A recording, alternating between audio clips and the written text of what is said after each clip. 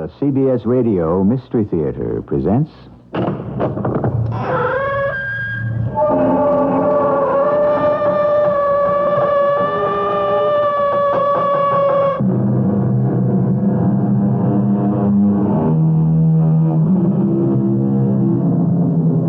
Come in.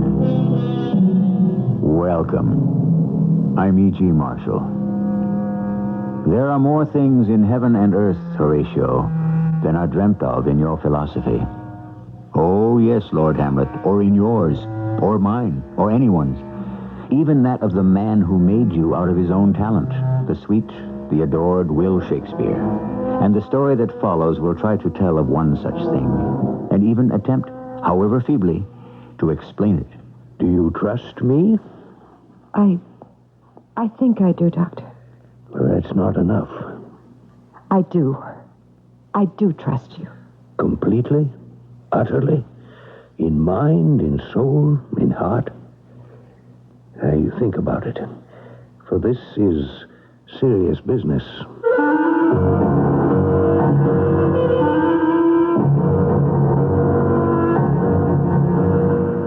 Our mystery drama, The Beheading, was written especially for the Mystery Theater by Elspeth Eric and stars Terry Keane. It is sponsored in part by Contact, the 12-hour cold capsule. I'll be back shortly with Act One. Since the very beginning and far into the future, all the wondrous things man sees, experiences, and imagines, invents, discovers, dreams, and fantasizes are what a new magazine called Omni is all about. Omni, the world's first major magazine of science fact, fiction, and fantasy. Stunningly illustrated, written in a style that's easily understandable and entertaining. Omni will use the greatest writers, artists, and thinkers of our day as it explores the mysteries of existence, of the planet we live on, the seas and stars around us, the mysteries of the mind. And that invisible thread called time, which weaves it all together. There's never been a magazine like Omni before because there's never been an age like ours before. The first edition of Omni is on your newsstand now.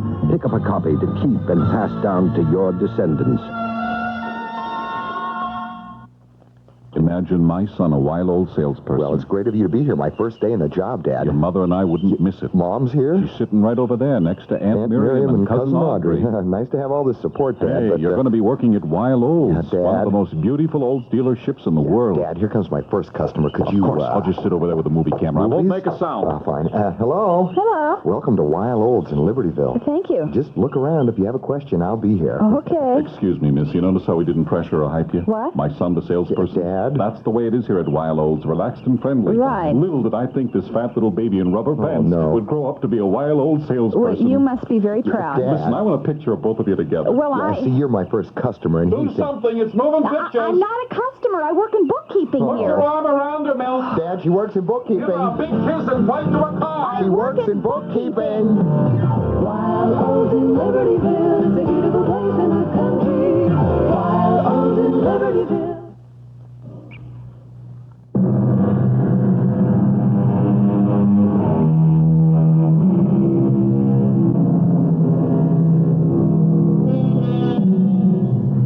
Let me quote you a few lines from the same play as before, by the same imperishable playwright. I could a tale unfold whose lightest word would harrow up thy soul, freeze thy young blood, make thy two eyes like stars start from their spheres. Something resembling such a tale we bring you now in the story called The Beheading. The minute I laid eyes on him, there was something about him that... Are you sure you don't mind listening to all this? I don't mind in the least. It's so absolutely marvelous to have someone to tell it to. You've no idea. I think I have some idea. I never thought I'd be able to tell it to anyone. It's such a relief. Well, you still haven't told me. Well, it's not as though I know you very well. This isn't the first time we've met. No, but those other times, they were so, I don't know, so casual, so trivial, so nothing. Did you think so? Well, didn't you? No, not entirely trivial or casual. But go on with what you started to tell me. Oh, about him. The remarkable him. Yes, him. Do you want to know something absolutely astounding? What's that? I can't remember his name. You can't. No, I can't. I'm sure he had one. Well, I mean, of course he had one, but I can't think what it was. Well, what did he look like? Well, he wasn't staggeringly handsome. Lord, no. He was bald. Really, yes. Not completely bald. He had a little ring of hair that ran around the base of his skull, but bald on top with freckles. You know how some men get. Yes, I know. And pale blue eyes. Quite pale blue, actually. Actually, they were too pale. But with a twinkle, a sparkle, like sunlight on water, and white skin like paper. Really, it was that thin, that white, except where the veins showed through. Am I making him sound terribly unattractive? No. Because he wasn't, you know. He wasn't at all. He stood there looking at me in the sweetest way. He had such sweetness, such dearness, such lovableness. Dear Lord, I'm crying. Well, that's all right. I'm such a fool. You're not a fool at all. But why should I be crying? I mean, it's not as though there's anything to cry about. Yes. Why are you crying? I haven't the slightest idea. It's so stupid. You must have some idea, Joyce. Joyce? You called me Joyce. Well, it's your name. Yes, but you never did before. Do you mind? No. It's just that we don't know each other very well, and... Well, look, would it be awful if I called you Hester? Oh, not awful at all. Well, then, I will. Fine. Now, tell me why you were crying. Oh, I think it was because when I was talking about him, describing him, you know, how he looked, the skin, the hair, the lack of it, and the light-colored eyes, that's sort of what my father looked like. Oh, really? Well, no, not really, but sort of. And the other part, the sweetness, the dearness, that's what set me off, I guess. My father was very sweet and dear. Very. Yes? He was never what you'd call a big success, my father. For that matter, he wasn't even a small success. Actually, he was very close to being a failure. Oh, what the heck, he was a failure, this being a truth-telling time. If it hadn't been for my mother... What about your mother? She managed. That was a favorite word of hers, manage. When friends of hers would marvel at the way she ran the house and all of that with so little money coming in, she'd heave a big sigh and say, I manage somehow. And she did. I will give her that. But she managed in other ways, too. Managed her parents, managed my brother, managed my father. She was a champion manager of all time. If she was alive today, she'd be president of something big. But she never managed me. How did that happen? I bided my time till that fateful day when I told her what I meant to do with my life. What I wanted to be. An actress? You don't mean that. I do mean it, and I'm going to. A floozy. That's what you'll be. No, I won't. A tart, a tramp. Oh, I've read about those women. Floozies, every one of them. That doesn't mean I'll be. What have I brought you up for? Fed you, clothed you, taught you manners, sent you to school, so you could throw your life away? Is that why I did it? I don't know why you did it. So you could marry a decent, intelligent, hard-working man. That's why I did it. And live in style. That's why. Not like me. No, Mother. Having to scrimp and save and go without year after year. So you could have the nice things in life. Security and respectability. And being able to hold your head up. That's why I did all that I did for you. And now you stand there and tell me you want to be an actress? And you did become an actress. Yes, I did. And I managed to stay respectable, too. I'm sure you did. And had more security than I'd ever dreamed of, first in television, then the movies. Made quite a lot of money. What about him? The remarkable him, who appears not to have a name. Oh, yes. Well, there he was in this big room with pots of flowers at all the windows and the sun streaming in. And there he stood in his rumpled gray slacks and his short-sleeved shirt, just looking at me with his pale blue eyes through his rimless glasses. Did I tell you he wore eyeglasses without any rims? No, you didn't. They gave him an old-fashioned look. Everything about him was a little old-fashioned. He was so dear. Go on, Joyce. Well, we greeted each other. Quite conventionally, I think. And then... Now, suppose you sit down right there. Yes, good. And I'll sit across the desk from you, like this, eh? And you tell me all about yourself. How long have you been tortured by this asthma? Oh, years, Doctor. Years and years and years. Since you were a small child? Oh, 4 or 5, I think. It's too bad. It really is torture. Of course it is. You're the first doctor I've talked to who seemed to realize that. Oh, have you seen many doctors before me? Oh, dozens, it seems like, here. In Philadelphia, in New York, Chicago. I even went to a clinic in Switzerland. I'm hopeless. Perhaps not. Unless you can help me. Oh, Doctor, can you please say you can? I am an actress. You see, I'm in the movies. Yes, I know. I've seen you. You're very good. And I have to go on working. My husband... Yes, your husband. What about him? Well, he's an actor once in a while. The money isn't very regular. I don't believe you told me about your husband. I don't have your married name, just your theatrical. Well, it doesn't really matter about him. Really, it doesn't take my word for it. Whatever I decide, he'll go along with it. Tell me, did anyone ever suggest psychoanalysis? Oh, everyone did. They all said a dozen trips to an analyst would clear it up. Well, I tripped for a year. And it didn't clear it up? It's as bad as ever. How often do you have these asthmatic episodes? Often. Oftener than I used to.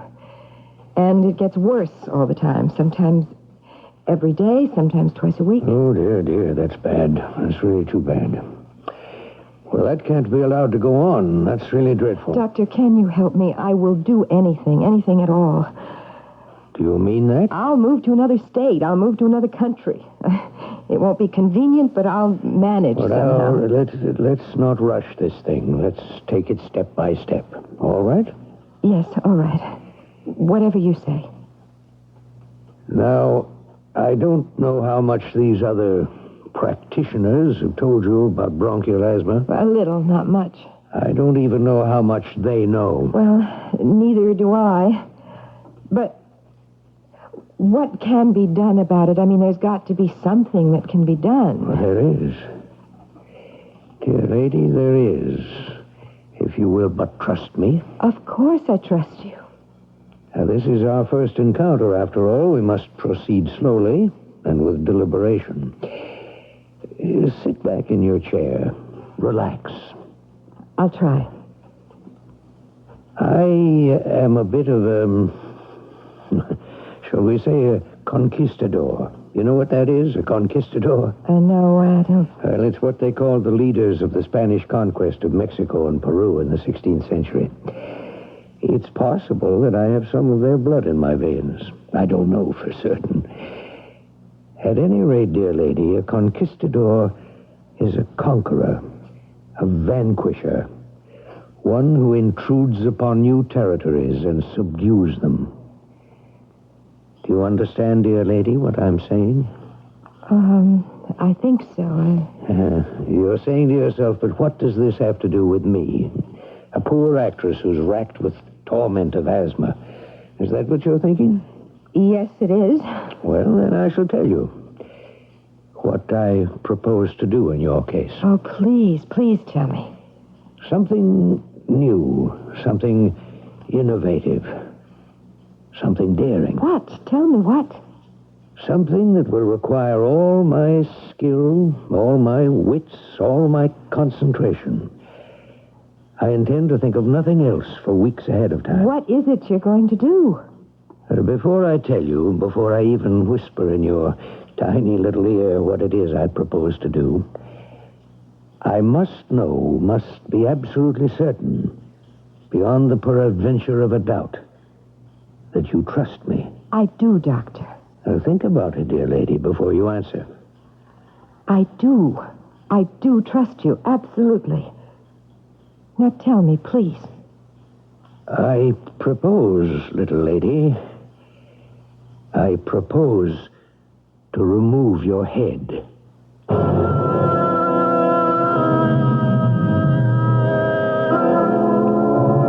It's not for no reason that our television screens are jam-packed with doctors and nurses and patients and nervous friends and relatives, with operating rooms and respirators and machines that carry little jigging lines and go beep. The horrid fascination of life versus death compels our interest, and like it or not, we can hardly wait to see how the story comes out. I'll continue with Act 2 shortly. The wife of Sir Reginald Moore bought a bed that Sir Reggie abhorred. 'Cause when I hit the sack, my back's out of whack, and I feel like I sleep on the floor. You need King Coil, King Coil. When a mattress is only right for a woman, it's not always right for a man. But the Posture Bond mattress by King Coil is built for a man. Firm and durable, with exclusive bonded construction and edges that won't sag. Right for a man, right for a woman, year after year. King Coil. Take your contact, take it now. Give your code to contact. Can your cold medicine fight the congestion, shrink the swollen membranes, help relieve the runny, sneezy, cloggy misery caused by every known cold virus? Are you sure? Contact can. Today's Contact does all that up to 12 hours, all day, all night, no matter what cold virus attacks. That's the wonder, Contact. Give your code to contact. Take only as directed. Who is it? Hello, Chief. This is your ace sports reporter, Granlin Wheat, calling from the press box at Wrigley Field. What do you want, Wheat? Chief, grab a pencil. I've just witnessed the longest game in the history of Major League Baseball. A 6-hour, 30-inning pitcher's duel. The final score, 24-23 with 16 home runs, 64 hits, and 15 errors. Is your pencil sharp? A box score like that over the telephone? That's complicated. Wheat, you're a ninny. It wouldn't be a ninny if your telephones were equipped with Quip. What? Quip can take almost anything you put on paper, words, pictures, and all, and send a copy of it cross-town or cross-country in just minutes. That's why it's so popular with all kinds of businesses. That's fantastic, operator. How could we get a Quip? Sorry, men. Your time is up. To inquire about Quip, QWIP, call toll-free 800-221-2222. That's 800-221-2222. Quip Systems is a division of Exxon Enterprises, Inc.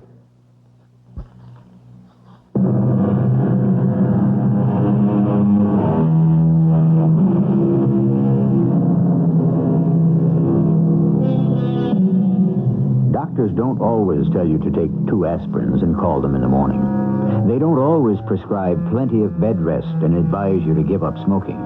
Nor do they invariably suggest a minor operation whose scar won't show and you'll be back home in a week to 10 days. No.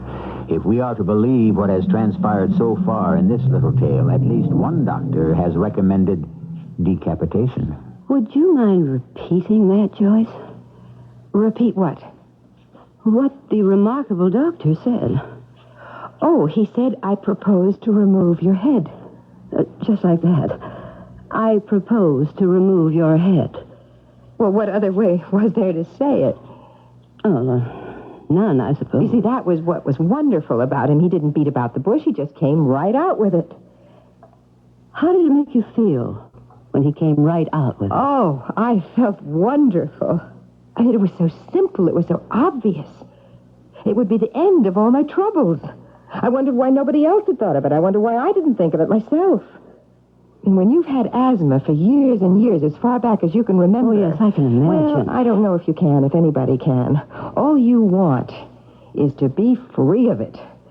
Taking off your head seems good, right, the absolutely correct thing to do. You didn't feel any fright at all? Oh, no, none at all. No fright. None whatsoever. Well, not even a little anxiety? No, because I believed every word he said. He was so kind, so benign, so loving? Well, maybe loving. Though I've told you he wasn't handsome or anything like that, and he was a lot older than me. I didn't want him to make love to me. It wasn't anything like that. What did you want? To put my hand in his hand and follow him wherever he wanted me to go. Wherever it turned out to be, I knew for sure it was where I wanted to go. Oh, it would be peaceful and beautiful and no more pain, no more struggle. It would be like being with God. I see. We call God our Heavenly Father, don't we? What? No, never mind. I don't know what you're talking about, Hester. What's the point? Later on. Now, what about your husband? What about him? Did you think at all about what he would say? Say about what? About severing your head from your body? Well, what did Peter have to do with it? Peter's your husband? My second husband, but he doesn't matter. Whatever I decided, Peter would say, okay, go ahead. He always does. Always? Always. Just the other day... You said Peter's an actor. Well, kind of. He doesn't work too much. Well, what does he do? Well, right now he's trying to sell real estate. I started to tell you just the other day. You sure you really want to hear all of this? I'm really sure. Well, I came home from the studio. They'd kept us late, some tricky scene that they couldn't get to work right, and there was Peter, pacing the floor. Joyce? That you, Joyce? What's left of me? Oh, you tired? Yeah, that's one word for it. What's with you? Oh, look, you know the Johnson house? The mansion on Alameda Drive? Yeah, asking price $195,000. That's the one. Well, this sheik of Araby, oil coming out his ears, offers $175,000. And Johnson just came down to $190. Are you listening? Just taking off my shoes. Oh, your feet hurt? Well, anyway, I got the Arab up to 180 and Johnson down to 187, and I thought, wow, I've got a sale going here for a lousy $7,000. I've just got to get them together. Each one give a little, so I set up a meet at the house this morning. I showed up in my best slacks and loafers, full of confidence and charm, and you know what happened? Tell me. The Arab wouldn't budge. Johnson wouldn't budge. How do you like that?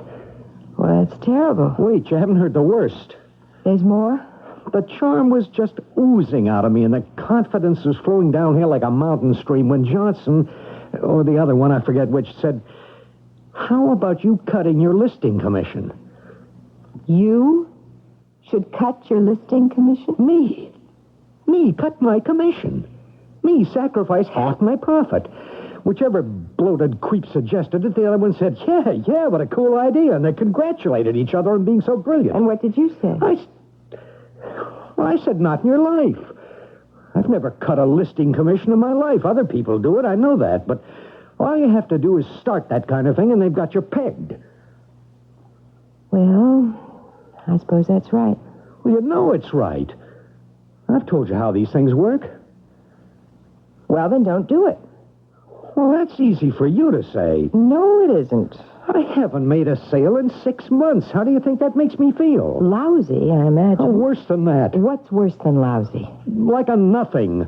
A grown man living off his wife. Able-bodied male can't put food on the table. It's humiliating. It's degrading. Well, if that's how you feel... It is, believe me. Then cut your commission and make the sale. But I can't do that. I've told you. Peter... what is it that you want from me? I want you to tell me what to do. Just leave everything. Leave everything the way it is. Joyce, You all right? You just keep your integrity. Don't cut your commission. Is it starting up again? I think I may have another picture in a couple. Oh, Lord, I can't breathe. Look, never mind about the money. I will manage somehow. Oh, what do I do? There must be something I can do. Nothing anybody can do. Well, tell me. Just leave me alone. I'll manage. Now, isn't that amazing? What? What's amazing?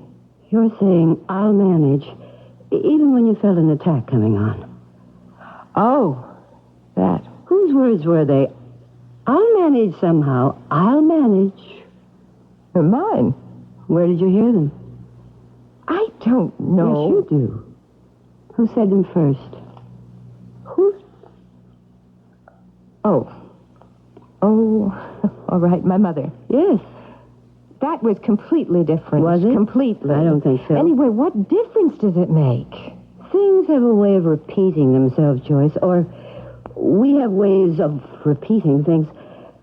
We think we struggle to change, be better, be wiser, be happier. But, it's a little like the Queen in Alice in Wonderland. We run all day just to stay in the same place. I really don't know what you're talking about. You don't? No, maybe you don't. Anyway, I didn't come here to talk about my mother or Peter or Vinny. Vinny? Who's Vinny? Oh, my first husband.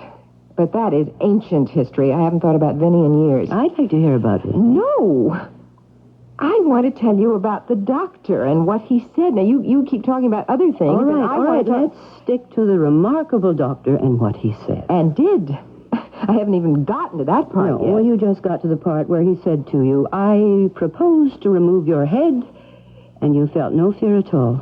So you said. I trusted him. Well, even so, decapitation seems a little drastic. Not to me, not when he said it. When he said it. What was your reaction? All I remember is looking up into that dear, sweet face and reaching out and taking him by the hand. What do you say, dear little lady? Oh, yes. Yes. If that's what you want to do, yes. Yours is a drastic case. We need to take drastic action. I understand. I really do. But you must have questions, things you want to know. Well, okay, when? When? When are you going to do it? Well, I don't know precisely. Tomorrow? No, not tomorrow. Because I could make arrangements. I don't think you realize the seriousness of this thing. Oh, I think I do. It's not like removing a wart, you know. Well, no, I didn't think it was. It's removing your head. But I know that if you say it's the right thing to do, then it must be the right thing to do. You trust me that much, do you? I trust you the way I trust my own father. I'm very touched. So, when are we going to take off my head?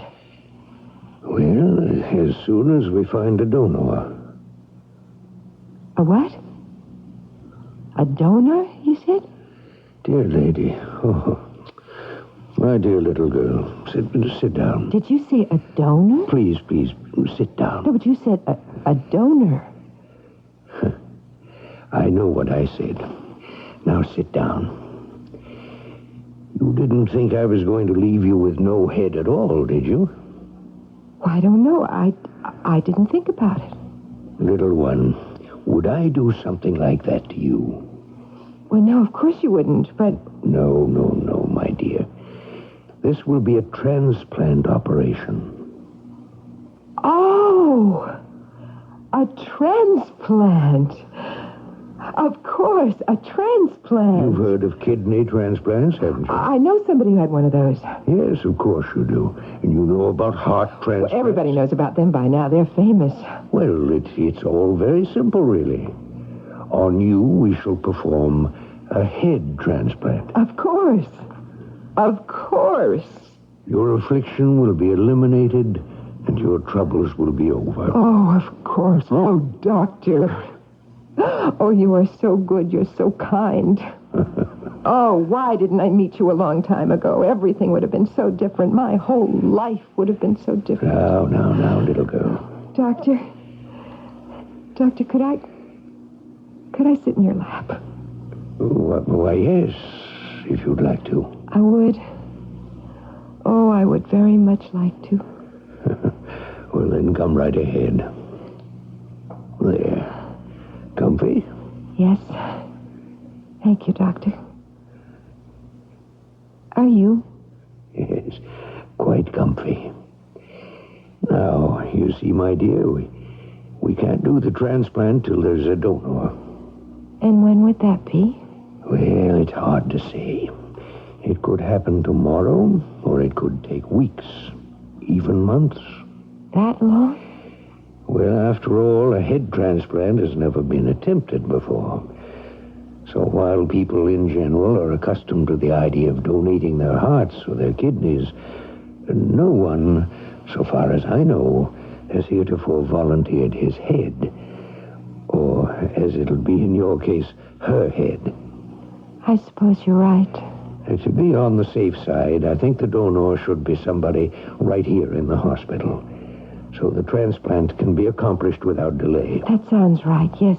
No delay. And I shall want you to have a special nurse. All right. I have someone in mind, if she meets with your approval. Whoever you say. Well, I'll ring for her to come in and meet you, if that's all right. Yes. All right. Just press that button on the desk by your elbow. This one? Yes, that's it. Now, Miss Van Kampen, the special duty nurse I have in mind for you, is also my surgical nurse. She'll be in the operating room with us. And then with you in recovery, and so on. Yes, Doctor. Well, come in, Miss Van Kampen. No, don't move, little lady. I just want you and Miss Van Kampen to get acquainted. Well, how are you, my dear? All right. Miss Van Kampen, we have found our first candidate for a head transplant. Oh, that's wonderful, Doctor. You'll assist me in OR. Oh, thank you, Doctor. Well, not at all, Miss Van Kampen. You've earned the honor. Will it look like me? You mean, will it be pretty like you? I guess that's what I mean. Dear child, would I give you a new head that was unattractive? No, I didn't think you would. No. I propose to give you a head that is as pretty as yours and prettier. As fresh as yours and fresher. As young as yours and younger. Now, what do you say to that? Whatever you say, Doctor. I trust you.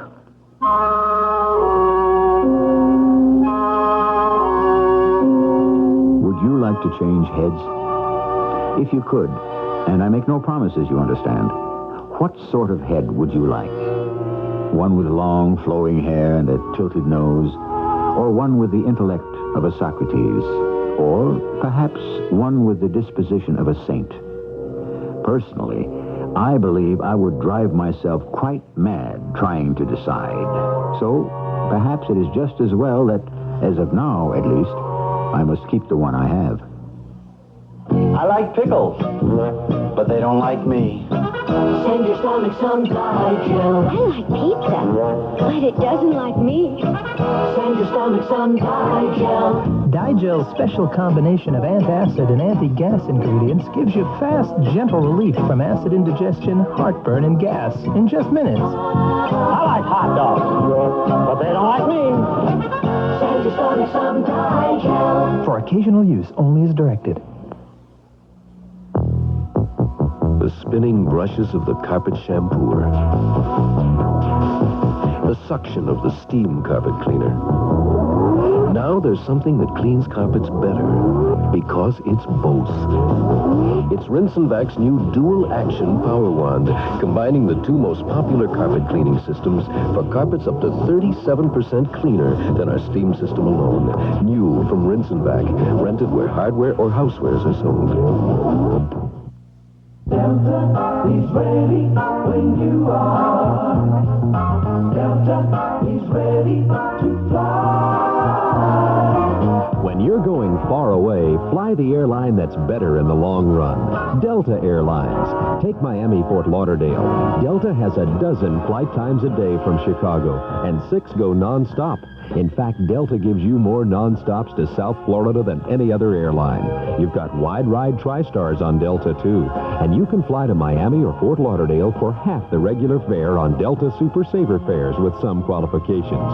Your round trip to either city is as low as $124. So next trip to Miami, Fort Lauderdale, West Palm Beach, too, ask your travel agent for Delta. It's better in the long run. Delta is ready when you are.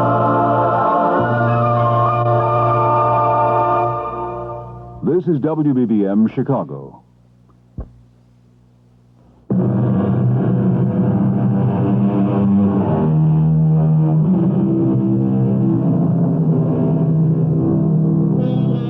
you know the story of the trouble tree? The fabled tree on which everyone could hang their troubles and so be rid of them. But in return, you must take on the troubles of someone else who had come to the trouble tree for the same purpose. And do you know that no one, absolutely no one, would accept that condition? That all preferred to return home with their own troubles, which at least had the virtue of familiarity. And the trouble tree withered and died. Why don't you tell me about your first marriage? What for? What was his name? Vinny? What do you care about Vinny? Oh, well, I don't know. I was just wondering. It's just a long time ago, part of the dead past. Oh, is the past ever really dead? What are you doing? Going philosophical on me? I'm sorry. I mean, here I am trying to tell you about this fabulous transplant, and you want to know about poor old Vinny. Well, all right. Vinny was a writer, not a very good writer, a very mediocre writer. When he wrote, he didn't write very often. Well, what did he do? What did he do? With his time? Why, I don't know what he did with his time. Well, he must have done something. He played quite a lot of tennis, I think. And he liked to call people up on the telephone and talk to them. What about? Heavens, I don't know. Vinny was very good at talking to people, much better than I was. I used to be jealous of him, the way he could talk to people, all witty and amusing. Everybody liked Vinny. Did you? I couldn't have liked him very much if I divorced him. I can't imagine a wife not knowing what her husband was doing with his time.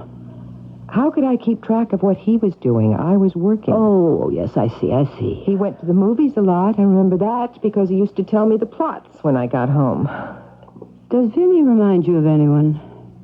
I hardly remember him. The way you describe him, he reminds me of Peter. Oh, no. In relation to you, I mean. They both left you holding the bag, didn't they? Oh. Well, I guess so, yes. Actually, they did. Everything was up to me. And somehow, you managed. You know, Joyce, you made the same marriage twice.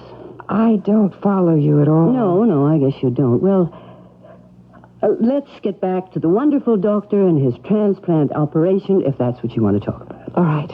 Well, I was in the hospital. The doctor had me check in there because he wanted me to be ready. You can understand that he would. Oh, yes.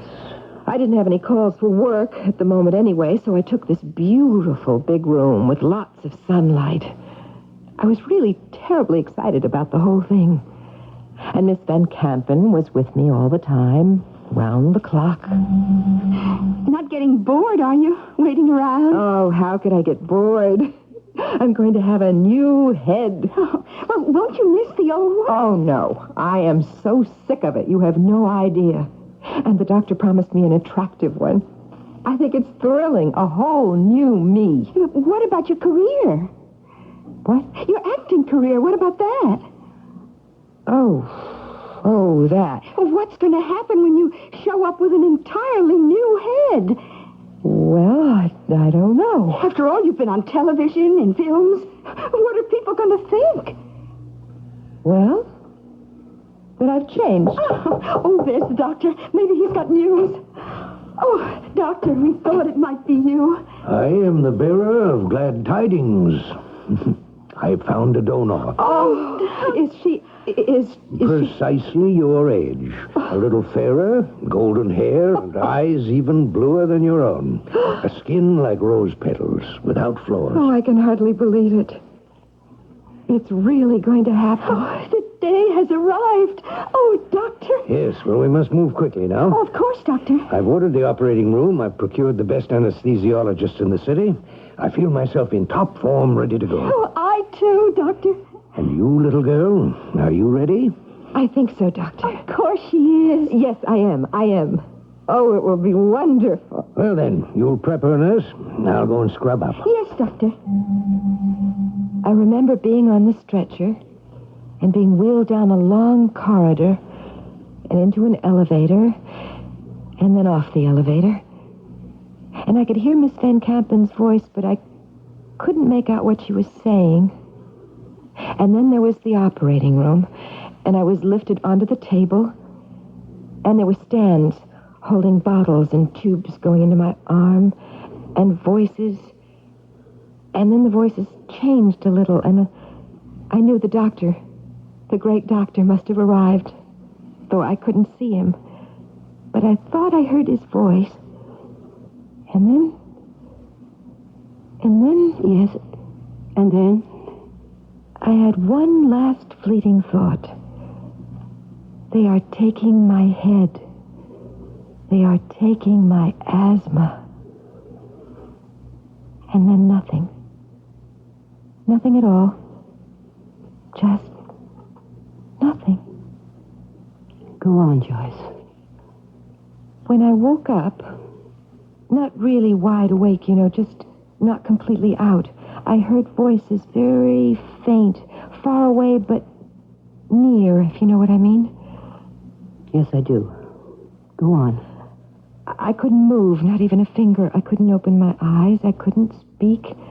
I couldn't do anything. It was like being both dead and alive at the same time. Do you know what I mean? Yes. Go on.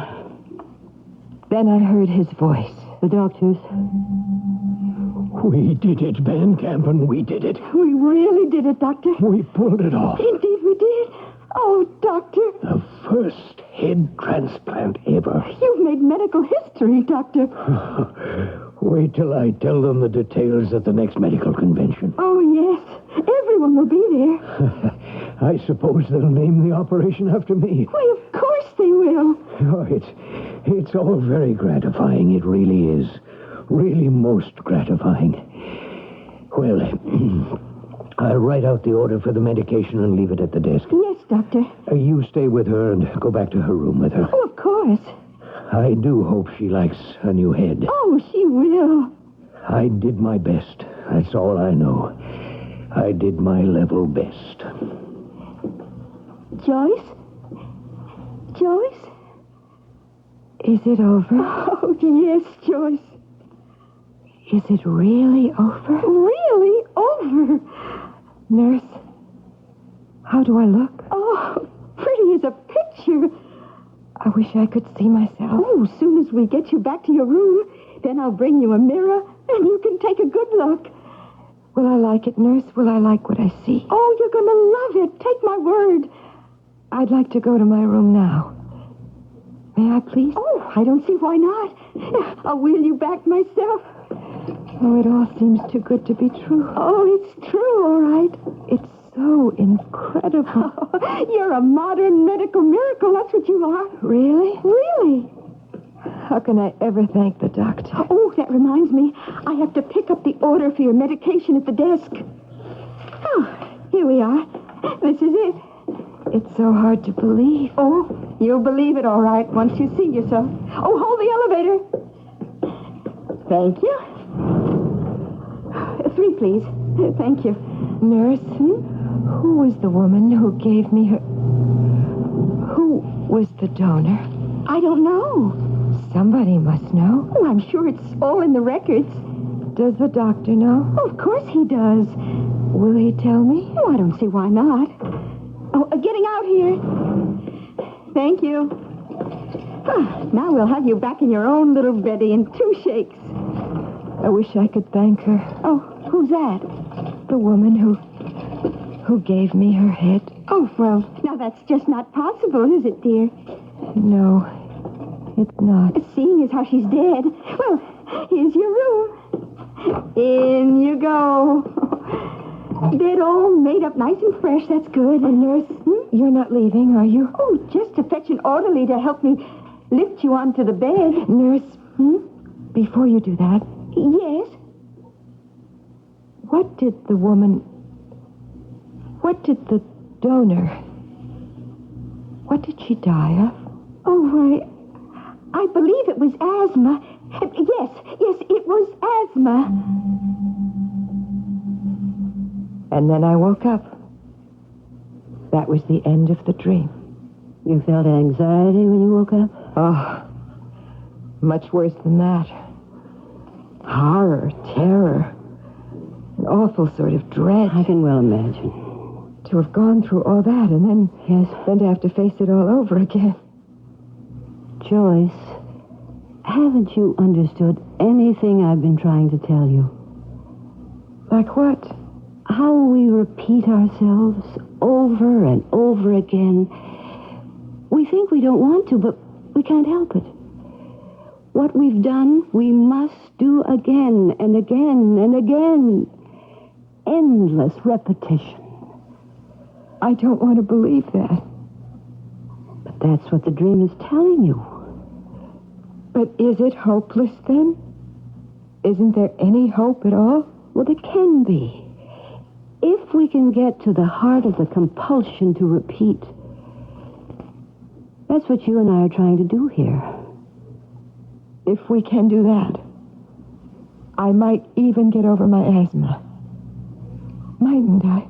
It's entirely possible. See you tomorrow, same time.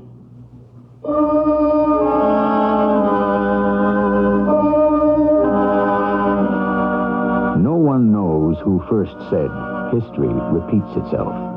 It's a proverb that dates back at least 2,000 years. And every year since, we have been presented with evidence that it is true. What we are now beginning to recognize, however dimly, is that people repeat themselves too, over and over again. And perhaps that's why history repeats itself. Because people do. I'll be back shortly. Hello, this is James Earl Jones for Social Security. Every year, thousands of people enter the job market for the first time. If you're one of these people, here's some good advice from Social Security. If you don't have a Social Security card, you're going to need one because 9 out of 10 jobs today are covered by Social Security. You should apply as soon as possible because it takes about a month to get a card. If you're 18 or older, you must apply in person and bring documented proof of your age, identity, and citizenship, or proof of legal entry into this country. If you have your birth certificate, that's the best evidence of your age and citizenship. But any other document that shows your date of birth or age may be accepted. Proof of identity should include your picture, signature, date of birth, or other identifying information. You can apply at any Social Security office or call them first if you have any questions or need more information. They're listed in the phone book under Social Security Administration.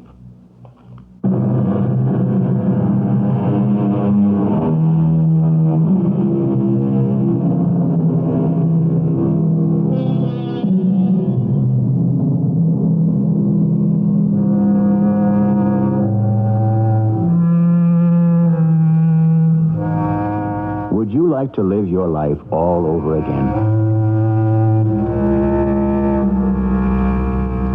You would? But hold on there. Think. It is your life you must live over, and you must live it over exactly as you did the first time. Leaving out nothing, changing nothing, adding nothing. Now, I ask you again, would you like to live your life, your own particular life? Would you like to live it for the second time? Think before you answer. Our cast included Terry Keane, Grace Matthews, Court Benson, and Bryna Rayburn. The entire production was under the direction of Hyman Brown. And now, a preview of our next tale. What's your name? Baldy. Baldy. Yeah, for obvious reasons. Well, how shall we begin? We already began. Now it's time for the end. The end?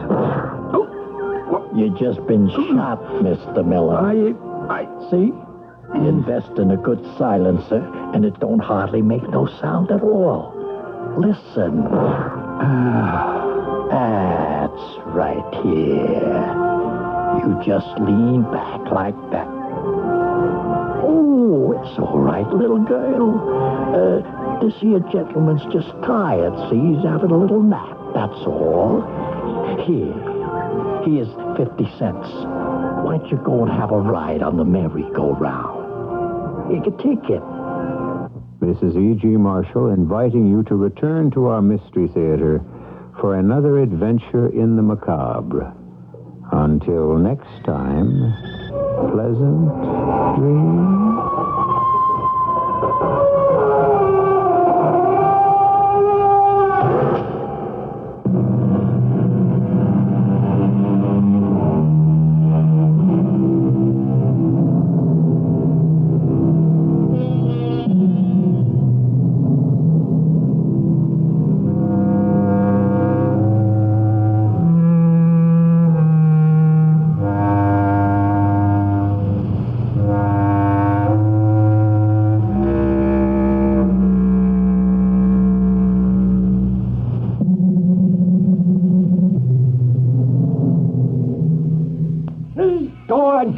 That's my husband, Charlie, in his football game.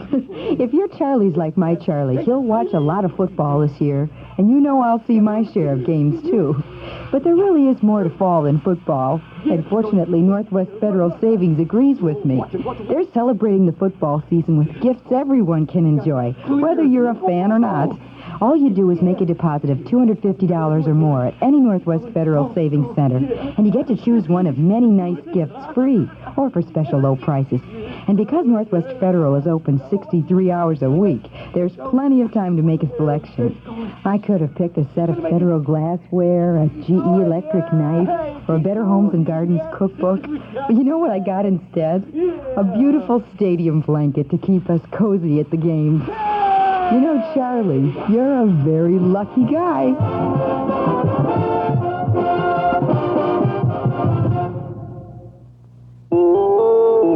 CBS News, some bad water in New York City. This is Doug Poling reporting on the CBS radio network.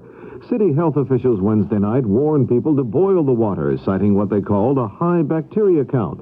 Details reported by Steve Reed of station WCBS. The water contamination alert affects thousands of residents on the east side of Manhattan in a neighborhood that starts just south of the United Nations. It's an area 15 blocks long and about a quarter of a mile wide. The New York City Health Commissioner has advised people to boil all water for cooking and drinking for at least 10 minutes. The warning follows the discovery of B. coli bacteria in the water supply of 35 apartment buildings in the area. The bacteria is an indication that contaminants may be present, but so far there have been no reported cases of illness. New York City's Environmental Protection Commissioner is trying to track down the source of the problem, which as of now does not appear to be in the city's water supply system. The whole thing started when mosquito larvae, which poses no danger to humans, was discovered in the water in one apartment building. While checking to find out if the larva was present in other buildings, inspectors found the B. coli bacteria, which could be the result of water contamination. Steve Reed for CBS News, New York. The announcement set off panic buying of bottled water in New York supermarkets. One customer said, "You can't trust anything anymore." More news in a moment. The music of Matus. It begins high in the old world vineyards of the Douro River Valley. It begins softly, a tinkling on the wind. And then you know, it's harvest time, and the villagers are coming as generations have come before them. They come to pick grapes grown heavy with summer sun and mountain rain. And they come singing, dancing, laughing, and loving. For it is an old world tradition that good wine can only be born in the spirit of festivity. And when the harvest is past, the village is gone, the wine they leave behind is rich with laughter and love. Mateus Rosé and White Mateus.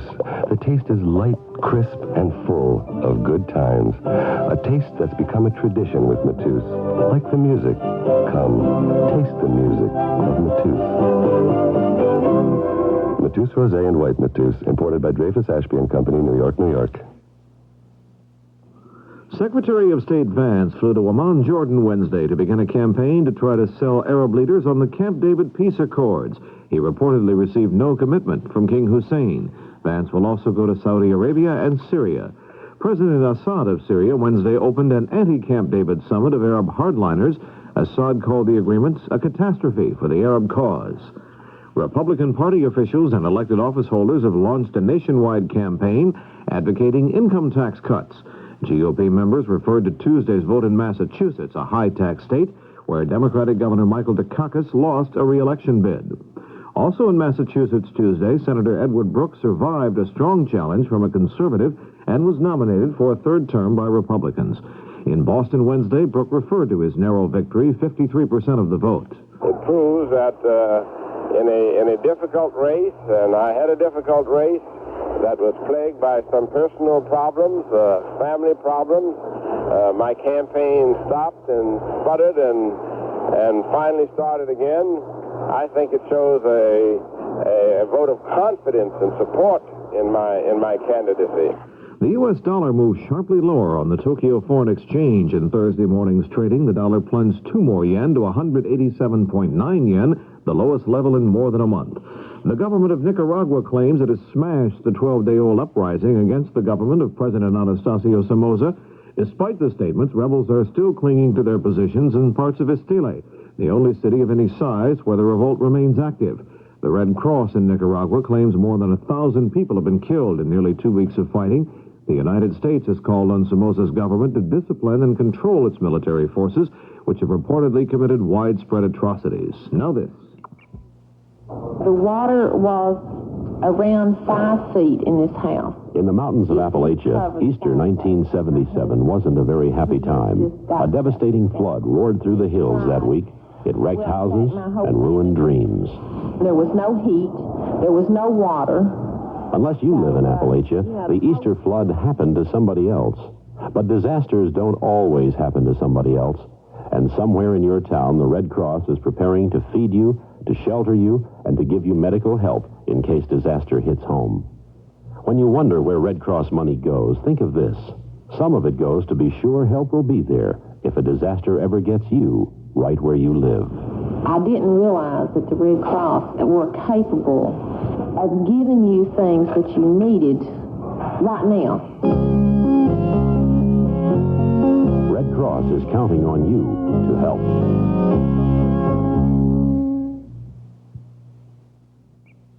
Prime Minister John Vorster of South Africa has stepped down from the leadership of his troubled nation after 12 years in power. The 62-year-old Vorster, who is not in good health, made a final political decision that could spell more trouble. He announced plans to hold an election in Namibia or Southwest Africa, a move seen by some as intended to keep South African dominance over the territory for which the United Nations is seeking independence. This is Doug Poling, CBS News. First in news, we're CBS News Radio 78, WBBM, Chicago. Good evening, everyone. It's 11:31 now. This is Alan Bickley on WBBM News Radio 78 in Chicago.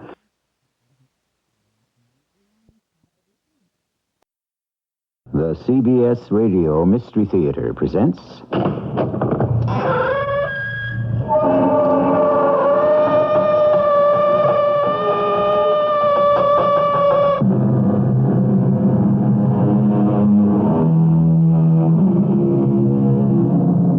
Come in. Welcome. I'm E.G. Marshall. In the great book, we find many references to children. It is written, out of the mouths of babes. We are told, a little child shall lead them. Is it because perhaps the very young have the clearest vision? Unspoiled and unschooled, they turn their eyes toward the truth, as indeed most of us did until we learned such grown-up words as prudence, discretion, and caution, and how to play such grown-up games as don't stick your neck out, don't make waves, don't rock the boat. No, I don't want your money. Who said anything about money? You did. It's in your mind. I'll give her $50,000. That's what you're about to say, isn't it? How do you know I was thinking that? I know. I know everything you're thinking. I know it even before you do. I can see it form and develop in your mind. It's incredible. Yes. Now get out of here before I call the police.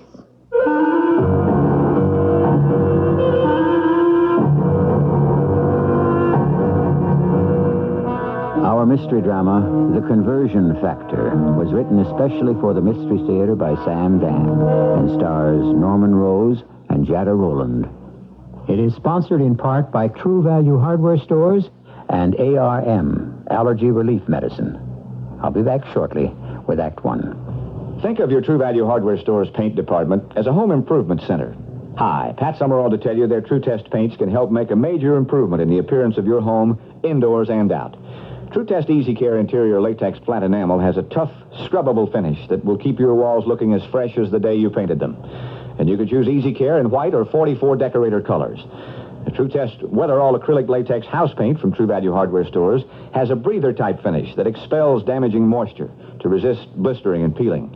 And it's available in 35 Jamestown colors plus white. Get True Test Weatherall and Easy Care. They've both earned the Good Housekeeping seal and are available exclusively at participating True Value Hardware Stores and home centers. True Value Hardware is more than just a name. It's a way of doing business that means True Value. Imagine my son, a wild old salesperson. Well, it's great of you to be here. My first day in the job, Dad. Your mother and I wouldn't miss it. Mom's here? She's sitting right over there next to Aunt Miriam and Cousin Audrey. Nice to have all this support, Dad. Hey, but, you're going to be working at Wild Olds, one of the most beautiful old dealerships in the world. Dad, here comes my first customer. Could you... Of course, I'll just sit over there with a movie camera. I won't make a sound. Fine. Hello? Hello. Welcome to Wild Olds in Libertyville. Thank you. Just look around. If you have a question, I'll be here. Okay. Excuse me, miss. You notice how we didn't pressure or hype you? What? My son, the salesperson. Dad? That's the way it is here at Wild Olds. Relaxed and friendly. Right. Little did I think this fat little baby in rubber pants would grow up to be a Wild Old salesperson. Well, you must be very proud. Dad. Listen, I want a picture of both of you together. Well, I see you're my first customer, and Do something. It's moving pictures. I'm not a customer. I work in bookkeeping Put here. your arm around her, Mel. Dad, she works in bookkeeping. Give her a big kiss and point to a car. She works in bookkeeping. Wild Olds in Libertyville, it's a beautiful place in the country. Wild Olds in Libertyville.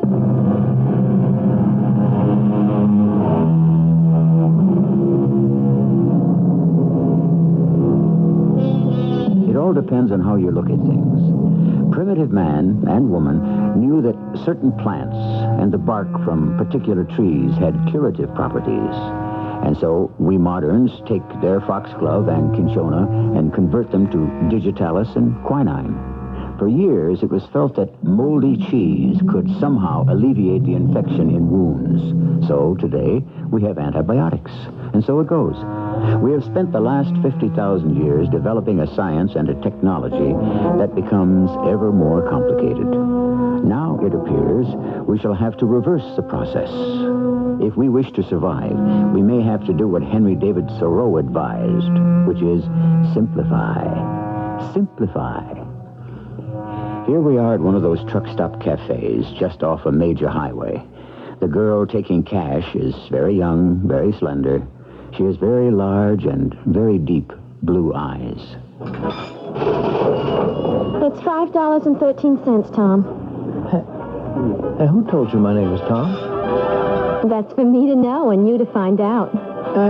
Wait, now, how'd you know the check is $5.13? It says so, don't it? No, it only says what I ate. I just added it up. When did you add it up? Just now. But I just handed it to you. When did you have time to add? How much time do you need? Well, I know I need more time than you do. Seems like you don't need no time at all. Well, if you don't believe it's right. Wait, how did you know my name was Tom? It is, ain't it? Now, don't they teach you not to say ain't in high school? I already graduated from high school. Whew. They sure graduate them young these days. How do you know how young I am? Well, how'd you know my name is Tom? That'll be $5.13. You know, I'll be thinking about that every mile of the road. Good night, Darlene. Darlene, you want to take a little break, honey? No, I'll help you clean up, Mama. Yeah, that was a good-looking young fella. I suppose. Darlene, honey, you want to be careful about men in general and truck drivers in particular. I ought to know. I married 3 of them. Yes, Mama. What's the matter, honey? I just wish I had something to be careful about. Oh, what kind of thing is that to say? Well, any of them notice me. That is not true. I can tell by the way they talk to you. They like you. What I mean is, they don't notice me as a woman. Well, that'll come. When? I'm already 17. It's really nothing to worry about, baby. Baby. That's what I still am, a baby. And I don't want to go to college. Darlene, how did you know I was thinking of that? Well, you were, weren't you? If this just don't go ahead and beat all. You know, it just come into my mind. I just happened to be thinking to myself, business is so good, why, I can afford to send my little girl to college. But how did you know I was thinking that? I don't know, Mama. Lots of times it seems I got something on my mind and I want to talk to you about it. Before I can say a word, you bring it up. Or is it just my imagination? I couldn't say. Anyhow, you think about college, honey. Oh, now look over there in the booth by the window. Somebody left something on the bench. I'll get it. It looks like a briefcase, don't it? It's what they call an attaché case. Oh, well, bring it here, hon. Say, now, that's real fine-looking leather. Who could have left it? Is it locked? No, it opens. Oh, wouldn't it be something if there was $1 million inside there? Or diamonds? No, things like that just don't happen. Oh, don't say that. They happen all the time. In the movies. Oh, I just hope there ain't any drugs in there. There's nothing in here but some papers. That's all? Yes, Mama, that's all. No name, no address? Nothing. It just looks like a dozen sheets of paper. Huh, let me see. Here. And every single one of them seems to be covered with numbers. Oh, and here's some letters scattered around. What are these squiggly and strange-looking things, do you suppose, Darlene? It looks like mathematics. You mean arithmetic? It looks like everything. Arithmetic, algebra, so on and so forth. An expensive-looking case like this, and all you got inside is just some pieces of paper with arithmetic on them. I wish we could return it to the gentleman that left it here. Yeah, well, we'll just hold on to it. I'm sure he'll be by to claim it. Dr. Lanners, come in. Thank you, Mr. Carson. Well, how was the trip? It was all right. Pleasant flight? I didn't fly, I drove. All the way from New Mexico? I needed the time to think. About what? About everything. What is everything, Doctor? Well, you asked for this meeting. I know. Well, suppose you begin. Well, I'm not sure I know how. Well, let me begin by saying you look terrible. Yes, I'm sure I do.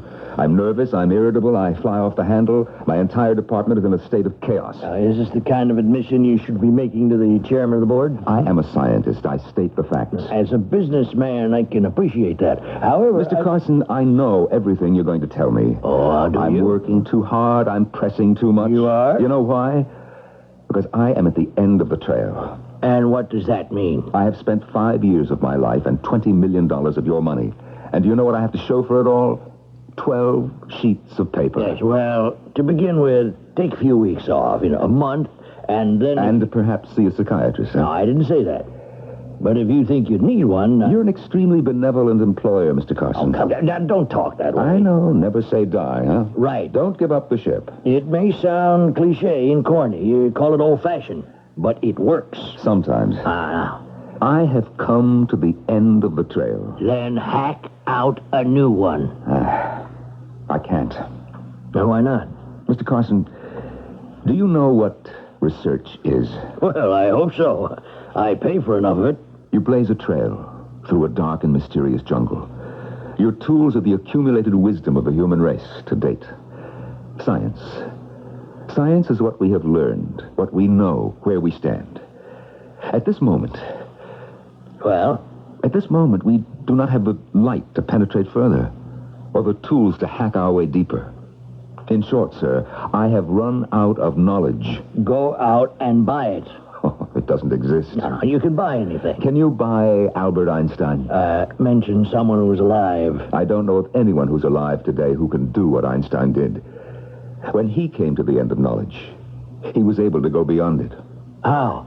You know how. He invented an entire new knowledge, a new mathematics. And that's what you need? Exactly. Well, there could be another Einstein out there, somewhere. Of course. But how do we find him?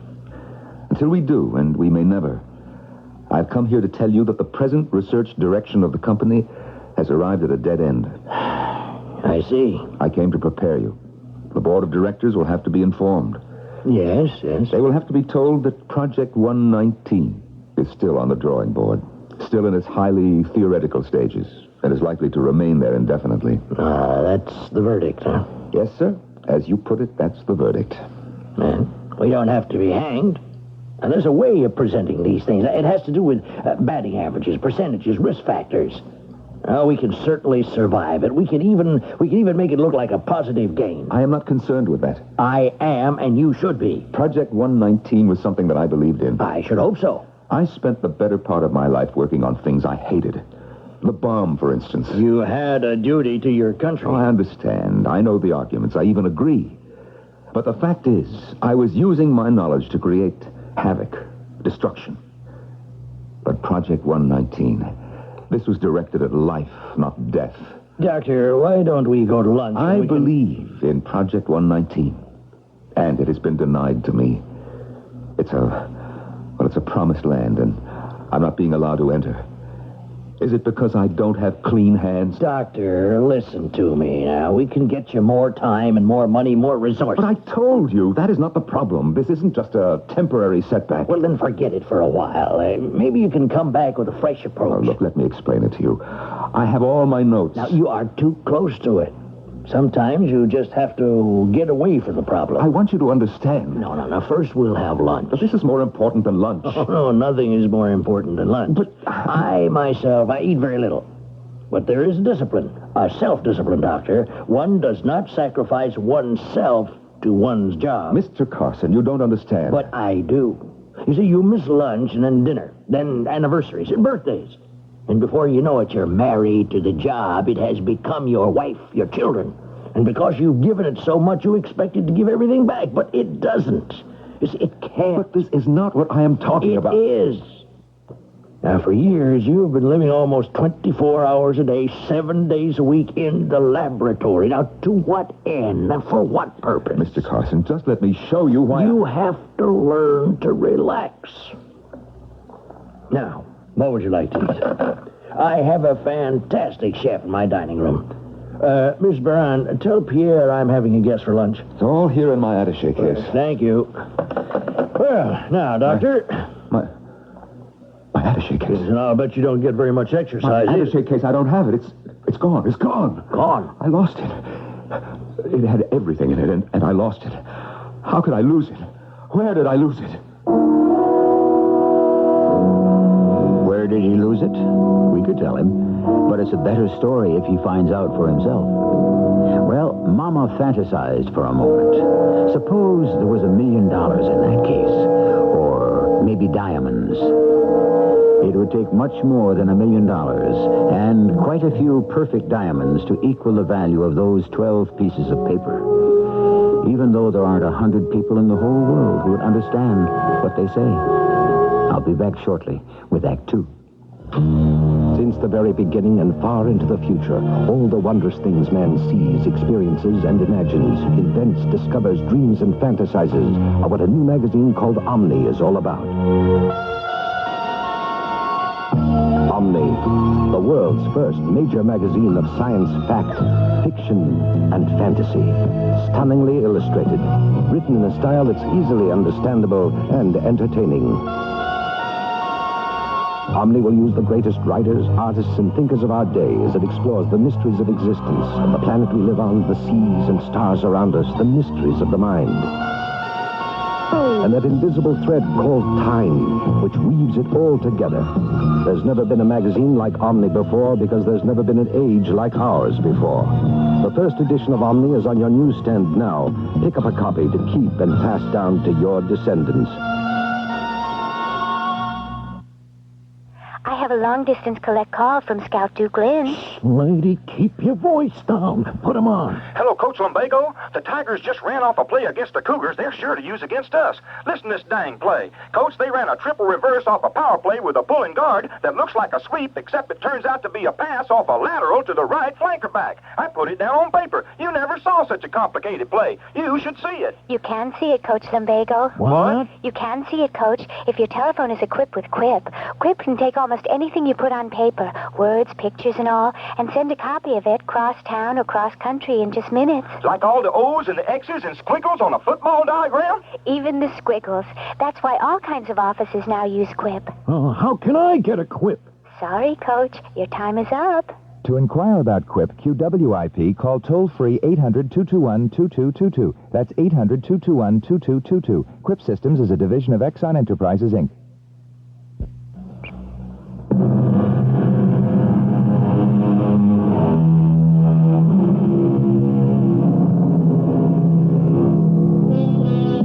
We forget because we must, not because we will, so says the poet. I'm afraid he's in conflict with the psychiatrist who insists that we forget because we want to. Yes, we forget the unpleasant, the painful, the inconvenient, and the intolerable. It is for one of these reasons that we have a story. Because it was for one of these reasons that a man forgot an attaché case in a roadside cafe. You lost your attaché case, Doctor? It's gone, I tell you. All right, we have established that. Now, think clearly. Where? It has the notes, the results of 5 years of research, $20 million. Dr. Lanners, just sit back for a moment. Now, compose yourself. Relax. How can I relax? I have to find my attaché case. Oh, wait a minute. Where are you going? Dr. Lanners! Doctor... Miss Baran, Dr. Lanners is about to leave the building. You tell Jack Olmsted to put a man on him right away.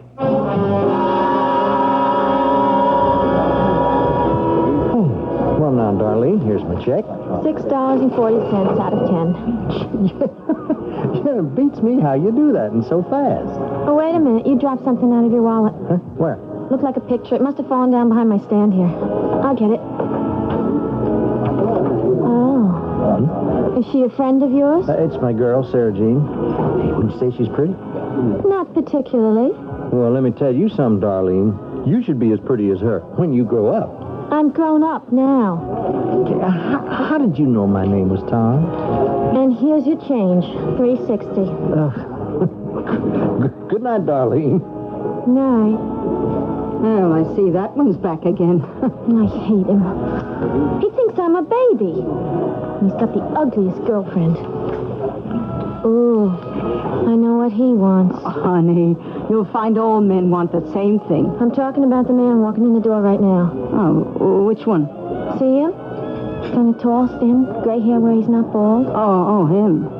He looks hungry. He's got a fire going on inside him. What are you saying? Oh no. Darlene, honey, what's wrong? He's burning me up. Those flames are shooting in all directions. Mama, don't you feel it? Honey, you want me to call a doctor? No, I'll be all right. I told you. I know what he wants. That'll put the fire out. Mister? Do you want to come over here? Darlene, you've got to tell me. It'll be all right. Your face is so flushed, you're all perspired. I'll be all right in just a minute. Miss, did you call me? Yes, everything is all right. Darlene, what's happened to you? Hey, you, mister. What have you done to my little girl? I haven't done anything. The minute she saw you, she... Mama, please. Here. This is what you're looking for. Oh, my attaché case. Oh, what a relief. Oh, yes. Yes, what a relief. Darlene, now you're so pale all of a sudden. I'm all right, Mama. Thank you, miss. Thank you so much. Madam, are you the manager, the owner? Yes, but I can't tell you how grateful, how indebted I am to you and to your daughter here. Oh, it's all right. Now, I would like to reward... Oh, no. Oh, please. It's all right. Even though you have plenty of money. I'll never forget you both. Thank you very much. Goodbye. Goodbye. Darlene, How did you know the man has plenty of money? I'm sure I don't know. I guess you could make that assumption from the kind of attaché case he has, but still... Honey, there are times you sure do scare me.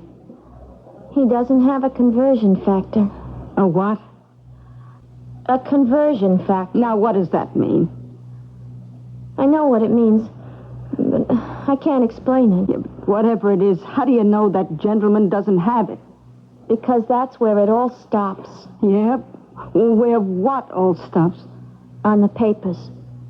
Those papers in his attaché case. Oh, I give up. I guess you were a different child from the very beginning. Different? What do you mean by different? Different in what way? Well, I don't know. It's the way you can do that arithmetic. All the numbers in your head. And how there are times when you know exactly what a person is thinking. And it's true. I'm different. I'm not like other girls. Oh, yes, you are. You are. You just said I was different. Well, I didn't mean it that way. In any way that might be bad or peculiar. Maybe that's why I don't have a boyfriend. Oh, honey. Mom, I don't want to be different. Everything will be all right. You don't really mean that. I do, child, I do. Then why are you saying to yourself, good Lord, I'm scared. Why is my daughter so different? Why are you saying that, Mama? Darlene, honey, how can you even imagine a thing like that? Where you're just like any other girl. No, Mama, I'm not. What you're really thinking is she has this problem. I don't see it like a problem. I consider it a gift, a blessing. And that's the reason a boy won't look at her.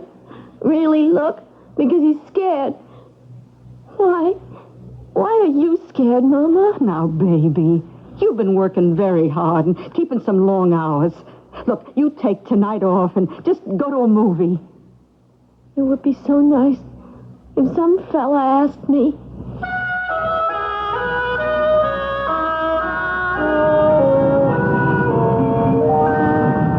Hello. Remember me? Yeah. You're the gentleman with the attaché case. I've been looking for you. Oh? Why? You know why. No. No, I don't. Do you deny that you have ESP? I don't even know what that means. Extrasensory perception. Let us say the ability to read someone's thoughts. Oh. You do have it to a degree. I may have it, but I don't like it. Why not? Because it gives you a headache. Sometimes it makes me feel like I'm burning up inside. I see. Look, we can't talk here. Talk? What is there to talk about? This is something very important. To who? To both of us. How could it be important to me? It could be worth $50,000. $50,000? Yes. That's what you're saying. I can feel it. Then you know I'm telling you the truth. I know you're saying I could make $50,000. I don't know if it's the truth. I'm starting to get a headache. I know. It's my fault. I shouldn't be so excited. I'll try to be calm. You want me to do something? Yes. And for that, you'll get $50,000. What is there that I could do that would be worth $50,000 to anybody? Well, it's something you know. I know something that's worth all that money? Mister, excuse me saying so, but you're crazy. Darlene, listen to me. No. Please, get away from me. Just listen. Mister, I don't know what you've got in mind, but I don't want any part of it. I'm serious. Just up the block. You can see. It's a police car. Darlene, give me a chance to explain. I'll give you a chance to get out of here. If you don't just walk away, I'm going to call to those police. Mr. Carson? Come in, Miss Moran. Oh. Well, I have a verbal report from one of Jack Olmsted's men, the one who's shadowing Dr. Lanners. Yes? Well, he says that Lanners got onto the interstate and drove about 17 miles south and west. Yes. He pulled in at one of those truck stops, went inside, and there was a young girl at the cash register. She had his attaché case. A young girl? Oh, she could be 15, 16, 17. And then what? Well, he took the attaché case back to his car. He sat for a while and looked through it, and then he started back to town. Then he suddenly turned around and headed back to the truck stop. Well, why would he do that? Well, he went inside. Jack's detective must know how to read lips. Lanners asked the girl's mother, who was at the register for the girl. She told him her daughter had gone to a movie in Charlesburg. Well, that's where Dr. Lanners headed. He waited for her to come out of the picture show, and then he accosted her. Accosted? Well, that's the word the detective used. Anyhow, they started talking. He wanted her to do something. Said it would be worth $50,000. Lanners said this? He must have frightened her. She threatened to call the police. And then she just ran away from him. Lanners wants to give a little teenage girl $50,000. Lanners? Well, till today, I would have staked my life on Lanners.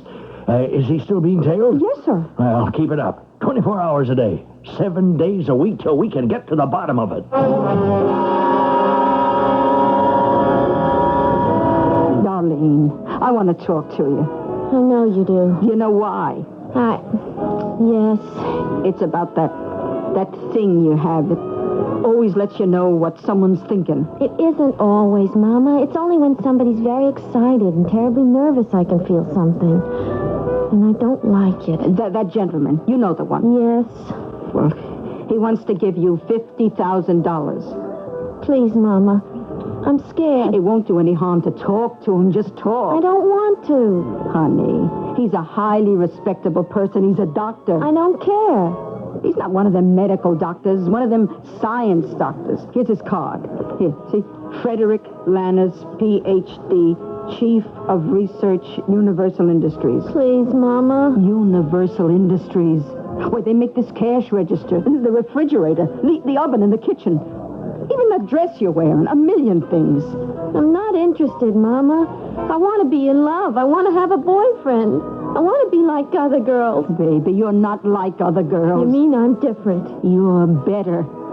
How am I better? Well, for instance, this thing you got inside you that lets you know what other people are thinking, that makes your brain work so fast. Please, Mama. Your Aunt Madeline. The crazy one. No, she wasn't crazy. She was? When she was a girl, they said she was crazy. No, honey. No, she was my little sister. I ought to know. You're like your Aunt Madeline.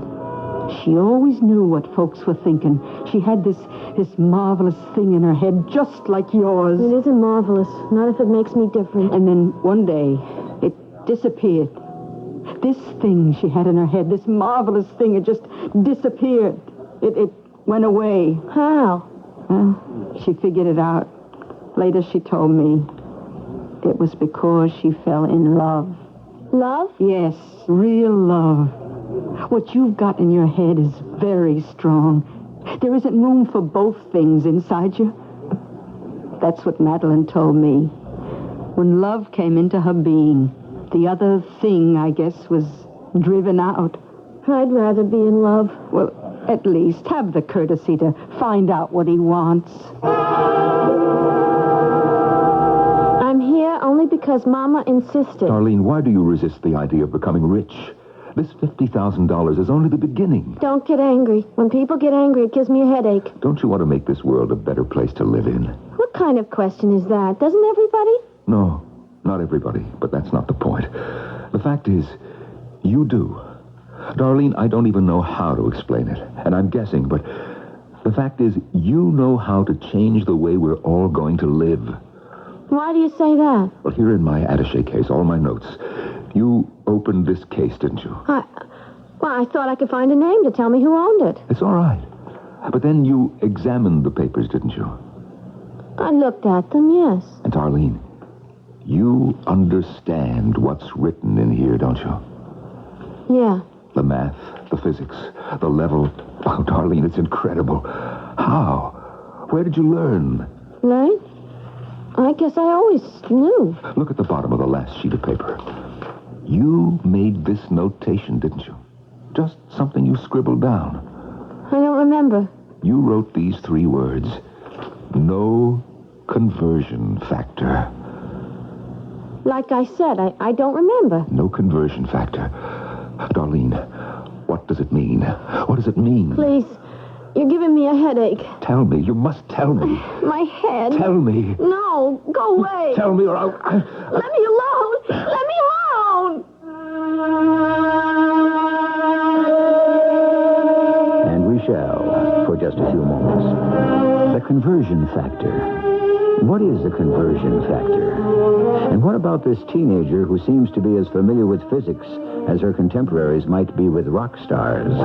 And what about this internationally acclaimed scientist who is begging her for guidance? We have considerable ground to cover in Act 3.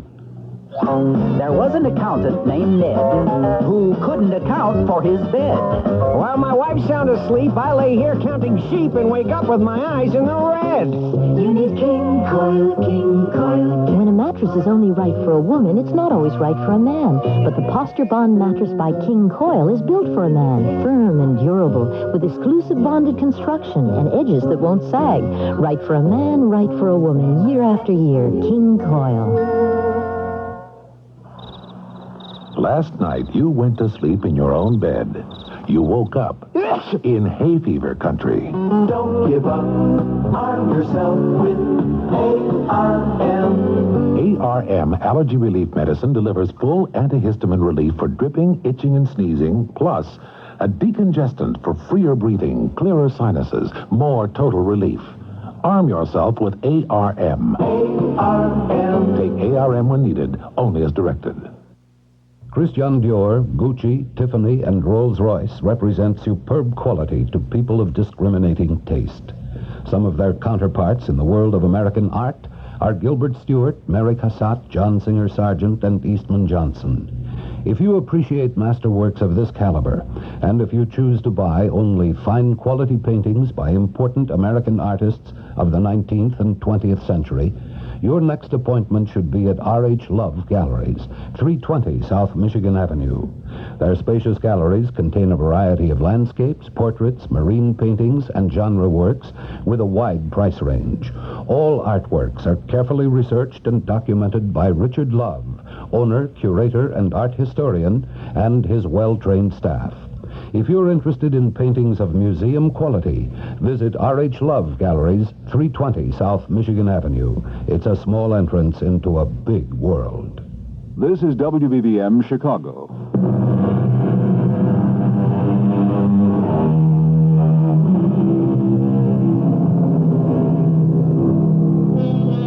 The beginning of wisdom is in the cradle, says the Greek philosopher. For here, the child encounters light and dark, food and love, joy and sorrow, and are not all these things the sum total of our lives?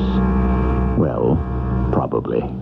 But the question is not really where does wisdom begin, but where does wisdom end, and why? Let me alone! I will. Darlene, I will. Just tell me, please, what is the conversion factor? I can't tell you. Why not? You know what it is. You do, don't you? Yeah? Well, then tell me, please. I don't know how to explain it. All right, do you know why I'm asking? Yeah. Then shouldn't that make a difference to you? Shouldn't that prove that I don't mean you any harm? I know that. What I want is for the good of everyone, everywhere in the world. It's true, isn't it? Yeah. I don't know what to say. We scientists, we have a theory, and we express it in mathematics and physics and chemistry, create a formula to build a machine or a device, but, well, this is different. I know. You, Darlene, you are the personification of my theory. You, a human being. But you are the origin, the genesis. I really wish you would leave me alone. Darlene, this world, it's overworked. It's overtired. And do you know why? Don't shout. You see, we have forgotten the genesis. Do you know what that is? No. It's the sun. I still can't tell you why. The conversion factor, Darlene. Try to explain it, can't you? I told you. I keep telling you. I don't know how. You understand everything that is written in my papers. How? I just do, that's all. Tell me how. Maybe I don't understand it. But you just said that you... I feel it. What? You feel it? Look, when you feel warm, how do you explain warm? How do you explain cold? If you were blind, how could I explain to you what a color was? How could I make you see it? Try somehow to explain the conversion factor. The conversion factor. Begin by telling me, where did you get the name? I don't know. You made it up, didn't you? Well, see, you have to make a conversion. Do you understand? But what do you convert? You You have to look at things as conversion factors. Well, tell me which things. Any kind of things. You feel thirsty, okay? You don't want to feel thirsty. So, how do you get from feeling thirsty to not feeling thirsty? You drink a glass of water. Yeah. So, water is a conversion factor. What does this have to do with my notes, with what I'm working on? But there's a pile. Well, it's A source? Yeah. Yeah, of energy. It exists, but it's locked up. It isn't working for you. Yes. And now you need that conversion factor. But where do I find it? Where? Yes, where? How? How do I express it in a formula? You can't. Oh, Darlene, you must help me. I guess you said it yourself. Just before, you said I was the personification, the genesis. I guess it's all a way of saying that I'm a conversion factor myself. Of course. I know, but how do you do it? I have to keep telling you. I don't know. I just don't know. But inside you is the secret. I don't like the sound of that. Darlene, it's true. And there's something skirting around the edge of your brain. No. Oh, no, it was just a stupid, inane, impossible idea. It was very strong. That's why I felt it. But you can't help those crazy things that flit through your mind sometimes. You wanted to kill me? No. After all, what happened when they killed the goose that laid the golden eggs? Darlene, if you were dead, everything vital and alive and important would die with you. Oh, please, Darlene, help me. Darlene, you about through here? Yes, Mama. Well, what do you think of Dr. Lana's idea? I don't know yet. I can get $50,000 from my company. You hear that? It will be deposited to your account. All you have to do is allow me to study you, analyze you. Without touching her, of course. Well, there may be various testing instruments, such as electrocardiograms and the like. But I'm going to be present at all times. Darlene, what do you say? Now, honey, what can you lose?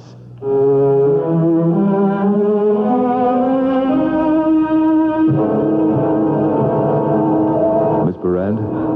Won't you sit down, Dr. Lanners? Thank you. I received your message, and here I am. Miss Barand, Dr. Lanners, how formal. And yet I know you so very well. Do you? Miss Barand, may I ask the purpose of... You could be in trouble, Dr. Lanners. The kind of trouble you cannot hope to surmount. What's between you and this little teenage girl? What are you saying? Detectives are watching your every move. Oh, no. Is that what it looks like? Well, what's your story? Miss Barand, what do you know about Project 119? I know we are trying to create a system which will use the sun as the sole source of energy. Yes, and? Not just mechanical and technical energy for all heat and power and fuel, but I guess you could say personal energy. That's right. But we're stuck. You're stuck. You know everything about this energy except how to unleash it and control it. Not anymore.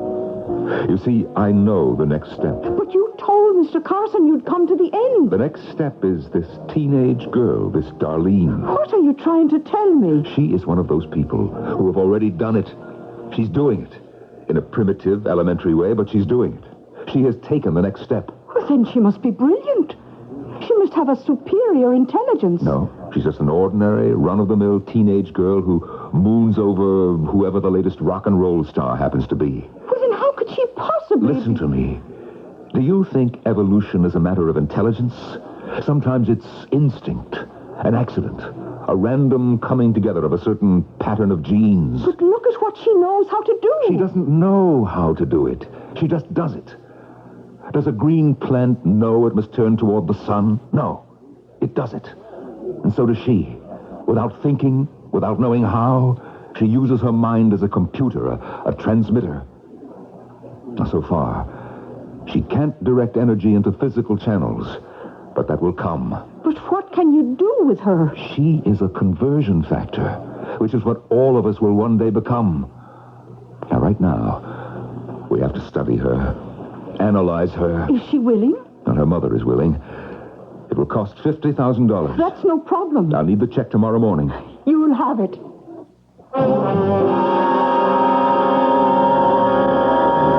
Well, hi there, Darlene. That'll be $2.09. Oh, it beats me how you do that. I guess you weren't very hungry today. No. And it's your fault. My fault. Yeah, on account of you, I can't eat and I can't sleep nights. Oh? And how about her? What's her name? Sarah Jean, the bleached blonde. I lost her. Really? Yeah, and that's also your fault. Is it? Is it? Really? Well, I must say, you're not much good at conversation. Anyhow, Sarah Jean walked out on me because all I kept doing was talking about this little old gal in a truck stop on the interstate. Really?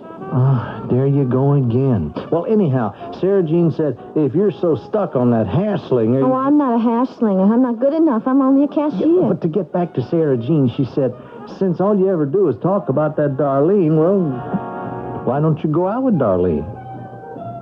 Well, why do you want to go out with me anyhow? You just said I'm not much good at conversation. Well, that's all right with me. But, I mean, I'd rather do most of the talking myself.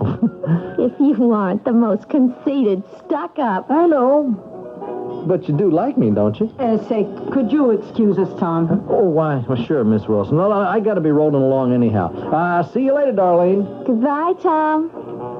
Darlene, are you in love with him? Huh. I don't know. Oh, honey, don't do it. I like him. I like him a lot. Darlene, look at me. Look at your mama. I've never been anywhere. I never did anything. I never became anybody. I think you're somebody. Just look at the women in here and in the supermarkets and in the neighborhood. Women worn out with working and children. What are you trying to tell me? Here, honey, in this magazine. Look at these women. Rich, stylish, smart. These women, they write books, they talk on the TV, they do things.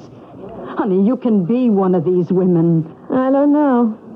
Or would you rather be with Tom? I feel so good when I'm with Tom. How long will it last? You poor baby. What am I asking you to do? To look ahead? It's beyond me to explain it and beyond you to understand it. But you have explained it, and I do understand it. Honey, this gift you got, this ability, this power, it was like your Aunt Madeline. The minute she fell in love, was gone. Mama, please, don't feel so bad. Love changes something inside you. It makes you different somehow. Why should that be? The inside of a person, his heart, his mind, his soul, is a mystery. Why some of us are made one way and others another, who can figure it out? Oh, honey, we've had enough poor women in this family. You be rich. You be famous. Mama? How do you know if you're in love? Oh, well, you feel good. Yeah. You feel warm and happy. Oh, Mama. And you just glow and tingle all over. Oh, what a beautiful world it is. Then I'm in love. I feel so different. So wonderful. Honey, think what you're giving up. I'm in love. I'm somebody new. Somebody else. Darlene, oh my goodness, here comes Dr. Lannis and another gentleman. Mr. Carsons, this is Darlene and her mother. Ladies, may I present Mr. Carsons, chairman of the board of Universal Industries? Well, I am so happy to meet you both.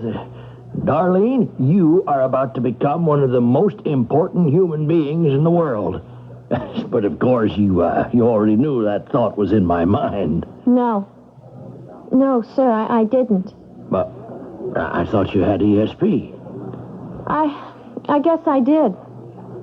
But now, I don't seem to have it anymore. Doctor, you told me... Darlene, what are you saying? You're a conversion factor. No, sir, not anymore. Darlene, look at me. I'm excited, upset. Doesn't that give you a headache? Not anymore. I'm sorry. I can't help. Not now. Doctor, what is happening here? What's happened to Darlene? She's not the same girl. No, I guess she's not. Excuse me, please. I have to tell him something. Tom? Tom, wait a minute. What's happened to her? Just look out the window, huh? You see that young fella? He's what's happened to her. Would you mind explaining? That is, if you really know how Gentlemen, there was this marvelous gift she had. She had? And there was love.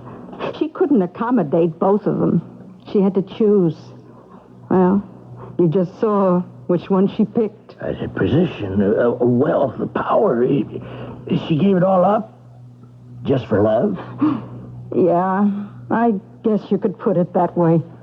Now, why would she want to do a thing like that?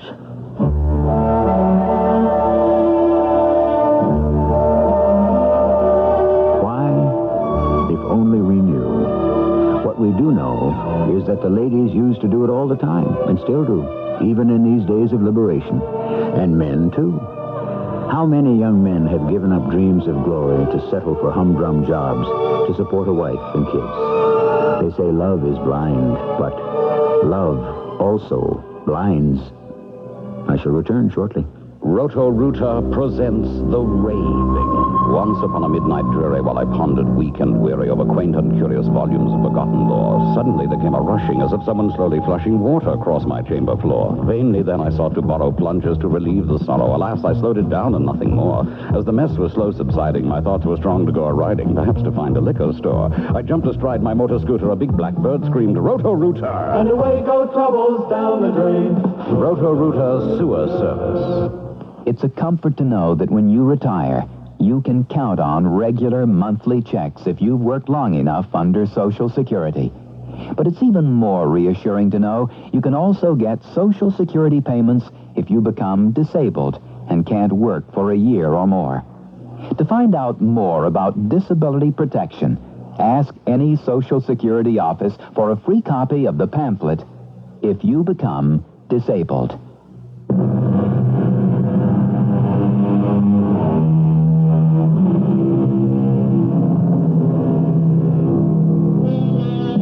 So, for a while, we have concerned ourselves with the basic moving force of the world, the conversion factor. It's what makes the world turn, or churn, for better or worse. And as you've seen, anything, anyone in the proper place at the right time becomes a conversion factor. In our story, it was a young truck driver named Tom who happened to smile at a girl behind a cash register, and for all we know, may have thereby prevented a great leap forward in science. That's our story. In your story, you are the conversion factor. What have you been converting lately? Our cast included Norman Rose, Jada Rowland, Bryna Rayburn, and Earl Hammond. The entire production was under the direction of Hyman Brown.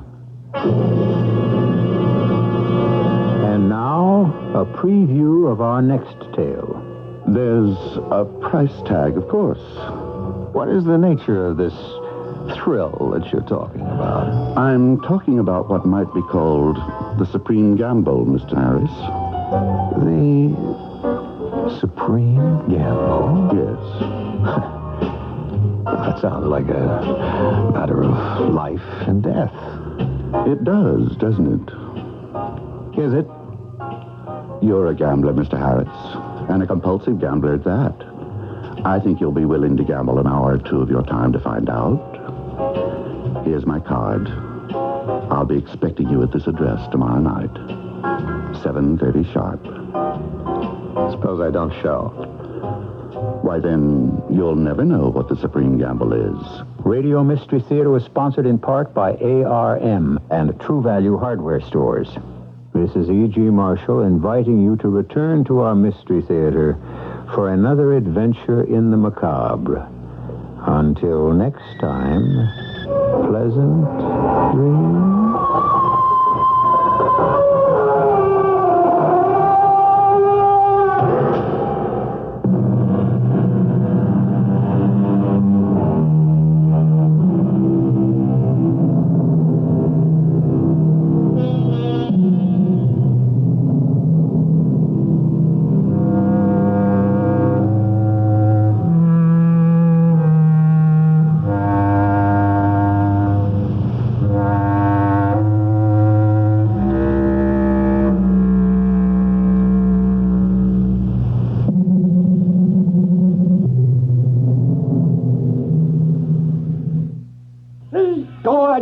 That's my husband, Charlie, in his football game. If your Charlie's like my Charlie, he'll watch a lot of football this year, and you know I'll see my share of games, too.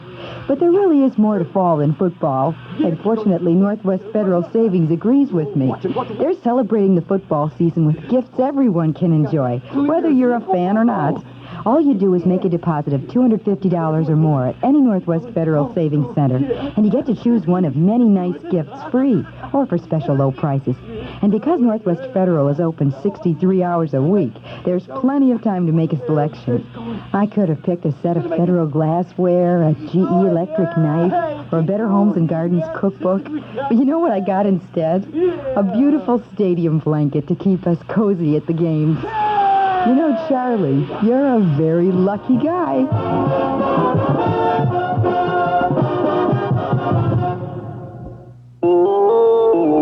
CBS News, more questions about who agreed to what at Camp David. This is Doug Poling reporting on the CBS Radio Network. A former British ambassador to the United Nations says Israel has backed down from the spirit of the Camp David Accords. In a speech at Princeton University, Lord Carradine said the Israelis have retreated from an endorsement of Palestinian self-determination and withdrawal from occupied territories.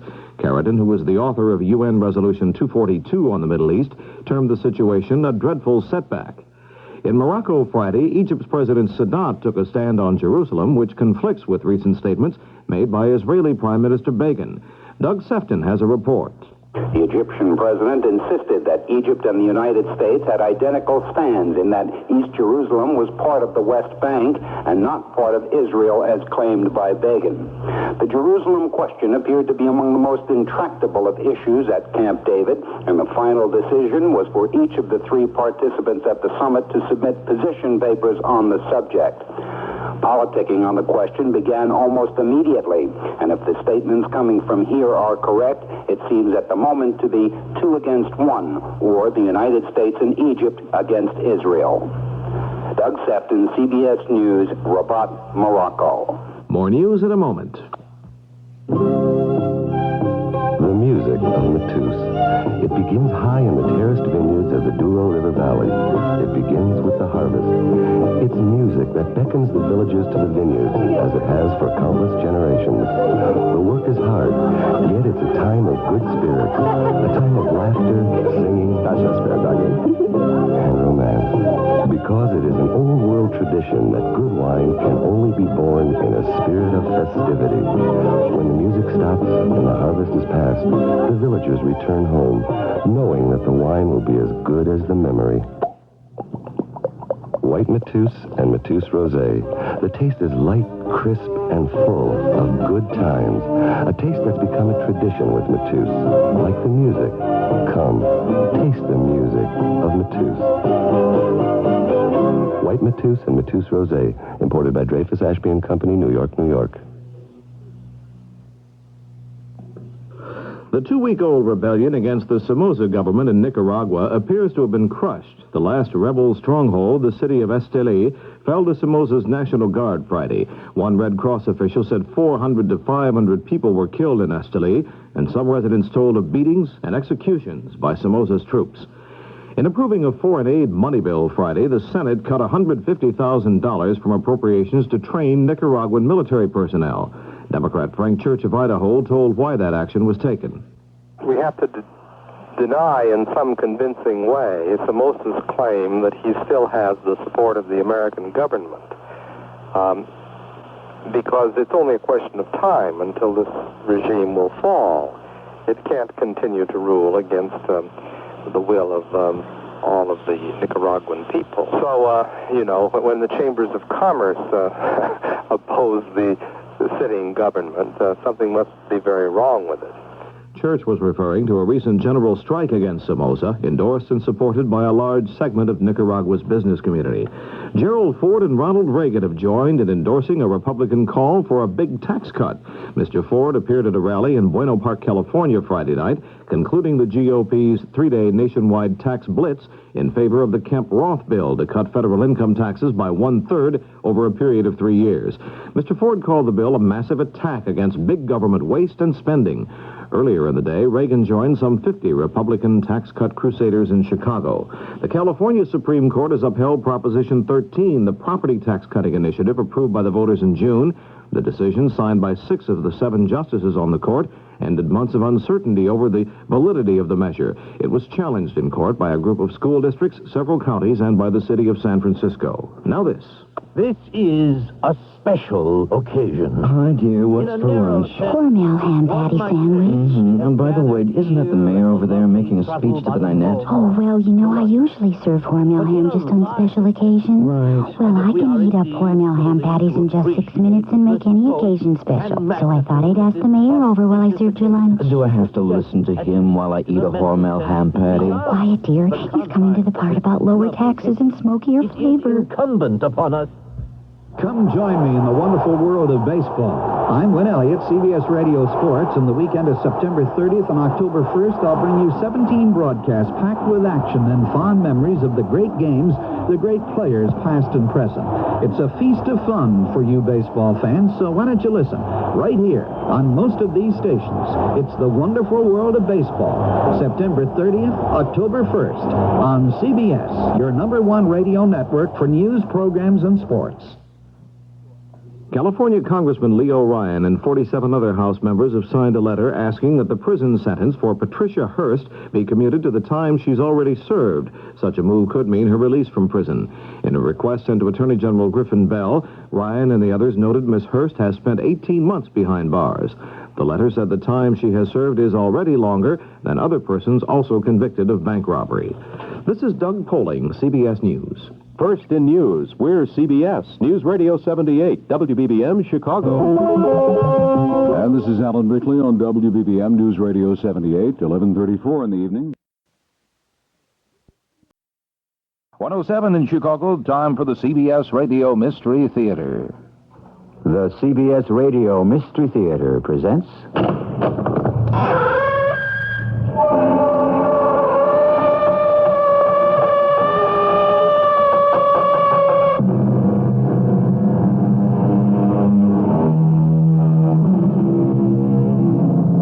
Come in.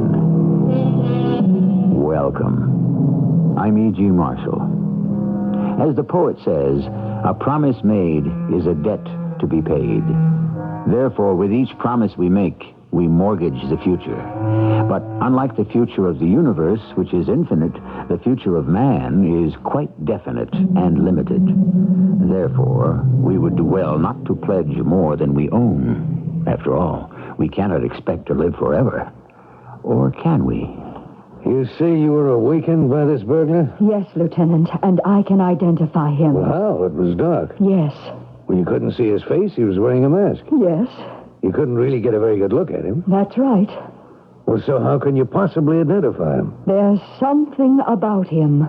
I'd know him in a minute.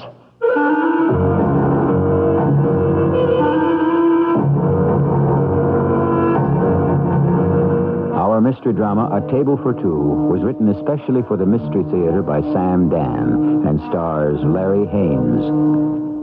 I'll be back shortly with Act One. Come on. Would I kid you? You saved that much money? That much? At Goodyear. At Goodyear. Goodyear's semi-annual inventory clearance sale is on here at all Goodyear service stores now. Every Goodyear service store is clearing out all kinds of quality items throughout the store, all at drastically reduced prices. Tires and major appliances and TVs at most stores. Well, you know what things cost today, so we were just going to put off getting new appliances. But with that much off, well, we couldn't pass it by. Gee, that really sounds good. Do they have credit? At Goodyear, all you gotta say is charge it. Goodyear's big semi-annual clearance sale ends October 1st, so you better get over there. Goodyear's semi-annual clearance sale will save you money. Every Goodyear service store is clearing out all kinds of quality items throughout the store, all at drastically reduced prices. Hurry. Quantities are limited. Save while they last. You know, every driver needs the assurance that a good auto insurance policy can give, but why pay through the nose for that kind of peace of mind? For over 21 years, Arco American has been saying that most people pay far too much for auto insurance. The Sun-Times feature Money Matters said finding a good policy at the lowest possible price won't happen by accident. You've got to shop for it. Well, Arco American agrees. They've got the time and the knowledge to shop for you. Every day, qualified buyers receive fantastic savings.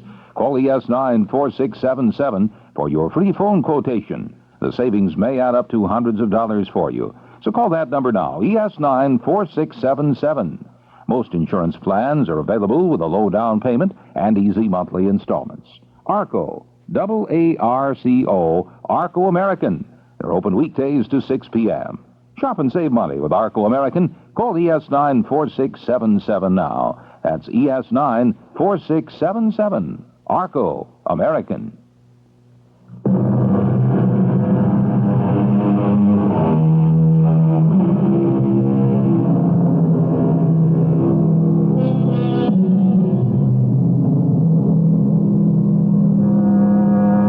The French call it je ne sais quoi, and I myself don't know quite what it means, which is literally true, because that's exactly what it means. Have you got that? Anyhow, it's an indefinable something that enables a French restaurant to drape a few mushrooms around a hamburger and call it boeuf mince avec champignon au beurre, charge you $17 for it, and make you like it. Especially at the Café Tremblay, where the glacially cool Henri is the maître d'. You know the type. Tall, suave, sophisticated.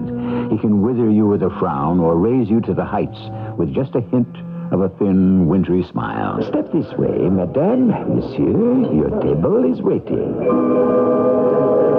Oh, I am sorry, but without the reservation. This is the only available table, and if it is not satisfactory... Yes, Henri the despot, the tyrant of the Café Tremblay. Why is it so important to merit his good opinion? Oh, well, let us go home with the redoubtable, incomparable Henri. What have we here? Oh, you're home. Oh, I must have fallen asleep. Let me shut off the TV. Helen, how could you sleep through all that noise? Oh, it gets to be boring after a while. I have nothing to do but watch TV all night. Okay. No, Hank, it's not okay. Do you know what time it is? Yes, it's 3:30. The restaurant's been closed for almost 4 hours. Okay, Helen. No, that's not okay either. I'm sorry, dear. It's just that... I know. No, you don't know. It's just that I have to unwind. Just go out with some of the guys. Well, and I understand. all we do is sit around, have a few drinks, chew the fat. You have to believe that. I believe it. Oh, come on, Helen. Hank, I want you to quit that job. It's bad for you. Bad for me? Do you know how much money I'm starting to make? Well, it's a phony, this Monsieur Henri. Well, you have to know how to run the front of a restaurant. There's nothing phony about it. But it's not you. You're not Henri de la Tour. You're Henry Smith. Oh, come on. And you're playing a game. You're indulging a fantasy. Okay. Maybe I should have gone back to college and gotten my engineering degree. Maybe. But the fact is, I don't know how to do anything. No, that's nonsense. I don't have a trade, a profession, so I do what I can. I'm lucky I can get a job doing this. No, you're not. You have to stop playing. Helen, I'm not playing. You're the kind of guy who needs to be doing something he believes in. You need an anchor, so that the next time you get some harebrained proposition, you'll think twice. But because you'll have something to lose. Look, dear, it's late and I'm tired. And you don't want to talk about it. We'll talk about it as soon as we're a little bit more set financially. We'll really talk about it. I promise.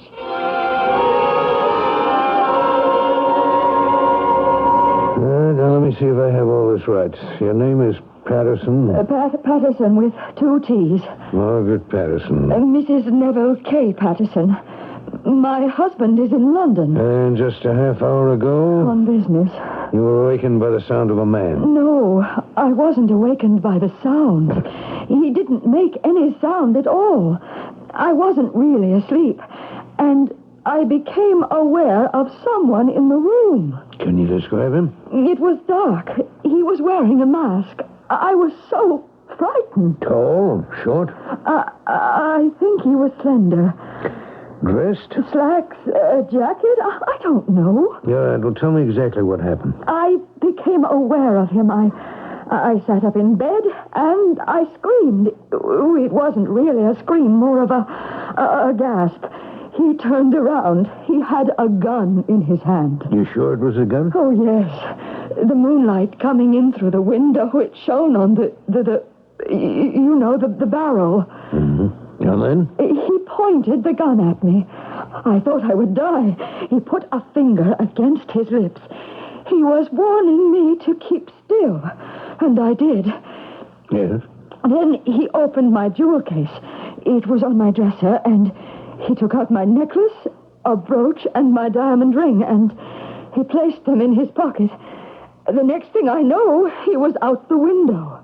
What do you mean, out the window? You're 18 stories up from the ground. He just went out the window. What did you do? Me?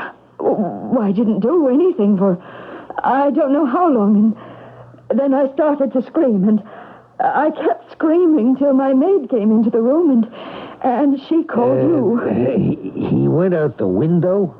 That's a sheer drop to the ground. I saw him just go out the window. Now, these gems, do you generally keep them here in your apartment in a jewel box on your dresser? No, I usually have them in the vault. Except tonight, I was at a formal dinner, and I thought I would... Do you mind if I use the telephone? No, I don't mind. Thank you. Is it possible he could have seen me and followed me home? I understand jewel thieves. Scout, is that the word? Places where wealthy people go. Excuse me. This is Lieutenant Severio. I'm at the Patterson place. Yeah. Oh, he got away with a few nice things.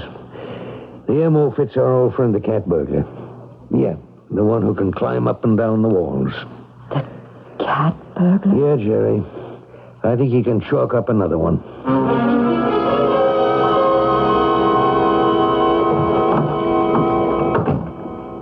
Good morning. Oh, Helen. Helen, you don't have to wait up for me every night. You have nothing else to do. Look, I'll make it my business to come home earlier from now on, okay? There's a letter for you. Oh, from who? State University. Well, why would they write me? Because I asked them to.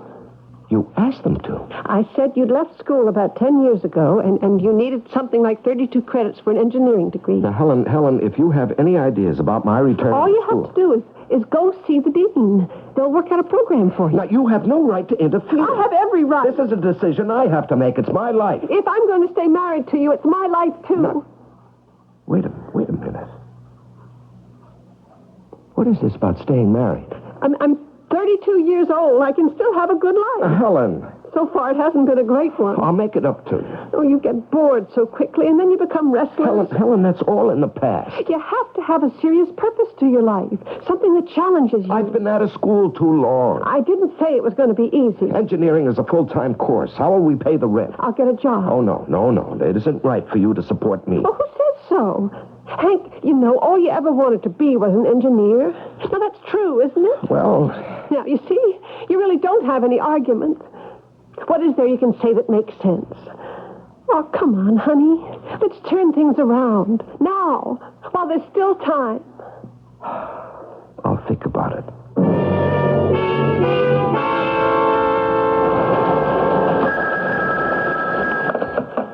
Lieutenant Severio. Oh, yeah, Inspector. No, we don't have a thing. Nothing. That's right. The guy, whoever he is, just gets in and out of all these places. That's right. Like a cat. Yes, sir. Just as soon as we get that first lead. Yeah. Excuse me, Lieutenant. Yeah? They said I'd find you in this office. Oh, yes. It's Mrs. Patterson. With two T's, yes. Won't you sit down? Thank you. I won't take up too much of your time. Well, I'm sorry I don't have any news for you. I didn't come here for that. No? I'm frightened. I'm afraid he'll come back. Why would he do that? To kill me. If he wanted to kill you, Mrs. Patterson, he's had his chance. That's it. When he knew I was awake, he pointed the gun at me. Oh, that was just to intimidate you. He's a jewel thief. As a rule, they don't kill. As a rule. Anyhow, he decided not to. At that time.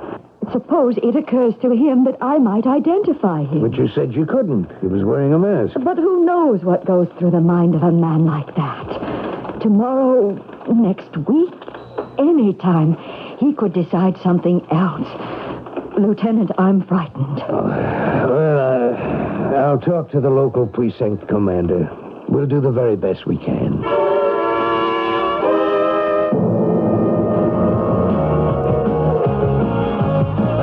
Gloria, will you turn that thing down? What's the matter? I can't even hear him so thick. What do you want me to do? You never take me to no places. Sit around here all day, all night. Just relax, will you? That's all I ever do. I work hard. I need my rest. What's the beef? I give you plenty of dough. You go shopping, go to the movies, museums. What would I do in a museum? Okay, Gloria, anytime you think you can do better... No, Herbie, listen, honey. What I'm asking, just take me out sometimes to some real fancy place. Yeah. We'll talk about it. Where I can wear my neat dress and that mink stole. Here, the society page. Look at these dames. Everyone's a millionaire. Is anyone better looking than me? Can any of them wear clothes like me? Having dinner at the Cafe Tremblay. Mr. and Mrs. H.P. Powell III. Here, look. All these dames. Not one of them can hold a... Yeah. You're not even looking. Pictured here with Henri, the popular maitre d', is Mrs. Forrestal Timberlake. Look at her. Look. You won't believe it. Okay, I'm looking. You've never seen a hag like this in your entire life. Well? Hey, what are you staring at? Herbie? What do you know about that? What do I know about what? How'd you like to put on that great gown of yours and make it? Do it all upright. What for? Mr. Herbie Lister shall escort Miss Gloria Hoover to dine this evening at the Cafe Tremblay. The Tremblay? Where do we come off to go to the... got the price. Do you realize you gotta be somebody special to get in there? Oh, I'm somebody special. You gotta make a reservation. You just don't waltz into a place like the Cafe Tremblay. Well, it's like you need a magic word to get in there. Yeah, that's right. And I know the magic word. Good evening. Monsieur has a reservation? No, Monsieur does not have a reservation. Well, in that case, I'm so sorry, but we shall be unable to accommodate Monsieur this evening. We'll take that empty table over there. That okay with you, Gloria, honey? Once again, I must explain to Monsieur that without the reservation... Monsieur Henry, I got something that's even better than a reservation. Indeed. Yeah, a number. Number? That is, I used to have it. My number used to be 607889. Yeah, 607889. You should remember that number. It was one less than yours. Your number was 607890. So, how about that table for two, huh? This way, Monsieur.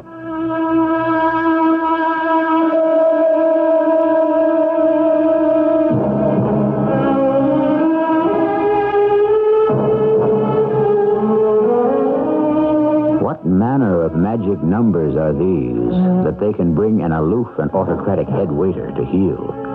Obviously, these gentlemen know each other, but what can they possibly have in common?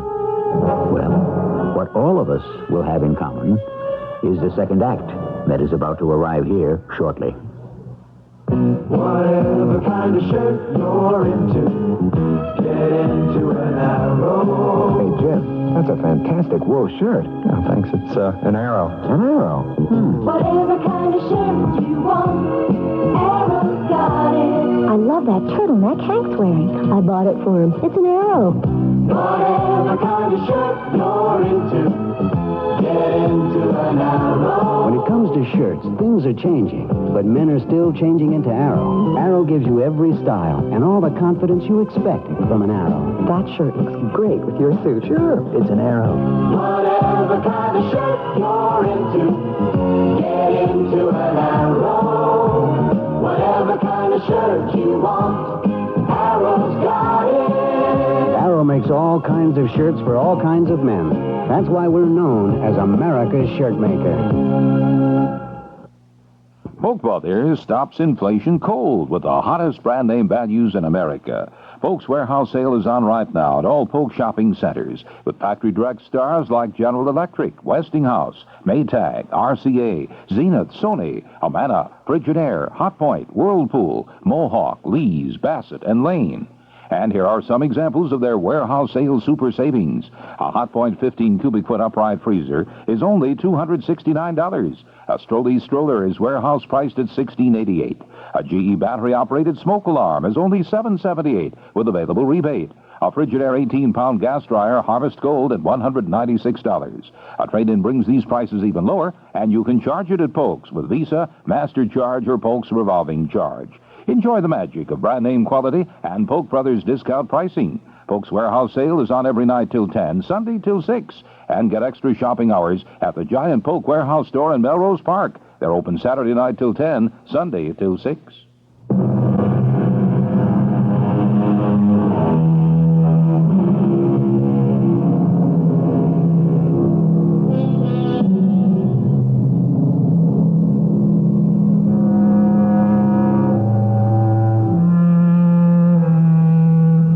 Always one word that can move mountains, tame tornadoes, reverse the course of the mightiest river. And what is that word? Well, it depends. It's whatever a particular situation requires.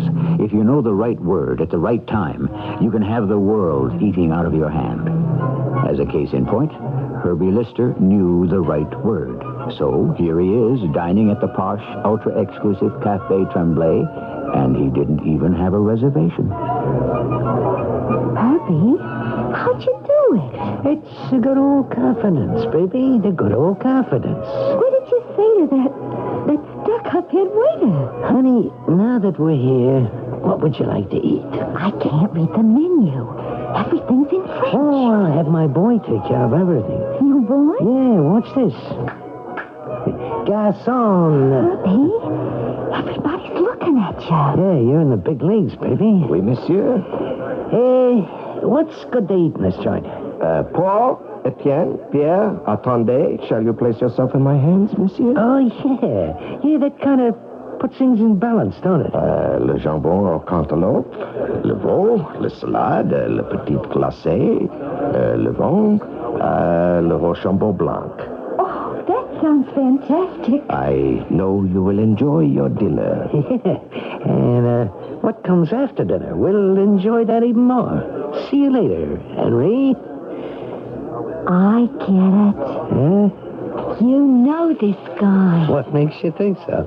You got something on him, too. Well, why do you say that? You're making him jump through a hoop. So why is he holding still for it? Some little girls ask too many questions. Yeah, midnight. You're right on time, Hank. What do you have to drink? What do you want, Herbie? What do you want? Just like that. No hello, no house tricks. Is that the way to talk to an old buddy? We were never buddies. We were roommates for 3 years, Hank. You mean cellmates? Well, you're doing good now. Yeah, I can see. All right, Herbie, what do you want? That dame used to come up to see every Sunday. What was her name, Helen? We're married now. Oh, that's nice. What do you want, Herbie? What are you knocking down in that grease joint? Now, look, I don't have all night. Okay. Average guy slips your fin? No, you got him trained. It's at least a sawbuck. But what's it add up to in the end of the year, huh? 20, 25? Okay, 30 grand? Now, listen, Herbie, I don't... 40 grand? But you gotta pay taxes, Hank. Uncle knows you get big tips. All right, get to the point, if there is a point. You sure don't know how to talk to an old pal. Now, who are you kidding? We never even liked each other. Well, that's why we got along so good, Hank. I'm gonna give you a chance of a lifetime. Oh, yeah? Yeah. How'd you like to go into business? With me? No, I don't think so. You don't even know what it is. It has to be crooked. Naturally. I need a partner. The answer is no. You know what I'm doing now? No, and I don't care. Here, take a look at my latest press clipping. How do you like that, huh? Cat burglar. You're the cat burglar? Why are you telling me I could tip off the cops? Sure, but then I could let it be known that you used to have a number, 607-890. And then how many frogs' legs would you serve in that phony joint? Okay, Herbie, what do you want? I almost blew my last job. A rich old dame named Patterson. I got inside, and there she is lying in bed. Now, that ain't supposed to happen to me. I never want nobody to be home where I'm working. Sure, I'm wearing a mask, but just the same, you never can tell. I couldn't care less about all this. Shut up. If I keep getting spotted, the cops will put together a little from this one, a little from that one. I need insurance. I want to buy some. From you. Me? I don't sell insurance. Well, now, look at it this way. The cream of the cream, the top of the crust, they go into your joint, right? Now, they can't be in two places at one time, can they? I don't know what you mean. All you gotta do is leave me know who's in the restaurant. You see what I mean? Yeah, I see what you mean. I take it from there. The answer's no. We start tomorrow night. The answer is no, not just because I don't want any part of it, but also because I'm quitting the job. Yeah? Why? I'm going back to school. Oh, you're a big boy now. Shouldn't you be through with school? Where do you come off making me a proposition like that? You're a crook. That's a lie. In your heart. I never stole a nickel. What were you doing in jail? I was going to put the money back. It's just the accountants came a week early. Tell it to the judge. You did. And he didn't buy it, did he? You know why? Because he could read character, just like I can. You're a crook. Now, don't you say that. You should have seen how your eyes lit up just now when I was making you the proposition. I could hear the wheels whirling in your mind. You were thinking, what a cinch. What a way to make a fortune. Now, get it straight, Herbie. I am not a crook. I made a mistake. The kind of mistake a guy makes who's weak and immature, naive. Oh, gee, you're breaking my heart. And full restitution was made, finally. But none of that was taken into consideration, was it? You'll be paying for that mistake the rest of your life. You're an ex-con till the day you die. Grow up. Wise up. You're on my side of the fence, whether you like it or not. No, I won't. I promised my wife I won't. You're too good to be true. You're turning me down, not because you really want to, because you promised your wife. Now, look, if I don't quit that job and go to school, she's going to leave me. You really want to go back to school, huh? That's right. Is it what you want to do or what she wants you to? That's none of your business. Whose idea was it, huh? Okay, go ahead. Leave your wife call the shots for you for the rest of your life. You're going back to school? You're going to crack the books? When are you ever going to have a good time? Look, we have nothing more to talk about. But you got something to think about. Why don't I give you a call at the joint tomorrow night, huh?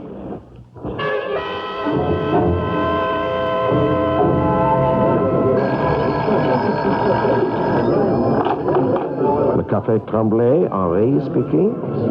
Guess who this is? Well, you thought about it? Yeah, I guess you did. So tell me, who's in the joint that would be of interest to me tonight? Mrs. Perry Youngblood. Yeah? How long do you figure she'll be there? 2 hours. Okay, partner. We're in business.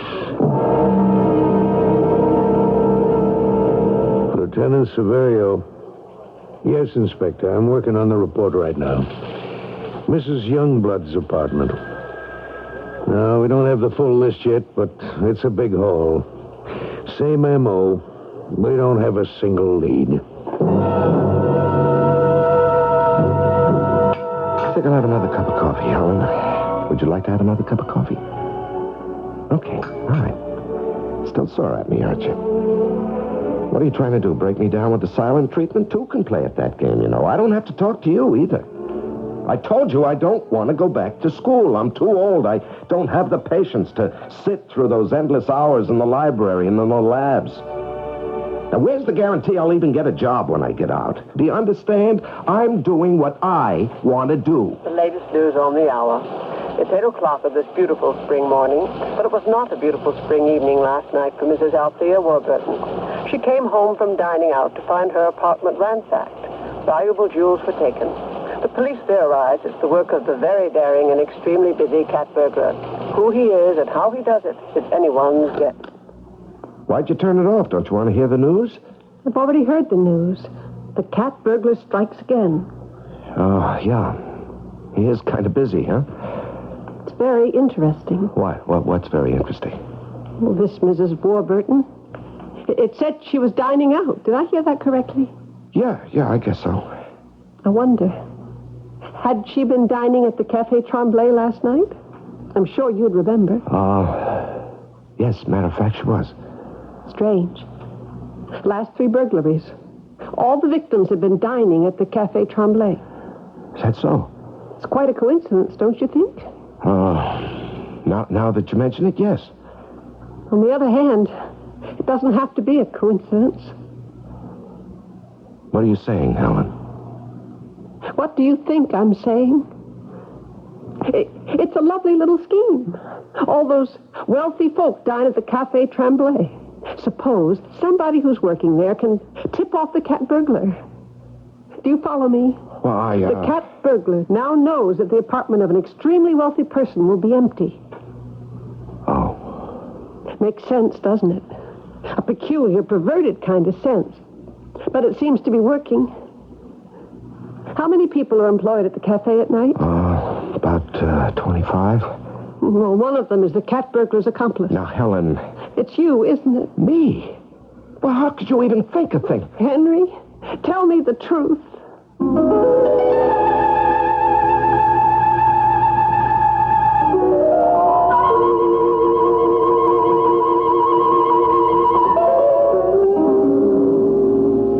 That's always a provoking question, because most of the time, most men don't know how to handle it. When a woman demands of a man that he tells her the truth, does she really mean it? Does she really want to hear it? It's like walking through a minefield, and that's what we'll have to do. Figuratively speaking, of course, when I return with Act 3.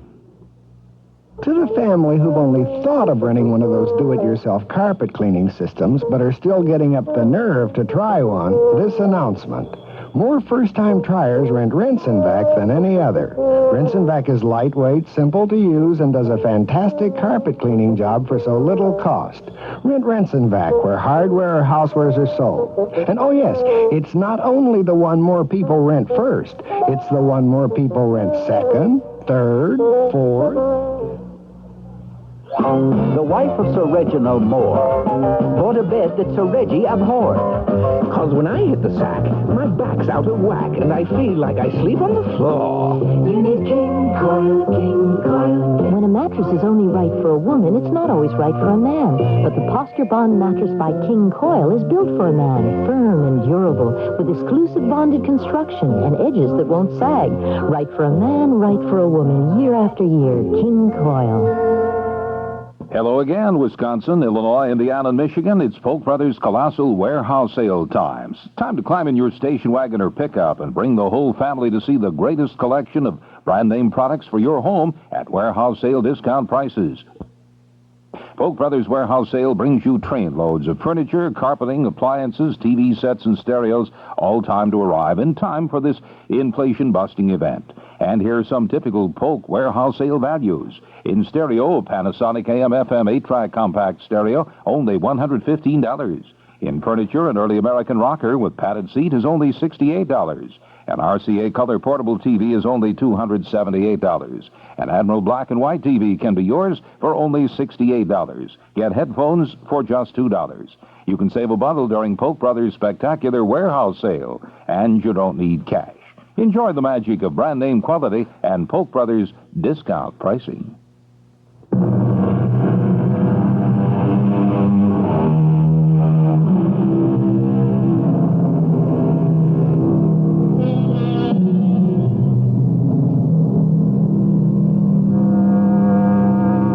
I speak truth not so much as I would, said the French philosopher, but as much as I dare, from which we must conclude that speaking the truth can be a hazardous business. How often is a man and a woman, too, placed in a position where the truth may be dangerous?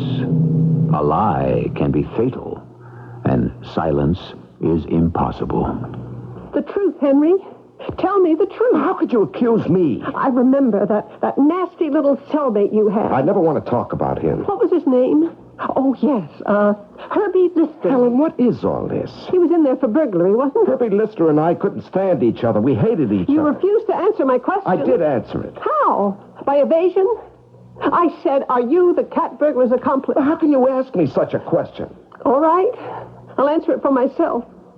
Herbie Lister was a very clever burglar. Oh, no, he wasn't so clever. He was caught. Oh, everyone gets caught now and then or eventually.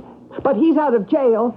And like you, he's moved to another part of the country. You don't even know this for a fact. One of his victims, a Mrs. Patterson, described the cat burglar as small, thin, slight. Wasn't that Herbie? Helen, there are millions of men in this country who are small, thin, slight. It could even be a woman.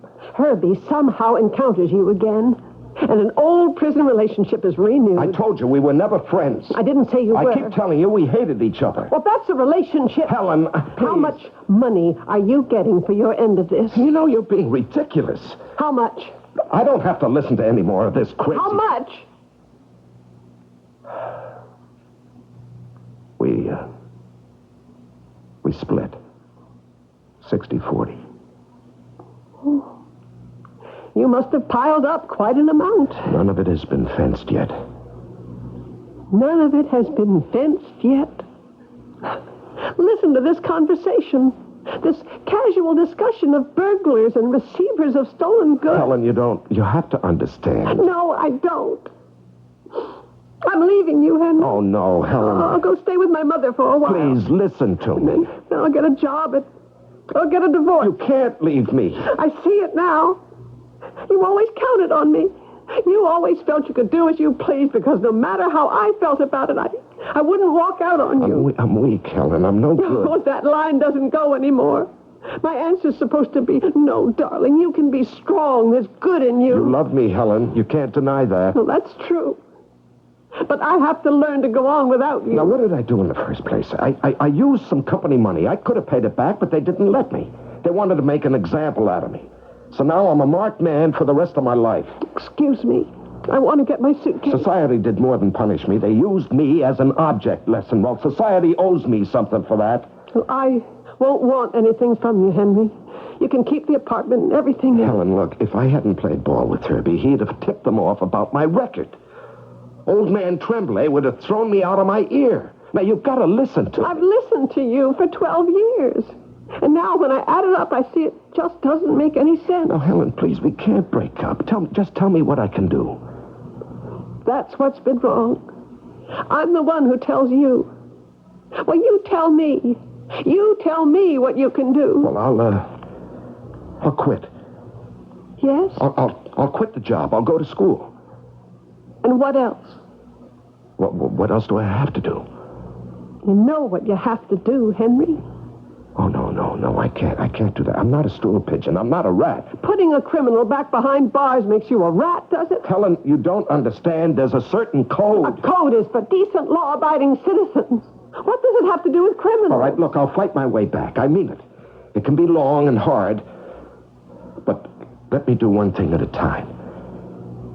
Yes? First, I won't touch a penny of that money. And second, I'll quit the cafe. And third, I'll go back to school. And fourth, it's just as important, Henry. Darling, I spent 3 years in jail. There were things that became a part of me, ideas, attitudes. Please, Helen, give me a chance. I'll work up to it. I just can't do everything at once. Help me, darling. This time, I'm gonna make it. I know I will.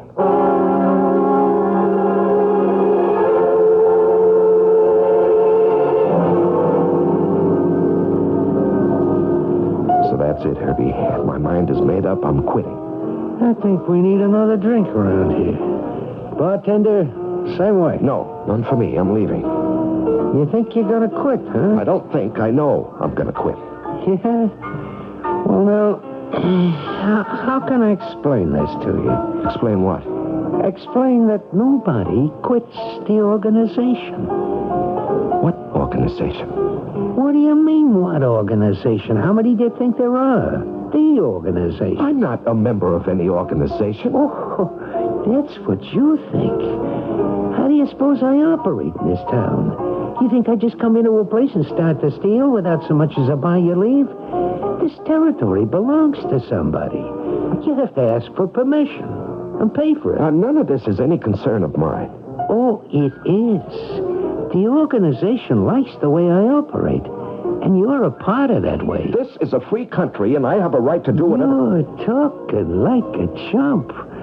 If you quit working at the cafe, I'm telling you right now, the organization isn't going to like it. Oh, yeah? What are they going to do to me? Maybe nothing. So? But they might do something to somebody else. To somebody who's close to you.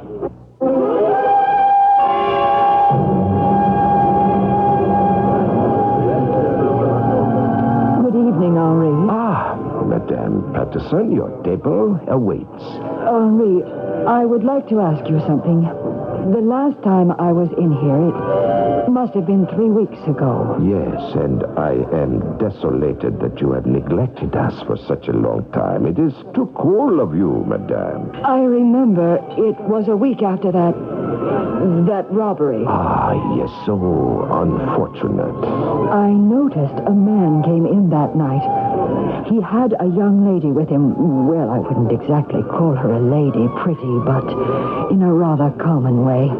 Do you know who he is? I am afraid not, madame. I do. I think he's the cat burglar. You are positive? I saw him, you know. He was wearing a mask, but this one had that same thin, nervous appearance. Madame, that might describe a million men. That night, he looked at me in my bedroom and he said, "Shh." And it was the way he brought his finger to his lips, that quick motion. I'd know it anywhere. Oui, madame, but so many people come in here, you know. Oh, I was afraid of that. And besides, why would a person of that nature come to a place like this?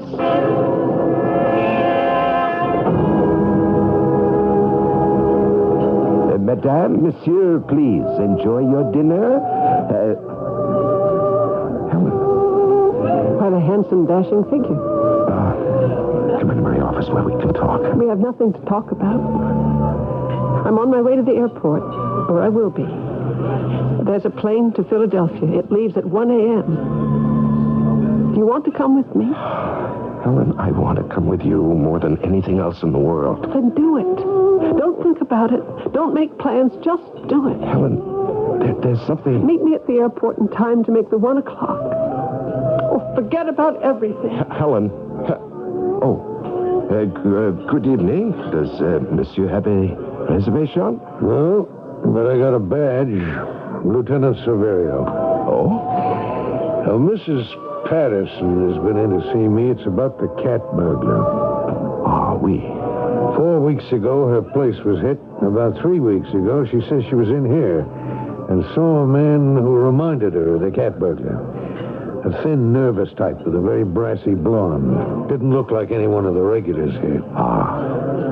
Well, monsieur, why would I remember him? For that very reason, he'd be so out of place. A thin, nervous man with a blonde companion. No, Lieutenant, I do not recall this person. Well, you think very hard. If anything occurs to you, give me a call at headquarters. Here's my card.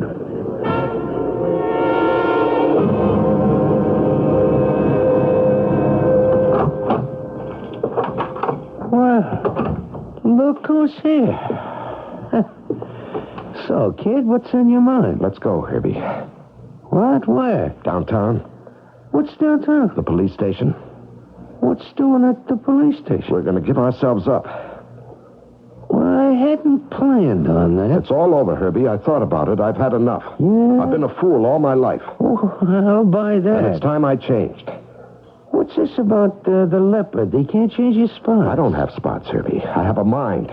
And it's been all twisted and confused. But I'm all straightened out now. I know what I want out of life, and I'm not afraid to work. I'm not afraid of anything or anybody, and I don't have to play the big shot. I don't have to have a lot of money, so we're going to go downtown, and we're going to end it. You go to jail, too. All right. It's another couple of years, but at least I'll have something to look forward to when I get out. What makes you think I'll go downtown with you? This? Oh. You went out and got yourself a little pea shooter, huh? Yes, and it can do what it has to.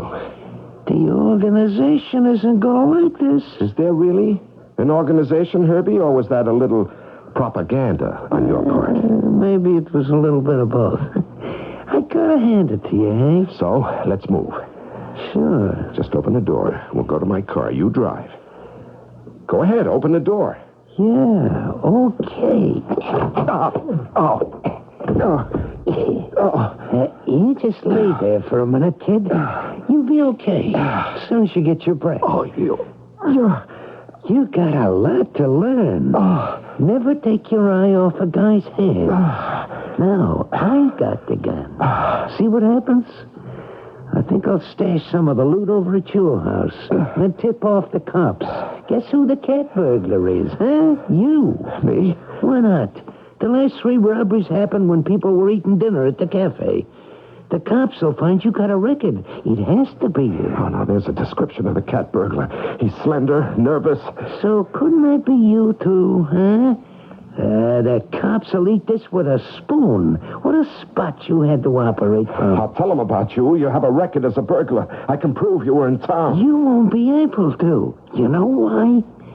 You're gonna be dead. You won't get away with it. Who says I won't get away with it? I say you won't get away with it. What? If you want to shoot it out, there's a cop at the window and a couple of more behind me. So it's entirely up to you, Herbie. Why should I want to shoot? Here, take it. Fred, you bring Herbie downtown in your car. I'll escort Henry here. So long, chump. You were always lucky. Yeah, lucky. Could have been worse. What's going to happen to me, Lieutenant? Well, a lot of extenuating circumstances. Won't be too bad. Besides, you were going to bring him in. I don't understand. Why didn't you just call up on the phone? I don't know. I guess I figured it would make me look like a squealer. Yeah. Well, I hope you're free of all that kind of nonsense now. Oh, yes, Lieutenant. Well, Monsieur Henri, we have to get moving. Tell me, how did you happen to be here, Lieutenant? When I spoke to you about a possible suspect, you said you didn't know who the guy was. Well, how could you not know who he was? He had to make a reservation to get into the joint, didn't he? So you were lying. And worth keeping track of. I see. Could you do me a favor, Lieutenant? On the way, could we, stop at the airport for a minute? I have to say something to somebody. Yeah, we could. And, Monsieur Henri, if you will step this way, I have a reservation for you.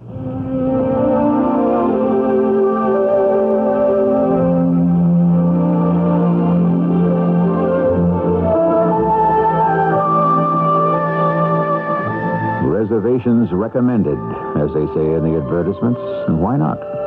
When you stop to think about it, what is life itself, if not a series of reservations? Every plan we make is a reservation for the future. And like most reservations, ours can be canceled without notice. We, however, can safely make a reservation to meet here again in just a few minutes. Since the very beginning and far into the future, all the wondrous things man sees, experiences, and imagines, invents, discovers, dreams, and fantasizes, are what a new magazine called Omni is all about. Omni, the world's first major magazine of science, fact, fiction, and fantasy. Pick up Omni today to keep and pass down to your descendants. On sale now, everywhere. America's first college was born in 1636, 140 years before the birth of the Republic. But today, many of our colleges are in serious financial trouble. There just isn't enough money for salaries, for new books, and modern equipment. And we need more college-trained minds, not fewer, to cope with tomorrow's problems. We can't afford to run out of ideas. So make America smarter. Give to the college of your choice. A public service of this station, the Advertising Council, and the Council for Financial Aid to Education.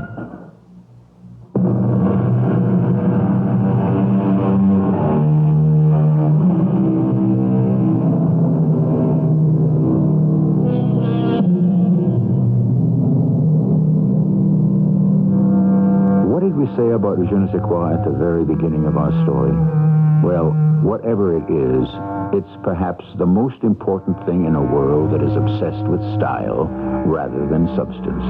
It's not who you are, but who people think you are that makes all the difference. And after a while, people are so concerned with the image, they lose sight of all reality. Our cast included Larry Haynes, Ann Williams, Court Benson, and Catherine Byers. The entire production was under the direction of Hyman Brown. And now, a preview of our next tale. And whenever Lou was in town, we were inseparable. Even during one of the worst blizzards in the history of Chicago, when Lou punched me in the mouth, saving my life at the same time that he risked his own. I was crazy to try to get to work, but I had a new account that I'd promised to work up, so I fought my way to my car and was just about settled in the front seat when I saw Lou trudging towards me through the snow. At the same time, I heard a bump. I rolled the window down to try to see what had happened, and I heard Lou calling. Stay where you are, Jason. Don't move. And get your face back in there. Are you crazy, Lou? What's going on here? Let me get out. Sorry, buddy. That's an electric power cable across the back of your car. Now, sitting where you are, you're safe as in your house. Touch 1 foot on the ground, you'll be electrocuted. This is E.G. Marshall inviting you to return to our Mystery Theater for another adventure in the macabre. Until next time, pleasant dreams.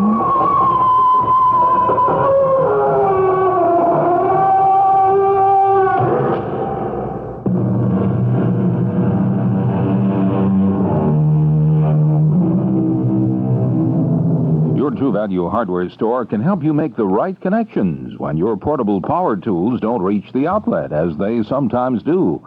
They offer a selection of outdoor extension cords in the sizes you need to use your electric drill or circular saw out in the driveway or operate your power edger, hedge trimmer, or electric lawnmower anywhere out in your yard. And True Test outdoor extension cords from True Value hardware stores are 3-wire for safer operation. Get the 50-foot 14-gauge outdoor extension cord for just $8.99. Or choose the 30-foot 16-gauge cord with bright orange exterior for easy visibility. It's just $3.99.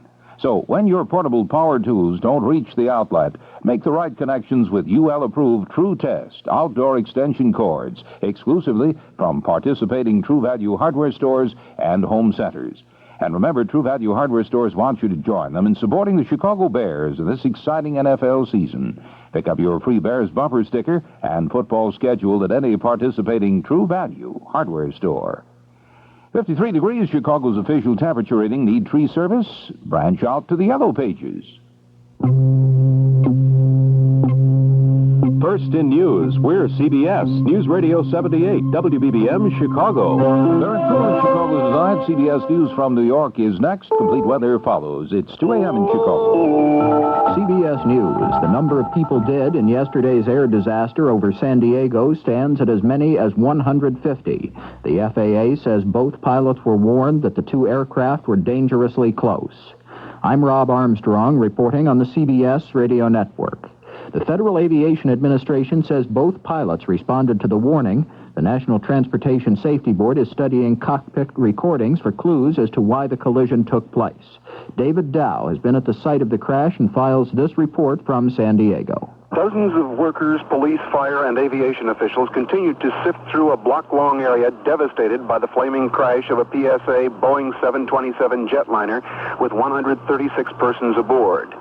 We know there are still parts of bodies left in there, said one police official, but it will take a long time to find them all.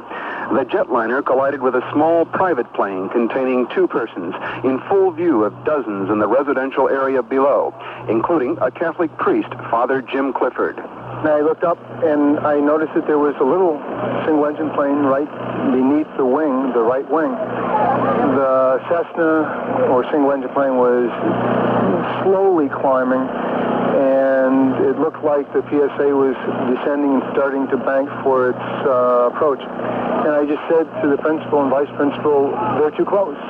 At which point the PSA flight did bank, and the right wing hit the single-engine plane. At which point the right wing burst into flame.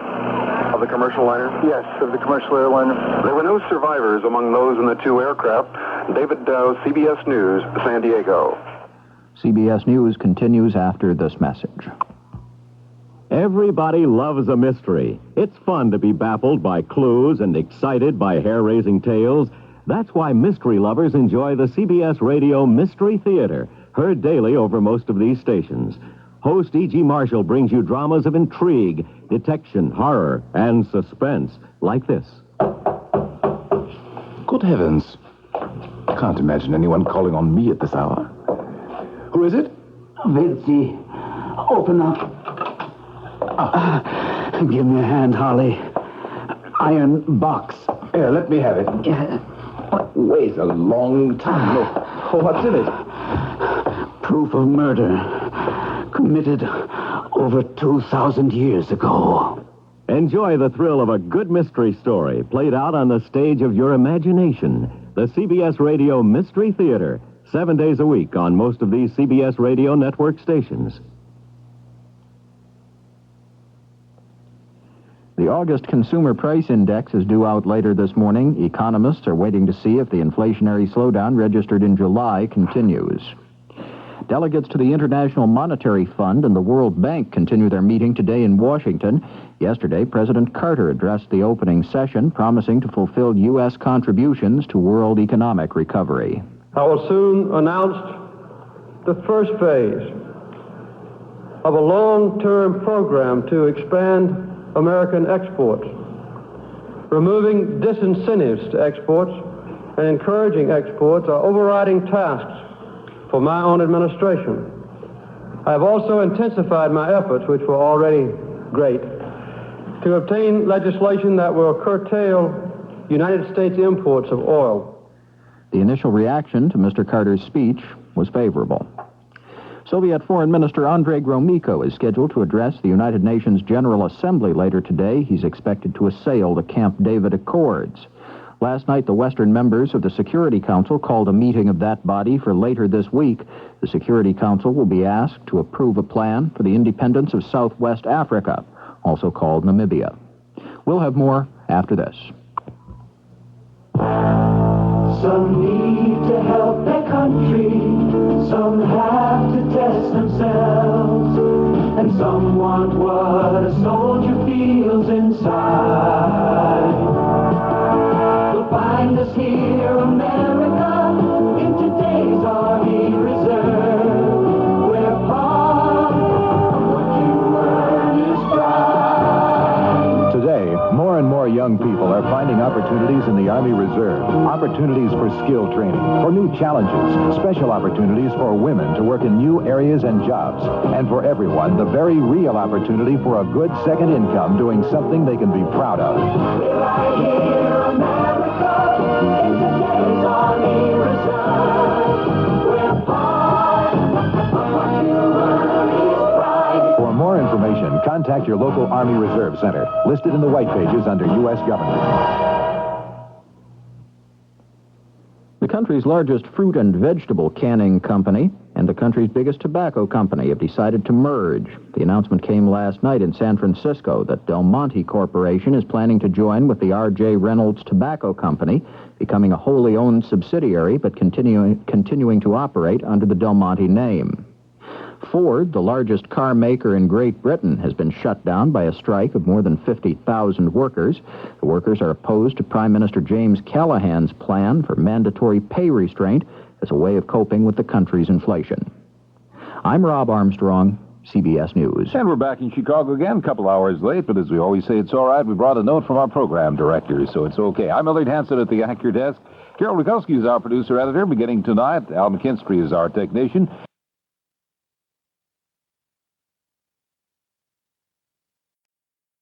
First in news, we're CBS, News Radio 78, WBBM, Chicago. The CBS Radio Mystery Theater presents...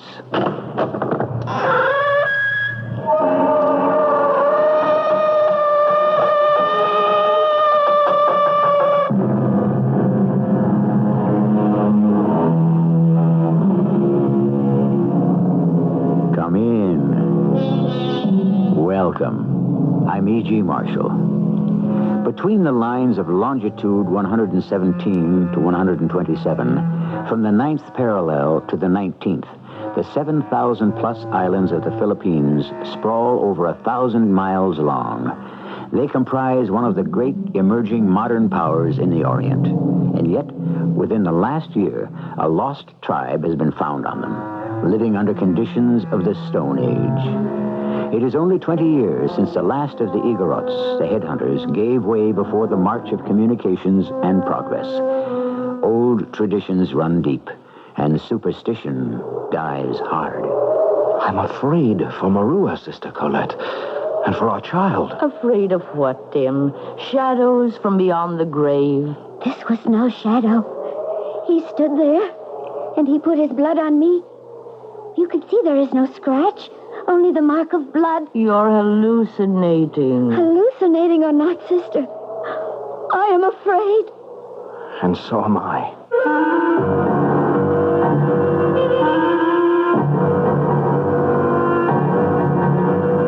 Our mystery drama, The Headhunters, was written especially for the Mystery Theater by Ian Martin and stars Mary Jane Higby and Tony Roberts. It is sponsored in part by Contact, the 12-hour cold capsule. I'll be back shortly with Act One. No one cooks but me, so no one's in the kitchen. No one sees the package. Mrs. Donna Doynek talks about buying food that's sure to please her family. When I buy Kraft macaroni and cheese, I know that it's something that we're going to be satisfied with. My family doesn't know what I put on the table. I mean, they see it in the bowl and they see it on their plate, and the only way they tell the difference is when they put it in their mouth. It just so happens that they've always been satisfied with Kraft. Kraft macaroni and cheese dinner. You know they're going to like it. Since the very beginning and far into the future, all the wondrous things man sees, experiences, and imagines, invents, discovers, dreams, and fantasizes, are what a new magazine called Omni is all about. Omni, the world's first major magazine of science, fact, fiction, and fantasy. Pick up Omni today to keep and pass down to your descendants. On sale now, everywhere. The name is Beverly. No, this Beverly is not a girl. It's a factory-approved auto tune-up shop established 20 years ago. Beverly Auto Tune-Up Service in Oak Lawn, Illinois at 4545 West 91st Street, 2 blocks east of Cicero Avenue. The phone number is 636-0808. Beverly says there are about 60 tune-up parts in every new car and old car. It's possible that any one of these parts may need adjusting or replacing. That's why every auto dealer has all these 60 parts for sale. A proper tune-up means checking all 60 parts, adjusting and replacing what is necessary. Seeing a car stalled with its hood raised is a common sight. If a car stops on the highway, the driver is subject to extreme danger. He may be hurt by another passing vehicle. Beverly recommends a tune-up at least once a year to be safe. Beverly Auto Tune-Up Service, 4545 West 91st Street, Oak Lawn, Illinois. Call for information about how to prolong the life of your car. 636-0808.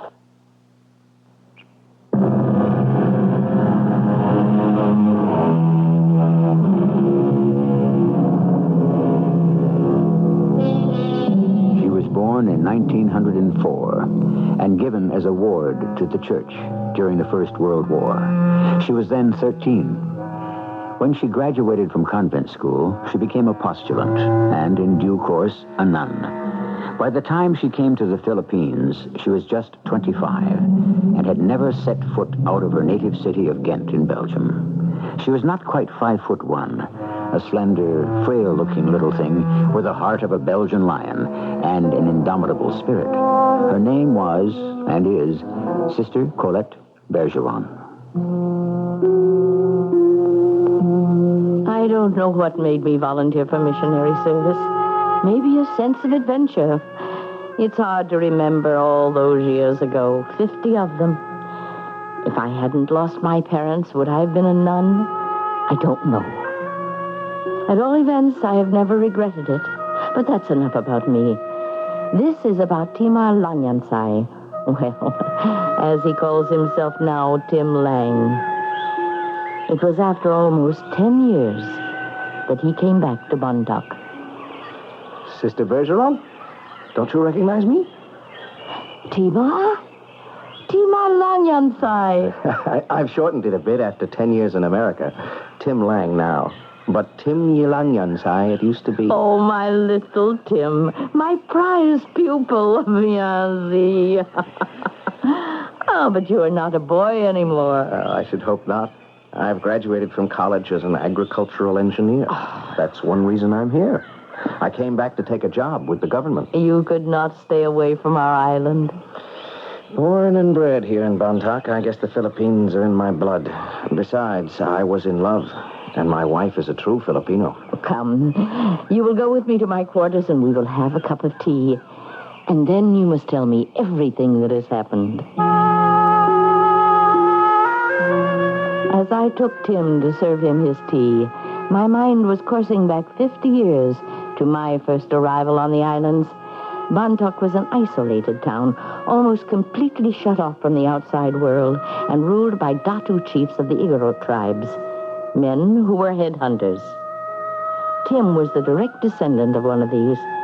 Tali, who had been one of my first English pupils and on whom the Ifugaos, the most warlike of the mountain peoples, had exacted a terrible revenge.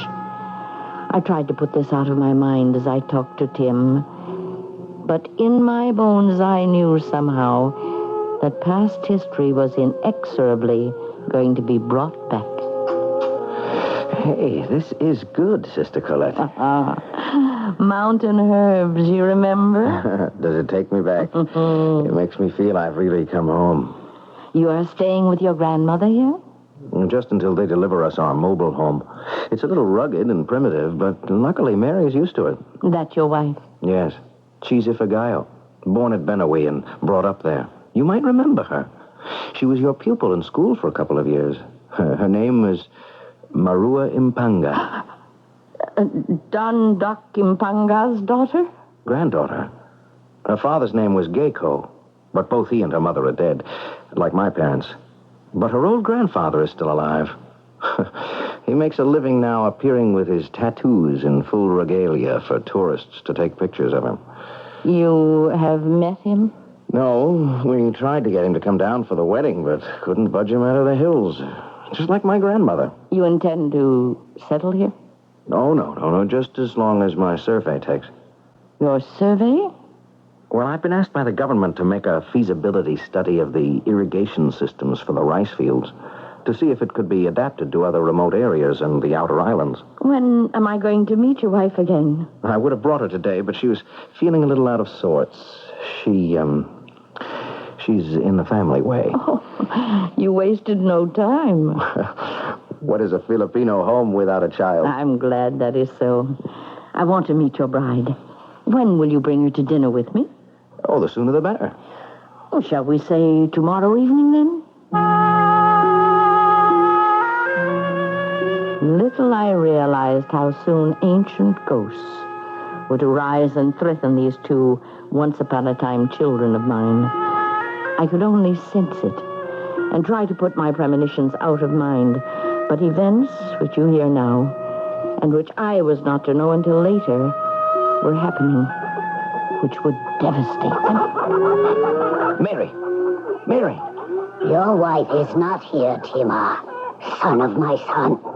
Where is she, Grandmother? I do not know. Only that I have sent her from my sight. What? Have you quarreled? I would not stoop to quarrel with an Alipin. Marua is not an Alipin, not a slave, Grandmother. She's a daughter of chieftains. It is you who are descended from Datus, my grandson. You are Bontok, and your line is ancient and pure, or should be. If it had not been for these cursed impangas from Banawi, these black crows that swarm from the mountains bringing death, we would still be head of our own barangay, and I would live like the wife of a Datu instead of in this miserable hut. When our new house on wheels comes, you can live with us there. And when my work is done, I will take you back to Manila. I can never leave this place. I am bound here by the spirit of your grandfather. My grandfather? Why? Well, may you ask, my grandson. For the gods have brought you back, so that you may avenge him. Don't listen to her, Tim. Mary, honey, where were you? I had to get away, to walk. Oh, this house is stifled with shadows of the past. What shadows? Hasn't your grandmother told you yet? You would not allow me time to tell him his destiny. I am not going to listen to any of this old-fashioned nonsense. You are carrying his child. Have you thought of his safety? How dare you? Wait a minute. What's this all about? Well, you'd better hear it from me than from her. Do you want to come with me so I can tell you? Where? Anywhere. Anywhere but here. Oh, Tim, just walk with me for a while. Where they went was to me. I don't understand your grandmother. I thought she had thrown aside all the old beliefs. Well, it's my fault. I should have been back here for the funeral, but I had no money then. Oh, please don't blame yourself, Tim. I feel guilty enough for both of us. You? Why? It was my ancestor who cut off your grandfather's head. He probably deserved it. Oh, no. No one can say that about Tali, your grandfather. He was a remarkable and very wonderful man, with a great deal of vision. He knew it was time for all Igorots to turn their backs on the old gods and reach for the new. I think it's the main reason he died. Why? Oh, there were many tribes, your grandfathers among the Marua, who did not want to see change. The taking of Tali's head was more than just a feat of arms.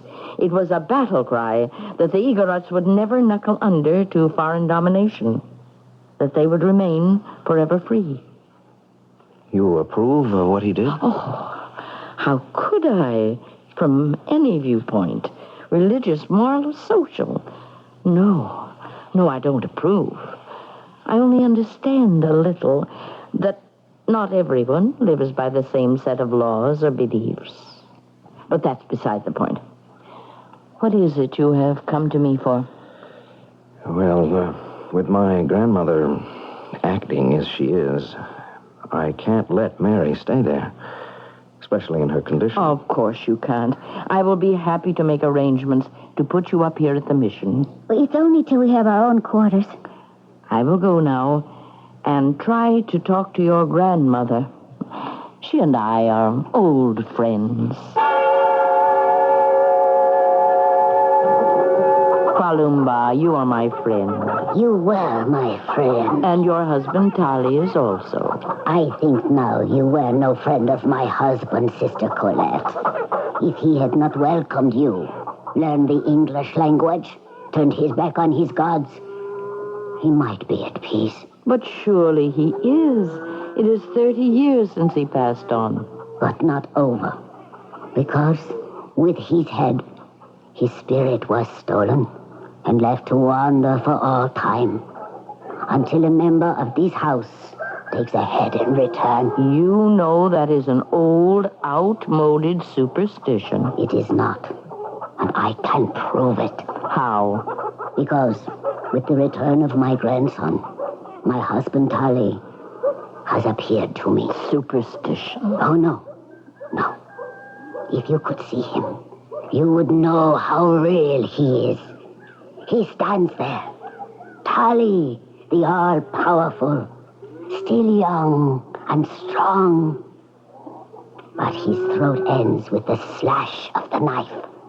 And in his hands, by the hair, he holds his head, and the mouth speaks and asks, I do not seek revenge, only atonement. Let my son, or the son of my sons, strike me a head like this from my enemies, so that I can know peace. Set me free. Do not let me wander forever, alone and disgraced. If these are the things you must believe, I cannot argue with you. But don't force beliefs on children who don't share them. The belief is in their blood. Timur will find in his heart that he must share my belief. I blame myself. I underestimated the power of gods that I don't subscribe to, but which can have an evil influence more deep-seated and devious than I had ever stopped to imagine.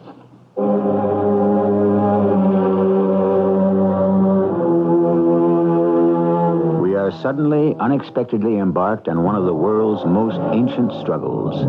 Enlightenment against paganism. Christianity against the forces of the Antichrist. Good against evil.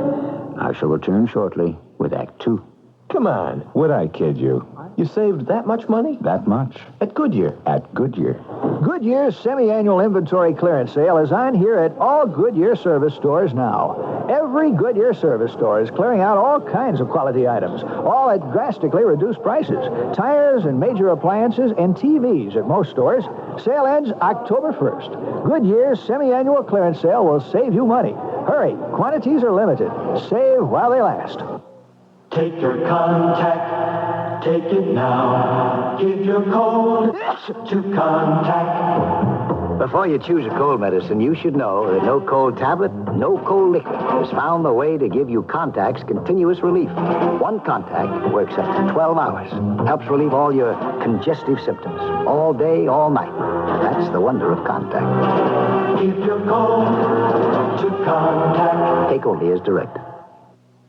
If you ever wanted to own a beautiful luxury import car, now is the time to buy. Because your Lancia dealer is giving values never before available on all 78 Lancia coupes, sedans, and luxurious HPEs. You can get the deal of your lifetime right now on a new 78 Lancia. Even at regular prices, Lancia offers exceptional value. A 70-year history of engineering innovation and classic Italian design have created an automobile that combines superior handling and roadability with more than just a taste of luxury.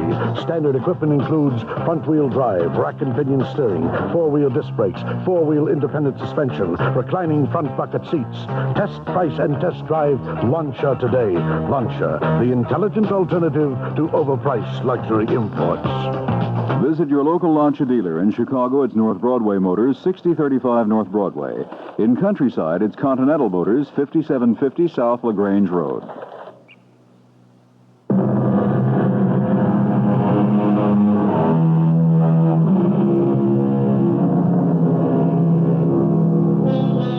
Of all our emotions, the most crippling and distorting is fear. In our culture, we are born and bred with so little of it, since most questions are answered for us, and we are protected from the agony of the unknown, up to a point. But in back of all our vaunted knowledge, that atavistic beast lies crouched, ready to spring on us while we are frozen in terror. If that danger lurks within us, so near the surface, consider how much closer it must lie for those who have only recently broken the bonds of primitive fear and ignorance. No! What is... No! Mary! Leave him! What is it? Darling, it's all right. It's all right. It's not all right. He came for our baby. Who came? Dolly, your grandfather. Oh, Timar, I'm afraid. There's nothing to be afraid of. But there is. Oh, listen to us. We reverted to calling each other Timar, Marua. Well, they are our names. Oh, we tried to put them behind us. Take the names of today. But they haunt us, just as Dolly does in all the past. We can't escape from it. All right, hey, take it easy. Now, look, all you had was a bad dream. It wasn't a dream. Oh, I can't shake it that easily. Timar? Marilla, are you all right? It's the sister. Let her in. Just a minute, Sister Colette. I thought I heard a sort of scream. It's not Marilla's time yet. No, sister. She had a bad dream. It was not a dream. Well, what else? You're not trying to say my dead grandfather was actually here? Yes. And no. It was a vision, but not a dream. Now, what kind of vision, child? Well, he came to me out of the shadows, there, in the corner. He was tall, straight, and young, and his voice came from all around and beyond, because there was no mouth to speak the words. His neck was a collar of bleeding flesh, and above that necklace of blood, there was no head. Honey, you mustn't. No, let her finish. He came to me where I lay on the bed. He put his hand to his throat, and then he spoke to me. What did he say? He said, "Your grandfather has made me a wanderer from the home of spirits. Only your husband now can return me to the peace of death. Your grandfather must give me his head. Your husband must strike it from him and bring it to me where I lie in the grave. If he does not, then you shall never bear a child. I place the mark on you, which can only be washed away by the blood Timar must spill." And then he took his hand and ran his finger across my belly like a knife. Look! It's blood. Restez tranquille, mes enfants. Let me see. No, it is nothing, a scratch. You should not wear that bracelet to bed. Those shells are sharp. It wasn't the bracelet. I always wear it. You prefer to think it was some ghost that came to haunt you? I don't think, if it's true. Is it, Sister Colette? What? That my grandfather took Timar's grandfather's head? Well, it was a long time ago. Customs were very different. Did he? Yes. Why? When I first arrived in Bundock, your grandfather came to me, Timar. He was a very wise and far-sighted man, and he could recognize that these hills and valleys were not to be long isolated. He studied English with me, so as to be ready for the wave of the future. But you see, many Datus resented his turning from the old ways. And of all these, the Ifugaos were the most warlike. They came down from the hills, and in one night of terror, they wiped out all your grandfather's baranglai, with the exception of your father and mother, Timar, whom I hid. The heads they took with them. It was their custom and their religion. This was my grandfather? He is a murderer. By our standards, not by his. He still doesn't deserve to live. That problem is not for us to solve. It seems my grandfather thinks it's my problem. Now, your grandfather can't possibly have any thoughts on the matter. He has been dead for over 40 years. I'm afraid for Marua and our child. Afraid of what? Shadows from beyond the grave? This was no shadow, Sister Colette. He stood there, and he put his blood upon me. This is no scratch on me. This is the mark of blood. Marua, come back to the 20th century. Now, you are hallucinating. Hallucinating or not, I am afraid, Sister.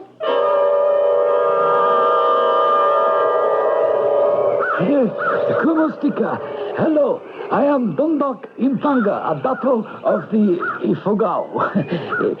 You wish a picture? I will pose for you. I don't want a picture. I just wanted to meet you. Who are you, stranger? The man who married your granddaughter. Marua. And the grandson of Tali. Ah. You are Tima. Yes. What do you want with me? Do you come in peace? I hope. Then where is Marua? She is in Bontoc. She is not well. She carries our child. How? Not well? She is haunted by the ghost of Tali, who seeks his head. I am sorry he has not found peace in the land of the great spirits. But what can I do? You can tell me the truth. My grandmother says you took his head. Put the knife away, Dondok. Then put away your evil thoughts, Tima, and forget the lies of your grandmother. She sent you to take my life, did she not? Come, old man. This is 1978. There are no headhunters anymore. Are you so sure, boy? The world may change, but what is in the heart of a man is the same. In my day, I was a great warrior. And yes, I took many heads, as the Great Spirit commanded me to do. If I had not won the battle, I would have paid the price with my head. It is in the long ago. It does not belong with today. Unfortunately, it does. What has been done cannot be undone. Do not try to change the past.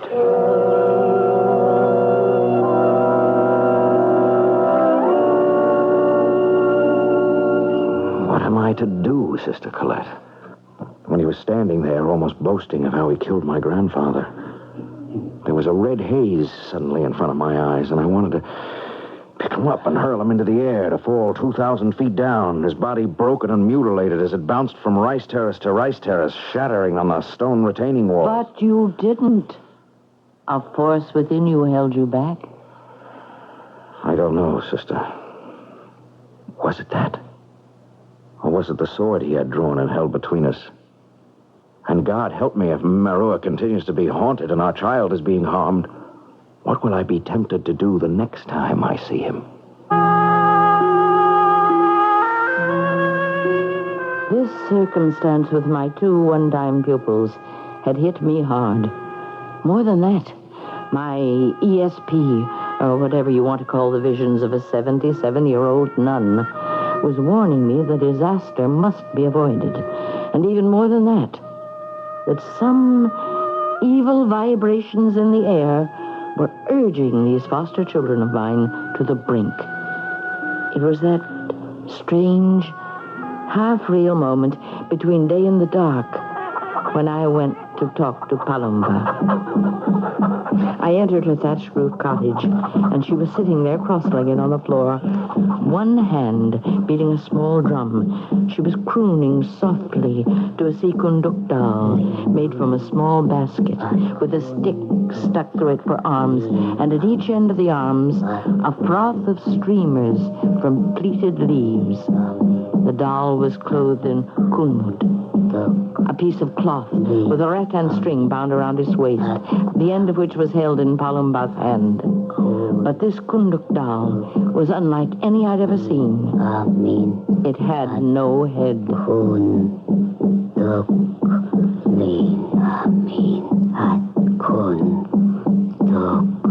I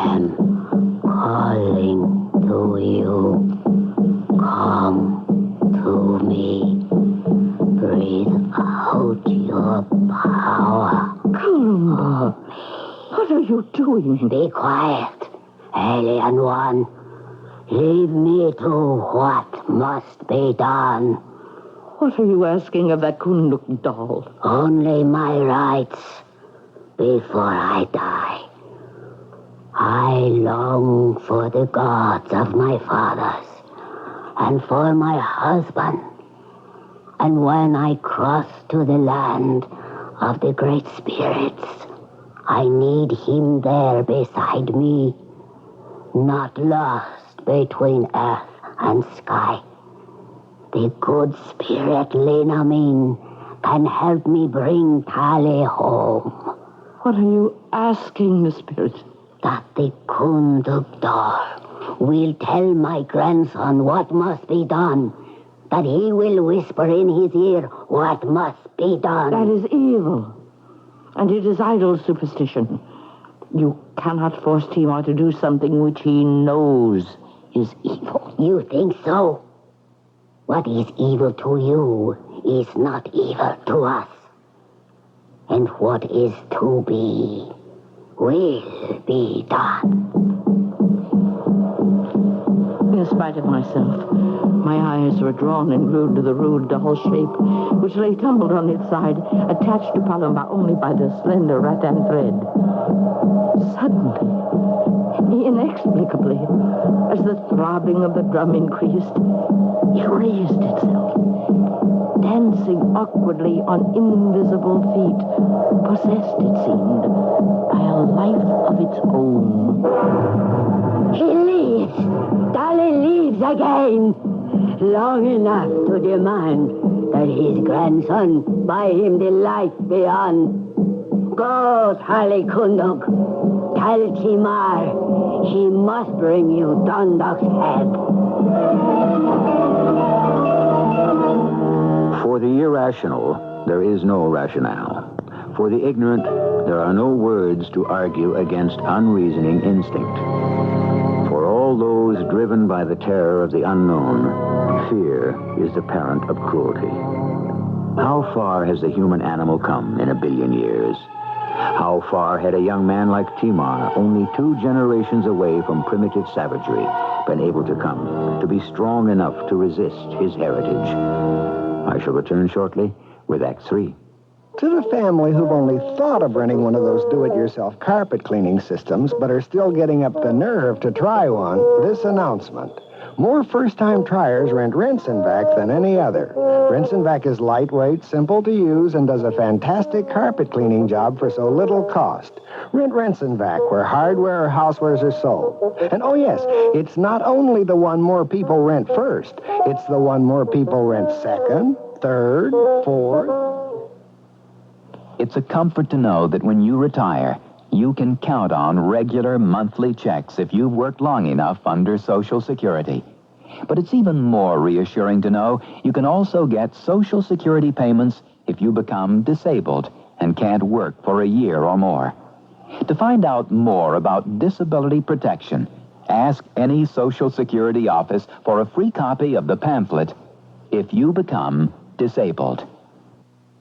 Imagine my son, a wild-old salesperson. Well, it's great of you to be here. My first day in the job, Dad. Your mother and I wouldn't miss it. Mom's here? She's sitting right over there next to Aunt Miriam and Cousin Audrey. Nice to have all this support, Dad. Hey, but, you're going to be working at Wild Olds, Dad. one of the most beautiful Olds dealerships in the world. Dad, here comes my first customer. Could Of you... course, I'll just sit over there with the movie camera. I won't make a sound. Fine. Hello? Hello. Welcome to Wild Olds in Libertyville. Thank you. Just look around. If you have a question, I'll be here. Oh, okay. Excuse me, miss. You notice how we didn't pressure or hype you? What? My son, the salesperson. Dad? That's the way it is here at Wild Olds. Relaxed and friendly. Right. Little did I think this fat little baby in rubber pants would grow up to be a Wild Old salesperson. Well, you must be very proud. Dad. Listen, I want a picture of both of you together. Well, I see you're my first customer, and Do something. It's moving pictures. I'm not a customer. I work in bookkeeping Put here. your arm around her, Mel. Dad, she works in bookkeeping. Give her a big kiss and wipe to her car. She works in bookkeeping. Wild Olds in Libertyville, it's a beautiful place in the country. Wild Olds in Libertyville.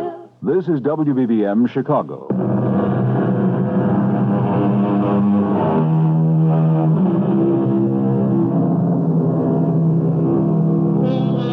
In spite of the miracle of modern communications, the secret pockets of the world still exist. In them, the cruel, dark gods of fear and ignorance hold sway. And under their evil spells and influence, the veneer of civilization crumbles. Tim Lang, ever since his return to these ancient mountains, has felt himself slipping slowly back into his violent heritage. Lying beside his wife in the mission house, who comes to him in the night? Is it just a dream? Is it some black magic of the Kundak doll? Or is it the ghost of his grandfather, Tali?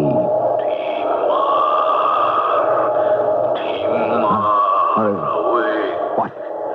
Who calls me? Your grandfather, father of your father, Tali. What is it? What do you want? Open your eyes and look on me. You have no head. Condemned to wander between worlds, only you can set me free to join your grandmother when she dies and I am ready to greet her in the land of spirits. I can't set you free. You must. How? By taking the head of Dundalk and burying it in my grave. Then at last my soul can rest.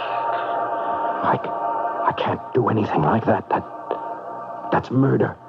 Was it anything different when he struck me down? You don't understand, Tali, my grandfather. This is not the way of life now. Abandon me and you abandon your child that stirs within your woman beside you. No. No, don't say that. Tali has spoken. My eternal life for your child's on earth. Remember, I shall make sure you won't forget. Oh, no! Darling. Mary, what is it? It's the baby. Something's wrong. You're not... No, wait a minute. Maybe he just turned over or something. Yes, I think that's all. You're sure? You're sure? I'll get the doctor. Oh, no, I don't need a doctor, not for this. Oh, hold me close a minute, Tim. I had a dream. You too? Mm-hmm. I hope yours was more pleasant than mine. Oh, no, it wasn't pleasant at all. I dreamt that your grandfather was here. What? He was arguing with you about something. And then he turned away with a face like thunder. And as he turned away, he laid his hand on me, here, under my heart.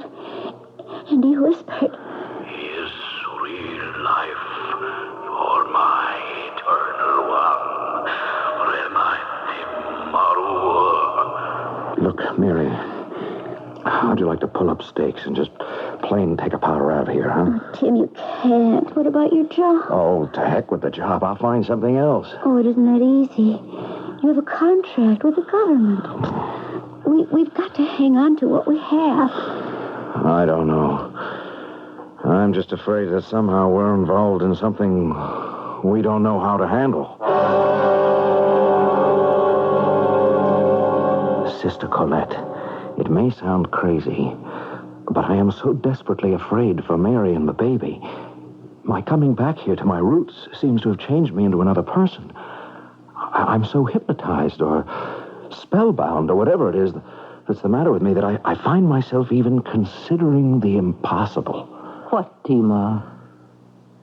That I could go up the mountain to Banawi and tear his sword from his scabbard and with one stroke sever his head and bring it back. Violence never breeds peace. And you don't mean what you say. The trouble is my ancestors don't subscribe to your God. More's the pity. The devil has them dancing to his tune, or at least your grandmother. What do you mean? It is she who is casting her spells over you and Marua with the devil doll, the Kunduk. How? I visited her hut last night, and she made the doll dance for me at the end of its rattan string, and she called it Kunduk Tali, and bade it go to you and tell you that you must take Dundalk's head. Will you go with me to the house of my grandmother? Of course. She has this power of the medicine women to raise spirits. The one she has raised now, she must destroy. Or it will destroy me and my family.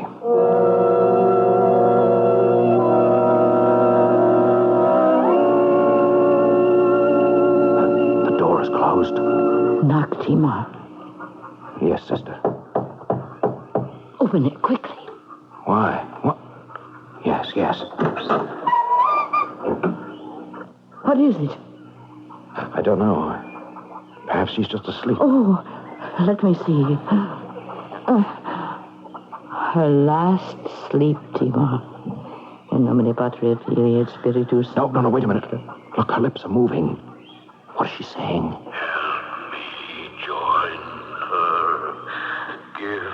No, Timar. No, she is quite dead.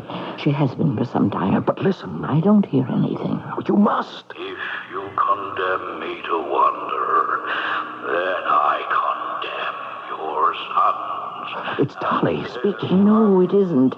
It's the doll. Look. I will live to haunt you till you do what must be done. Timar. It seemed as if that doll moved. Or spoke. In Tali's voice. There is no hope for my future, or for any children I bear, unless I obey its command.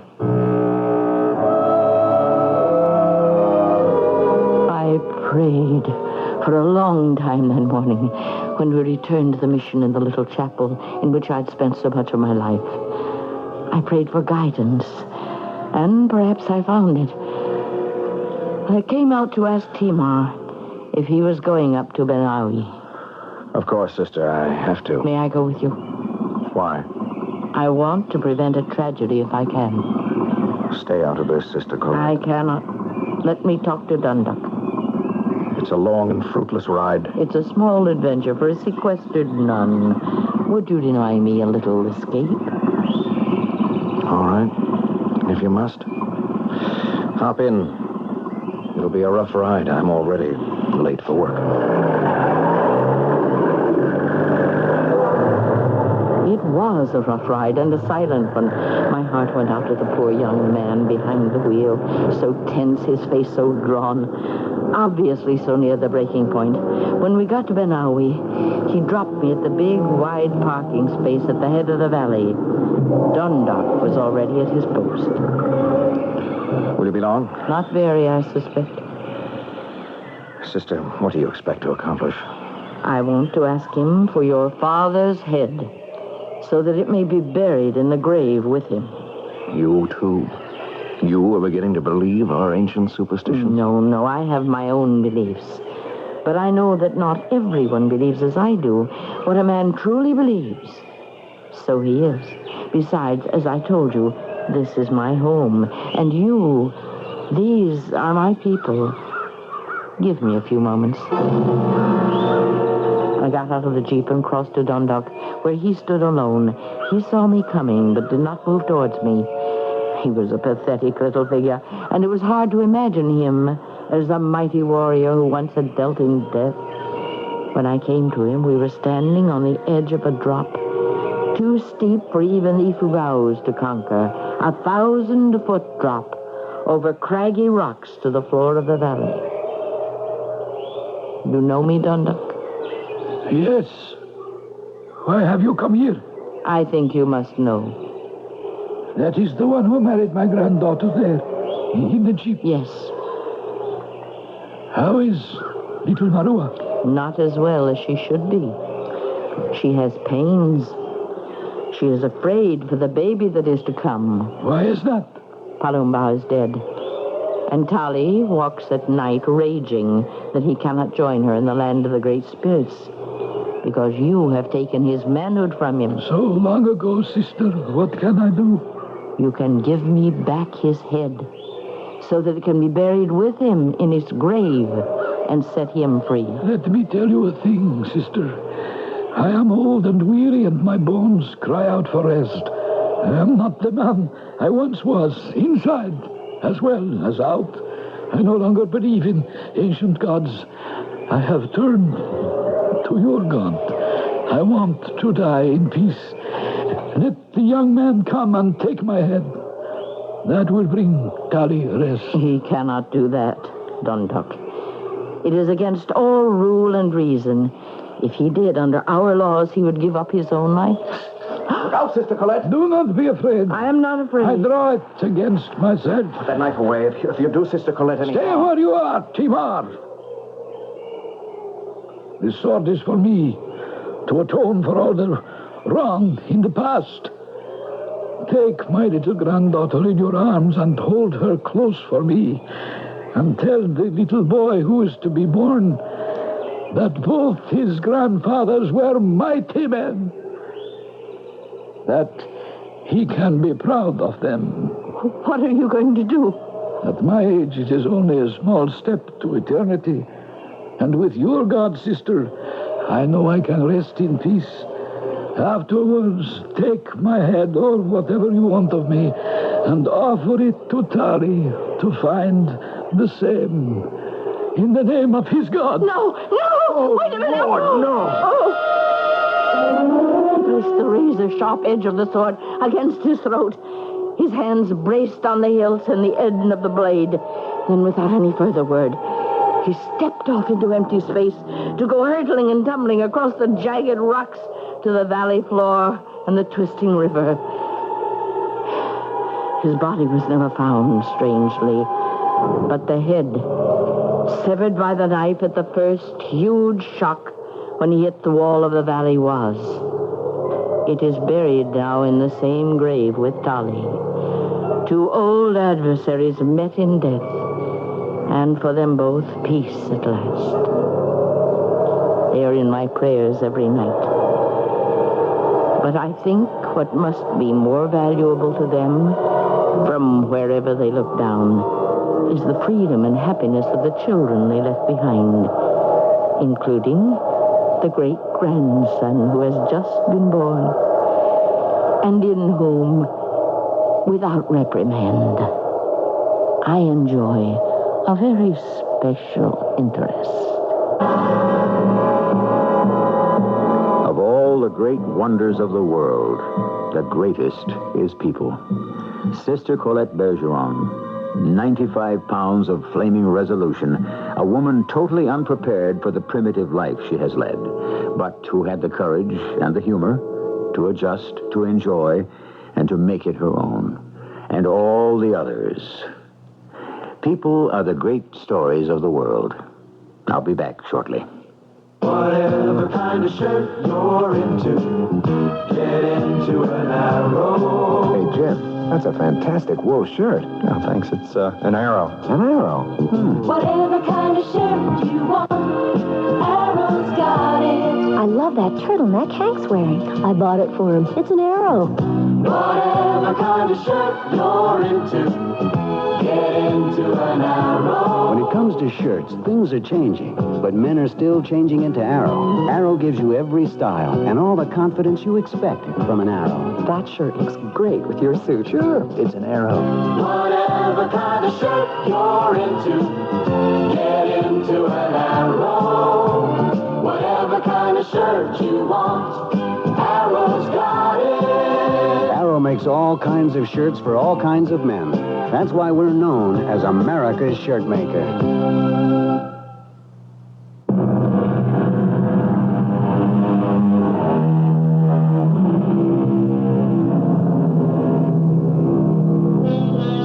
How lucky most of us are. With all the problems that may beset us, most of us live a safe and protected life. But across the world, the dark beasts of ignorance and superstition still lurk. Count yourself to be lucky to avoid them. But if you must face them, remember your best shield is knowledge. With it, as Tennyson said, all is well, though faith and form be sundered in the night of fear. Our cast included Mary Jane Higby, Tony Roberts, Evie Juster, and Ian Martin. The entire production was under the direction of Hyman Brown. And And now, a preview of our next tale. We'll just let you cool off in this cell for a bit, Mr. Leach. Sheriff, I am legally entitled to make a phone call. Go right ahead, if you can find a phone in here. I want an explanation, Sheriff. I want an explanation of what is going on. Doesn't everybody? I am legally entitled to hear the charges against me. You had your chance to leave peaceably, boy. You know, you're not going to get away with this. I am a reporter, Sheriff. I am here on assignment. If I'm not back in Dallas in 3 days, my boss is going to start making inquiries. Well, you can go right ahead and do that. He won't find a single person in this town who'll admit that you was ever here. This is E.G. Marshall inviting you to return to our Mystery Theater for another adventure in the macabre. Until next time, pleasant dreams.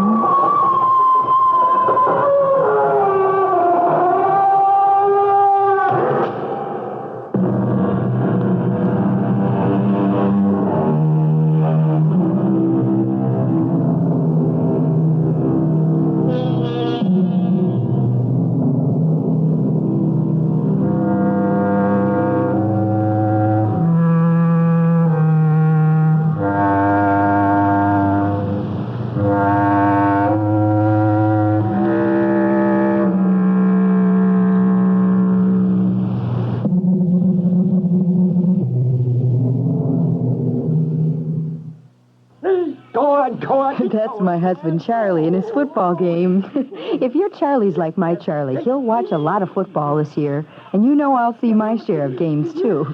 But there really is more to fall than football, and fortunately, Northwest Federal Savings agrees with me. They're celebrating the football season with gifts everyone can enjoy, whether you're a fan or not. All you do is make a deposit of $250 or more at any Northwest Federal Savings Center, and you get to choose one of many nice gifts free or for special low prices. And because Northwest Federal is open 63 hours a week, there's plenty of time to make a selection. I could have picked a set of Federal glassware, a GE electric knife, or a Better Homes and Gardens cookbook. But you know what I got instead? A beautiful stadium blanket to keep us cozy at the games. You know, Charlie, you're a very lucky guy.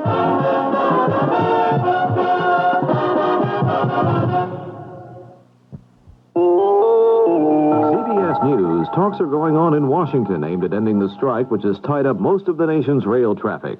This is Doug Poling reporting on the CBS radio network. The Carter administration gave the two sides until noon Thursday to work things out, saying it would act unless agreement comes by that time.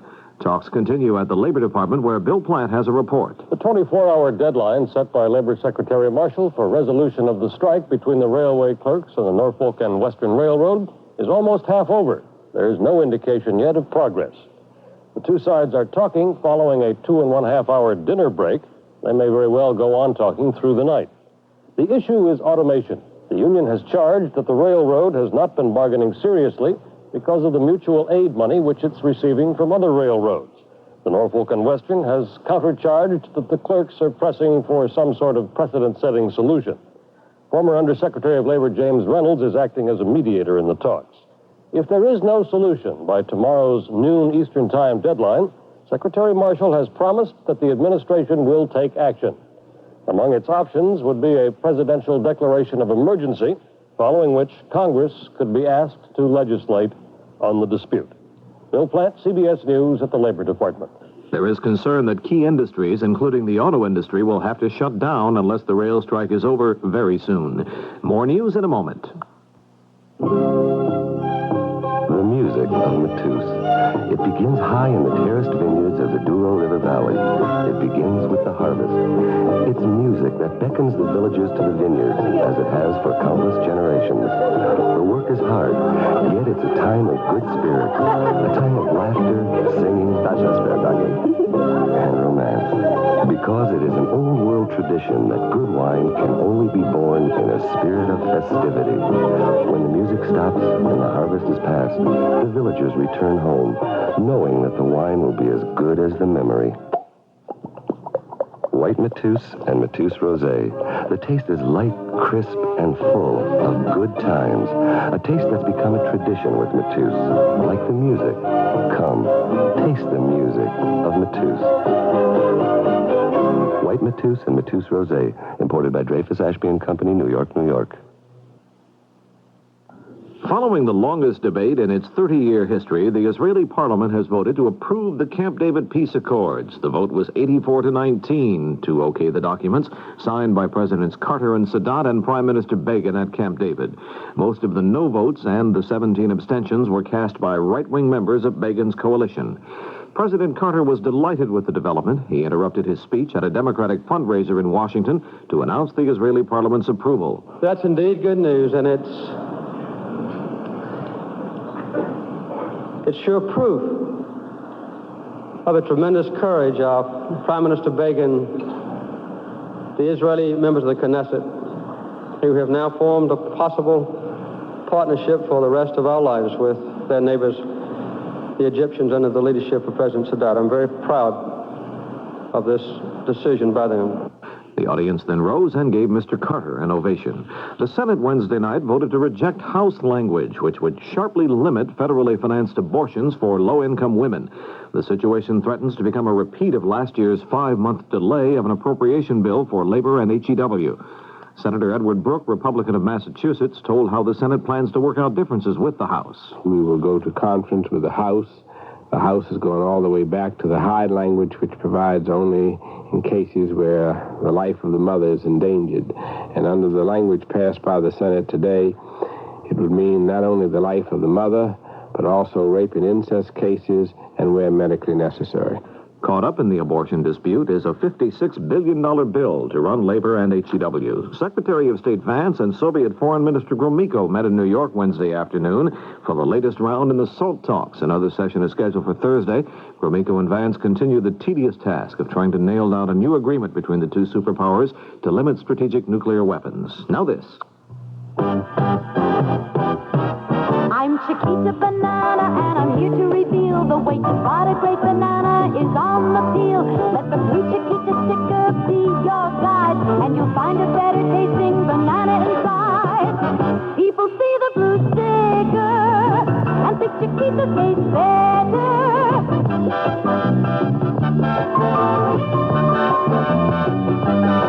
It says Chiquita's better before you bite, and just one taste of my banana says the sticker was right. People see the blue sticker and think Chiquita tastes better.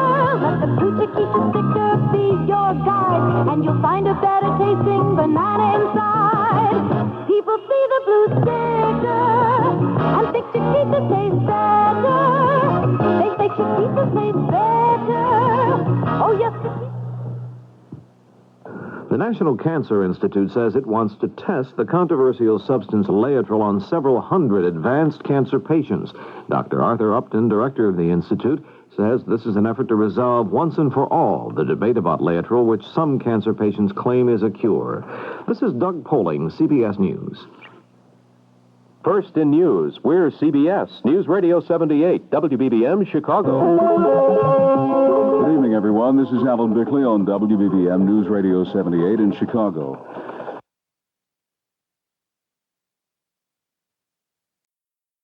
The CBS Radio Mystery Theater presents...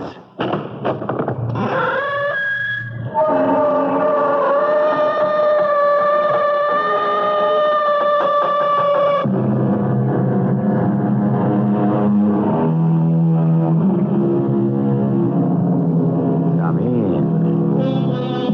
Welcome. I'm E.G. Marshall. Over the years, many writers have made the South Pacific and the East Indies the settings for some of their best-known work. Herman Melville, Joseph Conrad, and E.M. Forster, to name but three, wrote about the exotic and mysterious islands lying thousands of miles away across the deep waters of the Pacific Ocean. These islands may seem less remote now than they used to be, but the mixture of cultures, East and West, can still produce some bizarre incidents. Doc, I didn't murder Sir Dabney. I want to believe you, Clyde, but the evidence... He was my employer. Why would I kill him? Now that he's gone, I'm left with nothing. Is there any one piece of the evidence against you that you can refute? No. If you didn't kill him, Clyde, then how did he die?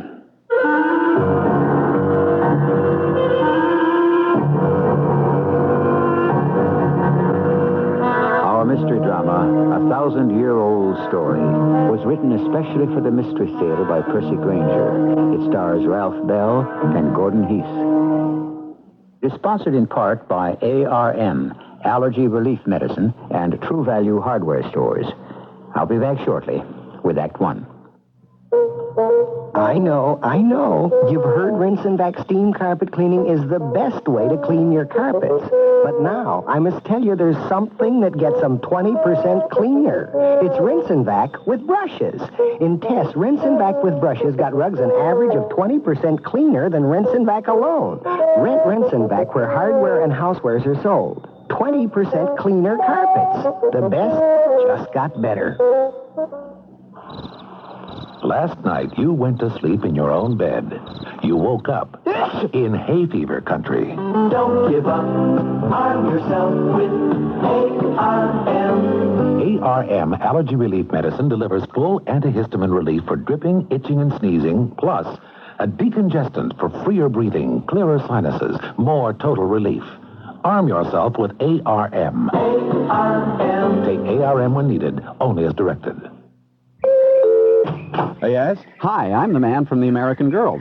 Honey, the man from the American Girls is here. Well, tell him we already ordered from the magazine man. No. The American Girls is a new TV series, action, adventure, romance. I'm here to ask you if you're going to watch it this Saturday night on CBS. Gee, I don't know. Hey, honey, are we going to watch the American Girls this Saturday night on CBS? Oh, that's the new TV series with those beautiful girls, Priscilla Barnes and Deborah Klinger. Oh, right, they're sure pretty. Yes, and I'm going door to door asking people if they plan to watch the American Girls this Saturday night. Everybody was talking about it in the beauty shop. Wait a minute. Is that the new show where the girls are investigative reporters? That's the show, The American Girls. Oh, yeah, they were talking about it at the office, too. So you'll be watching then? Definitely. Saturday night. CBS. Oh, well, thank you. Gotta go to another house. Oh, by the way, if you run into the magazine man, would you tell him to add TV Guide to my order? Be an American Girl watcher on Channel 2 tomorrow at 9 p.m. from Columbia Pictures.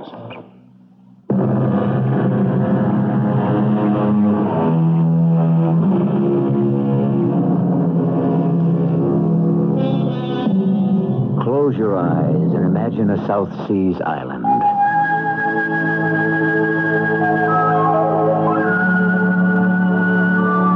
Tropical breezes wafting gently through towering palm trees. Beaches with sand the color of alabaster stretching unbroken for miles. Clear blue skies, coral reefs, breathtaking sunsets. A paradise indeed where nothing could possibly go wrong. That's an illusion, of course. Things can go wrong any place. And the trouble with paradise is when things go amiss there, you're a long way from home. We're on a small island in the Marianas, a U.S. trust territory at the house of Dr. Charles Duggan. Yeah. Oh, good morning, Jim. Hello, Doc. What are you doing here at this hour? This isn't our golf day, is it? No. Actually, I'm here on official business. As the island magistrate? What's wrong? Aren't my papers in order? Doc, as a Canadian citizen, you're the only person on the whole island who might have what I'm looking for. Oh, yes? What's that? A copy of a British Who's Who. Who's Who? It's rather urgent. Do you have one? Why, yes, I believe so. It would be in the library. Leave that cigar of yours in the ashtray there and come on in, eh?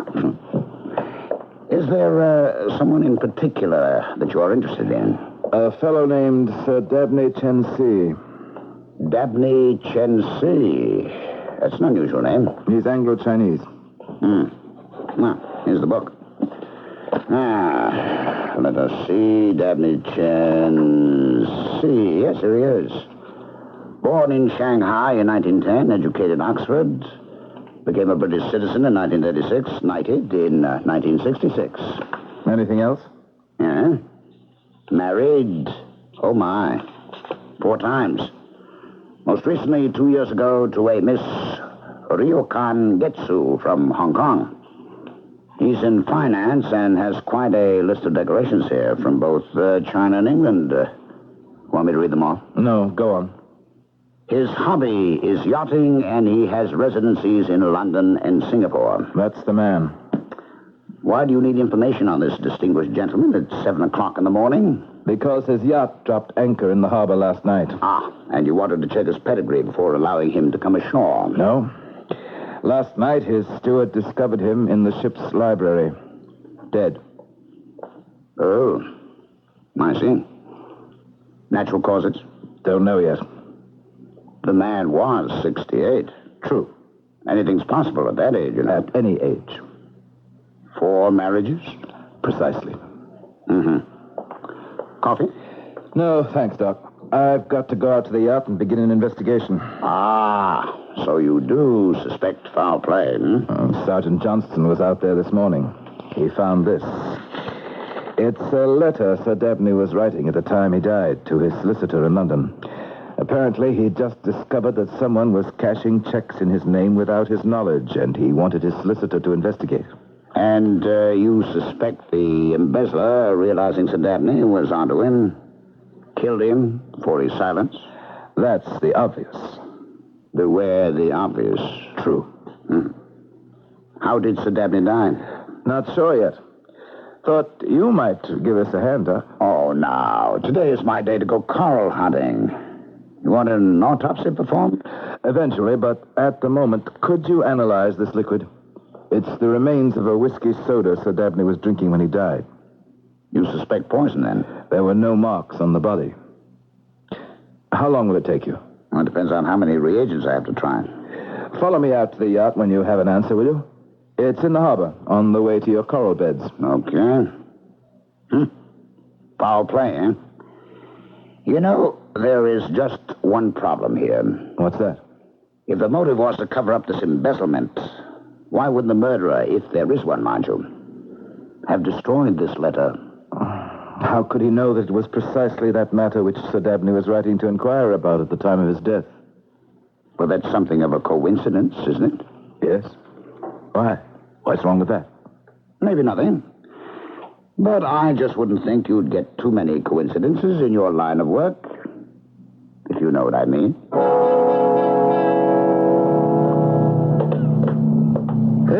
Welcome aboard, Inspector.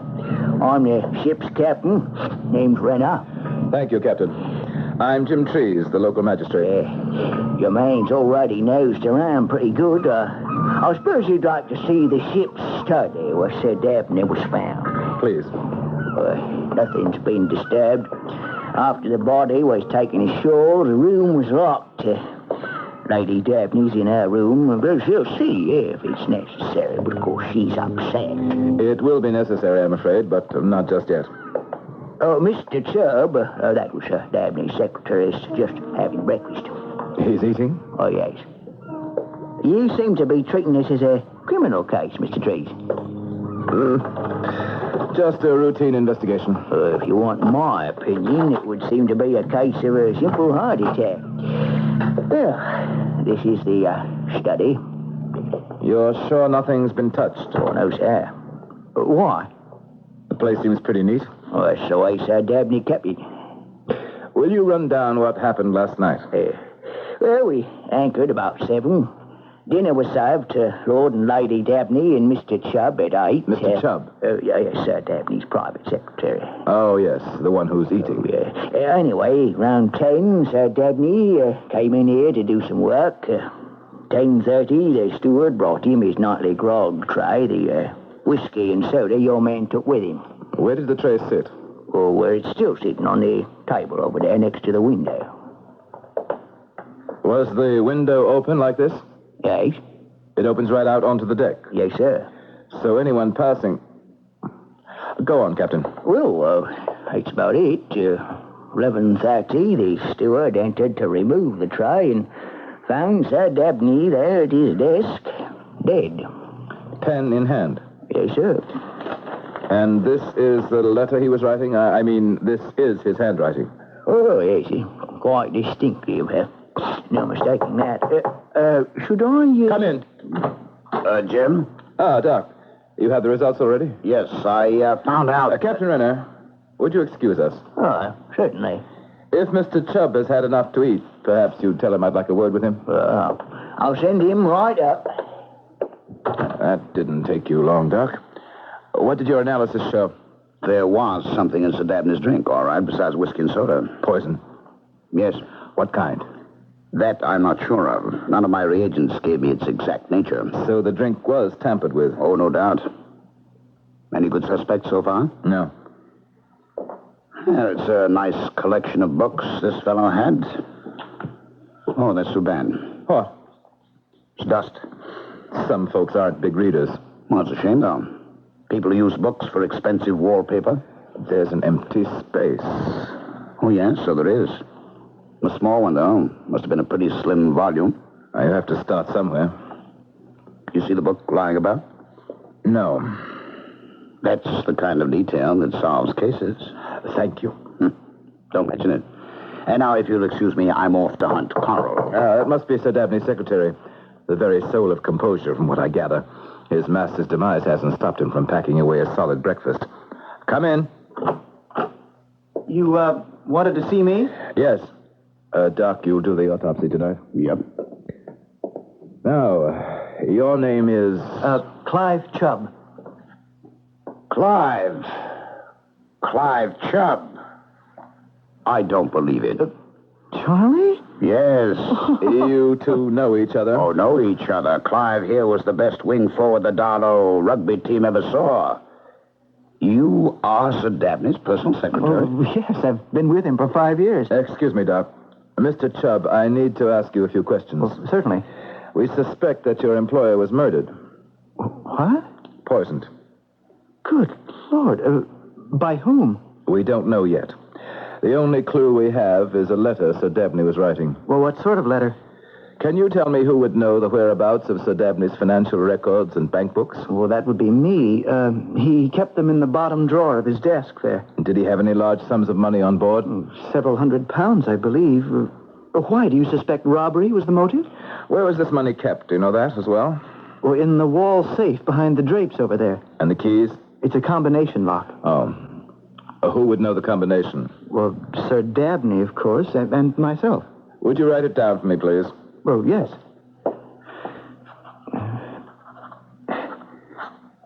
There. Thank you.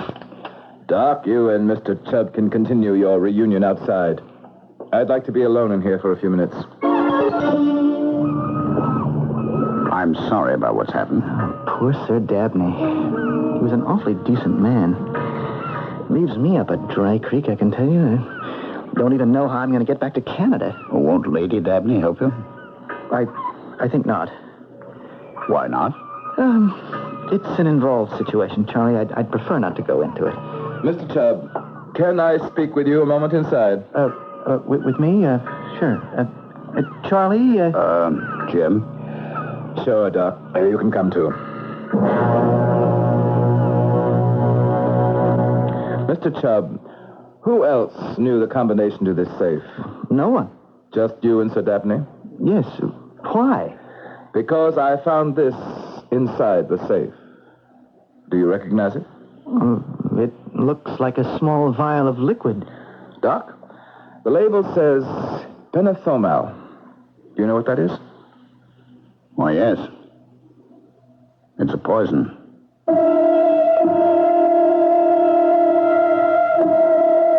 I'm very fond of boats myself, says a character in a well-known British play. I like the way they're contained. A comforting feeling for some, perhaps. But if you are the unlucky object of official suspicion, even a wealthy man's yacht can suddenly begin to seem very claustrophobic.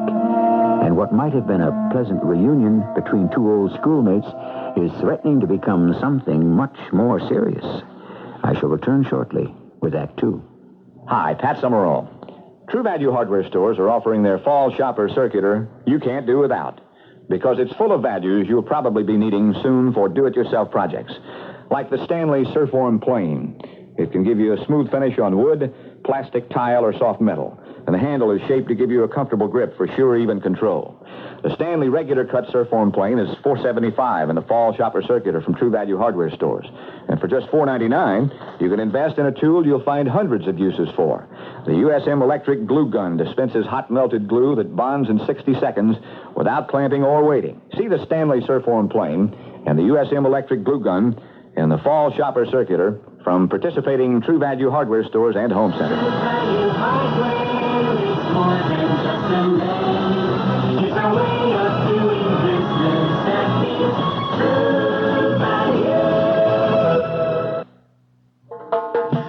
We have so much to show you in Jamaica.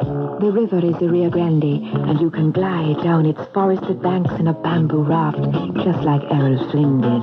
Come, we have so much to show you in Jamaica. The fruit arrives picked fresh off the trees, the lobster plucked right from the sea, on a balcony overlooking the Caribbean in Port Antonio. Come, we have so much to show you in Jamaica. The mountain is called Blue, and the sun sets over its 7,000-foot peak are called Mauve and Cerise and Magenta. Come, we have so much to show you in Jamaica. The airplane ride feels more like a party with a fashion show 5 miles up in the sky on Air Jamaica. Come, we have so much to show you in Jamaica on Air Jamaica.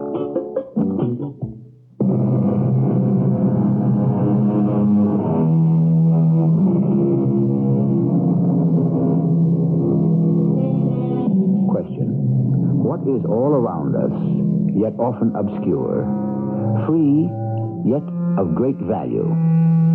The answer? Truth. Truth should be a simple enough thing. After all, it is merely that which is. Yet the truth of a matter can be deceptive, for correct interpretation can rest on any number of facts, no one of which is so insignificant that it can be overlooked. Keep this in mind as we continue to unravel the mystery surrounding the death of Sir Dabney Chen C. We are back in the yacht's library, the scene of the crime. I'll ask you again, Mr. Chubb. Do you recognize this vial? Well, no, I've never seen it.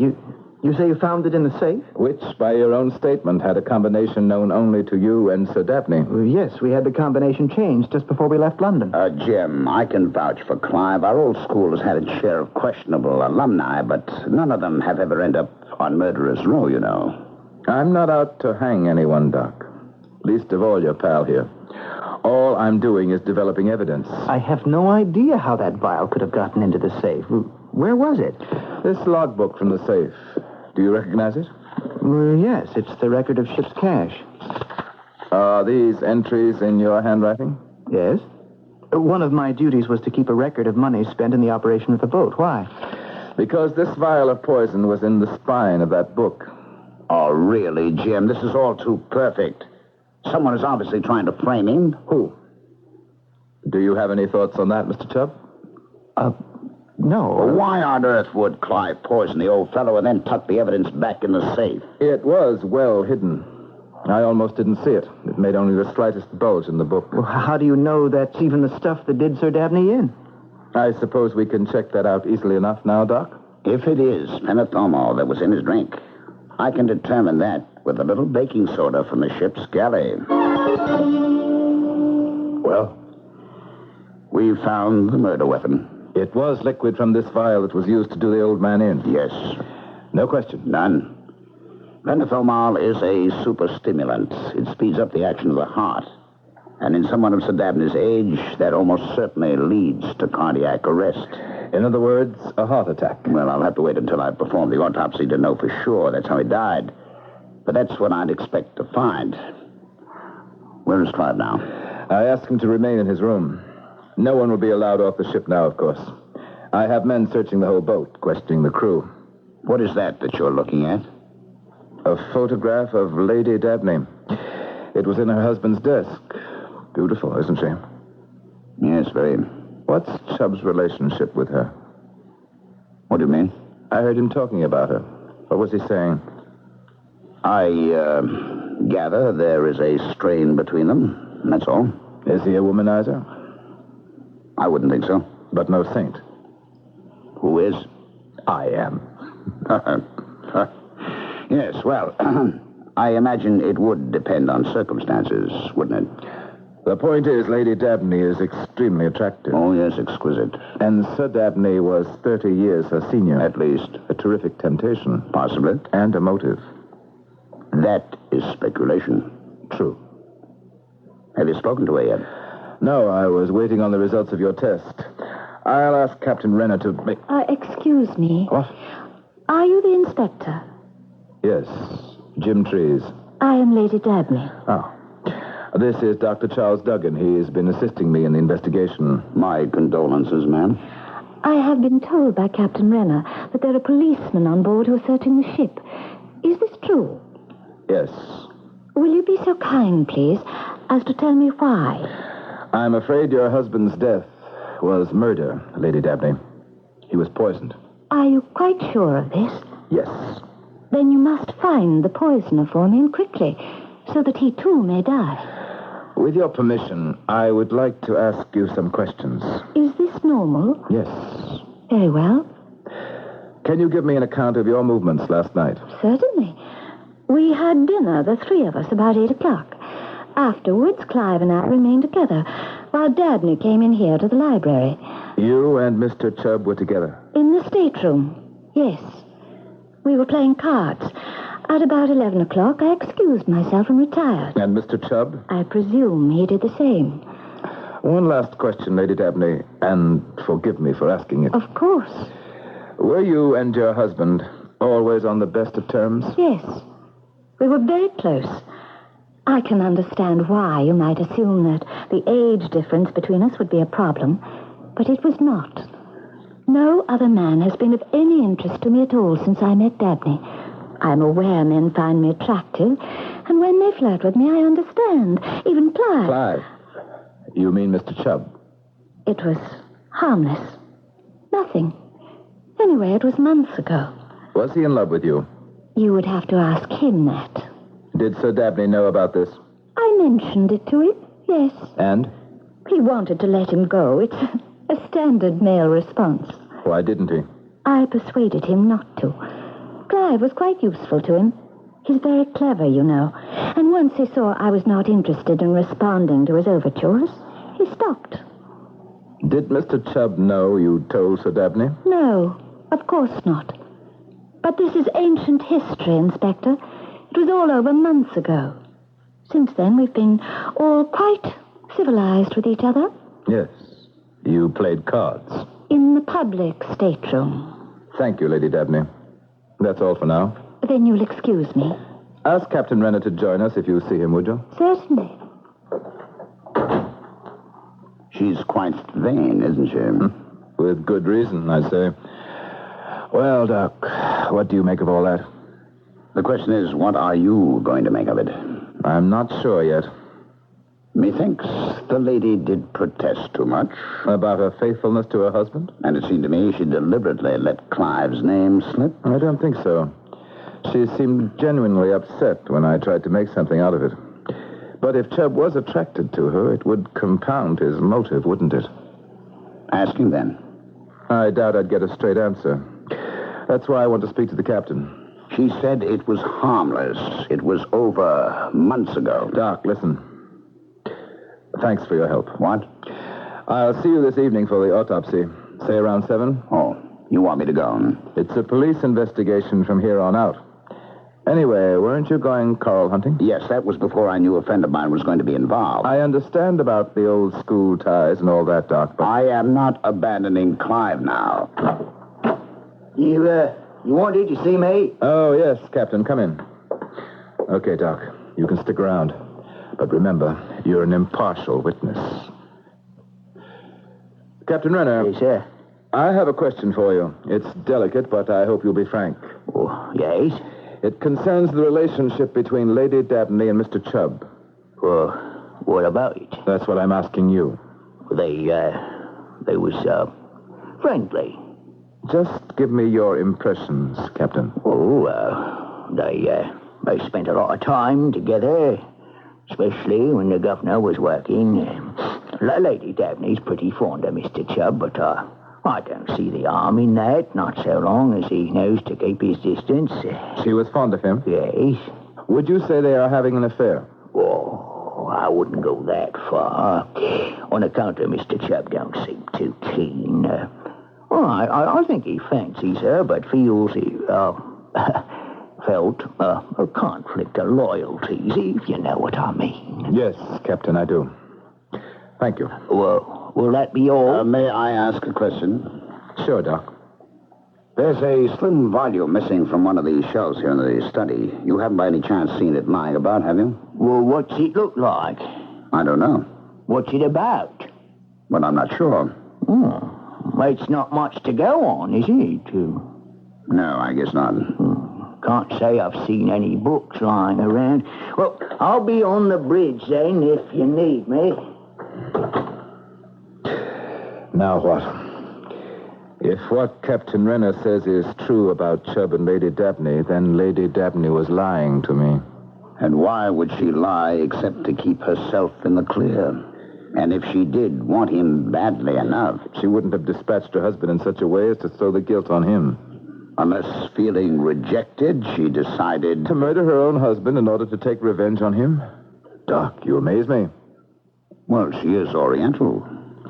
And a woman, to boot. What about the checks? The one Sir Dabney was in the process of asking his solicitor to investigate when he was killed.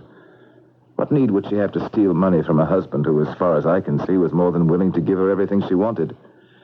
I think if we find the person who cashed those checks, we'll have found our murderer. Checks?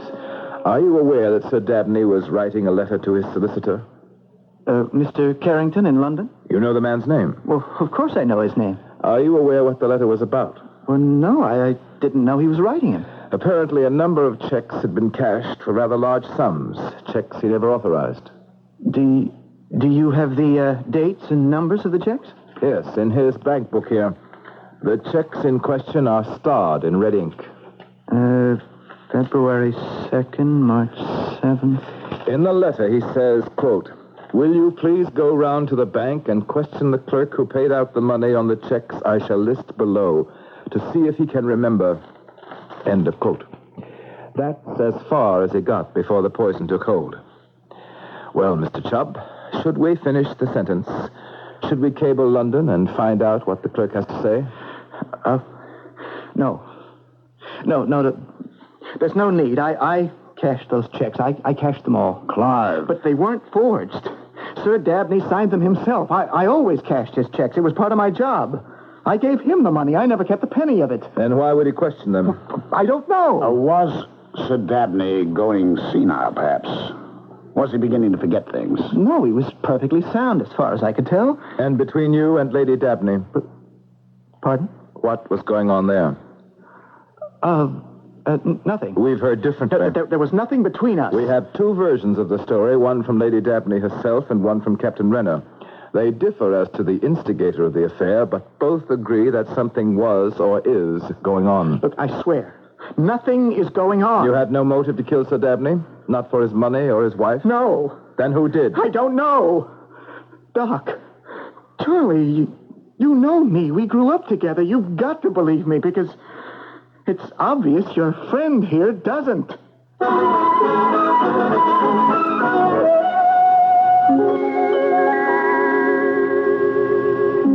islands of the South Pacific have always been a source of confusion to me. Are they as far west as one can go before getting to the far east, or vice versa? But the problems of geographical orientation are of secondary interest to us at the moment. The problem of who killed Sir Dabney is considerably more pressing, especially to Clive Chubb. What do you think? Is he guilty or innocent? I'll return in a moment with our final act. Since the very beginning and far into the future, all the wondrous things man sees, experiences, and imagines, invents, discovers, dreams, and fantasizes, are what a new magazine called Omni is all about. Omni, the world's first major magazine of science, fact, fiction, and fantasy, Pick up Omni today to keep and pass down to your descendants. On sale now, everywhere. I know the bowl's going to be clean. I don't have to worry about leftovers. Mrs. Barbara Lysak tells why she buys Kraft macaroni and cheese dinner. My one son is wild about it. I know that he's going to... Oh, good. We're having... What does he call it? Yeah, he calls it Kraft dinner. The cheese part. The kids are really gung-ho about it. I know I don't have to be apprehensive that it won't be eaten. You know, if they like something, I really shove it at them because I know they're going to eat it. Kraft macaroni and cheese dinner. You know they're going to like it. Good afternoon, your matchmaker broker. Hello, this is the matchmaker. Yes, it is. Well, I want to order 12 a dozen of matches. Beg your pardon? You know the match. On the cover, I wanted you to say, Tony's a pizza, we deliver. Sir, I think you've got the wrong number. This is the matchmaker, no? Yes, but we're matchmaker real estate brokers. Real estate? How come you got a name like a matchmaker if you don't make it a match? We're matchmakers because we're matching people with homes all over America, and we're doing it with bold new ideas in real estate services, like our home equity plan, our national home referral plan, our buyer protection plan, specially trained salesmen, and much more. That's nice. So, when you're thinking of buying or selling a home, think of Matchmaker. Matchmaker Real Estate Brokers. We've got the winning combination. Combination? You should try Tony's at Deluxe. We got a sausage, a clams, a cottage cheese. Matchmaker with homes all over America. Matchmaker. This is WBBM Chicago.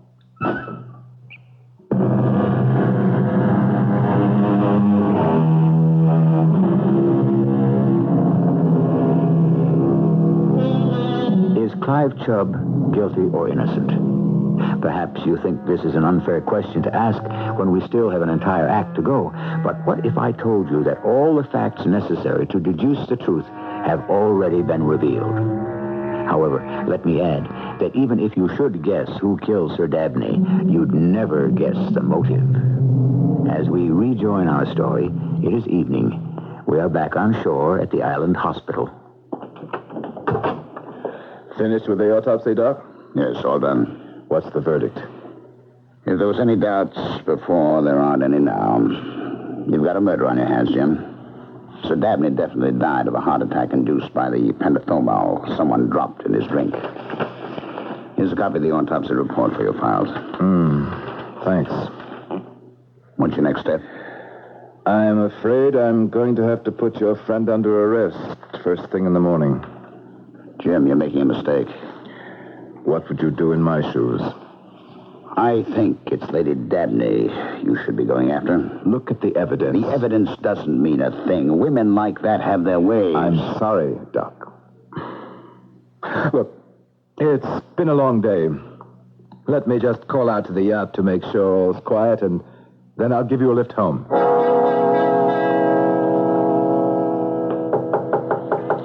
Who's there? Who is it? Lady Dabney. May I come in? I must speak to you. I don't think it would be wise. Quickly. One of the police guards is by the bulkhead at the top of the stairs. Well, what do you want? Clive, did you do it for me? Do what? Kill Sir Dabney. You think I killed him? You did it for us, didn't you? So we could be together. No. We must be very careful now how we proceed. You weren't very clever, you know. All the evidence points to you. I didn't kill Sir Dabney. They're going to arrest you tomorrow morning. What? I overheard one of the policemen in the radio room just now. He was talking to that Inspector Trees. Arrest me? You're sure? Don't worry about the lawyers. I'll see to it that you're provided with the best. But you must pull yourself together. You've gone this far. We have to see it through. Lady Dabney, you've got to believe me. I'm innocent. Just remember, they have nothing but circumstantial evidence against you. And in a murder trial, that's not enough, especially with clever lawyers. I don't stand a chance. Will you trust me to look after you? Please. You can no longer deny your feelings for me now, can you? By killing Sir Dabney, you reveal the truth. I didn't kill him. It wasn't just for money, was it? It wasn't just to prevent him from discovering that you were robbing him. No, I never robbed him. I'll see to it that you have everything you want. After the trial is over, I'll keep you on as my personal secretary. The world will see it as a gesture of my confidence in your innocence. But you and I will know the truth, and we can be together forever. Don't you care that your husband is dead? Caring won't bring him back. Life is for the living, and that is us, Clive. It's you and I. Leave. What? Leave my cabin at once. You don't understand. I know what you did and why. You have paid me the boldest compliment a man can pay a woman, and I'm telling you, you have won me. I'm yours. I was in love with you from the moment I saw you. I'd have given anything for you to be free, but you're a monster. Now get out of here. You reject me? Well, then let them arrest you. Let them hang you. And when it comes time for your trial, if your own bumbling stupidity hasn't convicted you, my testimony will.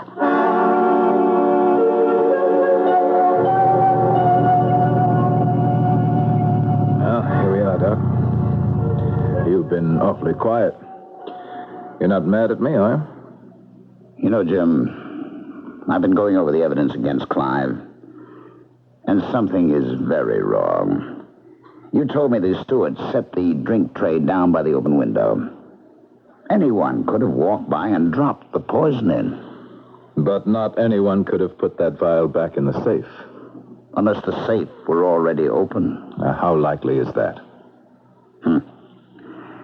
I've been reconstructing what must have happened. The steward brings in a tray with an ice bucket, whiskey, soda bottles, and an empty glass turned upside down, so the poison couldn't already be in the drink. Now, to satisfy myself at that point, I tested the whiskey and soda bottles and the melted ice water in the bucket. No traces of poison in any of them. The poison had to be added after the drink was mixed. So Sir Dabney mixes his drink, sets it down. Someone passing by the window drops in the penethomal. Sir Dabney drinks it and dies moments later. And then Clive enters the room and puts the vial in the safe. And doesn't take an incriminating letter from the dead man's hands. It looks like Clive was trying to implicate himself. Come on, now, something very bizarre is going on. If that's true, Doc, then let's hope it comes out at the trial.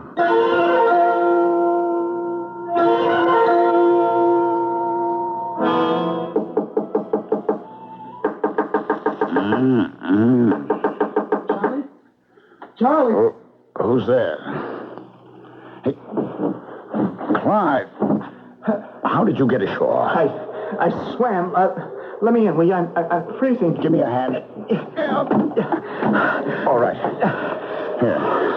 Put on my robe and dry your hair. You'll catch pneumonia. Thanks. I knew I could count on a fellow Darlow alumnus. Oh, what are you doing here? I found out that friend of yours intends to arrest me in the morning, so I thought I'd better stay one step ahead of the ceremony. Oh, Clive, this is an island, and not a very big one at that. How do you plan to escape? Your motorboat. A boat that size could get me to Saipan. From there, I'll make it my own way somehow. You can't do that. You'll be a fugitive. I don't have any choice. They'll think you're guilty for sure, then. What do they think right now? Now, Clive, it's not an airtight case. If you're innocent, it'll come out in court. Oh? Will it? Unless there's something we don't know. Is there, Clive? Yes. There's one thing you don't know, Charlie, and that's who the real murderer is. Do you know? No, but it isn't me. All right, I believe you. Well, then help me. I can't, Clive, not without becoming an accessory. The warrant hasn't been issued yet. But we both know it's going to be. I'm sorry, Clive. Charlie, I don't stand a chance. Lady Dabney will do whatever she has to get me convicted. How do you know that? She told me so. Why? Why would she want to convict you? Well, it doesn't matter. Is she in love with you? Nothing ever happened between us. But you rejected her, Yes. You think she killed him? I don't know. Is she trying to frame you? No, I don't want to talk about it. Are you in love with her? I was. Clive, if she is trying to frame you... Look, it's her word against mine, and all the evidence points to me. Okay, pal.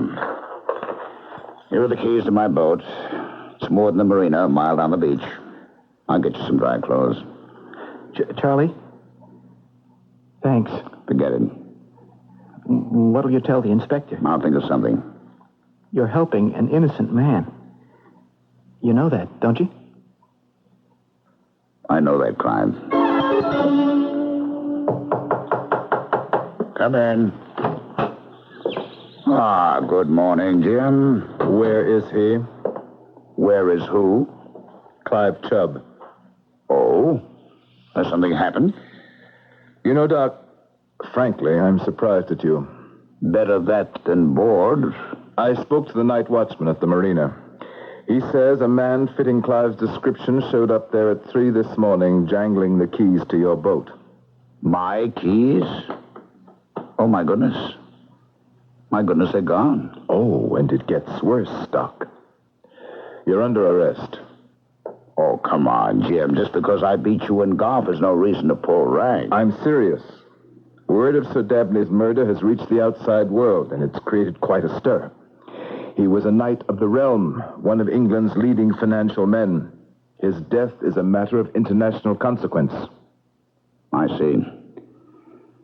Well, if the whole world is watching, you'd certainly better do what you think best. But I have no idea how Clive got those keys. Let's go. Come in. Oh, excuse me. Captain Renner, good morning. Well, I was told I'd find the inspector here. I'm here, Captain. What is it? Oh, seeing as how Mr. Chubb has escaped, Lady Dabney sent me ashore to get your permission to sail on to Singapore. Okay. I suppose there's no reason to keep you. Oh, I got the papers of detention here. I'll just sign the release. Oh, by the way, Doctor, you still interested in that book? The one that was missing from the library? Did you find it? Oh, I can't say whether it's the same book, but the cook found this in the garbage this morning when he was weighting it down to toss it overboard. Yeah. 1,000-year-old stories. That's a distinctive title. What was it doing in the garbage? Well, I don't know. It's a rather handsome volume, if you ask me. Ancient legends from the Chinese. Are all those papers in order, Inspector? Yes, here you are. I'll radio out to my man and tell him to let you weigh anchor. Oh, thank you, sir. Can't imagine what happened to Mr. Chubb. I think I have some idea about that. Have a safe voyage, Captain. Aye. Doc, you ready to go? Doc. Oh, yes. Just let me get my golf clubs. Golf clubs? You're under arrest. Oh, I won't be after I've read you the first story in this book. What do you mean? I had a feeling all along the empty space on that library shelf had something to do with this. You think someone deliberately threw that book away? Oh, yes. Who? Sir Dabney. He threw it out because it contained the solution to his murder. What? How? It looks like this book is where he got the idea for it. Where he got the idea for his own murder? Listen to me. Yeah. The story of the old merchant. In ancient Cathay, there lived a wealthy old merchant, Yang Sun. He was married to a lovely young girl named Shen Fu, and he employed as accountant a gentleman named Shin Mi. The Dabneys and Mr. Chubb. Oh, yes, a neat parallel, isn't it? Now, the young wife fell in love with Shin Mi, who resisted her advances at first, but eventually yielded to them. The old merchant, suspecting that his secretary had betrayed him, sought to take revenge. But because the law of Cathay forbade murder, no matter what the provocation, and because Yang Sun felt that life without his wife's love was not worth living, he took his own life, but in such a way that suspicion would fall upon the man who had wronged him. Suicide. It all makes sense now. Clive was having an affair with Lady Dabney then. No. He was in love with her at first, but restrained himself out of loyalty to Sir Dabney. That's the one detail in which the case differs from the story. That's too bad. So the old man killed himself for nothing. I don't know. The fact is, Lady Dabney was enamored of Clive. So, your friend is innocent? Yes. And will you now be so kind as to tell me where we can find him? I don't know any more than you do, Jim. But if he did take my boat, and I were he, I imagine I'd head straight across the channel to Saipan. A rose by any other name would smell as sweet, but murder by any other name can make a big difference in the success of an investigation. In fact, as we have just seen, to persist in calling a suicide murder could mean the difference between life and death. Fortunately, the error in labeling was discovered in time, and an innocent man's life was saved. I shall return shortly. Case number 22, The Mysterious Boss. There was a chill in the air. The old house looked like a castle glimmering through the fog. I knocked on the giant wooden door. Yes? You sent for me? Oh, I didn't recognize you. Come in. The house had a musty smell. I sat down on an antique sofa. It's about my boss. He's different. How different? He's not rotten anymore. I couldn't believe it. Something had caused the change. Is anything different? Well, he drives his new Olds 88 Holiday Coupe a lot. Let's take a look. We went to the courtyard. The 88 Holiday Coupe was a fresh idea in full-size cars. The valet had the keys, so I took it for a spin. The 88 Holiday had individual bucket seats, a console with T-handle floor shifter, sporty dual mirrors, special wheel discs, and sport steering wheel. I was impressed. This baby had all the touches. I smiled. I've got it. Your boss has that great Olds feeling. And so do I. Discover that great Olds feeling. Take a test drive today.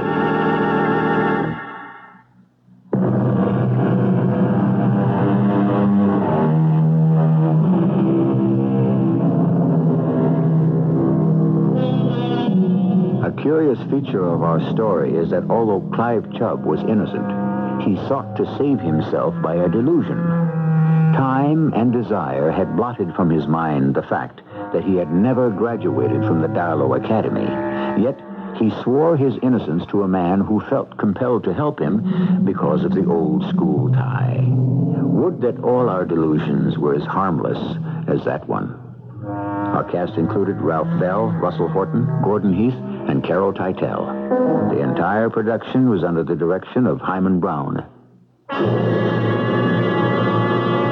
And now, a preview of our next tale. And so after a particularly brutal, apparently senseless murder is committed, I try to place myself in the mind of the killer. What does he think? The way you put it, murder is obedience to a natural law. That's poetic license, dear. What do you mean? We kill, not for gain. Oh, we think we do. We think we kill for money or for passion, but the truth is, these are just pretexts. Now, we kill because of an ancient urge. And when the urge becomes strong enough, we take advantage of any pretext that comes up. But I'm not aware of this urge. And neither am I, dear. It's been refined and civilized out of us, but there are lower types. You see, the Tom Lewises, the Pete Simmons. Estelle, do you believe that I killed these people? Well, there it was in your own handwriting. Oh, Estelle. Radio Mystery Theater was sponsored in part by True Value Hardware Stores and ARM, Allergy Relief Medicine. This is E.G. Marshall inviting you to return to our Mystery Theater for another adventure in the macabre. Until next time, pleasant dreams.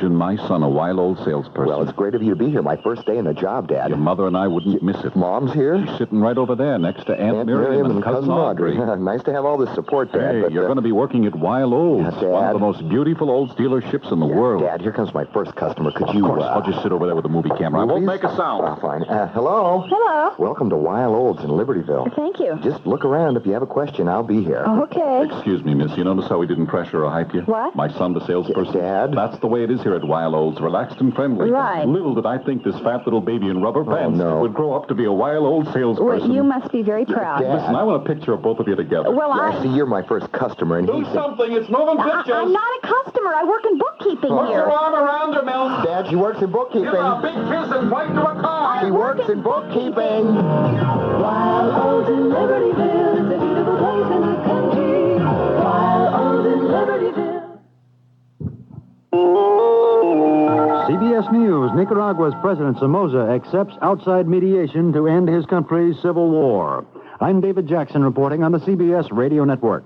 Somoza went on national radio and television Friday night, his first speech since the latest bloody fighting between Sandinista guerrillas and government troops. He said he happily accepts the cooperation of the United States, Guatemala, and the Dominican Republic, 3 countries which he says will listen to the problems of the government and those of the opposition. Somoza says he hopes the talks will begin soon, but he set no firm date. Somoza also took the opportunity to lash out at some of his neighbors, accusing Venezuela, Panama, Costa Rica, and Cuba of being behind the guerrillas who were trying to overthrow the Somoza regime. And he praised his National Guard, which has been accused of committing atrocities against civilians. The Guard, he says, saved Nicaragua from a catastrophe, prolonged fighting between brothers. More news in a minute. The music of Matus. It begins high in the terraced vineyards of the Douro River Valley. It begins with the harvest. It's music that beckons the villagers to the vineyard, as it has for countless generations. The work is hard, yet it's a time of good spirits, a time of laughter, singing, and romance. Because it is an old-world tradition that good wine can only be born in a spirit of festivity. When the music stops and the harvest is past, the villagers return home, knowing that the wine will be as good as the memory. White Matus and Matus Rosé. The taste is light, crisp, and full of good times. A taste that's become a tradition with Matus. Like the music. Come, taste the music of Matus. White Matus and Matus Rosé. Imported by Dreyfus Ashby and Company, New York, New York. The rail clerks' strike, which spread this week to choke nearly all the nation's rail traffic, is over for the moment. A federal judge issuing a restraining order, and Union President Fred Kroll saying his people will comply. All railroad workers that were on strike and honoring our picket lines will be immediately recalled to work. There will be no reprisals against any of our people by a bitter management. And with this tremendous victory, I urge our people to immediately return to work. The railroad says schedules should be back to normal in a day or two. Judge's ruling provides a cooling-off period for negotiations to continue to end the original dispute, which is between the Union and Norfolk and Western. An Oakland, California jury Friday night acquitted former Black Panther leader Huey Newton of 1 felony assault charge, but convicted him on 2 weapons violations charges. He could get 2 years in prison on each count. He still faces murder charges. That trial set for November. Israel's Prime Minister Menachem Begin has been hospitalized in Tel Aviv. Doctors say it's not serious. Details from Dan Raviv. Begin spokesman Dan Patir told CBS News that the Prime Minister complained of weakness and asked to be taken to the hospital. Begin was given a checkup there, and his personal doctor says the results were satisfactory. Begin is staying overnight for what one aide called observation. He's expected back home on Saturday evening. No mention was made by the doctor of Begin's heart condition. He was hospitalized for a month after a heart attack in March of last year. Since then, inflammation of the heart membrane and exhaustion have sent Begin to the hospital several times. This has been an especially exhausting week for the 65-year-old Prime Minister as he won the approval of his parliament for the Camp David Accords with Egypt. Dan Raviv for CBS News, Tel Aviv. The Middle East peace process continues. U.S. Envoy Alfred Atherton scheduled to meet with Israeli leaders in Jerusalem Saturday, then fly on to Cairo. He's working as a go-between to fix the time and place for renewed Israeli-Egyptian peace talks. A $50 million class action lawsuit filed Friday against Pacific Southwest Airlines on behalf of 96 of the 150 persons killed in Monday's mid-air collision over San Diego. The suit claims the airline was responsible for the passengers' safety, regardless of any errors by air traffic controllers. We'll have more news after this. Baseball fans, come on back to 1976. Chambliss 2 for 4. Littell looks him over. Winds and throws. And there's a long drive to right field. This may be the end of the pennant. Let's see. It is up and gone. The Yankees win the pennant as Chris Chambliss hits a home run. And the Yankees win the pennant 7-6. Remember that home run of Chris Chambliss that gave the Yankees the American League pennant in 76? Well, we're going to relive the great moment in baseball and many more on my new weekend special, The Wonderful World of Baseball. Hi, I'm Wed Elliott of CBS Radio Sports, and this weekend, September 30th and October 1st, we're going to bring you 17 broadcasts filled with the excitement, thrills, and memories of this great sport. The highlights of many of the great games, the players, managers, and umpires, past and present, we talk to them. It's The Wonderful World of Baseball. 17 broadcasts this weekend, most of these stations. CBS, your number one radio network for news, programs, and sports. A bill to battle butt-legging passed the Senate Friday. It would make it a federal crime to smuggle large amounts of cigarettes across state lines in order to avoid high local cigarette taxes. The penalty, a $100,000 fine or up to 5 years in jail for moving more than 60,000 cartons of untaxed cigarettes. I'm David Jackson, CBS News. First in news, we're CBS, News Radio 78, WBBM, Chicago. Good evening, everyone. This is Alan Bickley on WBBM News Radio 78 in Chicago. 11:34 the time. The CBS Radio Mystery Theater presents...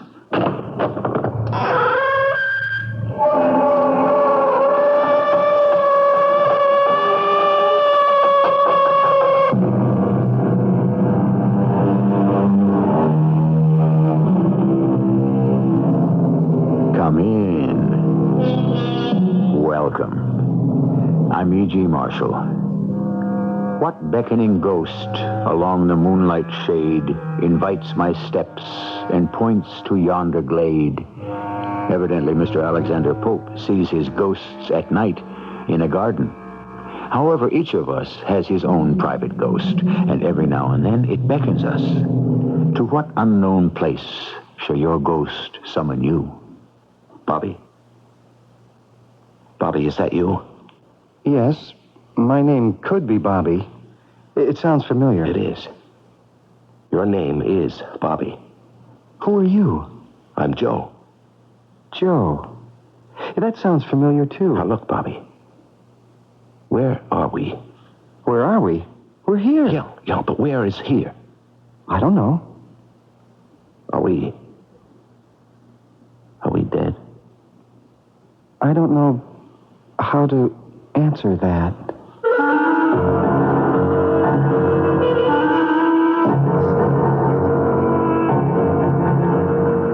Our mystery drama, The Forever Alley, was written especially for the Mystery Theater by Sam Dan and stars Larry Haynes and Marion Seldes. It is sponsored in part by ARM, Allergy Relief Medicine. I'll be back shortly with Act One. To the family who've only thought of renting one of those do-it-yourself carpet cleaning systems but are still getting up the nerve to try one, this announcement. More first-time triers rent Rinse and Vac than any other. Rinse and Vac is lightweight, simple to use, and does a fantastic carpet cleaning job for so little cost. Rent Rinse and Vac, where hardware or housewares are sold. And oh yes, it's not only the one more people rent first, it's the one more people rent second, third, fourth. Best stroke, 100 yards. There's a tough test at the end of every swimming and life-saving course the Red Cross teaches, because drowning is a serious business. Some of our graduates live in your neighborhood. Some are probably lifeguards at your pool. Red Cross teaches people not to drown, and we do it right where you live.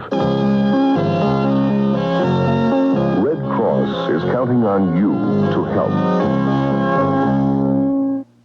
You were a car car salesman? Right. What happened? I went to Wild Olds in Libertyville and asked for a job, and they turned me down. Uh-huh. Why? Mr. Wild said they don't sell cars like I sell cars. How do you sell cars? You say you want a deal on a car? Well, here's a cute little... That's enough. Why did Wild Olds turn you down? Well, Wild Olds in Libertyville is a quiet and beautiful place in the country. Oh, yeah. And from salespeople to service department, everyone at Wild Olds is relaxed and genuine. Oh, no high pressure, no hype. Oh, no, that's why people come from miles around to Wild Olds. Wild Olds And is... Mr. Wild said that a good deal is more than just low price. It's selection and it's customer service and a lot more. Thank you, sir, and I'm sorry you couldn't find a job at Wild Olds. Well, that's okay. Mr. Wild's going to build a home someday for fast-talking, slicky car salesmen like me, he said. Really? Yeah, in fact, every time somebody test drives a new Olds, he's going to put a quarter in this big jelly bean jar towards the home. That's beautiful. It's wonderful. It's the most touching story I've ever heard. Wild Olds in Libertyville, it's a beautiful place in the country. Wild Olds in Libertyville, it's a beautiful place in the country.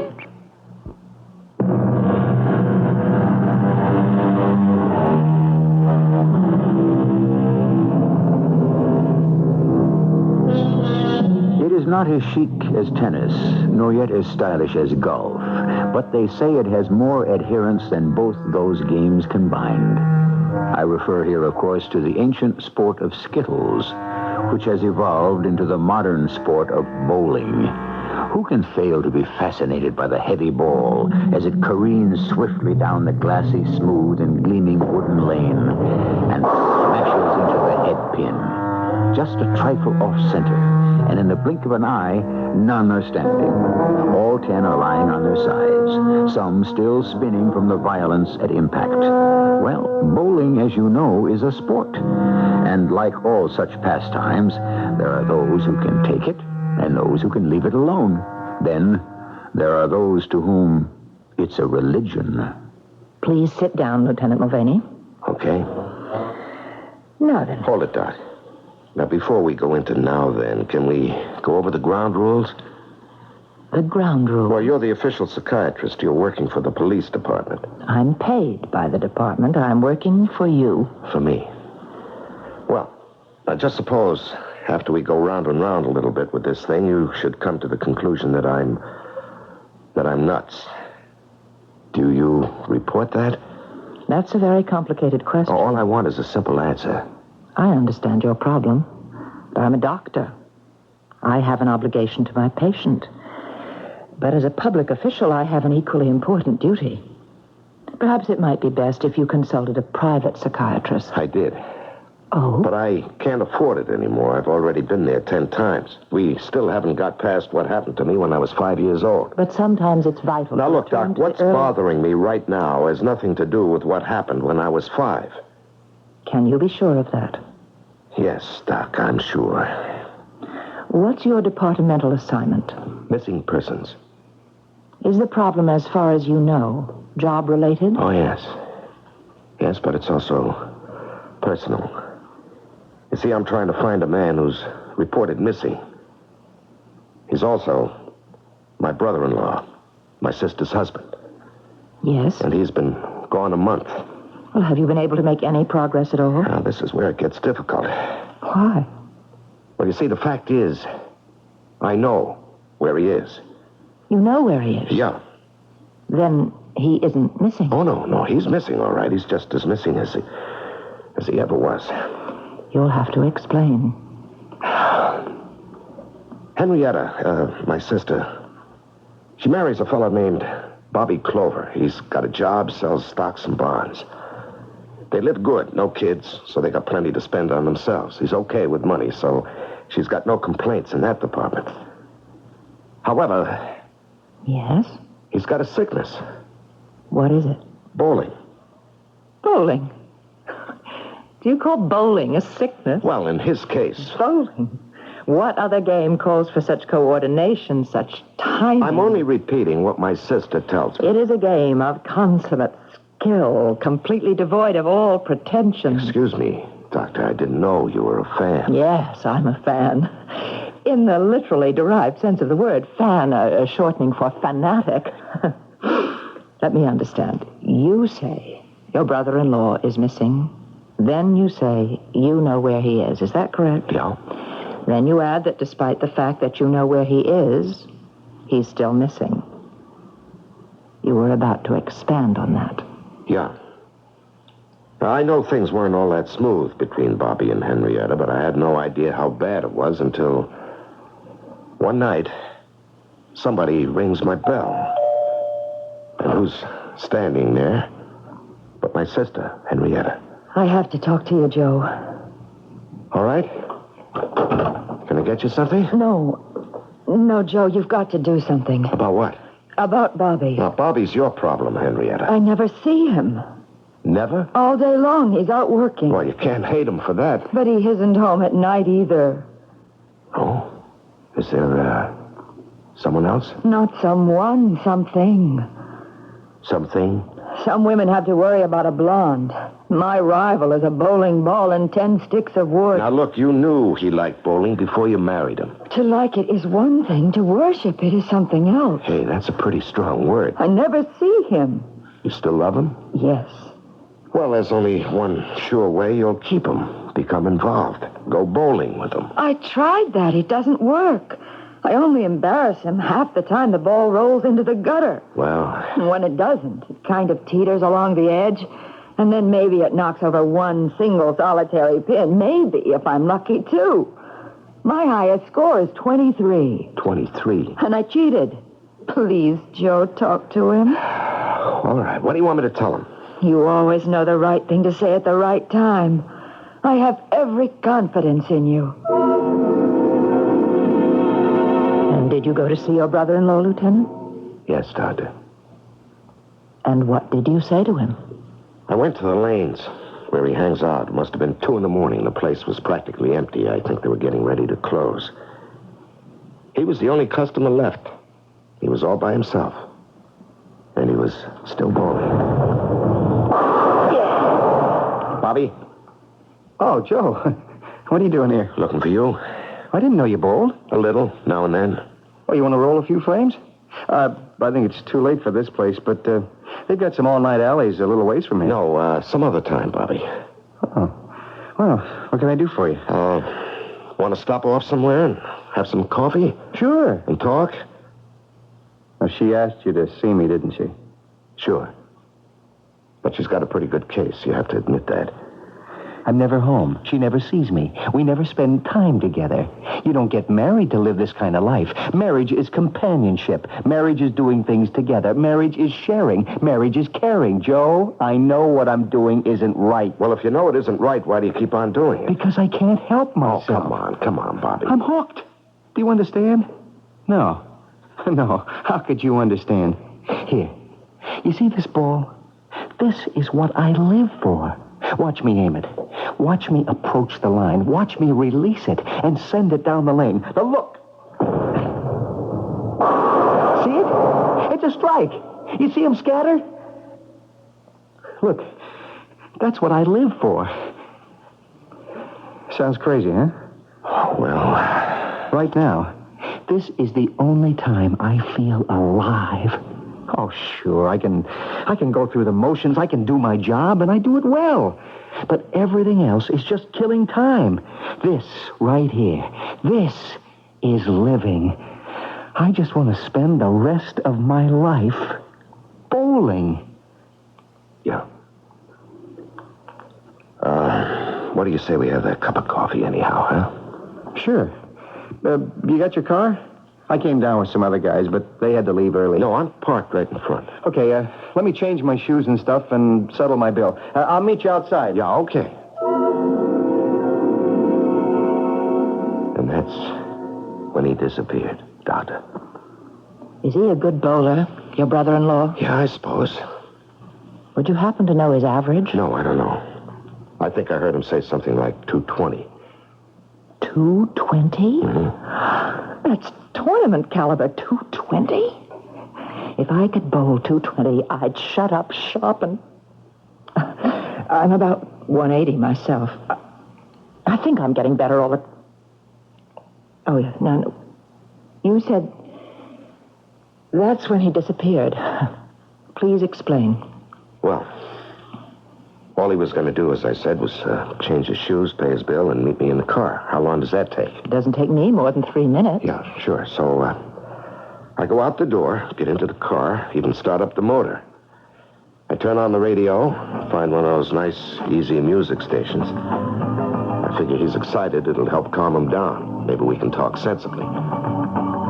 So I'm sitting there and sitting there. It's a couple of minutes, then 5 minutes, 10 minutes. Then I see a guy. He turns out to be the manager. He comes out, starts to lock the door. Hey, hold it a second. Wait a minute. Now, you can't lock up. Who says I can't lock up? I gotta go home and go to sleep, too. Now, just wait a minute, huh? You want a bowl? You get here at a decent hour. First, you make a reservation.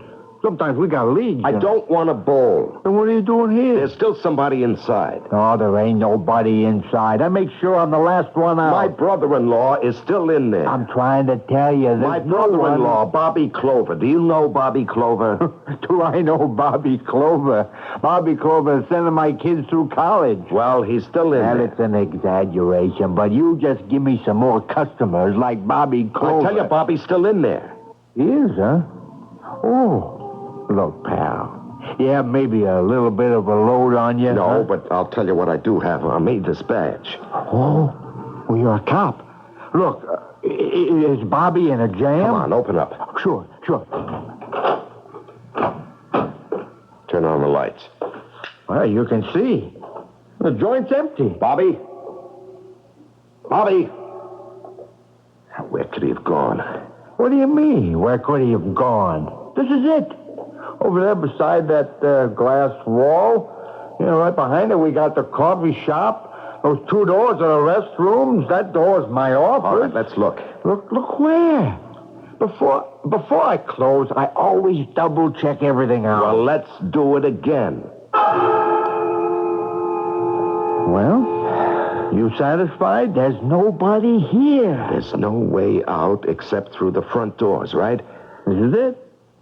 Yeah, wait a minute. I remember he said to me, I'll change shoes and settle up. Wait for me in the car. Now, there was nobody else in the place. Everyone had already gone. Now, remember, you were sitting there at the counter reading a paper. A magazine. And I went out. Now, what did you see? What did you hear? Bobby sings out, "Hey, Fred, what do I owe you? Let's settle up." So I totaled the tab. And I see I don't have any more receipts left in the book. "Hey, Bobby," I say, "I gotta go in an office for a second and get a new receipt book." Yeah? Well, that's what I do. I go into the office.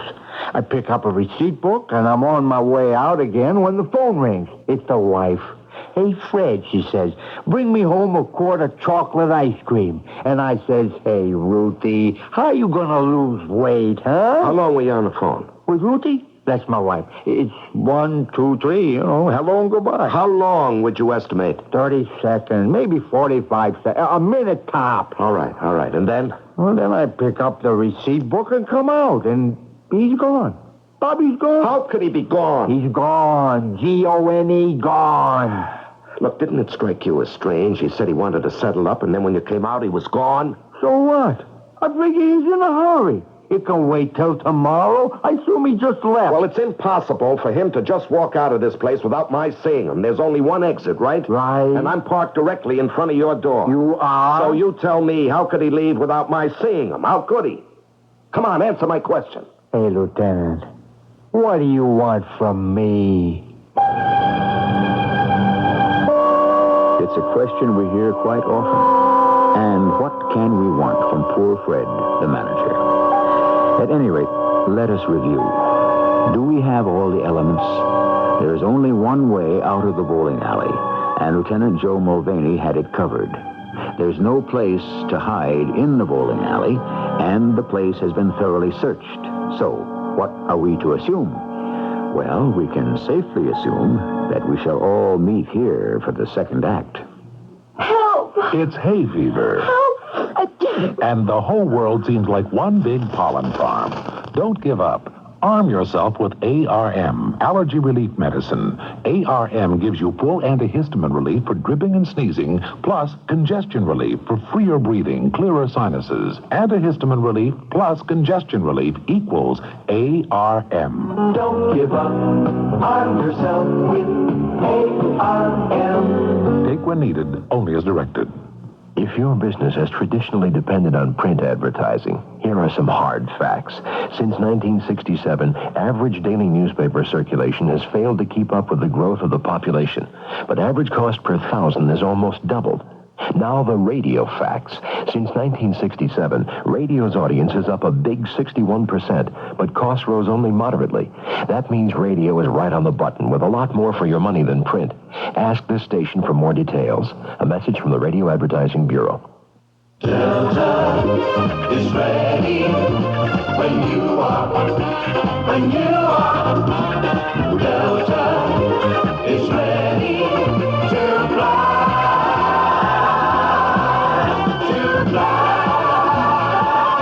When you get the fever to fly, Delta's ready.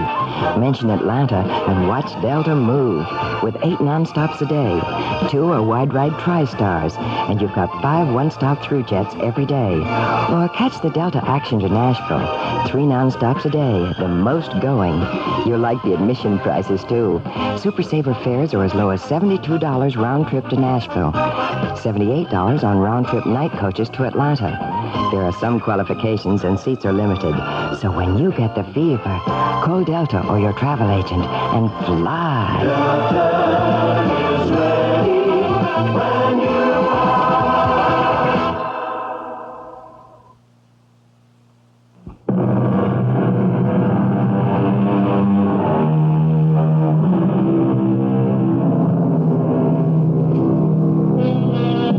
Raise the stone, and ye shall find me.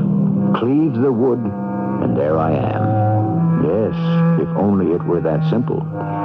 Bobby Clover was sitting in a large, bright bowling alley, and suddenly, mysteriously, unaccountably, he just disappeared. There is absolutely no place to hide. And even if there were, there's no way he could get there without being seen. What's to be done? Right now, all we can do is support that arm of our local police department that's concerned with it. Lieutenant Mulvaney, a man cannot simply vanish into thin air. Oh, come on, Doctor. You have to do better than that. A man obviously did. I'm not a police detective, but... Yeah. It would seem to me that somehow the man, this brother-in-law of yours, was able to make his way out of the building undetected. Now, Doctor, I explained to you there was only one exit, and I was watching it. A rear window? All the windows were locked from the inside. The cellar? There is no cellar, no basement. The place rests on a concrete slab. The room for utilities, the heat, the air conditioning? All that is in a metal shed attached to the outside of the building. Very well, Lieutenant. Then there must be some secret door or panel or passageway. No. We played that game, too. I got guys in from loft and burglary. You couldn't hide a mouse in the floor, the walls, the ceiling. These guys would spot it. No, they checked out every square, or I ought to say every cubic inch of the premises. But suppose... I'm not trying to do your work for you, but suppose the manager, Fred, suppose he had wanted to murder your brother-in-law. No, a homicide's already been there. First, he would need a motive, and they couldn't find one. Besides, why would Fred kill his best customer? We are exploring possibilities. Sure, we're also clutching at straws, Doctor, but go on with it. Now, say Fred killed him. How did Fred dispose of the body? Huh? Now, Bobby Clover is 6 feet tall, weighs 190. What do you do with him? There's no place to hide him, no way to make him disappear. I mean, you might think of ways to reduce Bobby's body to nothing, but they'd all require 2 things. A, Fred did not have time, and B, various kinds of equipment. Then there can be only one explanation. Yes, Doctor? He walked through the door. You failed to see him. All right, just for the sake of argument, we'll say that's possible. Where could he go? He was 10 miles from home. He didn't have a car. That's what he told you, but he may have had one parked nearby. Now, why? Why would he do Perhaps that? he felt he had to disappear. All right, once again, why? You're a missing persons detective. Why do people disappear? A variety of reasons. A situation at home or on the job becomes intolerable. No, I checked that out. Yes? I said to myself, Joe, it's a blow to your pride, but face it like a man. Somehow, he managed to sneak past you, all right? And once you faced it? I decided to forget that Bobby Clover was my sister's husband. Even that Henrietta was my sister. So, I went back to her house. Joe, come in. Do you have something to tell me? No, I'm here to find out if you have something to tell me. What do you mean? Henrietta, why would Bobby want to disappear? Oh, I don't know.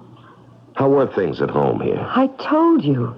There was very little doing at home. He was hardly ever here. Now, look, Henrietta, I want to help you, but I'm not doing you any good unless I ask the right questions. It wasn't going well here, was it? I told you. He walked out on you. No. He had to. He wasn't kidnapped. He wasn't murdered. A guy leaves his wife. Why? He didn't leave me. He would never leave Then me. why isn't he here now? He's got another woman, hasn't he? Another woman? Why would he What would he do with another woman? He didn't even have time for me. All right, come on now. Tell me the truth. There was no other woman. Is that your pride talking? How could there be another woman? All day he's working. All night he's at the bowling alley. Maybe a wife has to hold still for that, but a girlfriend wouldn't tolerate it. Henrietta, I want to help you. Then don't ask stupid questions. A woman knows. She can sense when her husband's got someone on the string. I'd stake my life on it. He had the bowling. That was his other woman. Okay. If it isn't love, it has to be money. Money? Yeah, sometimes a man gets into debt. Not Bobby. Over his head. He can't see a way out. Bobby had no money troubles. He has all the money he needs. He gives me all I want. I'll even show you the bank books. He didn't behave like a man who was pressed for money. Oh, maybe we're not talking about the same kind of money, Henrietta. Now, Bobby has access to a lot of cash at the office. What are you trying to say? Maybe he was tempted. Joe, you're talking about my husband. What if he's in so deeply? Never. What are you trying to do to me? I'm trying to find Bobby. Are Mr. Clover's accounts in order? Yes, Mrs. Soames, that's what I asked you. And why would you think that they might not be in order? Well, you could answer that question with one word. Yes or no? The answer, Lieutenant, is yes. They are in perfect order. And now, sir, I trust that since that question was the object of your visit, there is nothing else. But have you answered the question, Mrs. Soames? Please explain yourself. A trusted employee of a brokerage firm appropriates a sum of money. The theft is discovered or about to be discovered, so that person leaves. Are you implying... No, I haven't finished. His employers are in a dilemma. If they report it to the police, if they prosecute, the thing becomes public. Unfortunately, that harms their image and hurts their reputation, and could cost them more in the long run than the money they're out of pocket. So they bite the bullet and eat the loss. Is that what happened here? Mr. Clover's accounts were in perfect order. Well, Mrs. Soames, I'm not saying Bobby Clover ran away from here because of money, but if he did, and if you're letting him get away with it, what you're doing is telling all your other employees that the cash box is open. Mr. Clover's accounts were in perfect order, and we have no idea why he should have disappeared. And now, sir, if you will be kind enough to excuse me. Do you believe her? Yes, I believe her. Very well, then we may assume there was no irregularity at the office. Did you believe his wife when she claimed there was no other woman? Yes. Then at this point, you're a city detective on a routine investigation. You're having problems, and that's to be expected. Why do you think you need a psychiatrist? Do you remember I told you I know where Bobby is? Yes. And I'm waiting for you to get to it. It's crazy. Where is he? I started at the beginning. I asked myself, what really happened? I got to the bowling alley just as they were closing. That's what I told you, right? Yes. And there were 3 of us in the place. Me, Bobby, and the manager, Fred. I remember. And Bobby says, go out and start the car. All I have to do is change my shoes and pay the bill, okay? Very well. So I go out and sit in the car and wait. And finally, the manager, Fred, he comes out and starts to lock the place up. Well, so far, this is it. You agree? So far. So, we go back in. No Bobby anywhere inside. And no way for him to get out without my seeing him. And most important, no reason for him to even want to sneak out. Do you follow this? I think so. All right. There can only be one answer. And what's that?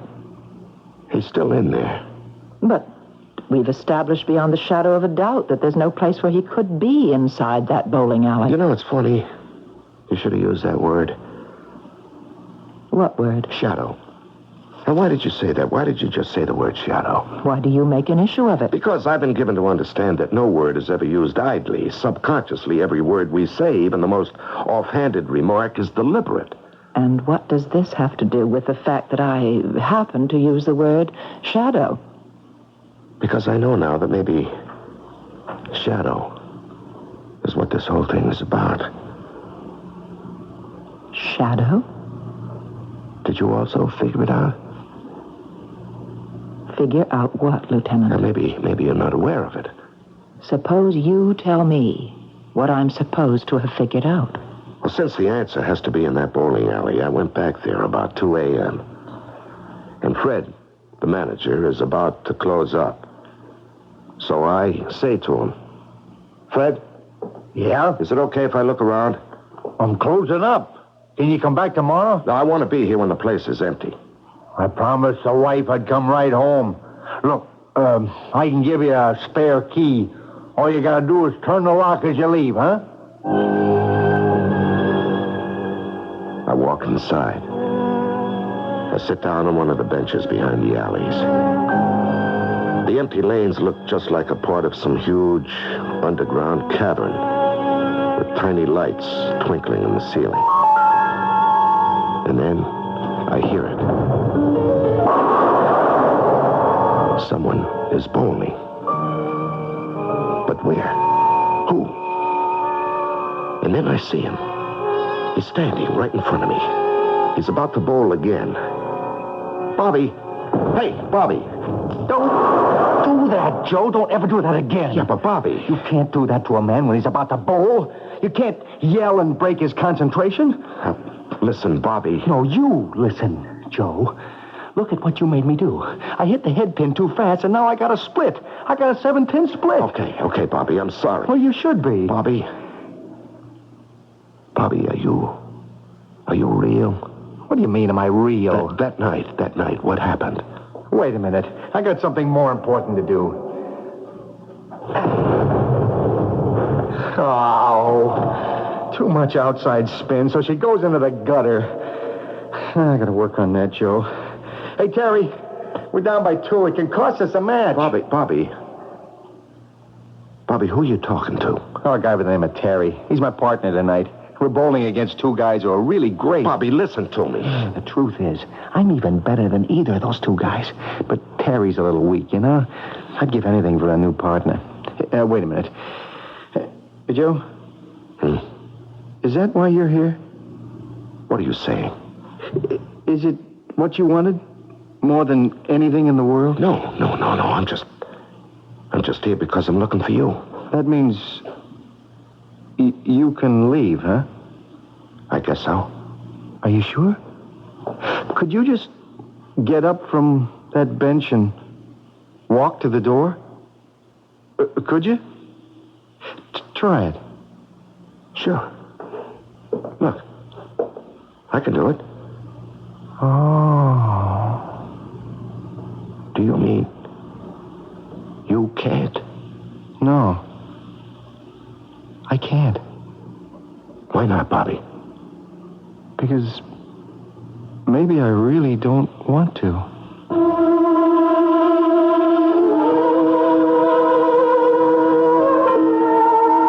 We seem to have a rather strange bowling alley here.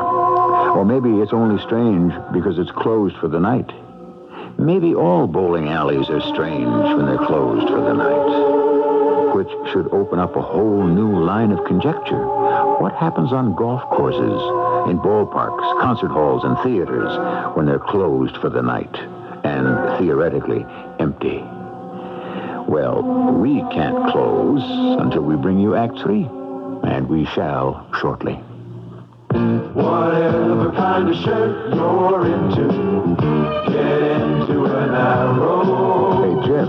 That's a fantastic wool shirt. Oh, thanks. It's an arrow. An arrow? Whatever kind of shirt you want, Arrow's got it. I love that turtleneck Hank's wearing. I bought it for him. It's an arrow. Whatever kind of shirt you're into, get into an Arrow. When it comes to shirts, things are changing, but men are still changing into Arrow. Arrow gives you every style and all the confidence you expect from an Arrow. That shirt looks great with your suit. Sure, it's an Arrow. Whatever kind of shirt you're into, get into an Arrow. Whatever kind of shirt you want, Arrow's got it. Arrow makes all kinds of shirts for all kinds of men. That's why we're known as America's shirt maker. Harry, your Consumer Reports magazine is coming between me and my wife. My Consumer Reports? If you didn't share your Consumer Reports, Gladys and I would be much happier. My Consumer Reports? Yeah, Gladys used to make me bologna sandwiches, but no more. Why not? Why not? It was your Consumer Reports that gave her the bad news about bologna. Consumer Reports just gave her the facts. Yeah, but they made her mad at me. Because you like bologna? No, because I ordered a new ceramic cooktop stove for her birthday before we read in your Consumer Reports that they're a pain to keep clean. And another... Poor Harry. He should tell his friend to call toll-free 1-800-228-2200 and take advantage of this special radio offer. You get 6 issues of Consumer Reports, plus the buying guide rating over 1,900 makes and models of products, plus the 370-page book, Guide to Consumer Services. It all costs $12.50, but it's yours for just $6. To order, call Consumer Reports toll-free 1-800-228-2200. That's 1-800-228-2200. Call now. And the advertiser.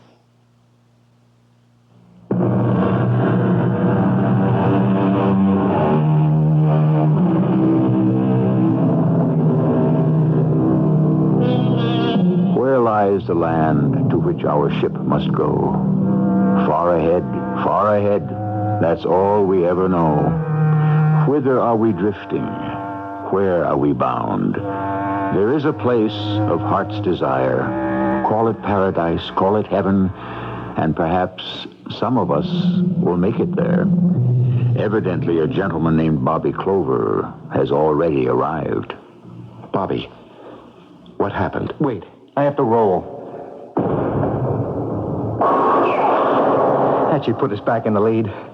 You know, that partner of mine's a lot of dead wood to carry around. Bobby, wait a minute now. You say you have a partner? Yeah, he's bowling in number 7, right next to us.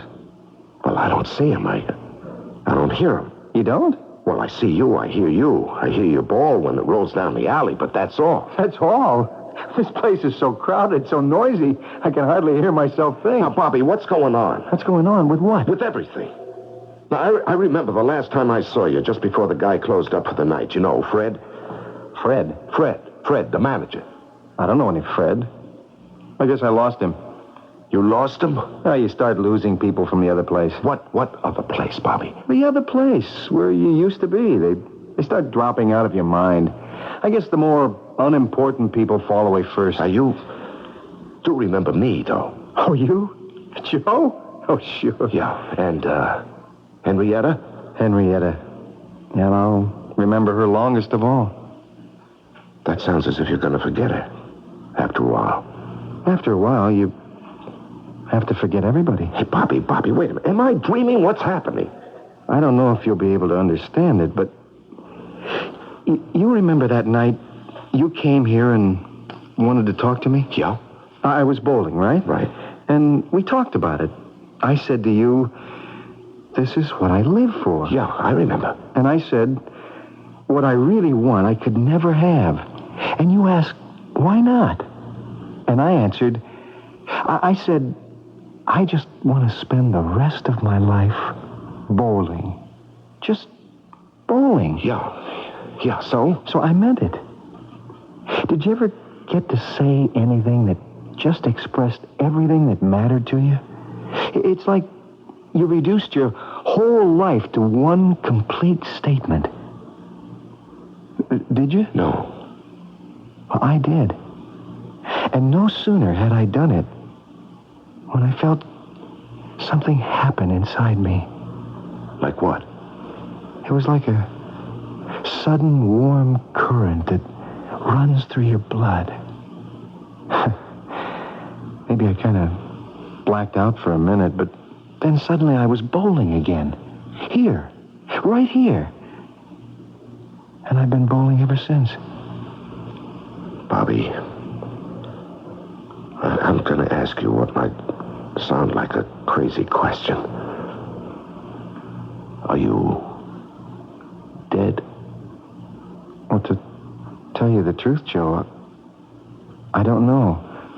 All I know is I'm doing what I always wanted to do. Bowl. You don't want to go home to Henrietta? Henrietta? Your wife. Oh, I know she's my wife, but I can't make her happy. Bobby, she loves you. She misses you. After a while, she'll forget me, and it'll be for the best. But you had a great job. You could go places. A job? Did I have a job? Now, you know you had a job. Yeah, I guess I did. I'm forgetting. Help me remember. Do you remember you worked for Morley and Soames? Oh, yeah. Right. Millicent Soames. Yeah, she took it over when her husband died. Frosty dame, too. Well, when I first came there, something bothered me. You see, we have some old dead files nobody ever looks through, and by mistake, I guess I put an envelope with $40,000 worth of bearer bonds in those dead files. $40,000? I was afraid that old lady Soames would think I stole them. I wanted to come back and tell her, but it was too late. Why? Why do you say it's too late? Everything fades away except what you really want to do. How does it happen? I'm able to see you, Bobby, and hear you. How was I able to find you? Because, well, I guess you wanted to find me more than anything else in the whole world. After all, you love your sister and you want her to be happy, but the only way you can make her happy is to tell her to forget me. Now, listen, Bobby. And you forget me, too.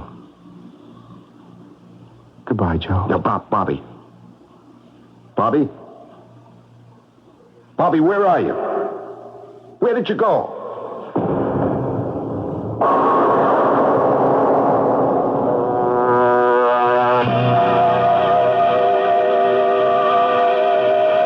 And then?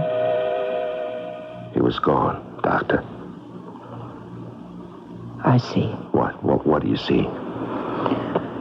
You told me a story that consists of several separate, distinct elements. First, you went to see your brother-in-law at your sister's urging. Yeah, that's true. Second, you met him late at night at a bowling alley. Talked to him. Fred, the manager's told us you were there. You mean you've been checking my story? Now, bear with me, please. From here on, every element rests on your own say-so.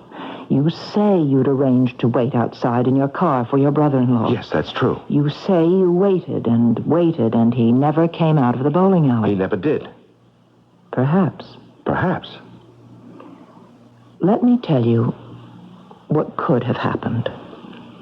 He was going to pay Fred, but Fred had to go into the office. Instead of waiting for Fred to return, Bobby decided to leave. He walked out and got into your car. Now, wait a minute. You haven't been listening. He never came out of that place. That is what you say. Suppose he did. Suppose he did get into your car, and suppose you killed him. Okay. Why? Why would I want to kill him? Because you love your sister more than anyone or anything else in the world. And that's why I would kill the man she's crazy about? Yes, because he was not going to be good enough for her. He didn't love her, or at least not as much as she loved him. After a while, he would have broken her heart, destroyed her. Well? Therefore, I killed Bobby. And when Fred, the manager, began to lock up, you pretended that Bobby hadn't come out yet. Thus, you set in motion the entire charade that has been going on for almost a month. And this is what you infer from what I've been telling you? Yes. Well, it isn't so. I've stated the truth. I'm sure that by now you believe it is the truth. Have you reported any of this to my superior officers? No. Do you intend to? I have a clear-cut duty. You intend to accuse me of murder? I think you have told me a story which points very strongly in that direction. Well, suppose you're wrong. What happens to my reputation? Now, Doctor, I've been watching you while I was talking about how Bobby Clover was bowling. And you have the same look in your eyes he has in his. I think you're just as hooked as he is. What does this have to do with You what think I'm crazy? That is an extremely dangerous and misleading word. I think you're not quite sane. Oh, yeah? Why? Consider your basic premise. Bobby Clover expresses a desire to spend the rest of his life bowling. Therefore, suddenly, somehow, he's transplanted or transmuted into another world where he may indulge this passion forever. And that is why I'm nuts, huh? That's another unfortunate word. Yeah, but it tells a story. You know, I learned something from Bobby you didn't. And what was that? I knew how badly I wanted to find him, and I realized how badly he wanted to just bowl for the rest of his life. So I learned that if you want something badly enough, you get it. Oh, if that were true, there would be no frustration in the world. Well, wanting it badly means wanting it completely. It's the kind of want that exists in very few people. It's just too strong, too overpowering. Is that how you feel about bowling, Doctor? I said before I could see it in your eyes. It's my weakness. Yes.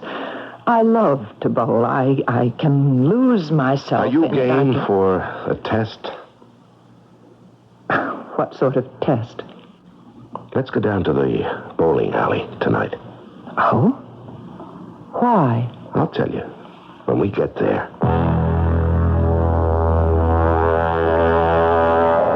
Hey there, Lieutenant. Hello, Fred. I'd like to introduce you to Dr. Underhill, Dr. Fred, the manager. How do you do? Hey, Doc. How are you? The doctor would like to bowl a few frames. Go right ahead. Hey, those are some shoes. And that ball. Doc, are you one of the pros on the tour? I wish I were. Oh, you're on number 7. Best lane in the house. Thank you.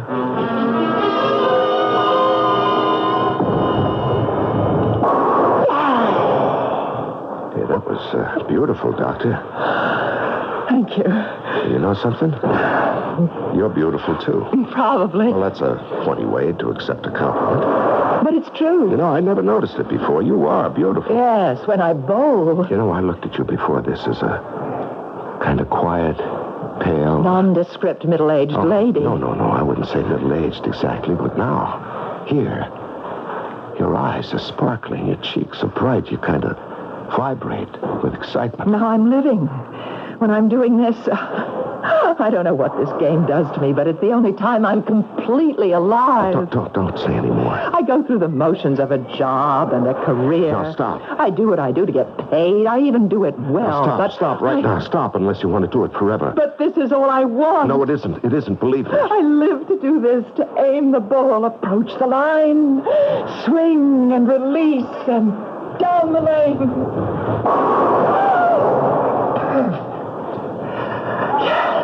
Yes, just this. No.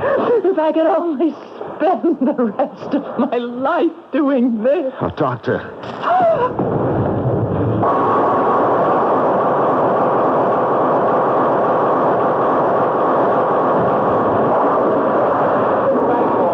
Hey, Lieutenant.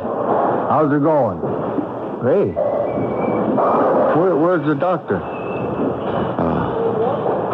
The doctor? Yeah. What happened to the doctor? I guess she left. Well, didn't she come in here with you? Yeah, but that doesn't mean she was going to leave here with me. Oh, I get it. Well, you know how dames are. You win some, you lose some. Yeah, that's right. Right, Fred. Yeah. Good night, Lieutenant.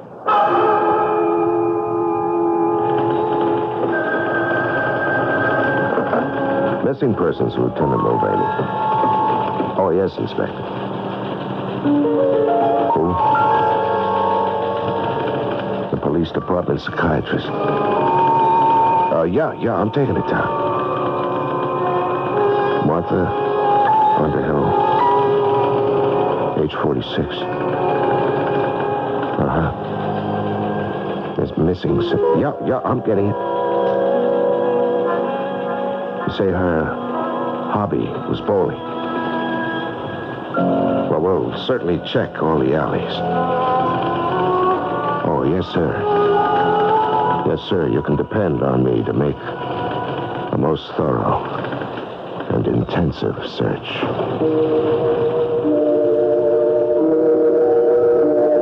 And because he's a most conscientious detective, we know he did.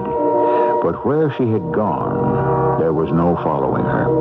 Only a comparatively few dedicated people could arrive at the place, and then they couldn't get back. Well, we hope she teamed up with Bobby Clover, who certainly needed a new partner. I'll be back shortly. Hello, this is James Earl Jones for Social Security. Every year, thousands of people enter the job market for the first time. If you're one of these people, here's some good advice from Social Security. If you don't have a Social Security card, you're going to need one because 9 out of 10 jobs today are covered by Social Security. You should apply as soon as possible because it takes about a month to get a card. If you're 18 or older, you must apply in person and bring documented proof of your age, identity, and citizenship, or proof of legal entry into this country. If you have your birth certificate, that's the best evidence of your age and citizenship. But any other document that shows your date of birth or age may be accepted. Proof of identity should include your picture, signature, date of birth, or other identifying information. You can apply at any Social Security office or call them first if you have any questions or need more information. They're listed in the phone book under Social Security Administration. If you're an engineer, listen. If you're a sales or manufacturing professional, listen. Listen for 1 minute while I tell you about something that could make a big difference in your future. That something is Allied Tube and Conduit Corporation's Career Fest, being held 2 days, Thursday, October 5th at the Holiday Inn in Harvey at I-80 and 294, and on Friday, October 6th at Stouffer's in Oak Brook Center, both beginning at 6:30 in the evening. There'll be cocktails waiting for you when you get there, and a comfortable, relaxing atmosphere where you can sit down and talk with Allied department heads and learn firsthand about Allied's exceptional growth, from $25 million to $175 million in sales in just 9 years. Growth that offers exceptional opportunities for professionals like you. So mark your calendar for October 5th at the Holiday Inn in Harvey or October 6th at Stouffer's in Oak Brook. Allied Tube and Conduit Corporation's Career Fest. For more information, see our ad in Sunday's Chicago Tribune or call 955-6000.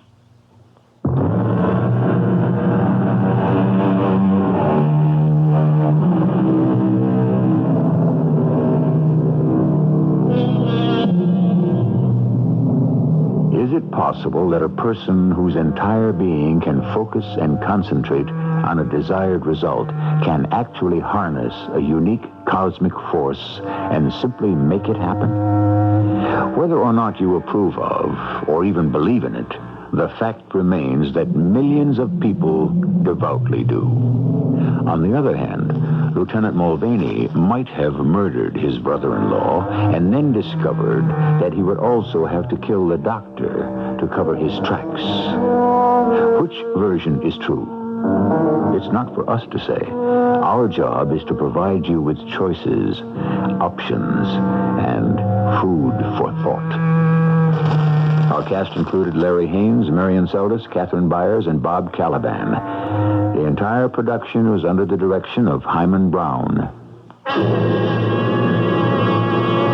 And now, a preview of our next tale. I'll make a deal. Leave quickly and quietly, and because you're being such a good girl about it, I won't say anything to the local cops about your being in town. All of us are going to leave. Huh? What? We are? Yes.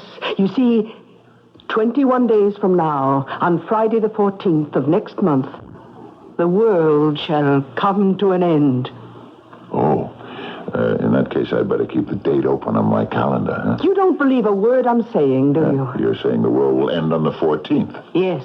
Just because you told that to Mr. Dudley McElhenney, you can also tell it to me. Is that what you think? That's what I know. My dear sir, I didn't tell Mr. Dudley McElhenney the world would come to an end on the 14th. You didn't? No. He told me. This is E.G. Marshall inviting you to return to our Mystery Theater for another adventure in the macabre. Until next time, pleasant dreams.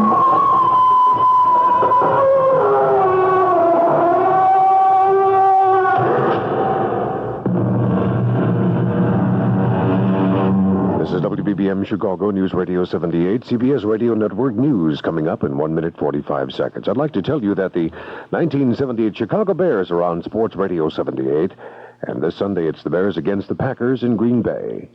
Our broadcast time is 12 noon with the kickoff slated for 1 o'clock. Join Joe McConnell and Brad Palmer for the play-by-play. Burge Carter and Ray Geraci provide pregame, halftime, and the postgame coverage. Here are the 1978 Chicago Bears, right here, at the same place you'll find NFL Monday Night Football and other key NFL games. Chicago Sports Address, WBBM Sports Radio 78. Glenn Walter with you at the anchor desk. Let's check the weather for Chicago and vicinity on this wet night. Say the boys out in Northfield. It'll be cloudy and not so cool with intermittent showers and thunder showers. The overnight low, 58 degrees. For Tuesday, which is going to be here in 50 seconds, it'll be cloudy and cooler with occasional showers and thunder shower activity and a high of 65, 70% chance of rain. The wind southeasterly 3 to 8 miles an hour tonight and becoming southwest to west 8 to 13 miles an hour late Tuesday. The forecast for Wednesday, variable cloudiness and cooler weather with a 40% chance for rain. Temperatures for the next 5 days should be 1 to 3 degrees below normal, normal high 70 and normal low 50. Moisture moderate as showers and thunderstorms Tuesday. Right now at Midway, 60 degrees. Temperature at O'Hare Field, 59. It's 66 degrees now at the lakefront. The relative humidity, 84%. The wind out of the southwest at 5 miles an hour. First in news, we're CBS News Radio 78, WBBM Chicago. CBS News, tens of thousands take to the streets of Mexico City to show opposition to the Mexican government. I'm David Jackson reporting on the CBS Radio Network. There were lots of police. The rally was peaceful. George Natanson reports. It was the largest and the most alarming anti-government demonstration seen in the streets of Mexico City in the past 10 years. An estimated 50,000 students, workers, and peasant farmers shouted their defiance. They carried banners and flags all colored red, most of them marked with a hammer and sickle. The demonstrators gathered at the Plaza of Three Cultures near the center of the city. It was here 10 years ago on the 2nd of October, during a similar mass protest, that the Mexican army fired on several 100,000 demonstrators. According to reliable reports at the time, at least 400 people were killed. That was the reason for this year's protest demonstration to commemorate the bloody massacre in the same plaza. Now, massed in the square, the people raised their clenched fists to remember the martyrs of a decade ago. They shouted, "Your death will be avenged." It was a peaceful demonstration, but it was determined. It was one more expression of growing social discontent in Mexico. George Natanson for CBS News in Mexico City. In Nicaragua Monday, President Somoza publicly told opposition leaders he would guarantee free and honest elections in 1981. He did not say what the guarantees would be. He did repeat a vow to stay in office until 1981. More news after this.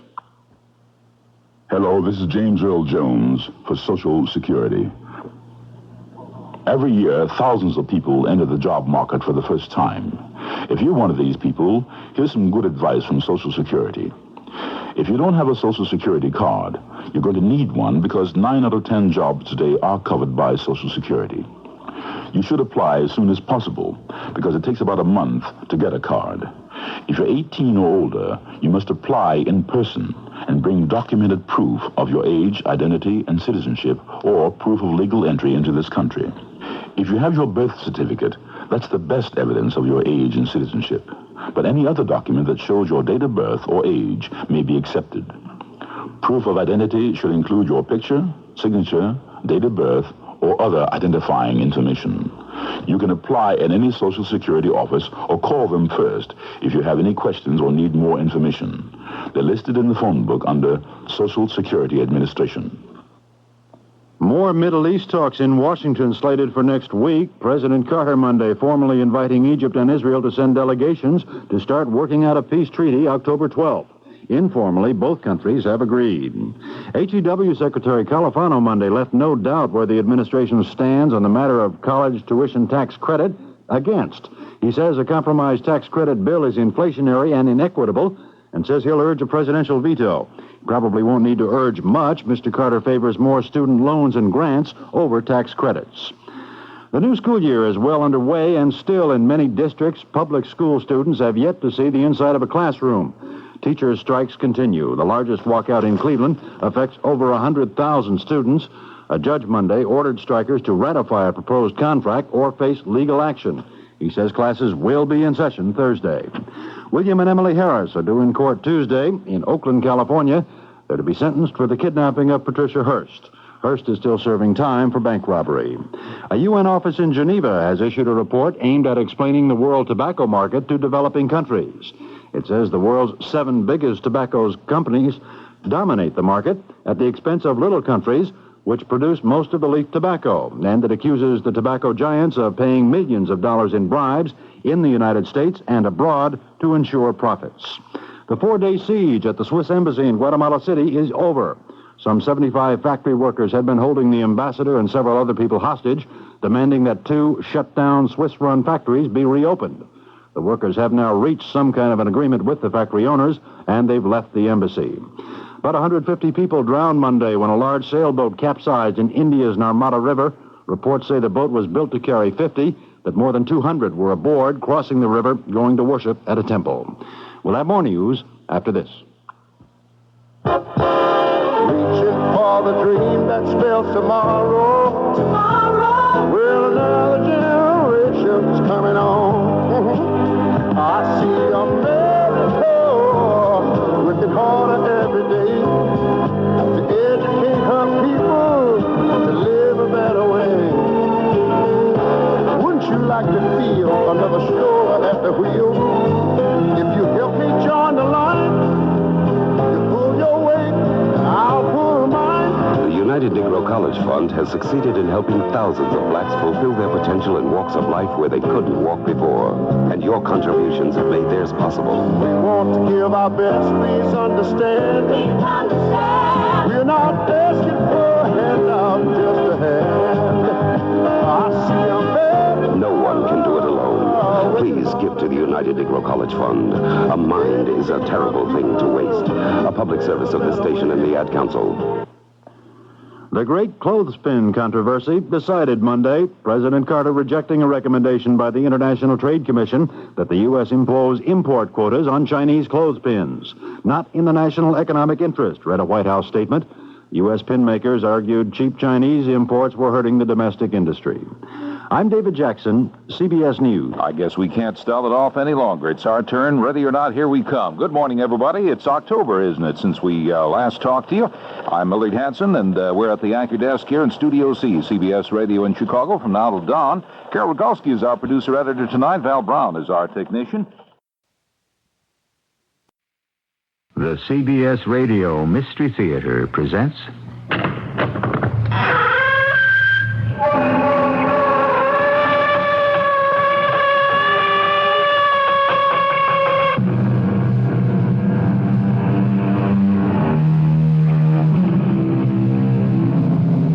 Come in. Welcome. I'm E.G. Marshall. Without a doubt, love is one of the most powerful of human emotions, yet the least explainable. So much has been claimed for love, that it makes the world go round, that it conquers all, that it is blind, and so forth. What if love were not merely an emotion, but a manifestation of the Spirit? What would this spirit of love do if it were denied, rejected, and banished? That is the premise of the strange story we will shortly unfold. I believe your problem, Professor, is that you want no one to get close to you. You're right. I can't stand intimacy. Those who don't want things often get them. Then I ought to have affection poured all over me, because I hate it. Who knows? Perhaps you will. I hope not. I'd rather die first.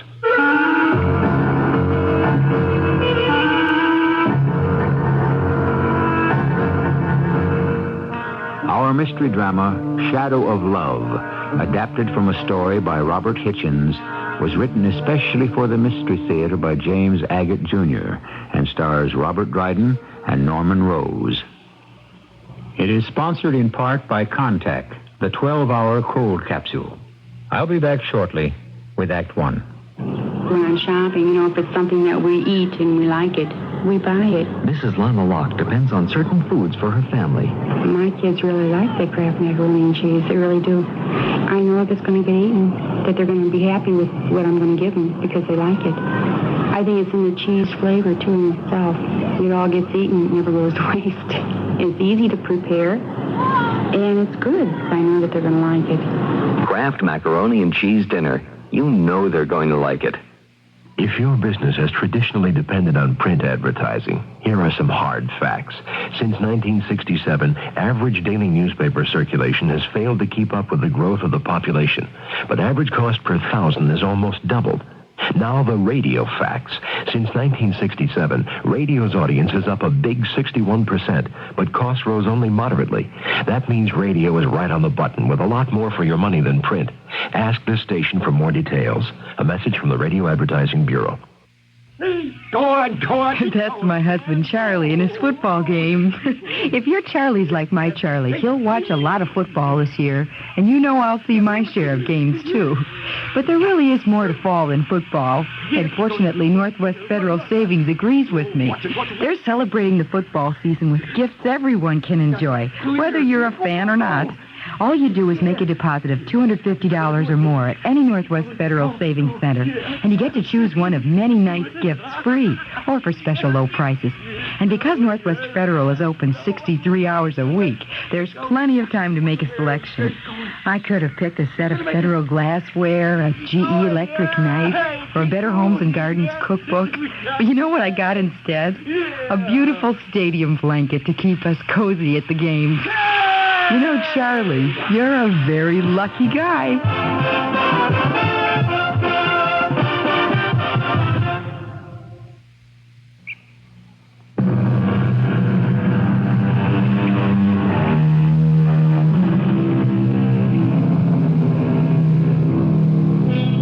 Is love just a feeling, or could it be a real being? That is what is behind this unbelievable story of the friendship of a scientist and a priest.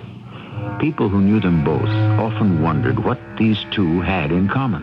One was all skeptic and the other all faith. Let us hear from the latter, Father Xavier Murchison. Professor Gildea was not one of my parishioners. My parish is way downtown. The people are poor. On weekdays, the basement of St. Saviour's is a recreation hall welcoming the kids of the Lower East Side. The professor lived on the Upper East Side. But what a lonely fellow he was. His own doing, of course. A brilliant scientist lecturing everywhere, but who avoided human, personal contact of any intimate nature. Gildea was the only man I've ever met who disliked love or any form of affection. It repelled him. At any rate, how we met, it was at one of his lectures. Professor Gildea? Yes? Oh, I see you're a priest. I should have said yes, Father, since you were kind enough to call me Professor without knowing what I profess. I had to come backstage to tell you how very much I enjoyed what you said tonight. Really? I shouldn't have thought we scientific doubting Thomases had much in common with a man who has blind faith. No, not blind, Professor. We have faith because our eyes have been opened, just as St. Thomas were. You intrigue me, Father. Would you like to have dinner with me one day next week at my place? I'm flattered that I would interest the scientific mind. Well, don't be. It's not personal, Father. I've spent a lifetime investigating. How can I overlook religion? How about dinner, say, next Sunday? I'm preaching the evening service at our church downtown. Well, come afterwards. I'll write down the address on Fifth Avenue. I'm right opposite Central Park. I never got your name, Father. Xavier Murchison. We became friends. Certainly an unholy alliance. I think I pitied Gildea, this hard-working, eminently successful man of the big brain who never wanted anyone to help him. Friends? Oh, they're few and far between. Well, that's because you don't like people. Very few. In fact, none. I realize that straight off. You want no one to get close to you. You're right, Father. I cannot stand intimacy. It's interesting that you want so very little out of life. It's my bed. I made it and I lie on it. Those who don't want things often get them, while those who spend a lifetime searching for something generally don't. Then I ought to have affection poured all over me, because I hate it. Perhaps someday you will. I hope not. I'd rather die first. A prophetic statement. But at the time, how did I know? How could I? And then it began. The events that changed Gildea's life completely. One Sunday, I arrived for our weekly dinner early. Pitting, the professor's assistant and houseman, let me in. Oh, good evening, Father Murchison. Evening, Pitting. Professor home? No, not yet, Father. He's been out all day. And a late appointment with his publishers.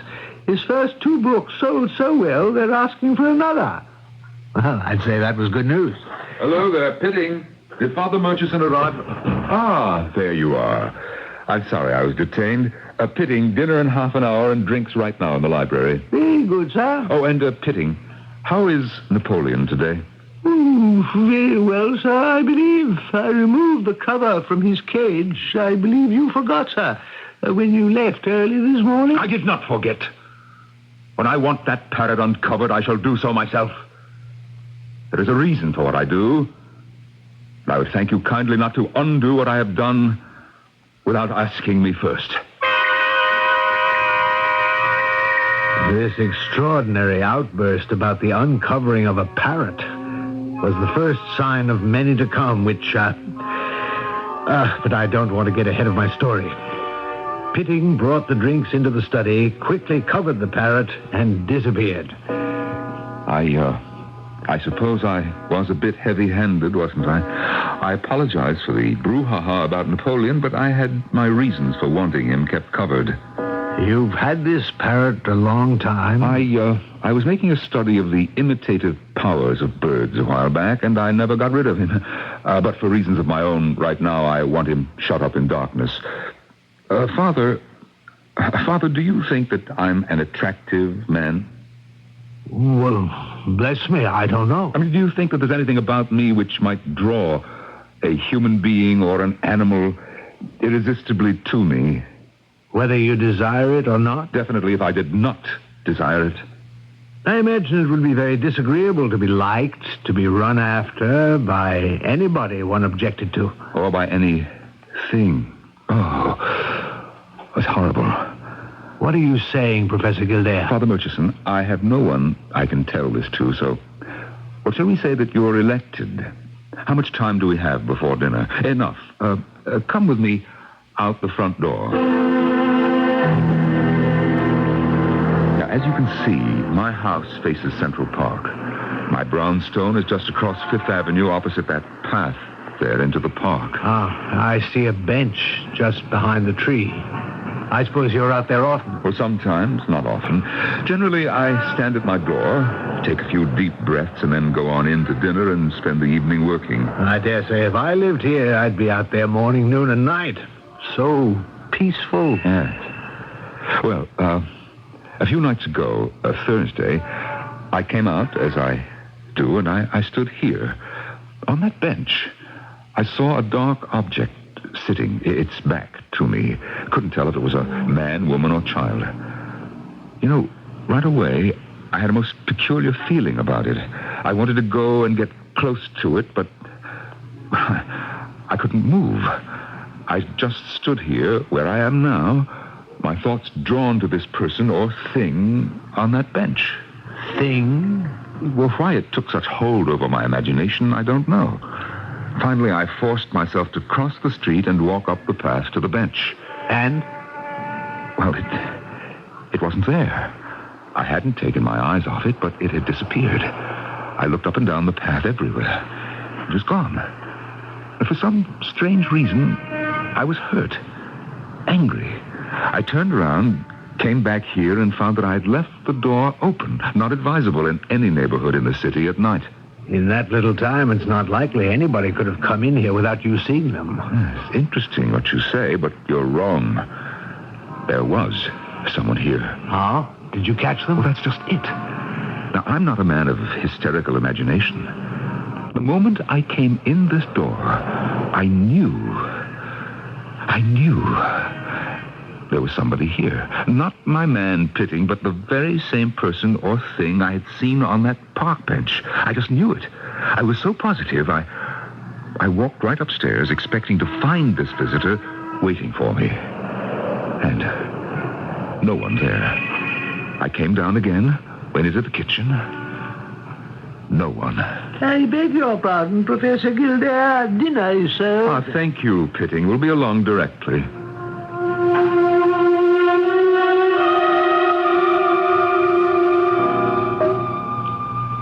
A delicious meal, Professor. Thank you.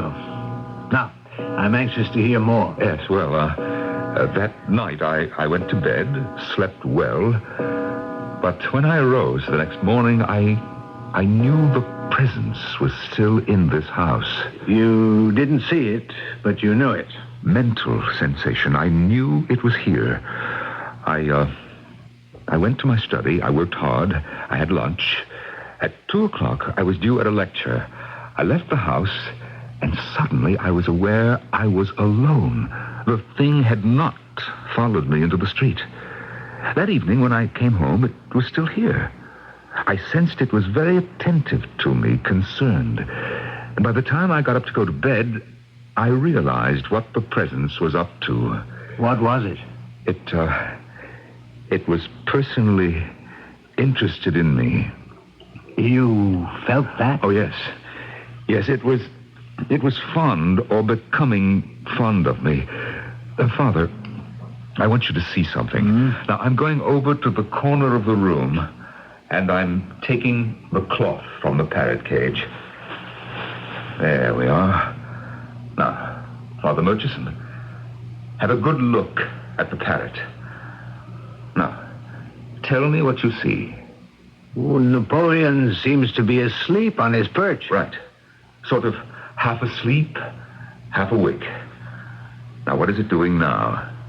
Ruffling its feathers, I should say. Now it's doing a little dance, a little jig. Oh, that's strange. All right, back to sleep, Napoleon. I'll cover you up again. Yes, Father. A little dance. A jig, you called it. Father, if you were to ask me, it was the mincing steps of a woman. Napoleon has never done that before. These are absurdly imitated birds. You see, I think that it is imitating that presence. Are you saying that the presence is female? Yes, I certainly am.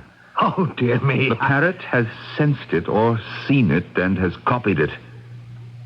You can't believe your parrot was just now seeing the apparition in this room and imitating it. Oh, yes, absolutely. And it is still here. Professor Gilder, let me speak to you as a friend. To believe that a parrot, an entirely physical creature with limited perceptions, is able to see what you cannot see and imitate it is more than any sensible person can believe, more than I can believe, and more than you should believe. Are you quite finished? I can tell you more. Father, it's at me here now. Oh, God, there's a cloying closeness about it. I feel it here. Right here. Oh, it horrifies me. It horrifies me. As I said when we began, what if an emotion had entity? Taking it a step further than the emotion of love, take hate with a hand raised in anger. Take revenge, despair, fear. What if all those could appear to you and me as actual beings, haunting us and making themselves unwelcome visitors? All fancy, you say? Wait with me and see if the fanciful takes on substance when I return with more of the mystery in Act 2. Take your contact, take it now. Give your code to contact. Can your cold medicine fight the congestion, shrink the swollen membranes, help relieve the runny, sneezy, cloggy misery caused by every known cold virus? Are you sure? Contact can. Today's Contact does all that up to 12 hours, all day, all night, no matter what cold virus attacks. That's the wonder of Contact. Give your code to contact. Take only as directed. I always thought that leaving home would be so easy then. Now I'm gone, I wish that I could see you both again. It's hard to say I love you, but I've got to find a way. Though it's never been easy to say. If you love him, tell him. You're not as far apart as you think. A thought from the Church of Jesus Christ of Latter-day Saints, the Mormons. You were a car salesman? Right. What happened? I went to Wild Olds in Libertyville and asked for a job, and they turned me down. Why? Mr. Wild said they don't sell cars like I sell cars. How do you sell cars? You say you want a deal on a car? Well, here's a cute little... That's enough. Why did Wild Olds turn you down? Well, Wild Olds in Libertyville is a quiet and beautiful place in the country. Oh, yeah. And from salespeople to service department, everyone at Wild Olds is relaxed and genuine. Oh, no high pressure, no hype. Oh, no, that's why people come from miles around to Wild Olds. Wild Olds And is Mr. Wild said that a good deal is more than just low price. It's selection and it's customer service and a lot more. Thank you, sir, and I'm sorry you couldn't find a job at Wild Olds. That's okay. Mr. Wild's going to build a home someday for fast-talking, slicky car salesmen like me, he said. Really? Yeah, in fact, every time somebody test drives a new Olds, he's going to put a quarter in this big jelly bean jar towards the home. That's beautiful. It's wonderful. It's the most dreamy story I've ever heard. Wild Olds in Libertyville, it's a beautiful place in the country. Wild Olds in Libertyville, it's a beautiful place in the country.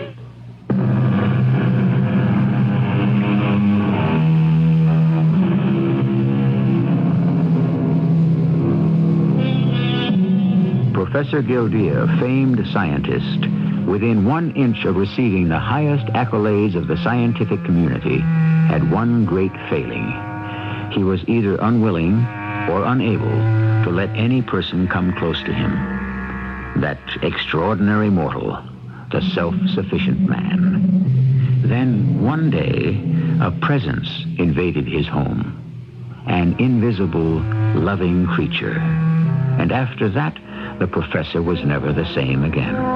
His friend, the priest, Father Xavier Murchison, takes up the story. Although his doctor gave Professor Gildea a clean bill of health, I persuaded him to take a week off, cancel whatever speaking engagements he might have, and put the laboratory and his own home out of his thoughts. He went up the coast. After a week, I got a card from him posted from the Cape, telling me what train was bringing him home. Ah, Father Murchison. I didn't expect to see you here at the station. What a nice surprise. Well, I didn't expect it myself, but as it happened, I had to visit a sick person right in the neighborhood this afternoon, so I thought I'd chance it. Yeah, to see if I was still a sick person, huh? Are you? No, I don't think so. A week on the Cape, the sea air, you looked just fine. Did you have good weather? Yes, perfect, glorious. You were quite alone up there? Do you mean was I pursued by my ghost? No, I wasn't, thank heavens, quite alone. The beach, the seagulls, the sea, my only companions. Ah, I've never seen you look better. I never felt better. Not a care in the world. Father, what am I kidding myself for? I'm terribly anxious to find out if that thing is still in my house. Oh, you've seen the last of it, I'm sure. I have had it, and now we'll see. A taxi.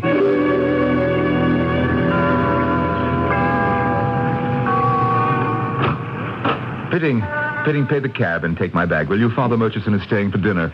Let's go in, Father. Well, I was thinking, Professor, perhaps I'd better scoot back to St. Saviour's for a few hours and then return in time for dinner. I know that I'm being selfish. Well, we've climbed a flight to the study. Let's go in. I've always liked this room. Now, if I'm to remain here, I'd better call St. Saviour's. Well, there's a telephone in the hall. I'll pour small glasses for us both. Whiskey? When Pitting comes upstairs, I think I'd prefer a cup of tea. Or as you wish. Turn on the light. The telephone is right there. All right. Now that you've had your tea, Father, and I've had 2 whiskeys, let us see what we shall see.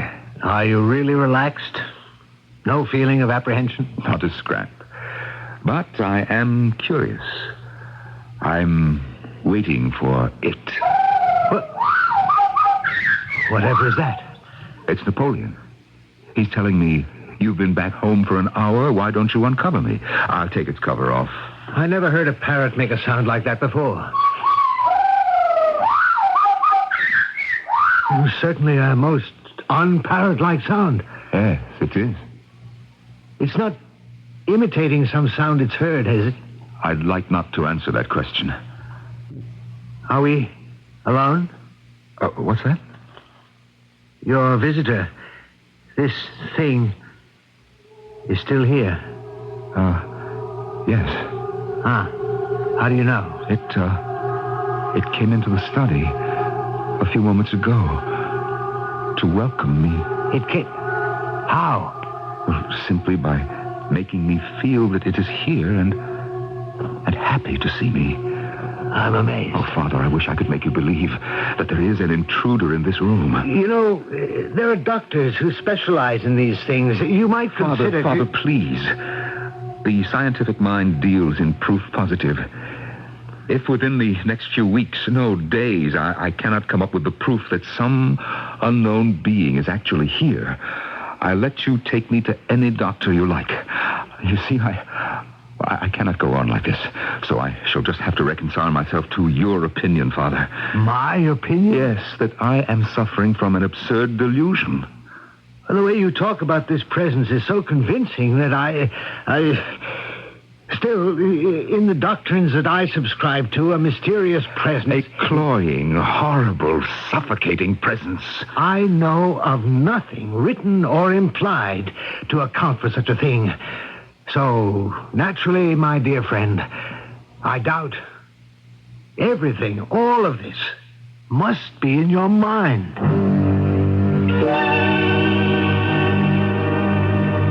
2 days later, my telephone rang at St. Saviour's.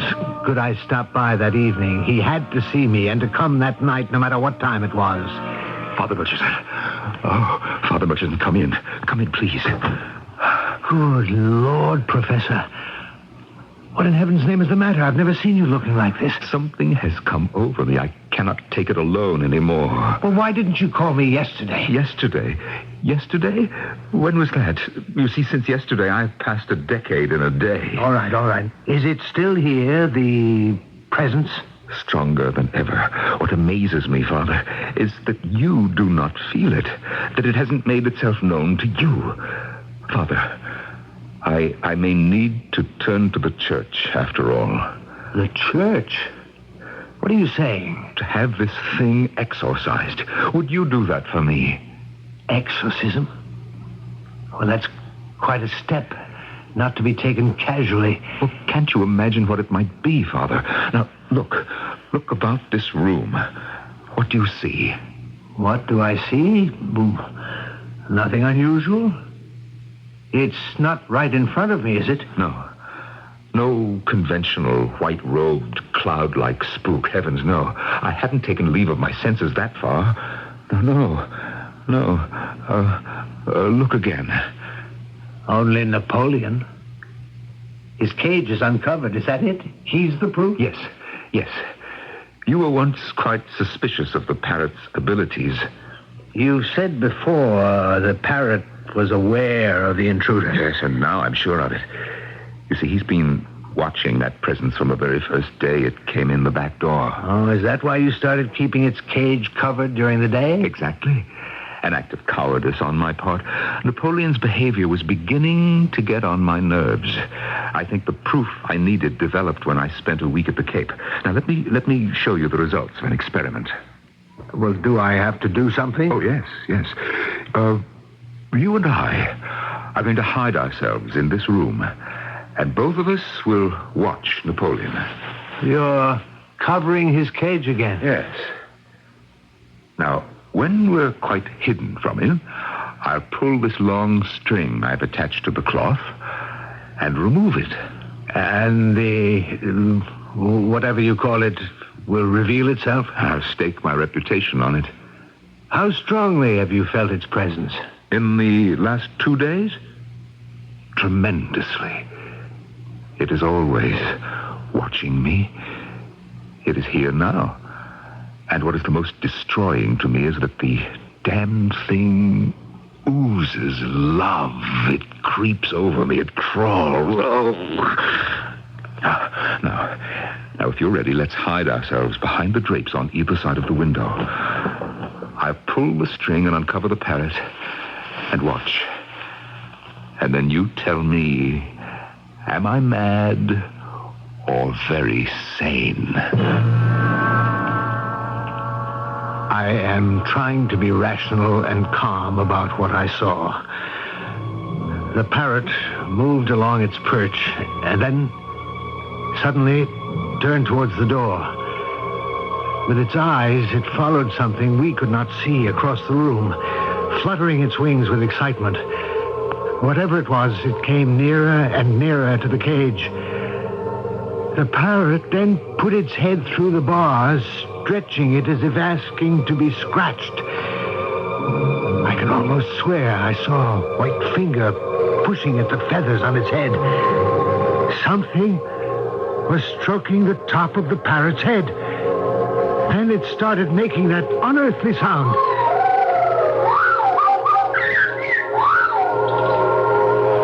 What do you think, Father? It is there. Here. Extraordinary. And that sound. Ever hear anything like that? No, never. It's more peculiar than it was before. Napoleon is imitating the sound of the thing. He hears it and repeats it. What is so exhausting to me is that this thing is not evil or frightening, just the reverse. The thing admires me, desires me, it loves me. That's what I cannot stand. Has it occurred to you that it may be the voice of someone who has been here while you were away? All right. Let us see. We'll soon find out. It's late, but I have to know. Pitting, will you come up to my study, please? Now, before I went away, I noticed Napoleon was trying to do a kind of walk. And then when I got back, you remember that cry, like the one we just heard? Oh, yes, Pitting. I'm sorry about the hour. Pitting, while I was out of town, did anyone come into this room? No, certainly not, sir. Except the cleaning lady, the maid, and myself. Yes, and the bird. Has it been here in its cage the whole time? Oh, yes, sir. Have you noticed the parrot talking lately in a, well, shall we say, rather peculiar, disagreeable voice? Yes, sir. Soft, sing-song like. Yes. Well, since when? Well, since you went away, sir. He's always at it. There. You see, Father. Oh, yes, Pitting, that's all. Thank you. Father, is that proof enough for you? Believe me, there is no trick to this cloying, loving creature. It is here. Oh, no. No parrot speaks in a voice it has not heard. But we hear nothing. Nor do we see anything. But Napoleon does. You saw how it was holding its head through the bars to be scratched. Yes, it seemed to be doing that. It was doing that. I beg your pardon, sir, but as long as you were up, this message came for you, and I neglected to call it to your attention. Well, a message? Thank you. They've got to be joking. Another lecture. 1 week from today in Washington. I seem to have made a commitment 6 months ago. Well, I can't do it. I'll have to cancel. I'll call them in the morning. I'll tell them it's impossible. I could no more lecture in the state I'm in than the man in the moon. Oh, Father, help me. What can I do? Help me!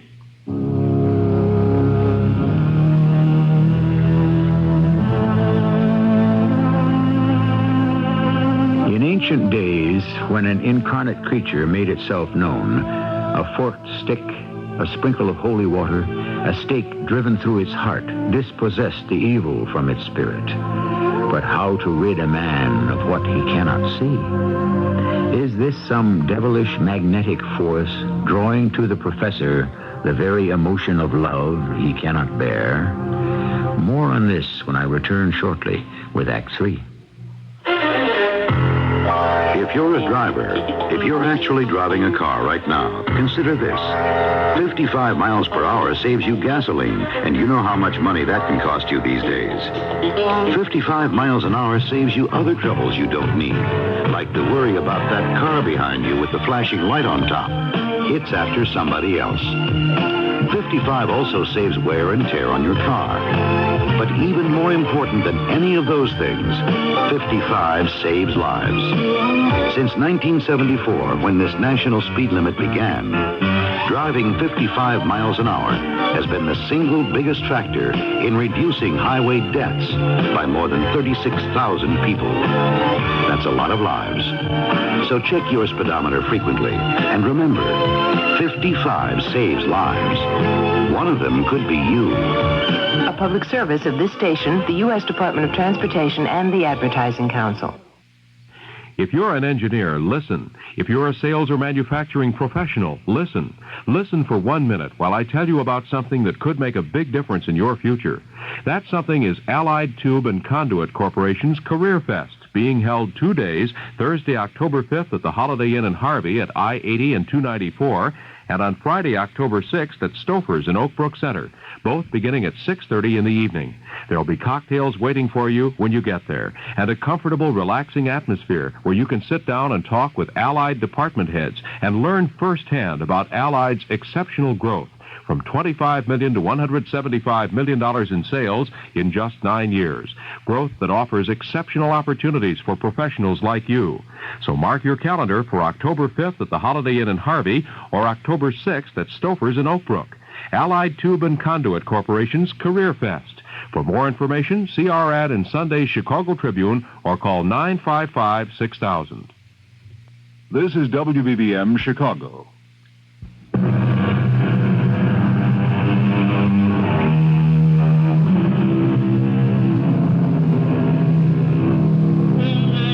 Father Xavier Murchison found it indeed difficult to believe what his eyes saw and his ears heard. It was no task for this devoutly religious man to believe implicitly in the miracles recorded in the Bible, but the notion of any supernatural intrusion into his daily life was more than he could accept. Nor could I believe that the professor was being punished for his lack of humanity, his deficiency, or, let's say, inability to love or be loved, and so was obliged to endure the affection of some supernatural thing. I prayed for him, and the following day, as soon as my church duties were in order, I went round to see him. What time is it, Father? A little after 6. What has become of Pitting? He has left my service. What? Left you? He doesn't work here anymore? Left at noon.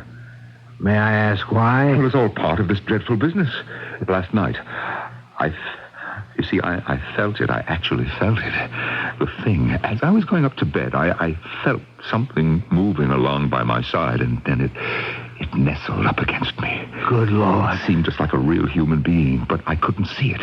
3 times I felt this gentle and yet determined push against me, as if to coax me and to attract my attention. I could hardly breathe.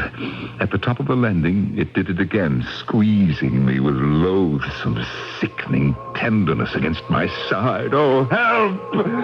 Help! I stood there, screaming, and finally Pitting appeared. You called, sir? Where were you? You heard me call. Couldn't you get here any quicker? I came, sir, as quickly as I could. Is anything the matter? Everything's the matter. You see, I'm being pursued. Can't you see it? Can't you understand?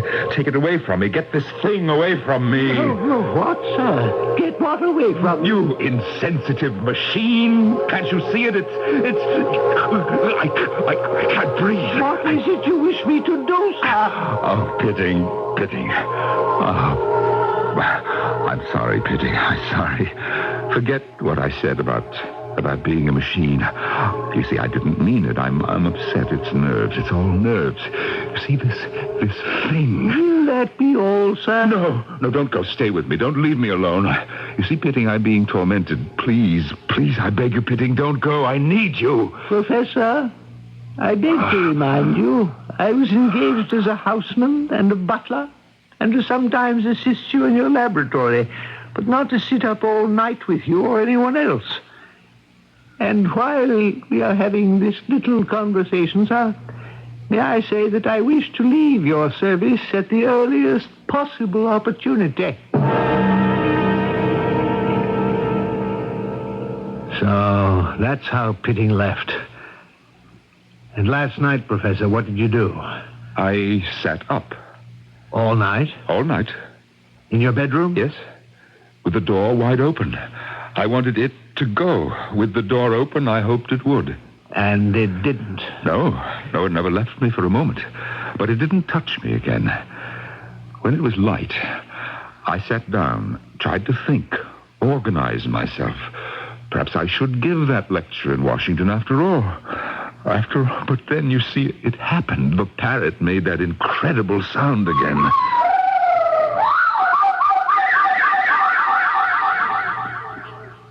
Where is it? I don't see the cage. I got it out of here. You see, I took it to a pet shop. I didn't even want the money. I said to the man, Here, take this beast. You can have it. Oh, my dear father, when I left that pet shop, I felt so good I laughed aloud. You should have heard me. I went shrieking down the street. A millstone had been lifted from my shoulders. But you see, when I got back to the house, I went upstairs, and it was still here. It's here. Now, it will always be here. Tell me, what am I to do? I mean, as a friend, as a priest, help me. Gildea, I cannot pretend to doubt the reality of your misery in this house. You must go away, right away. When is that Washington lecture? In 5 days. All right. Go to Washington tonight or tomorrow morning. No later than that. Go to your usual hotel there until after the lecture. So far as you know, this thing has never followed you out of the house. Oh, no. No, never. I was free of it at the Cape. Then go. Leave. That'll be 5 days, 6 days. And after the lecture, let's see if this will end. Hope, my dear friend. Hope.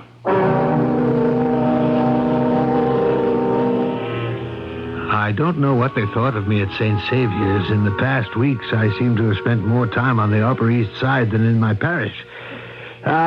Fortunately, my associates are quite understanding, which indeed I pressed them to be when I asked for 2 days in order to go to Washington to Professor Gildea's lecture.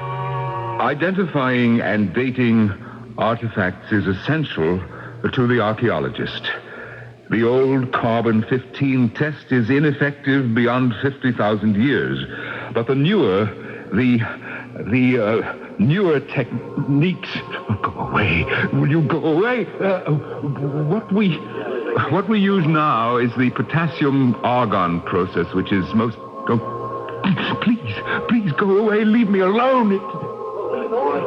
It measures the decay of radioactivity in a mineral, and it is far the most effective after 50 million years. No, I can't go on. It's after me.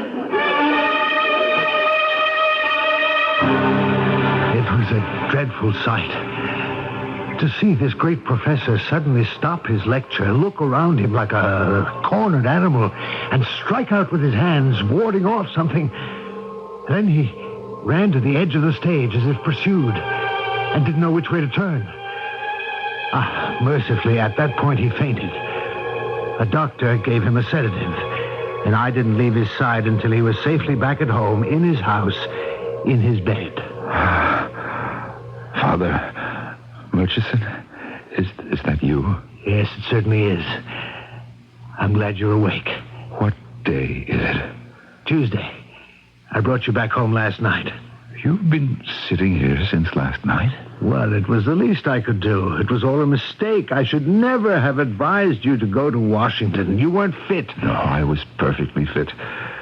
But I was accompanied by that abominable thing. It no longer leaves me, even for a moment. It won't stay anywhere unless I am there. You see, Father, it loves me. That's what it is. It loves me persistently. Wait. It's here now, right now, as I talk to you. It's on the edge of this bed, nestling up to me, touching me. Can't you feel that it is here? No, I can't. I kept asking myself over and over, why? Why? What have I done? I've been thinking about that also, and I can find only one answer. You have an answer? There is a reason for this? Perhaps it's a punishment. For what, for heaven's sake? You hated affection. You put human feeling aside with contempt. You had no love for anyone, and you didn't want to receive love from anyone. So, perhaps it's a punishment. Do you honestly believe that? And it's hard to believe, but... I am being punished. It may be so. But what can I do? Try to endure it. Endure this thing, this loathsome presence? Yes. Try to welcome it.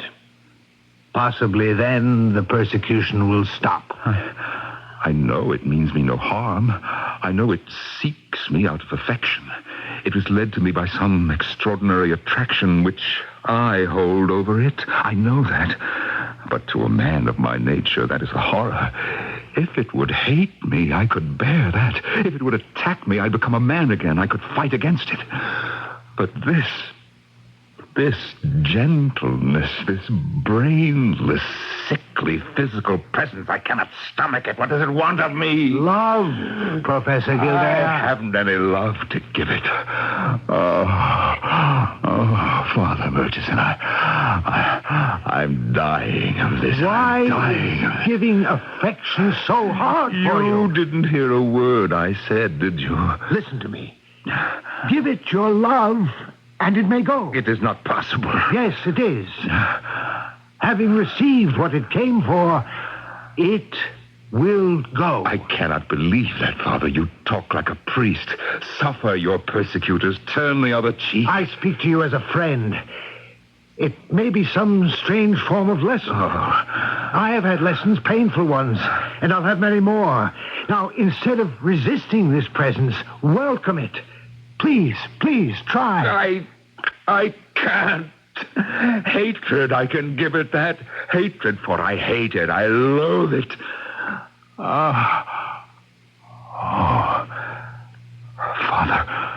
Father Murchison. What?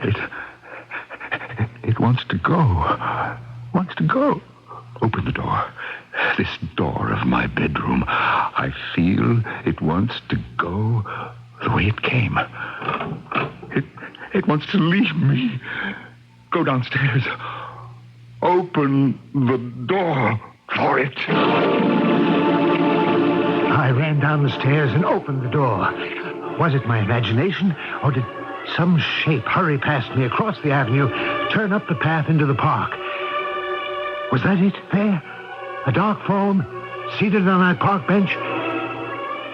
Had it finally finished its work, fulfilled its desire, and now returned to its former existence? I ran back upstairs to tell Gildea the news. You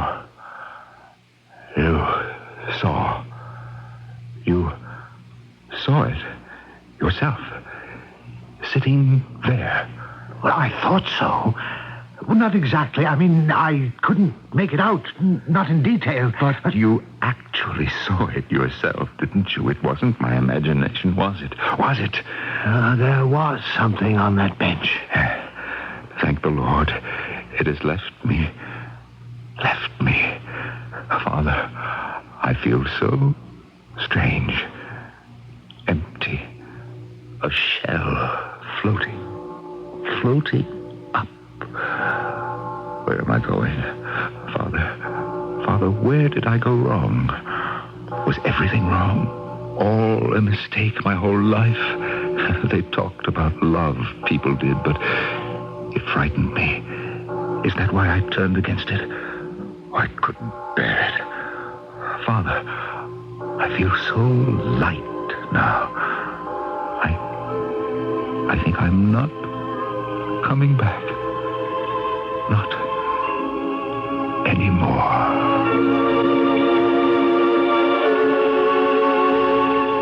Even as I sat there, he passed away. I made the sign of the cross and gave him absolution. His face that had been so careworn, crossed with lines of fear and hatred, softened. It was the face of a child, hoping for love. A doctor was called. The cause of death? Well, I would say heart failure. Yes, failure of the heart. He wasn't an old man, Doctor. Age has very little to do with it. Would you say it might have been prevented? Yeah, possibly, if he had watched himself. Uh-huh. Taken better care? He should have lived quite differently. I think you're right, Doctor. He should have lived quite differently. Well, Father, that's about all I can do. Thank you.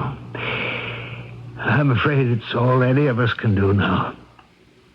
He's in the hands of Providence.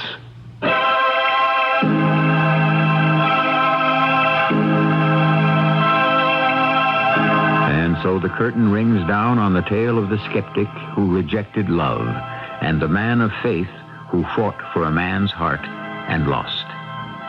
I have a theory about the extraordinary tale you have just heard, which I'm dying to put to you. I'll return shortly.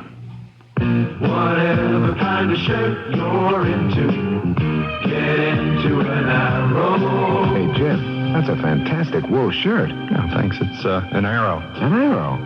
Whatever kind of shirt you want, Arrow's got it. I love that turtleneck Hank's wearing. I bought it for him. It's an Arrow.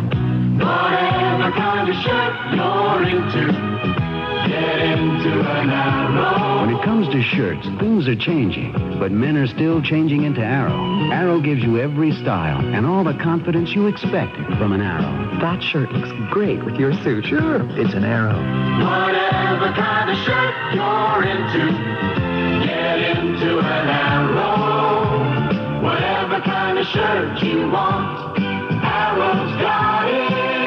Arrow makes all kinds of shirts for all kinds of men. That's why we're known as America's shirt maker.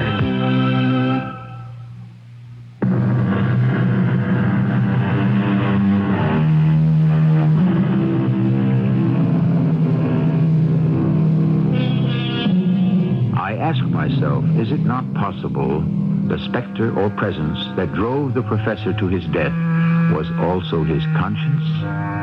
His selfish, bad self at war with the good. And so, sometimes death is the only solution.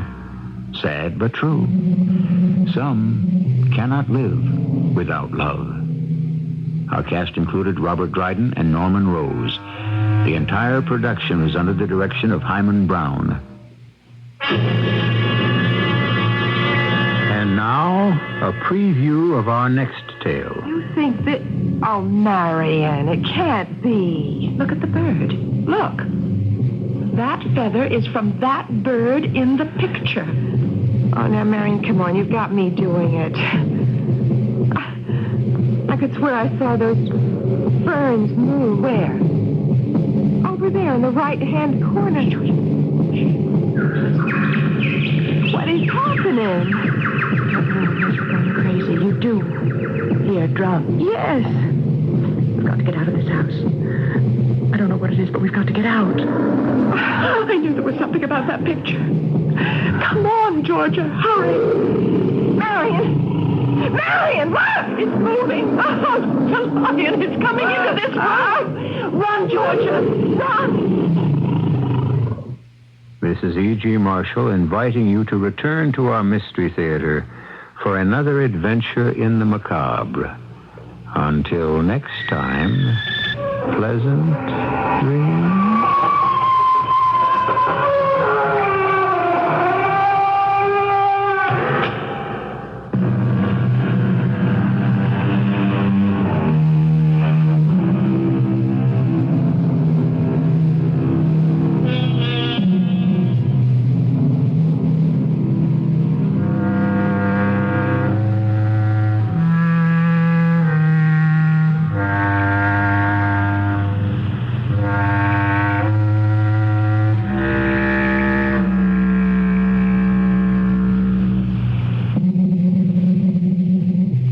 CBS News follows on WBBM Chicago. The name is Beverly. No, this Beverly isn't a girl. It's a factory-approved auto tune-up shop established 20 years ago.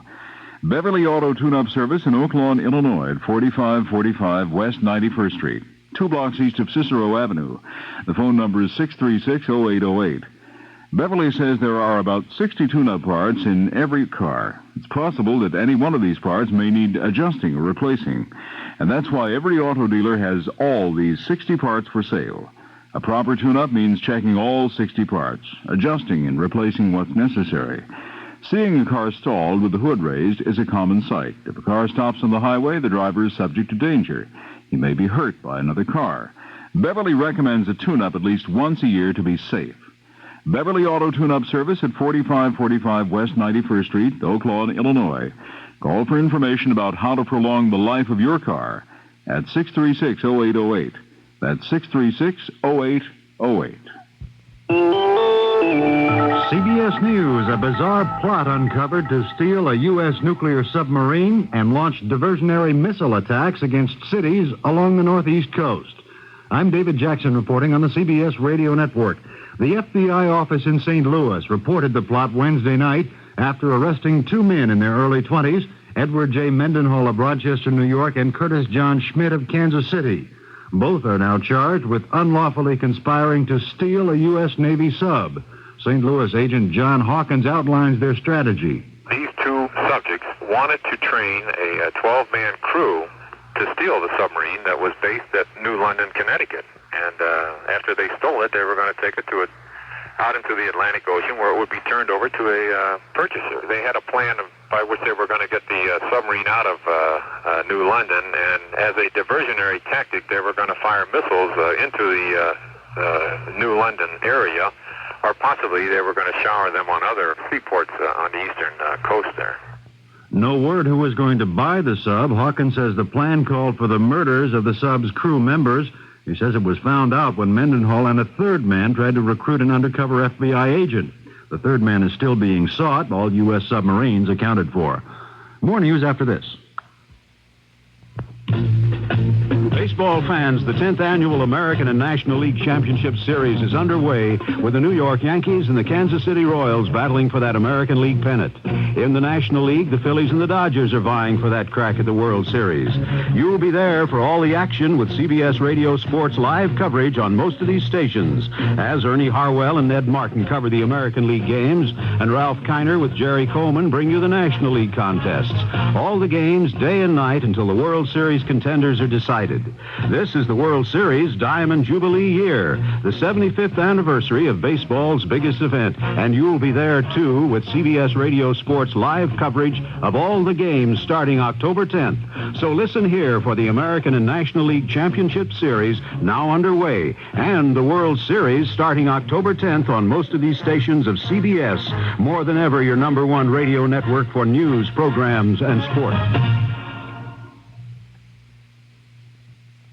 Country music singer Tammy Wynette says she was abducted Wednesday from a Nashville shopping center, driven 80 miles away in her own car by a masked man who tried to strangle her and then freed. She's been taken to a hospital. One official says her condition is not serious. No mention of any ransom paid.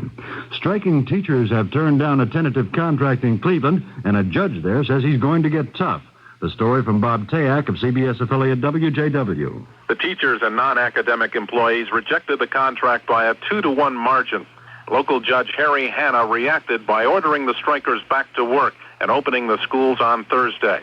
Hanna noted that if the employees defy his order, he won't jail them because he doesn't want a scene similar to the one in Bridgeport, Connecticut a few weeks ago.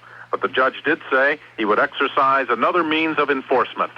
But I will enforce the order in an economic way.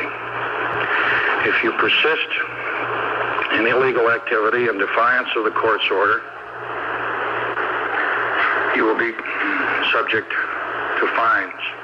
So that if you press for an economic advantage, it would be self-defeating. There is no word from union leaders on whether or not they will obey the order.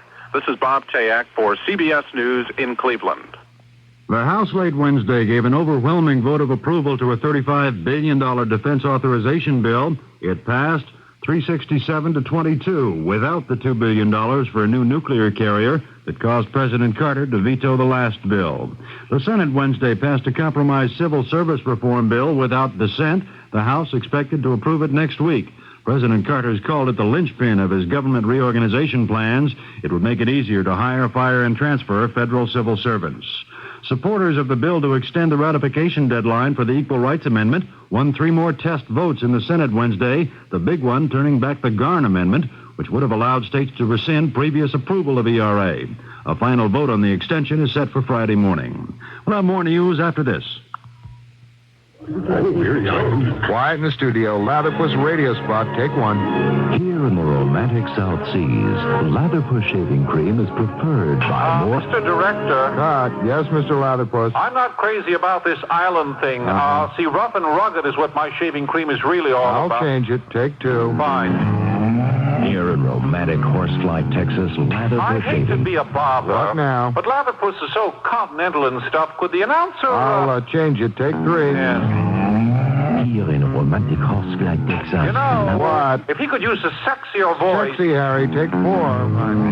Here in romantic Horsefly, Texas, Latherpuss shaving cream is preferred 2 to 1. Yes, wonderful. Hope I didn't make too many suggestions. Not at all. Could I make a suggestion? What is it? Could he do it in Swedish with an Irish brogue and add some bogos and erase... Radio. You can do anything you want, go anywhere you want, and reach anybody you want at a price that won't bust your budget. Radio. It's right on the button. A message from the Radio Advertising Bureau. The State Department has granted visas to Rhodesia's Prime Minister Ian Smith and other members of his government. State says the move does not imply U.S. recognition of the Rhodesian government. Smith and the others invited here by 27 senators for a chance to tell their side of the Rhodesian conflict to the American people. I'm David Jackson, CBS News. First in news, we're CBS News Radio 78, WBBM, Chicago. At 11:32, we are back in Chicago on News Radio 78. This is Alan Bickley.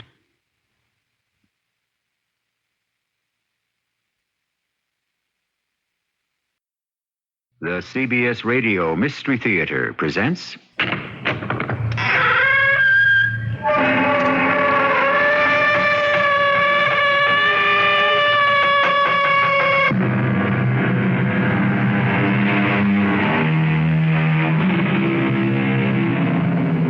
Come in. Welcome. I'm E.G. Marshall. An old Scottish prayer reads, "From ghoulies and ghosties and long-leggedy beasties and things that go bump in the night, good Lord, deliver us." 20th century man, of course, knows there are no such things as ghosts. There is one problem. He's never been able to prove it to everyone's satisfaction. It wasn't a polar bear, Doctor. It wasn't. I don't know what it was, but it wasn't a polar bear. Here, Mr. Manson, drink this. It will warm you. I'm not cold, Doctor. You were out on the ice. You're shivering. Not from the cold, Doctor. Not from the cold. Drink it, man. Then we can talk. There's nothing to talk about, Doctor. I just want to get off this cursed ship.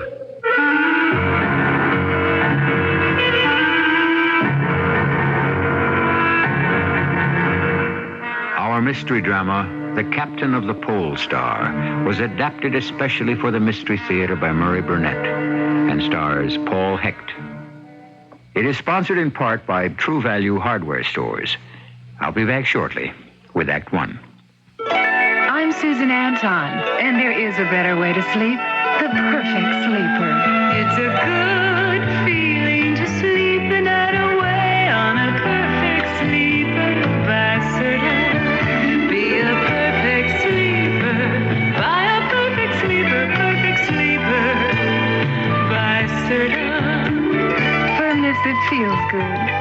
perfect sleeper has it, from the Signature 1 to the fabulous Avanti with Pillow Soft Top. Choose from a full range of comfort and firmness combinations and enjoy firm, deep support for your back and luxurious comfort on top for you. Be a perfect sleeper. Buy a perfect sleeper, perfect sleeper. By Serta. Be a perfect sleeper. Buy a perfect sleeper, perfect sleeper. By Serta. It's Northwest Federal Savings Time. We've got more time for you. Northwest Federal has more for you. More hours, more convenience, and right now, more gifts for savers. Choose from a terrific selection of quality Samsonite luggage at special low prices. Or pick a genuine leather Buxton accessory free or at greatly reduced prices. Just deposit $100 or more at any Northwest Federal location. You can choose Samsonite hard side or soft side luggage. Cordoba soft side flexes for easy packing. Montebello 2 hard side keeps its tough molded shape. Or take a beautifully crafted Buxton leather accessory. But hurry, the offer ends June 9th, 1979. One gift per family. Stop by any Northwest Federal Savings Center and see the selection. It's just one more example of how Northwest Federal does more for you. It's Northwest Federal Savings Time. We've got more time for you.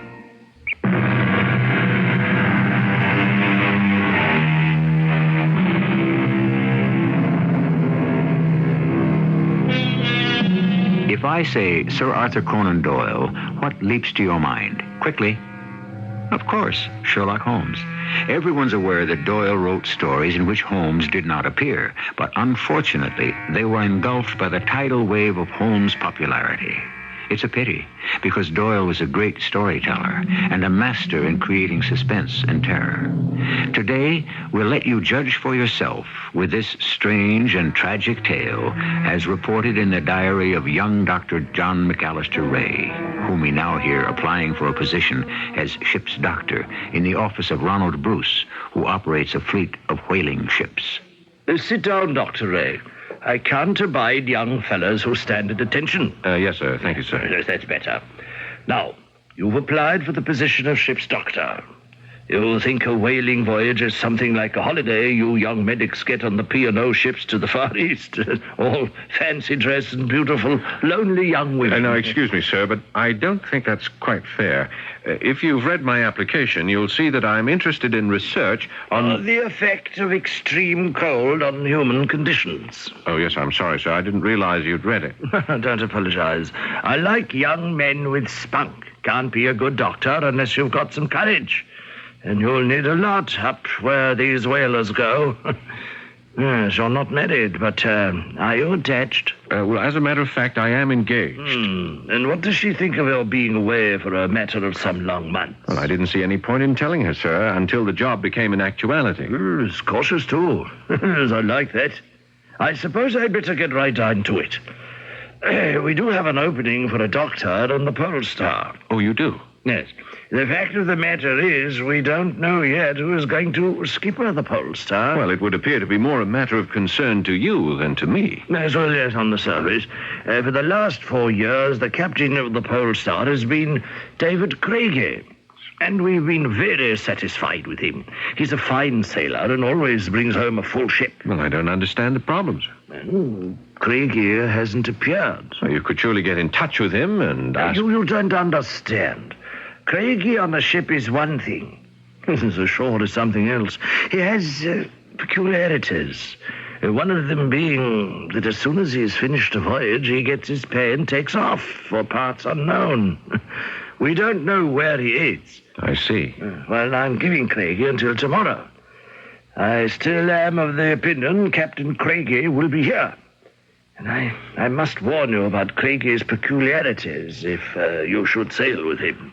Peculiarities? Yes. It would be on my conscience if I neglected to explain that although Craigie is our best captain and a fine man, is subject to moods. Fits of depression? Well, I don't know the medical terms, but I must tell you he has them. He's also a very private man. In fact, his cabin is off limits to all members of the crew. He keeps it locked throughout the voyage. Not even the steward is allowed in to clean up. The captain does for himself. I see. Now, if this sort of behavior might give you problems, I wouldn't want you to sign on. Well, I've always respected privacy, sir. Ah, fine.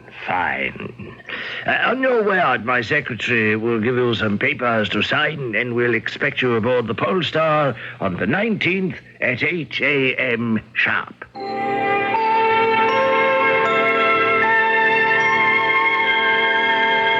Flora, you haven't eaten a thing. Why did I have to fall in love with such an insensitive man? Now, that's an unreasonable statement. Is it? Here we have our first dinner. I mean, the first dinner I cook for you, and I'm all happy and excited, and so are you. But not about the dinner, no. You're happy because you're going away and leave me for 4 months. Well, I'm sorry, but I thought you understood. I don't have the money to open my own practice. With the money I'll be able to save from my pay on the Polestar, and with the bonus that's practically assured if Captain Craigie shows up. John, we've been engaged for only 5 weeks, and you're actually happy about the idea of being separated for 4 months. Well, I'm not happy about the separation, but well, I am looking to the future for us. I just don't want you to leave me. Darling, this isn't like you. We've discussed the problem that comes with being a doctor's wife and all the separations it might entail, and now all of a sudden... I know. But call it woman's silliness or whatever you like. There's something about this voyage that frightens me.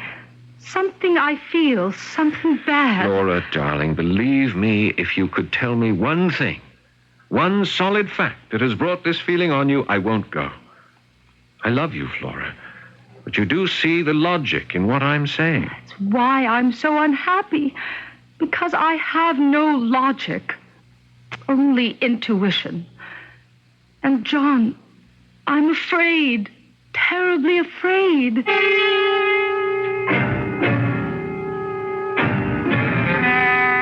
As I open my diary for yet another entry, I cannot help but remember Flora's forebodings. As I write the date, September the 11th, I realize we've been out some 3 months now. Latitude 81 degrees 40 minutes north, 2 degrees east. There is solid, unbroken ice to the north to which we're anchored, and the same conditions prevail to the east and the west. Come in. I'm sorry to bother you, Doctor. That's all right, Mr. Walker. We're running into real problems with the crew. Oh, medical problems? No, sir. The men are all healthy. It's the captain in the ship. You see, if that pack ice in the south hardens and we're going to run out of food and fuel, the men want the captain to turn around and head for home. Well, you're the first mate. I should think that you'd be the man to pass that information along. Well, ordinarily I would, sir, but, well, you know the captain. He seems to have taken a liking to you, so the men decided I should ask you to convey their wishes to him. Will you do it, sir? Well, if it's their wish, but I feel that such a request coming from me, a man who's on his first voyage to the Arctic, may not exactly... Oh, you don't have to be an old hand up here, sir, to know that from now on the weather can only get worse. And that the ice of the south will freeze solid. We must get away while we can. Very well, Mr. Walker. I'll speak with the captain today.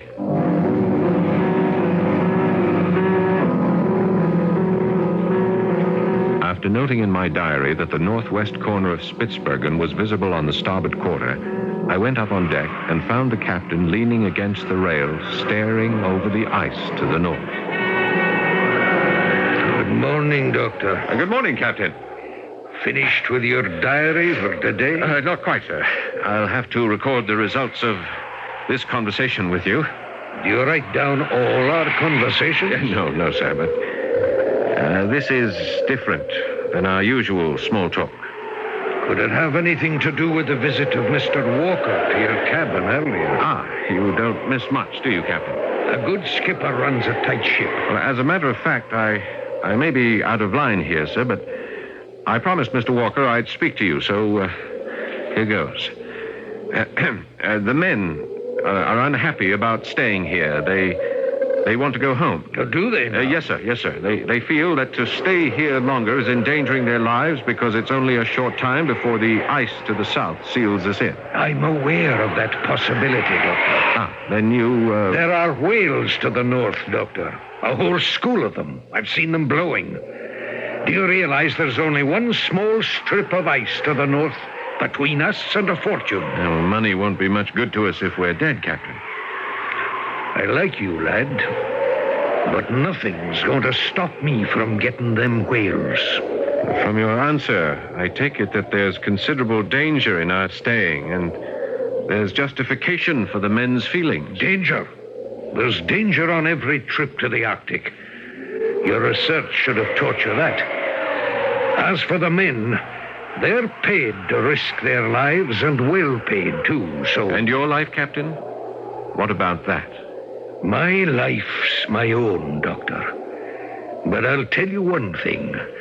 There's more to bind me to the other world than to this. Other world? Your meaning escapes me, Captain. You stick to your medicine, Doctor. I'm going below. Tell Mr. Walker to call me if there's any change in the ice to the north. Now get out of my way.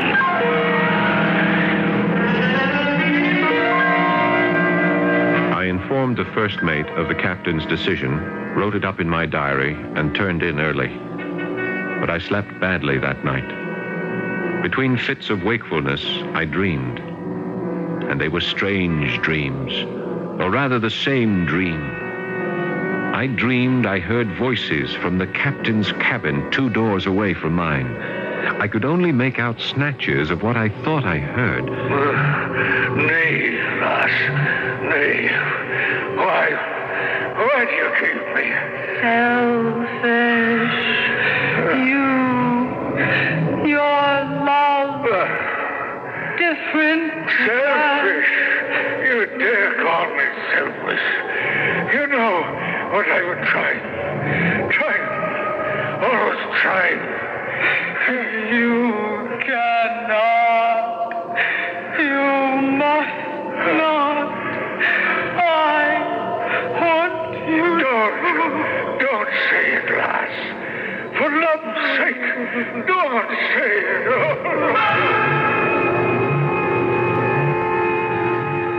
When I woke, the dream, or rather nightmare, was so vivid, I could still hear the sobs of the woman and the voice of the captain. I began to wonder, was it a nightmare? No. I dismissed the thought until breakfast. Captain, may I have permission to take a foraging party out on the ice at noon? No, Mr. Walker, you may not. But we might be able to pick up some polar bear meat or other animals, and that would... And you might also lose a man or two in the ice holes. I feel the wind's going to shift, and we'll be able to break through to the north and get to the whales. Sir, the men are restless, and any kind of activity... Then put them to work on the brass, Mr. Walker. Well, it isn't only that, Captain. It's... Well, mister? It's nothing, sir. I guess it's just superstitious sailors who claim to hear strange cries and mewlings at night. You have your orders, Mr. Walker.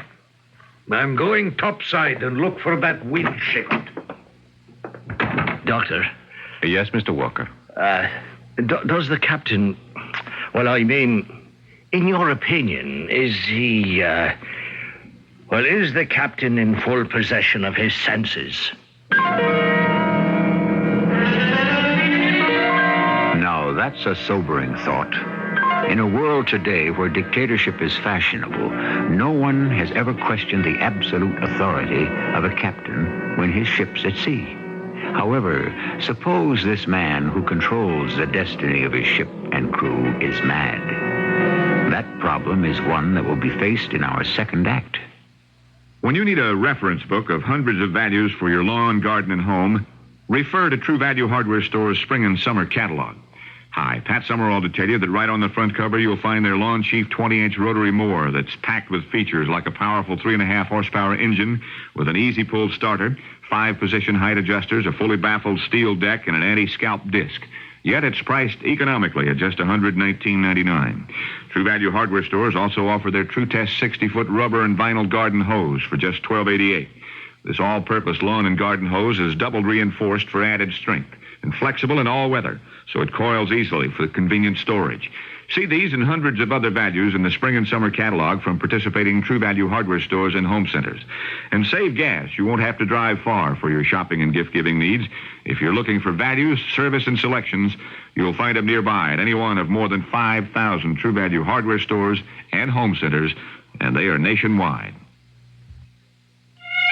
Nothing raises my spirits more than the success of one of my own ideas. And here I am to raise yours with my newest triumph, British Airways Club Class with Elizabethan service for our full fare economy passengers. Mind you, it's not all my idea. I have a team of experts to help me.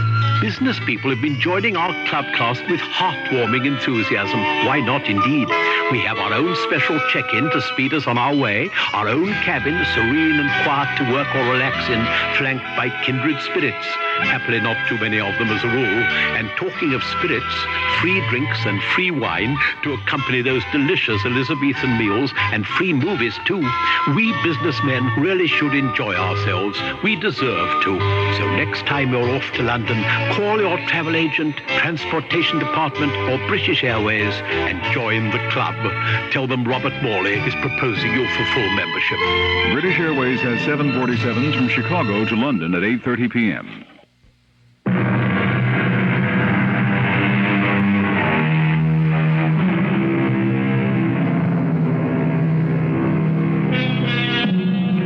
Madness takes many forms, in literature as well as life. People may argue that in Moby Dick, Captain Ahab's frenzied pursuit of the legendary white whale was a form of insanity.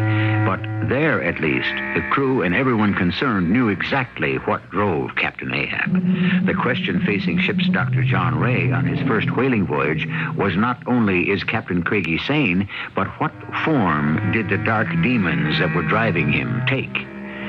Because there was no question that the captain of the Polestar was a driven man.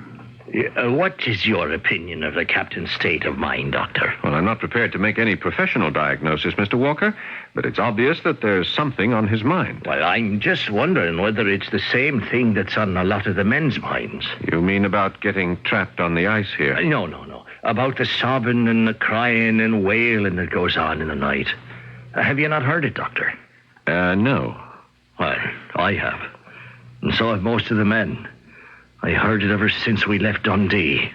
Almost like it was following us. And screeching. And begging to be taken aboard. You think these noises have something to do with the captain's state of mind? Well, it is likely. I mean, he's human just like the rest of us. Have you spoken with him about this matter? No, Mr. Walker, because I think there's a perfectly natural explanation for the sounds you describe. The creaking of a ship, the sloshing of water in the scuppers, the rubbing of the hull against the ice, any one of those would explain... Doctor, now, I've followed the sea all my life. This is your first voyage. I'm a hard-headed man, and I tell you, no ship ever made the noises I heard. And what do you think they are? I don't care to say. All right, then I'll say it for you. You evidently feel that these noises are ghosts or something from the spirit world or caused by some other supernatural force. After the first mate had left and gone about his business, I recalled my nightmare. For the first time, I wondered whether I had dreamed what I had heard, or whether I indeed had heard the same sounds that Walker and other crew members were talking about. I decided there wasn't much to be gained by speculation, so I went up on deck. Doctor, come here a moment. Captain. Look, yonder. Northward, over the ice. You see it, don't you? What? Over there. Just now coming out between the hammocks. You must see it. I'm very sorry, Captain. There's nothing there. Blast you for a blind idiot. Use your eyes. There. Moving off now to the west. There. No, easy now, Captain. My goodness, you're shaking.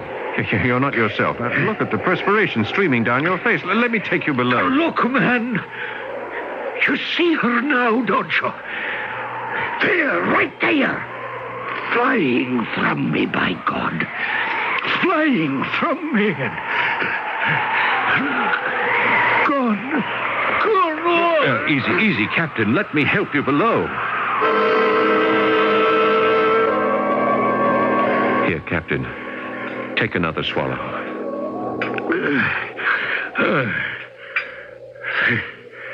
Thank you, Doctor. Yeah, you had quite a shock. Now, I think you should go to your cabin and lie down for a while. You saw her, didn't you, Doctor? I'm sorry, Captain. I saw nothing.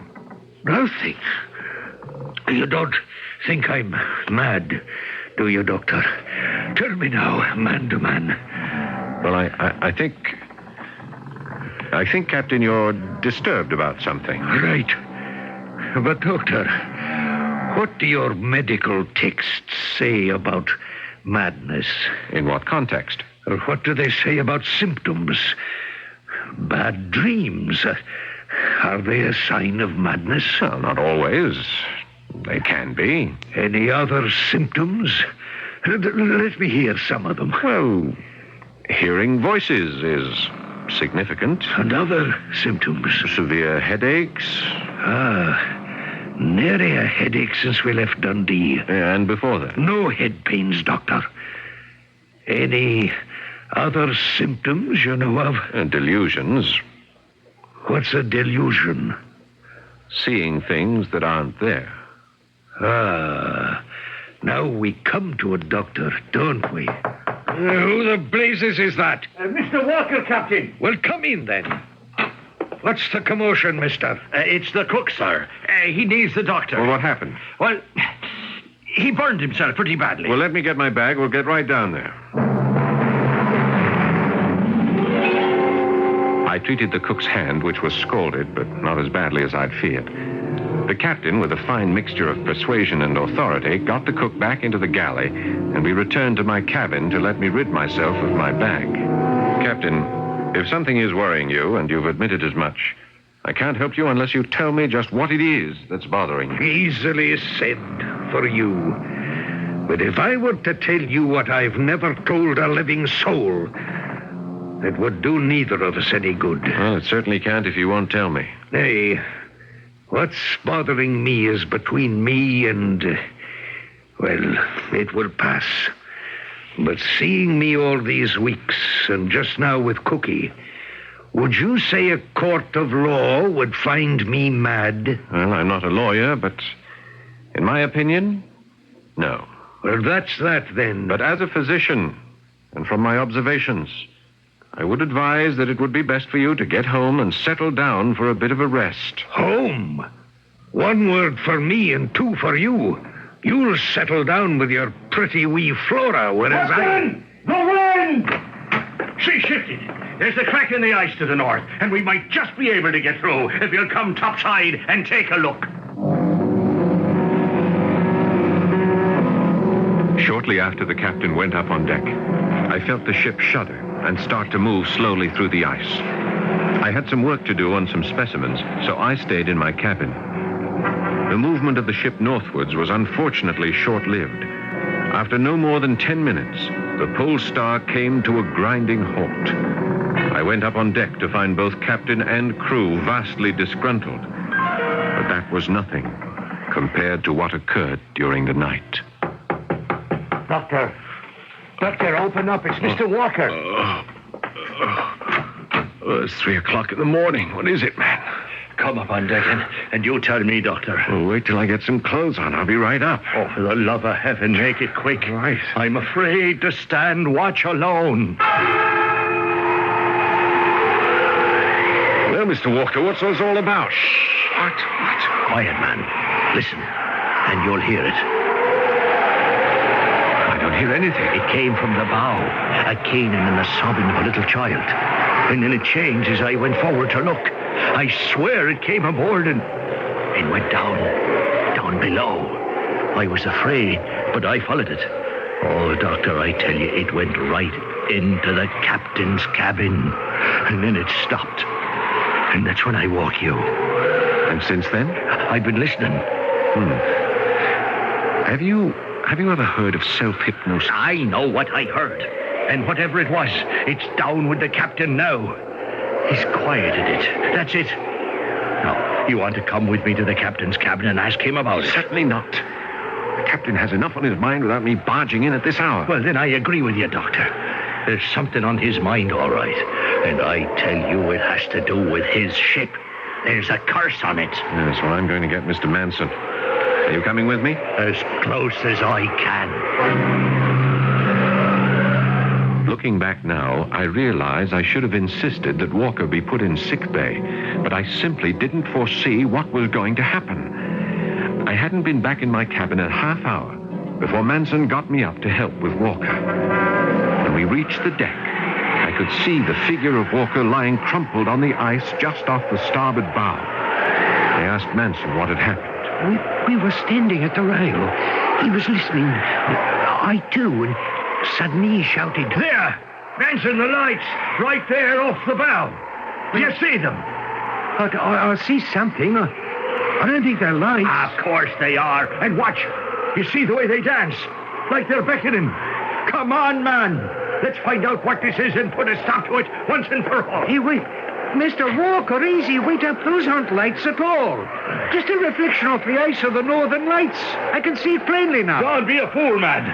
You can't see them clear like I can. Here, I'll reach over and... Careful, watch out! Doctor, the next thing I knew, he was over the side and falling to the ice. I didn't think I should move him, so I ran up and got you. Good thinking. Now give me a hand. We'll get him back on board. My diary entry for that date reads, First Mate Walker confined to sick bay. Weather seems to be getting bad. Ice behind us closing in fast. Crew worried, sullen, almost to the breaking point. Must speak with Captain Craigie about Manson's report on our supplies. Found the captain pacing the deck. Good morning, Doctor. How's Mr. Walker? Well, condition satisfactory, sir. He had a bad blow on the head when he struck the ice, but fortunately no concussion. Then he should be up and about and back on duty tomorrow. Well, I don't know about tomorrow, sir, but perhaps the next day. And see what you can do to speed his recovery, Doctor. We need him. He's a good man. Yes, sir. Did you see Mr. Manson's report on our supplies? Half a tank full of biscuits, 3 barrels of salt meat, a limited supply of coffee beans and sugar. Ah, then you have read it. I told you, Doctor, that I'm in complete control of my faculties. Yes, sir. But then you must surely be aware that those supplies won't last for more than 2 weeks. And the crew is up in arms. Don't worry about the crew, Doctor. I've called for a meeting with all of them. And I expect you to be there, on the main deck at 2 p.m. sharp.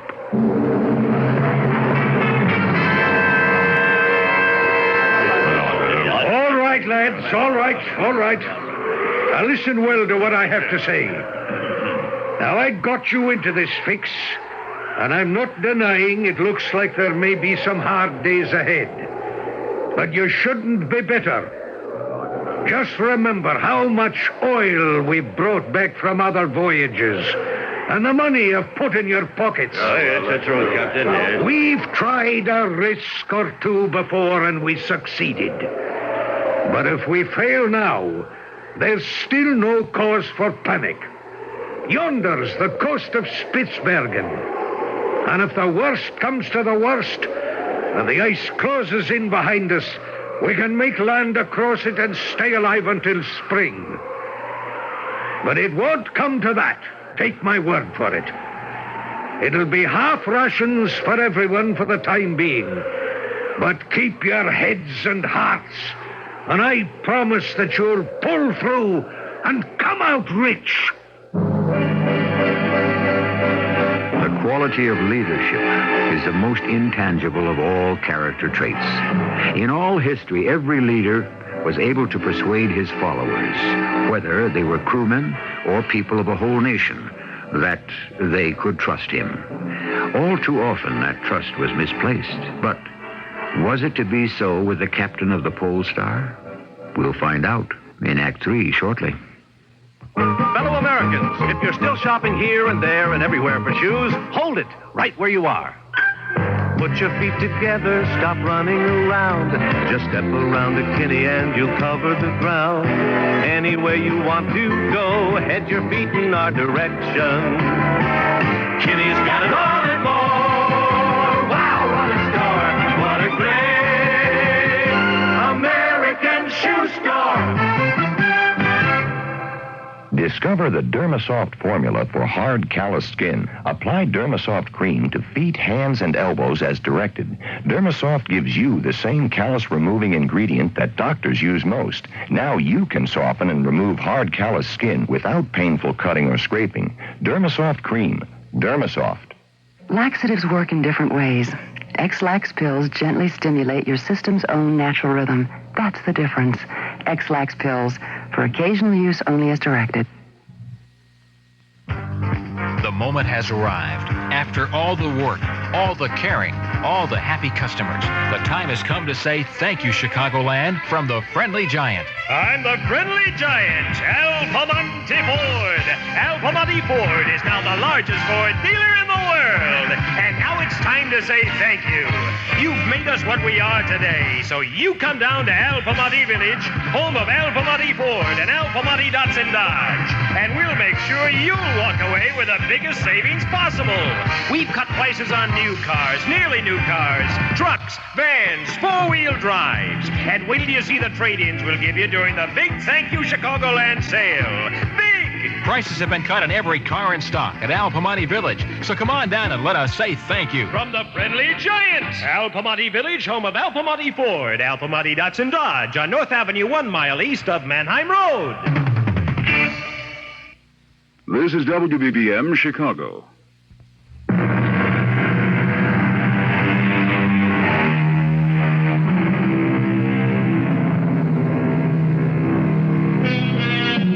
Webster's dictionary defines euphoria as a feeling of well-being or elation, especially one that is groundless or inappropriate to the situation. Some people live in this state all their lives. Others spend their lives in despair. It's really a difficult matter to attain a happy medium. But as for the crew of the Polestar, they were definitely euphoric. Captain Craigie's speech had an amazing effect upon everyone aboard the Polestar. Forgotten was the shortage of rations, the ominous increase in the wind, the dropping temperatures, and the ice all around us. Even more startling was the fact that everyone seemed to have put aside their fears about the strange noises and eerie occurrences which had the crew believing the ship to be cursed. And then shortly before noon the following day, Captain Craigie succeeded in amazing me. He was standing at the rail with his sextant, preparing to shoot the sun, when he called out to me, Doctor, would you mind joining me? Ah, good morning. How are you today, Captain? In control, Doctor, in control. I wonder if you'd do me a favor. Certainly, sir, certainly. I'll be shooting the sun shortly, and I must be sure when it's exactly noon. Here's the key to my cabin. Would you be so kind as to run down and check your watch with my chronometer and come back and let me know exactly when it'll be high noon? Well, Doctor? Yes, of course. I'll be right back, Captain. I was dumbfounded. No one had ever seen the inside of his cabin, and here I was with the key. I went down, and I must admit, as I opened the door, my heart beat faster. The cabin was a model of neatness. But there was one thing that dominated the entire area. A startlingly lifelike portrait of a wondrously beautiful woman. I checked the chronometer, watched always by the brilliant eyes of the woman in the portrait, returned to the deck, and waited till the captain had completed his calculations. Well, Doctor? Your key, sir. Thank you. Did you see her? You mean the portrait? What else, man? I saw it. What did you think of it? She's a wondrously beautiful woman. Doctor, do you believe that long before something happens to us, we prepare for it, even unconsciously? I'm not sure I understand, Captain. No matter. You'll find what I said to be true someday. Well, we still have the whales, Doctor. They're still there waiting for us, whatever else may be in store. With all due respect to your superior knowledge of the Arctic Ocean, Captain, I submit we're never going to get through to the whales. And you don't like the prospect of wintering on the coast of Spitsbergen and living off the land? Do you? Oh, it doesn't matter to me, Doctor. But I shall ask another favor from you. Yes, sir? I'd like you to witness my will. In fact, I'd like you to be there when I draw it up. Let's say, tomorrow afternoon. In all honesty, I must say here that my diary shows I was deeply disturbed by the captain's attitude. Certainly my latest conversation with him raised serious doubts as to his sanity. If he were truly mad, then it would be my duty as ship's doctor to have him relieved of his command. While I was wrestling with this dilemma, night fell, bringing with it a numbing terror that drove all else from my mind. I was pacing the deck. The night was at its darkest, when I suddenly heard Manson call... Doctor! What? It's back. Can you not hear it?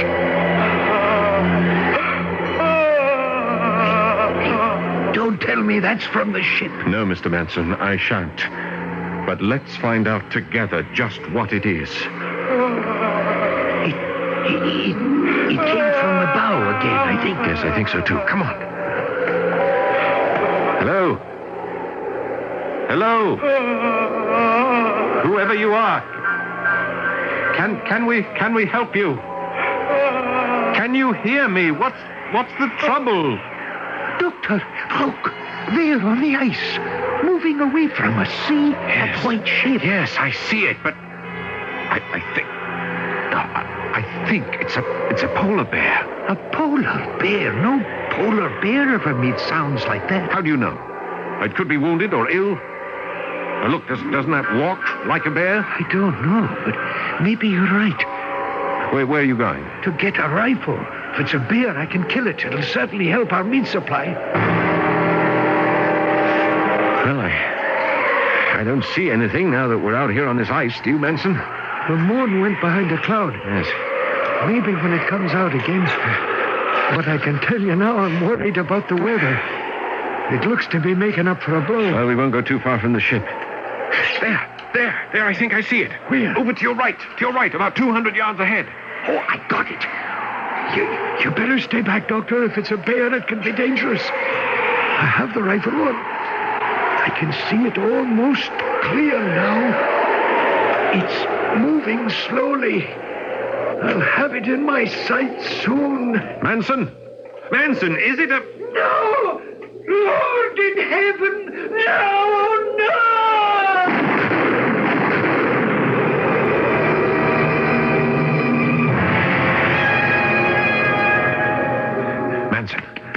Manson, come on. Come on, you're all right now. How did I get back to the ship? I got help. We carried you back. Now, you've had a severe shock. Just let me inject you, and the sedative will give you... It wasn't a bear, Doctor. It wasn't a bear. I saw it clear for just a minute. It wasn't from this world. I swear it was shaped like a woman. But it was smoke or a cloud. Yes, all right. You'll be getting sleepy now. Just a minute, and we'll talk about it in the morning. It wasn't a bear. I saw it. I kept my appointment with Captain Craigie at 2:30. We met in the main cabin and sat at the table on which we ate. The captain had pen and paper, but I wanted to talk with him about things other than his will. Captain, I don't know how else to say this, so I'm going to come right out with it. I think you must get rid of that portrait. We're here to have you witness my last will and testament, Doctor. As I somehow think the subjects are connected. You'll oblige me, Doctor, by keeping your thoughts to yourself. Captain, I was with Manson last night out on the ice. And you're not suffering from shock? I didn't get as close to, well, whatever it was that almost drove Manson mad. Are you telling me that there was a presence out on the ice? Well, there was something. I saw it. You too, Doctor. Are you sure you're not suffering from delusions? I'm sure. Well, then it must follow that when you suspected me of having delusions, I wasn't. How did you come by that portrait, Captain? Did you have it commissioned? Was it given to you? I stole it. Oh, you don't mean that. I do. She was mine. Mine. She was married to a dissolute drunk. She loathed him, but she wouldn't leave him. Well, perhaps she didn't love you. Don't ever say that. She loved me and I loved her to distraction. Why do you think she died? It was my fault. I tore her apart, or rather our love did. The last days all we did was quarrel. But she wouldn't leave her husband. She could not break her marriage vows. And the portrait? I arranged to have it stolen from him. He didn't care one way or the other, but I couldn't sleep thinking of her beautiful face in his house. Since the day it came to me, it's never left me. Nor has she. She's always in my mind, if that's what you mean. That's exactly what I mean, Captain. It's an unhealthy situation. Your thoughts about her have... Well, they've brought some strange happenings on this ship, and the portrait must go. Ridiculous. Not at all. It's the portrait that nourishes your thoughts night and day, Captain. There'll be no more talk about it. Now, let's get to my will. Very well. But then I ask a favor in return. Which is? That you witness my will. You? You're all right, lad. You have a long life in front of you. But why do you say that? We're shipmates. Your fate and mine. Don't talk nonsense, Doctor. I'm making my will because of you. I'm leaving everything I own to you. But why? We are hardly... Because you've seen her. At last, you've seen her. The captain made his will. And at the last moment, since he had made me his heir, decided to have Walker witness it. That night, sleep would not come. I tossed and turned, but finally gave up and went on deck. At first, I thought I was alone. But then I heard a soft sobbing coming from the other side of the deck. I walked over slowly. Captain? Captain, are you all right? Go away, lad. There's no place for you here. Captain, you need my help. Now let me... I tell you, go away. Unless you dare to look. Well, if you tell me where to look. Out on the ice, lad.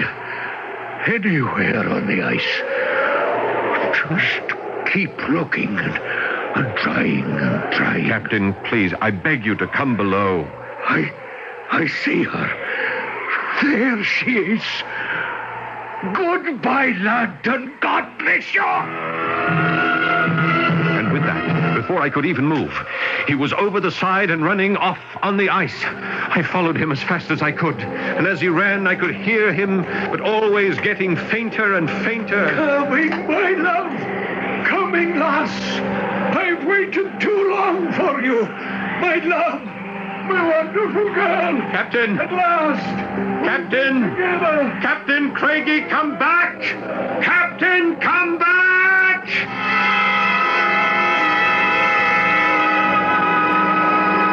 I'd lost him. Further search on the dark ice was useless. The next morning, Mr. Walker and I set out to trace him. Here. He fell here. Yes. Look. The snow hasn't wiped out all traces. That's right, and he got up, but which way did he go? Now, let's keep straight. There's no reason for him to veer. Or was there, Doctor? Well, don't ask me. I didn't see anything in the dark. Yes, but he did, eh, Doctor? Yes, well, thought he did. Well, come on, let's go on. There, look, straight ahead. Well, come on, man. Oh, no. There's no hurry, Doctor. If that shape is the captain, he's long dead. A man doesn't last long out here lying down. It's the captain right enough. From the looks of him, he's been dead for some hours. You see that blanket of ice crystals and snow that's covering him? Yes, I see. He's gone. The wind blew it away. Doctor, didn't it look like when the wind hit it, it was blown up in the shape of a woman and sort of floated off? Did you notice that, Doctor? Nonsense, Mr. Walker. It was simply a snowdrift. Now let's get the body back aboard ship.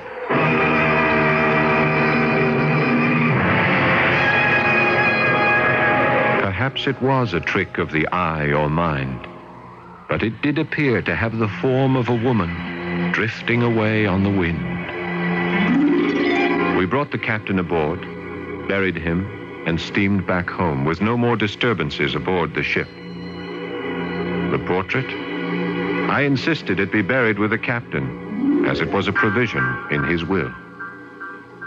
May he, or they, rest in peace.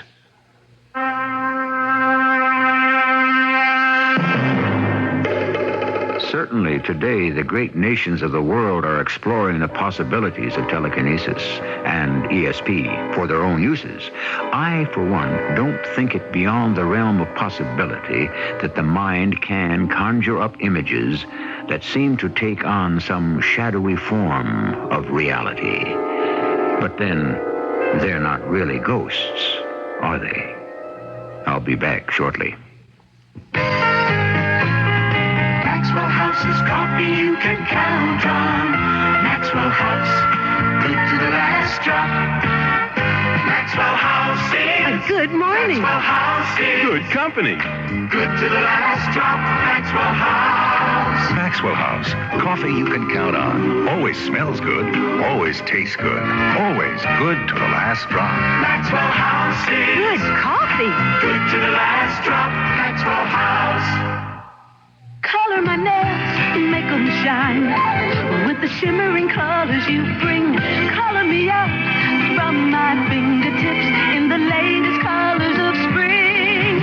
Avon's most colorful event of the year starts now, so ask your representative for the colorful details. Great American color me colors. How I learned to love with Avon color. Color never looks so good.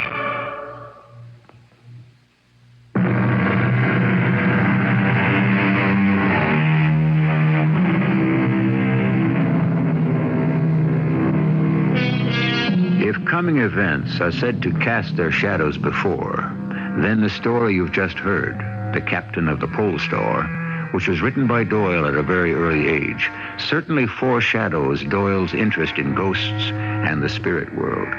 It does even more than that. It shows a deep belief which Sir Arthur held to the end of his life. And I can only believe, if he can hear this, how pleased he must be. Our cast included Paul Hecht, Court Benson, Earl Hammond, and Jane Ives. The entire production was under the direction of Hyman Brown. And now, a preview of our next tale. Why, you're not a man at all. You got hair clean down to your waist. Here, take your cap and tuck it up. Back up again. No wonder you wouldn't shoot. Who are you, anyhow? My real name's Loretta Janet. Well, it doesn't matter. I grew up in a convent, but when my country was called to arms, a voice told me I should take 'em up, too. I cut my hair and I dressed myself in men's clothes and I volunteered.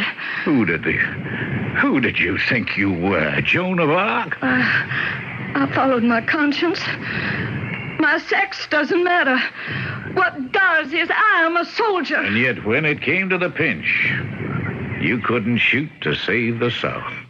This is E.G. Marshall inviting you to return to our Mystery Theater for another adventure in the macabre.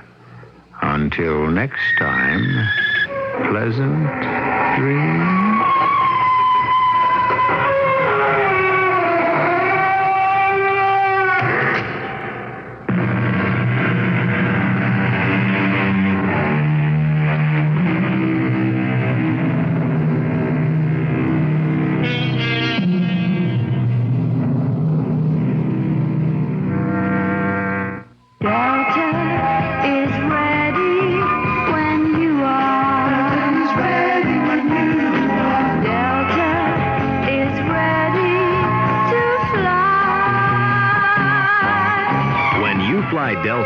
flying an airline run by professionals. Some 32,000 professionals with just one job. That job is to make sure you have a happy trip.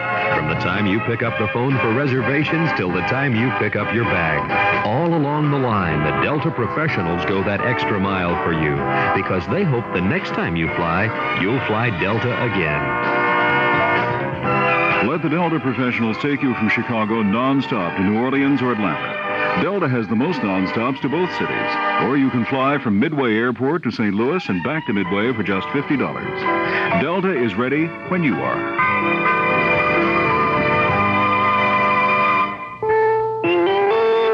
CBS News. The head of the Rubber Workers Union says a tentative agreement aimed at averting a strike is being threatened by one of the companies. This is Doug Poling reporting on the CBS radio network.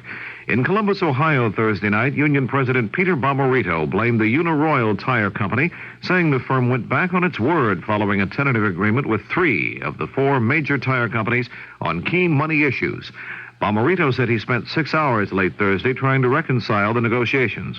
The rubber industry contracts expire at midnight Friday night. Bomarito says his union has given him authority to strike Uniroyal if it does not meet what he says were the original terms. The U.S. Coast Guard reports that a Japanese tanker was struck by lightning while pumping oil and exploded and burst into flames late Thursday night in Nederland, Texas. A Coast Guard spokesman in New Orleans said oil was burning in the Neches River and there were some people in the water. The tanker, the Sea Tiger, was docked at the Sunoco Company docks in the Upper Texas coastal city. More news in a moment. Get the long-lasting collar that kills both ticks and fleas. Put the plus on your pet, the Hearts 2-in-1 Plus. What's the big plus in the Hearts 2-in-1 Plus collar? It kills dangerous ticks and fleas for up to 5 full months. Put the plus on your dog or cat now. Get really effective flea and tick protection for your pet, your home, and your family for up to 5 months. Put the plus on your pet, the Hearts 2-in-1 Plus. Advertisers want the people who want Sports Illustrated this week. The people who want to see Fuzzy Zeller at the Augusta Masters edge out Tom Watson and Ed Snead by a hair. The people who want to read how Kenny Stabler of the Oakland Raiders got into trouble, find out all about it in Sports Illustrated. 16 million people want Sports Illustrated this week. Not a magazine they have to read, a magazine they want to read. Sports Illustrated. People want what's in it every week. That's why so many advertisers want to be in it every week. Although President Carter wants a tax on any windfall profits the oil industry would get from price decontrol, the president might make some changes in his proposal. Lee Thornton has a report. Then found 3 others and disarmed them. Authorities say no one was hurt. No word yet on why the office building was the target or who planted the bombs. Officials in Lake Keowee, South Carolina, are investigating the collapse Friday morning of a steel cofferdam 30 feet deep in the lake. 7 workmen were killed. 1 man survived. The workers were pumping water from inside the cofferdam when it just fell apart. Diplomats from the U.S., Guatemala, and the Dominican Republic are in Managua, Nicaragua, to begin mediations between President Somoza's government and opposition leaders. Somoza keeps saying he won't resign, but he has agreed to the mediation. The International Red Cross says at least 1,500 people were killed and 2,000 others wounded in the fighting last month throughout Nicaragua. CBS News continues after this. Reaching for the dream that spells tomorrow. Well, another generation's coming on. I see America with the corner every day to educate her people to live a better way. Wouldn't you like to feel another show at the wheel? If you help me join the line, you pull your weight, I'll pull mine. The United Negro College Fund has succeeded in helping thousands of blacks fulfill their potential in walks of life where they couldn't walk before. And your contributions have made theirs possible. We want to give our best, please understand. We're not asking for a handout, just a hand. I see a man. No one can do it alone. Please give to the United Negro College Fund. A mind is a terrible thing to waste. A public service of this station and the Ad Council. Light earthquakes hit 2 sections of America Friday afternoon. The U.S. Geological Survey says one quake hit southeastern Pennsylvania about 15 miles north of Lancaster. A light quake hit an area of the Pacific Ocean 20 miles off the coast of Cape Mendocino in northern California. No casualties, no damage. John Bohannon, CBS News.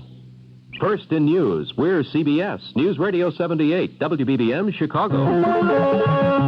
Good evening, everyone. 11:34 is the time. This is Alan Bickley on WBBM News Radio 78 in Chicago. It's 5 minutes until 11 o'clock. The CBS Radio Mystery Theater presents...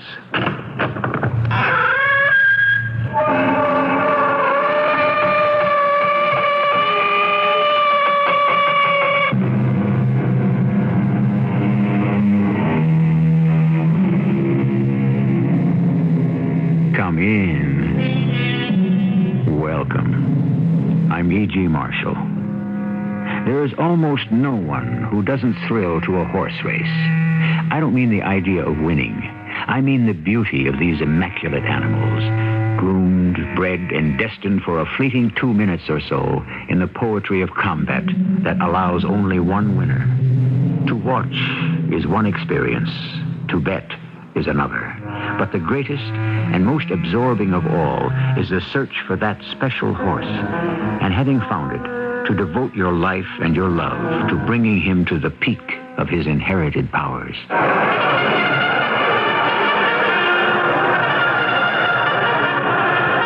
the third gem of the Triple Crown that's on the line today, and the odds-on favorite is Malachi, the Wonder Horse, written by Stevie Oakes in more than one sense, the Wonder Jockey. More of that later. Can this Cinderella horse bring off the inconceivable? Will the race end with Malachi wearing the garlands of the Triple Crown? Well, in something around 2 minutes, we should know the answer as they're off.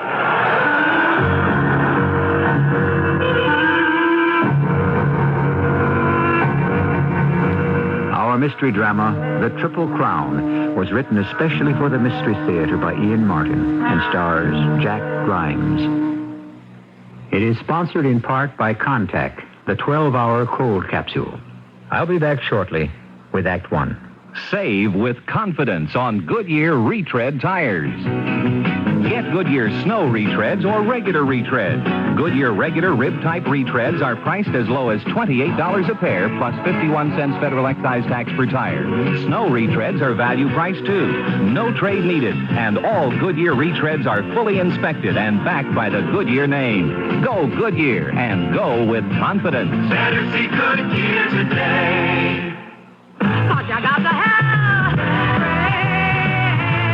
Hi, this is Bette Midler. UNICEF is a friend to millions of children around the world who really need a friend. And you can help. Get a bunch of your friends together and have a benefit dance, or sports event, or concert, or go trick-or-treating for UNICEF. Use your imagination. You're going to have a ball. Contact your local UNICEF committee or write National UNICEF Day, United Nations 10017. Thank you very much. The following is a paid political announcement. Abner Mikva talked about government spending during his first debate with John Porter. Listen for a moment. The whole argument that goes on in Congress, as I said at the beginning, is not between those who are spenders and those who aren't, but as to what we should spend our money on. Representative Porter talked about the budget. The budget process is the most important reform that Congress has made. Mr. Mikva believes that there is no argument between what he calls the spenders and the non-spenders. But that budget process he referred to offered congressmen 11 opportunities to reduce the level of spending, 11 chances to cut the deficit, 11 steps toward a balanced budget. And how did Mr. Mikva cast his vote? He voted for more spending 10 out of 11 times. That's right, more spending. Hard to believe? Ask him about it. Authorized and paid for by the Porter for Congress Committee.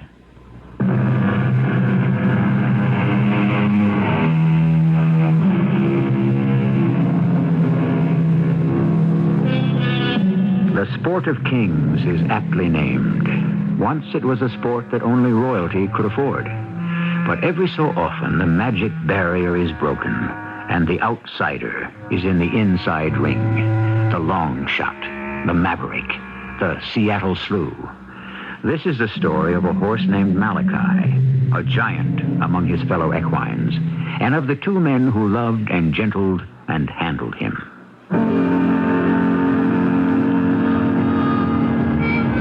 The lad was standing by a split-rail fence. He was a boyo of indeterminate age, small, well-muscled, a little above my own height. I'm 5 feet even myself at full stretch. His eyes were eager and his whole body was athrill with wanting to be more than he was stuck with being. I felt this boy and me was destined for some long future. Hey there, Sonny. You live hereabouts? Oh, sure. This is my father's farm. And don't call me Sonny. Now, don't be after getting your back up. I meant no harm. What would you like to be called? My name, Stevie Oakes. And my name is Patrick Aloysius Devlin, at your service, and Paddy to my friends. Now, you're not making much of a friend of me. I'm on the edge of getting to be 20, and just because I'm small is no cause to make fun of me. Now, there's a bully boy flying off for you and ready to stick up for his rights. How tall are you there, boy? Well, I'm 5'1" and 5/8. Do you want to make any more of it? What would I make of it? Hold on there just a moment, and I'll show you.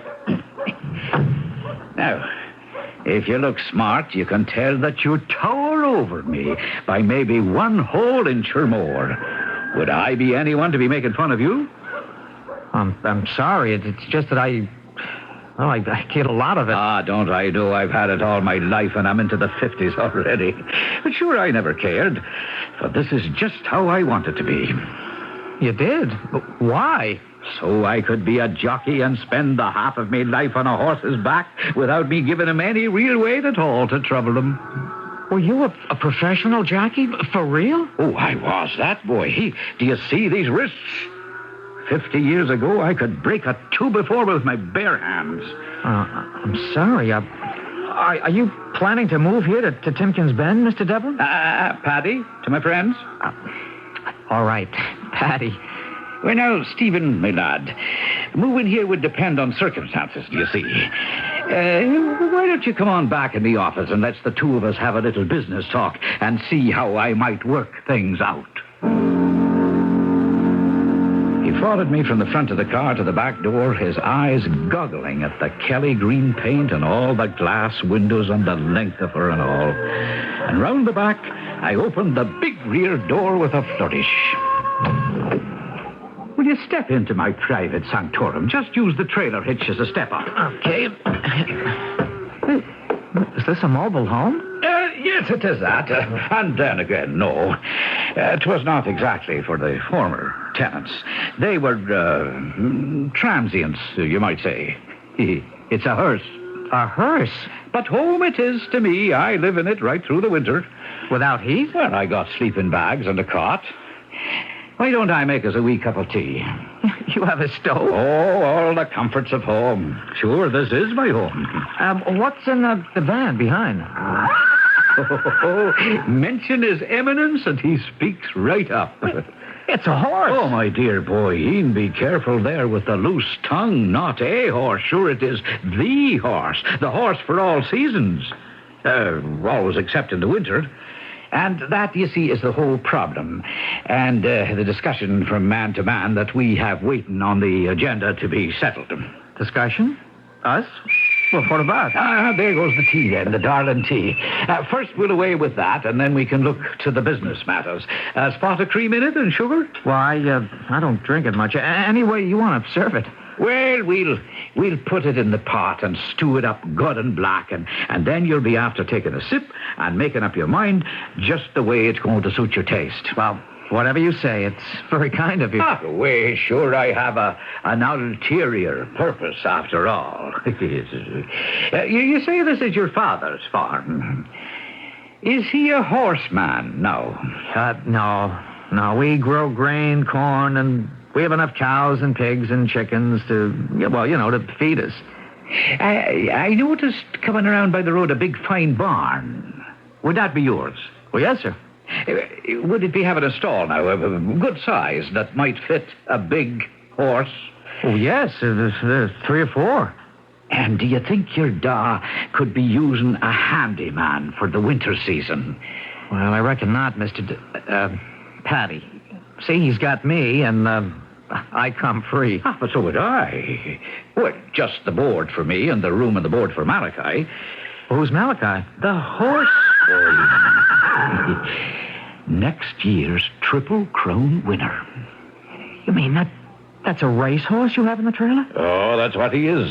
A real honest-to-gosh racing horse? Biggest colt you'll ever see, Stevie, and the fastest thing on 4 legs in this or any country. A real thoroughbred. And you own him? With all the papers to prove it. Well, has he ever won in races? Well, now, he's only been to the post twice.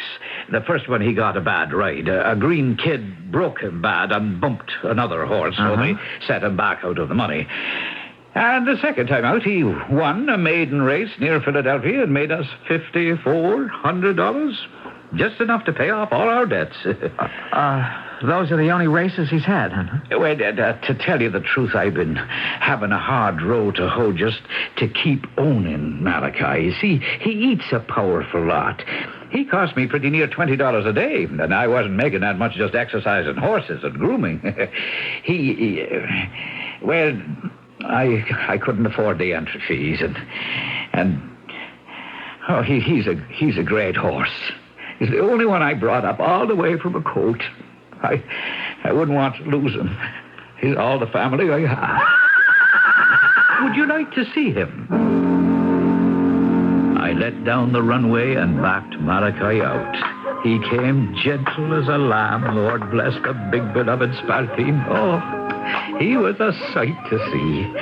A deep chestnut with a great black mane that stood 17 hands at the withers and weighed 1,200 pounds and him still growing. He's saying hello to you, Stevie. Oh, Patty. He's the most beautiful thing I've ever seen in my life. Hello, Malachi. He's the biggest horse I've ever seen. Man, does he look strong. Oh, you could put this horse in the Indianapolis 500 and he'd go the distance like it was 5 furlongs. He's that strong. That's why he's named after Malachi. Well, who was Malachi? What? Did you never hear tell of Malachi? Oh, why, he was the strongest man in all Ireland. Malachi was so strong, you see, he could pass his hand up over the back of his neck, catch himself by the seat of his pants, and hold himself in the air for 40 minutes altogether. But now I know you're putting me on. Oh, still and all, would I love to be up on him. Oh, can you ride, boy? Well, I exercised Mr. Squire's horses. He's the rich man who used to live next door. Oh, but does he not live there anymore? Well, not since he sold his stable and moved back to New York. Now, there wouldn't, all the same, be an exercise track there. Oh, for sure. A great big one, all cindered and flat. Stevie, my lad, I said the moment I laid eyes on you, we were heading for a long future. Oh, I had the second sight, all right. Oh, this'll be a grand place, Malachi. A darling place with all the comforts of home. Come on, Stevie. Let's away off now and talk your father into seeing it my way. I kept the hackamore on Malachi and decided to take him along. The farmhouse was a short walk away, but long enough for me to have my spirits dampened considerably by Stevie, who obviously was a bit scared of his father, who turned out not to be his real father at all, but his mother's second husband. And one look at Mr. Oakes, and I could see good reason why he might put the fear of God in anyone. Steve, where the Sam Hill have you been? You got chores to do, and I want you out in the fields with me after dinner haying. Where you been hiding out? Well, I wasn't hiding out, Pa. I was talking with Mr. Devlin. You mean this skinny little hobo here? You the one with the green rattletrap out there by my fence with... Name of Jehoshaphat. What's that monster there? That's Malachi. He's a racehorse. That ain't no racehorse. Slow as molasses, that'll warrant. But hitch him up to a plow, I bet he could turn as straight a furrow as a tractor. Just about as fast. No, begging your pardon, Mr. Oakes. This is no workhorse. This is royal line all the way. Malachi is out of Catstean Ní Houlihan by Brian Boru. And I have the papers to prove it. Well, Patty says he'll win the Triple Crown next year. In a pig's eye. Where would a little tramp like this get the money to enter a race like that? I'd run him in a few stakes come the spring, and with the purses we win, there'll be enough for the entry fee. Why aren't you running him now? Well, I was out of money, do you see? I couldn't get him to Florida or California, so I'm looking for some winter quarters. Well, if he's so great, why couldn't he have won enough money to see you through? Well, 3 different times I had him ready to run, but the old banshee on the broom interfered. What does that mean? Fate. Get out of here. Any minute now, I suppose you'll want to sell me the Washington Monument. No, not quite. But I do have a little business to discuss. Well, Mr. Devlin wanted to exchange his work around the farm and, sharing chores for his board and one of the horse stalls for Malachi and some food and fodder. That monster? He'd eat us out of house and home. Well, that's supposing I offered you a small share in Malachi's winning. Yeah, but he'll never win anything, that big overgrown plug. Now I'll swallow all your insults and your sneering, Mr. Oakes, if you direct them at me. But you keep your tongue off Malachi. Why, you little pipsqueak. No, don't hit him. No. It's fighting you want. I give you... Mr. Devlin, are you hurt? Let me help you up. Never mind me, boy. Watch out for Malachi. Get his bridle. You get up, Devlin, and keep that loco horse off of me. Hold him, CB. Gentle him. Down, Malachi. Down. Easy, boy. Easy. All right, Malachi. Attaboy. Patty, are you hurt? Oh, what? Sure, it's only me old hip thrown out of line again. We can get it back in place.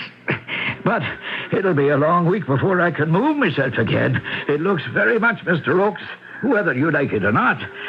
You've got a couple of non-paying guests. Unless you want me to turn Malachi loose to convince you.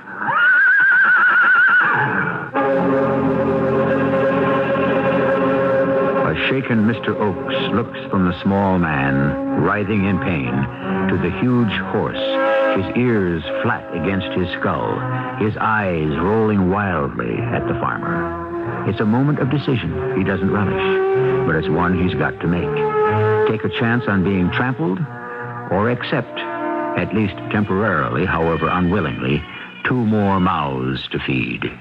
I shall return shortly with Act 2. Take your contact, take it now. Give your code to contact. I'm going to change your mind about nighttime cold medicine. You see, of all major medicines, only one works up to 12 hours against the cloggy virus symptoms that keep you awake. Only Contact. 1 capsule's relief stays with you all through a long night's sleep, no matter what cold virus attacks. Only Contact. Give your code to contact. Take only as directed. At 55 miles an hour, you save gasoline. At 55, you save worrying about that car behind you with the flashing lights. But most important, 55 miles an hour saves lives. Since 1974, this national speed limit has been the single biggest factor in reducing highway deaths by 36,000 people. One of them could be you. 55 saves lives. A public service of this station, the U.S. Department of Transportation, and the Advertising Council. Hello, I'm Jack Jones. For most American girls, the teen years are an exciting time of personal growth and learning. But today, 1 in 10 American teenage girls is a mother before she turns 18. The March of Dimes knows too well that adolescent motherhood is a tragedy that affects everyone concerned. The young mother, her child, her family. The teen mother is too often unprepared for the demands of motherhood, socially, economically, and physically. She and her unborn child are at a high medical risk because her body usually is too immature to support the new and demanding life forming inside her. Prenatal care is the only active way the expectant mother can help protect her unborn and newborn against the threat of birth defects. Making that care available to every pregnant woman, regardless of her age or social condition, is a major goal of the March of Dimes. This is Jack Jones reminding you that a healthy baby needs more than the love a mother can give. Prenatal care is a critical factor in preventing birth defects. Listen to the March of Dimes and take action now.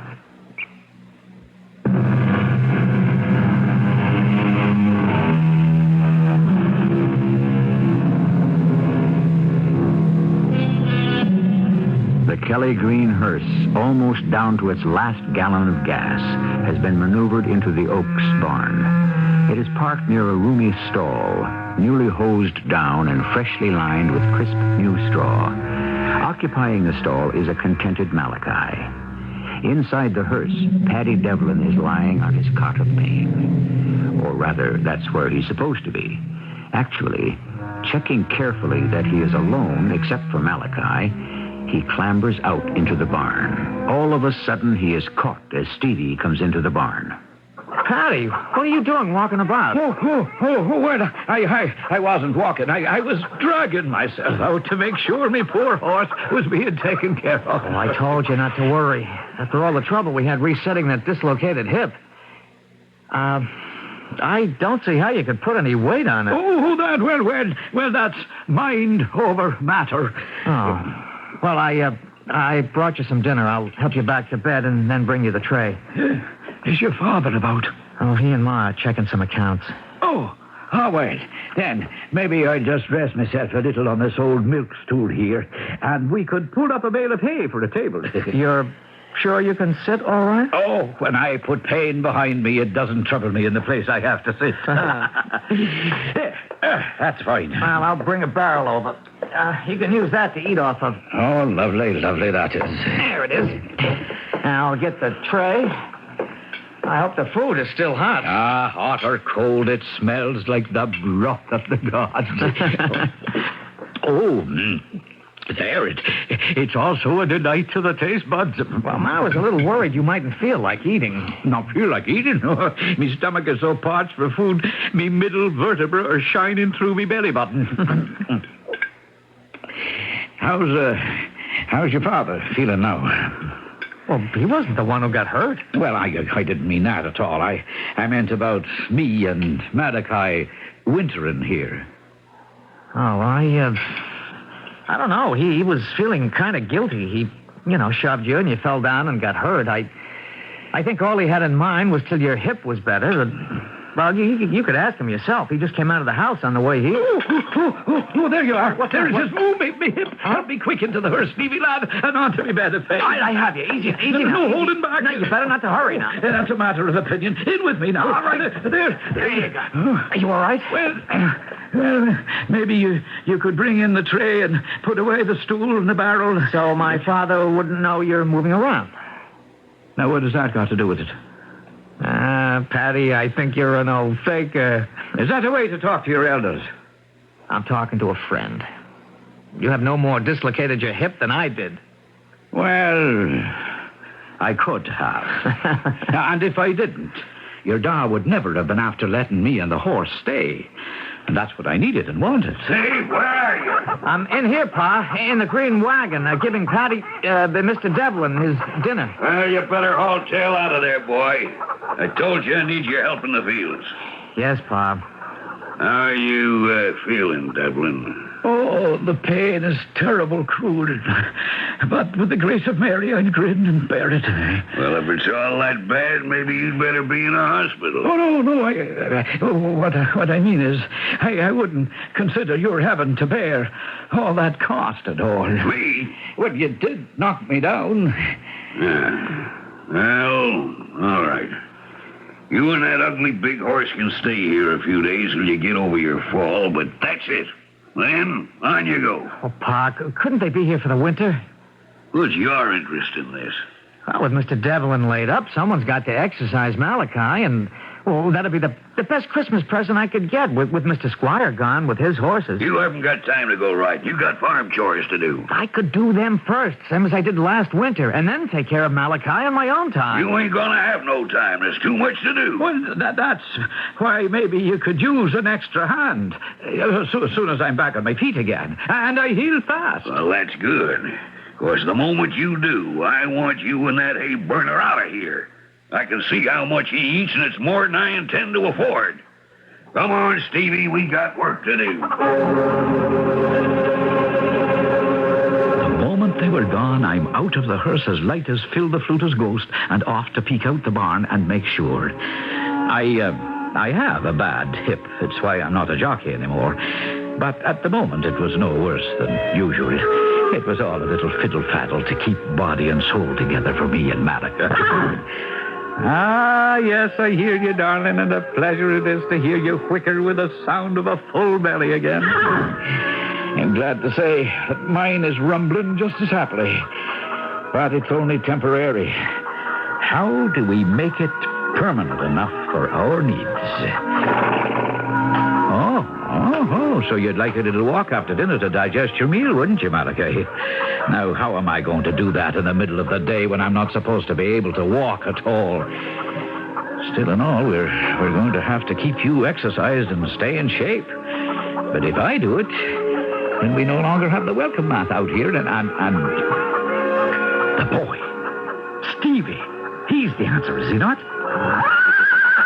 Right as rain. But how to do it? Maybe if I could have a little chat with the mother, it might do it. And as fate would have it, that's just what I was about to have. I was just dozing away, dreaming that Malachi was taking the Preakness by 11 and a half lengths, when I heard the sound of her voice. Mr. Devlin? Yes?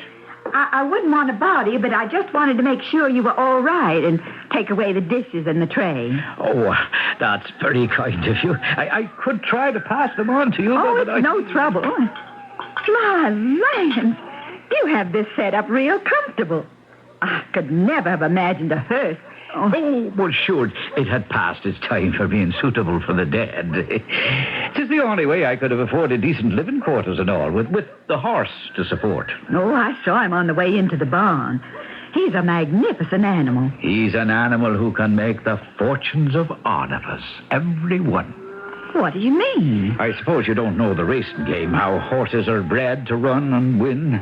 I know that horses race and money is exchanged, but that's about it. Well, now, this, do you see, is a kind of a special horse. Well, how do you know? I have the second sight. You can see into the future? When the magic is upon me. There is a horse here in your barn like no other horse ever existed. And you have a boy, your son, who is part of his destiny. I don't understand. Well, you have to, or all of us are up, down, dirty. Here's me, and I have spent my life training horses. Here's Malachi, the horse that can prove it all out. And here's your son, that I could train and make a jockey to ride him to victory. If I were to stay here, I could make a man out of Stevie 7 foot tall, no matter what he measures in inches. How? He has the love of horses in him, the size, the risks, the desire. Give me a winter with him and Malachi under him, and he'll be wearing winning suits for the rest of his life. You're a strange man, but for some equally strange reason, I trust you. It's my farm after all, so I want you to stay. If you promise to do all you said for Stevie. Mrs. Oakes, I promise you on my heart. Well, I was ready to seize any advantage, and maybe that was the straw that swung things my way. For with Mrs. Oakes' help, it looked like Malachi and me were safe for the winter until... 110 3/5. That's Preakness time, let alone the Derby and the Belmont. Do you hear me? What'd you say? Bring him back here where a man can talk to you private. We're coming, Patty. Thank the good Lord I found a boy like myself to ride him home to glory. Oh, wasn't he beautiful? What was the time? 110 3/5. Oh, he'll win them all, Patty. You're going to be a millionaire. Oh, no, he ain't. Mr. Oakes, where did you come from? Oh, I've been watching what's been going on all through the winter. Biding my time. But where I come from right now is the courthouse. Got a little piece of paper here. What paper? A show cause, they call it. Show cause? What, for what? Why, for all the money you owe me for board and fees. Why shouldn't I possess that horse of yours? Looks to me like maybe I'm going to be the millionaire around here. Well, there you have it. That's what makes horse races. The difference of opinion. Technically, legally, who does own Malachi? Can he be possessed for a debt? And if he can, will he prove to be worth it? Is he really a wonder horse, or is he just a dream in which two undersized men hope to prove themselves, if not larger than life, at least as large? I shall return shortly with Act 3. To the family who've only thought of renting one of those do-it-yourself carpet cleaning systems but are still getting up the nerve to try one, this announcement. More first-time triers rent Rinse and Vac than any other. Rinse and Vac is lightweight, simple to use, and does a fantastic carpet cleaning job for so little cost. Rent Rinse and Vac, where hardware or housewares are sold. And oh yes, it's not only the one more people rent first, it's the one more people rent second, third, fourth. If your business has traditionally depended on print advertising, here are some hard facts.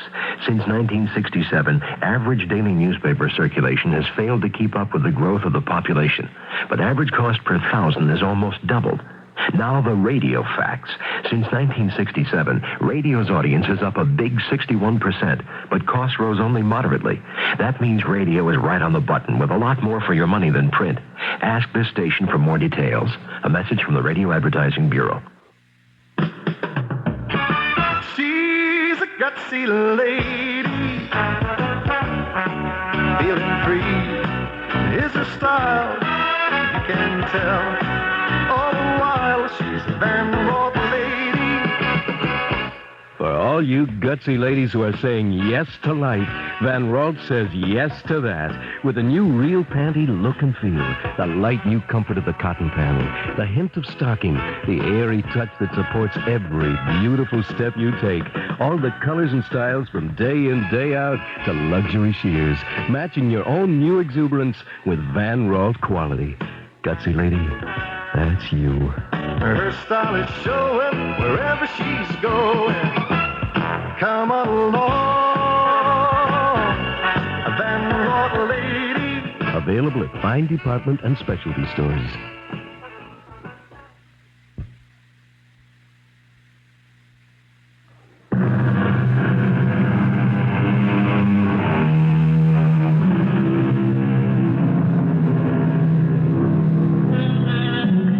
It was the Scottish poet Robert Burns who said, "The best laid schemes of mice and men gang aft to gley." The quote could better be applied to horses instead of mice, particularly the rest of it, which goes, "And leave us naught but grief and pain for promised joy."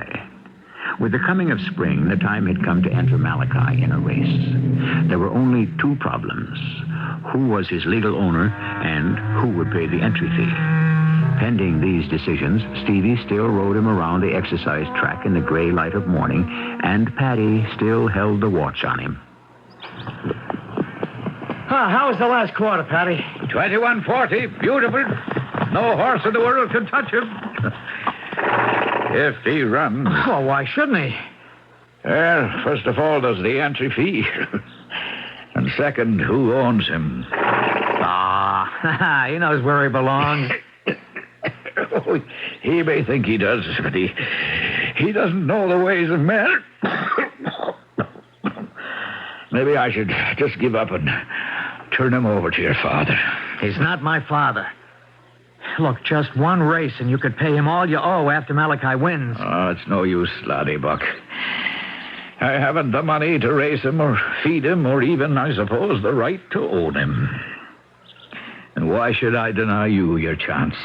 Me? Well, I've taught you all I know, boyeen, and you're ready to ride. The rest, you have to learn by yourself. I'd only ride Malachi under your colors, Patty. Ah, there's a good lad and well-spoken. But it makes no sense. If I have no colors under which to ride, you won't be much of a jockey.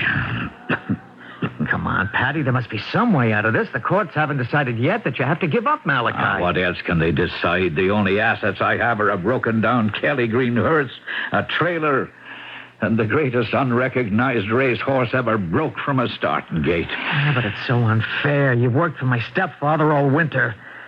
There was no contract. The Lord, nobody's taken him away. What are you going to do? Now, this is just between us, Stevie. Right. Your stepfather is a greedy, growling man, and right or wrong, I'll never knuckle under to him. Someday I'll pay him the money that I owe. But I won't let him grind me down or steal my horses. Now, any night now, when the moon is dark and I find my time, I'll be off and away and let Mr. Morton Oakes go looking for me. But Malachi is going to race. He'll be in Mexico or Canada, and let him come after me then with his writs and his lawyers. Well, what about me? You? Son, you're a rider.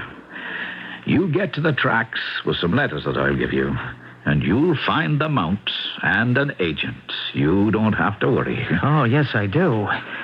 I want to get away from here, too, but I don't want any horse after I've been up on the best. I want to ride Malachi, and I want to bring you the Triple Crown. Well, dreams are what keep us going. But they don't always come true. You're coughing again.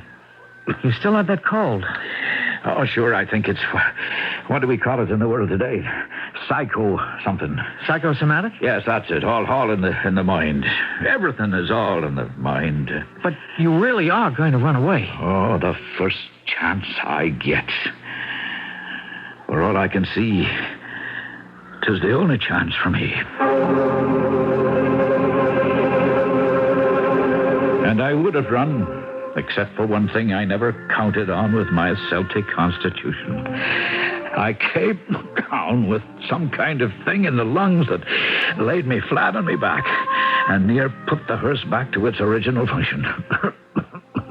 But before that happened, something else did, which seemed like the answer to a prayer.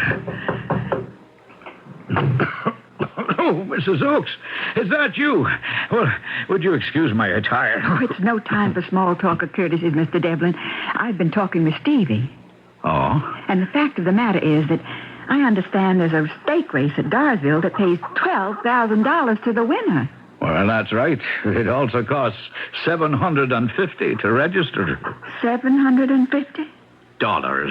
Well, I have over $600 here, and I'm sure this diamond pin of my mother's would cover the extra $100. Oh, you want to put up the money for Malachi to run? Yes. Does your husband know about this? No. And I don't want him to. This is for my son. It's my money. My present husband doesn't know about. Outside of the farm, it's all Stevie's father had left. Well, now, Mrs. Oakes, I can't be taking this money from you. I have no guarantee the horse will win. Oh, I thought you believed in him. Well, I do, but... Oh, you have a bad cold there. Oh, it is nothing. The wind's in the wrong quarter, is all. But how about this money? Take it. Enter Malachi. Let Stevie ride him. But if he loses... Well, how much worse off can we be? Besides, he can't lose. Mrs. Oakes, let me tell you some things. No, Mr. Devlin. Let me tell you. You came into our lives, Stevie's and mine, when we were at the end of all hope. You brought us a chance to rise above what we are, to escape a trap we're in. Well, the trouble is, ma'am, that's all it is when it all rides on only one race. A chance. Well, isn't it worth it for all of us?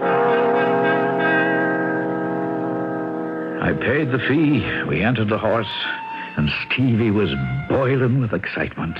Oh, his mother had sewed his silks Kelly green for Ireland and light pink for Virginia dogwood. The field was nothing. Malachi should come home in a romp. The only trouble was I came down with the sickness of the lungs, and Oakes found out about it, and Stevie ran into something he wasn't quite able to handle. A rough ride. And now they're coming around the back turn and into the stretch. Frontier Prince is in the lead, but bunched around him is the field. And the new horse Malachi is making his bid. He tried to go to the rail earlier and then swung out wide. His jockey is giving him a good ride, but he's inexperienced. And on this muddy track, it's difficult going for all, horses and men. And there goes Malachi streaking through between Porter Mayfield and my own Dandy. He's running loose and easy, but with breathtaking speed. Oh, no. It looks like they're locked stirrups. My own Dandy and Malachi are forced off stride. They're slithering in the mud, and... Yes, it looks as if Malachi is down. No, he recovers himself miraculously. But his jockey has been thrown and is scrambling now to avoid being penned under the thundering hooves of the field as they round into the stretch.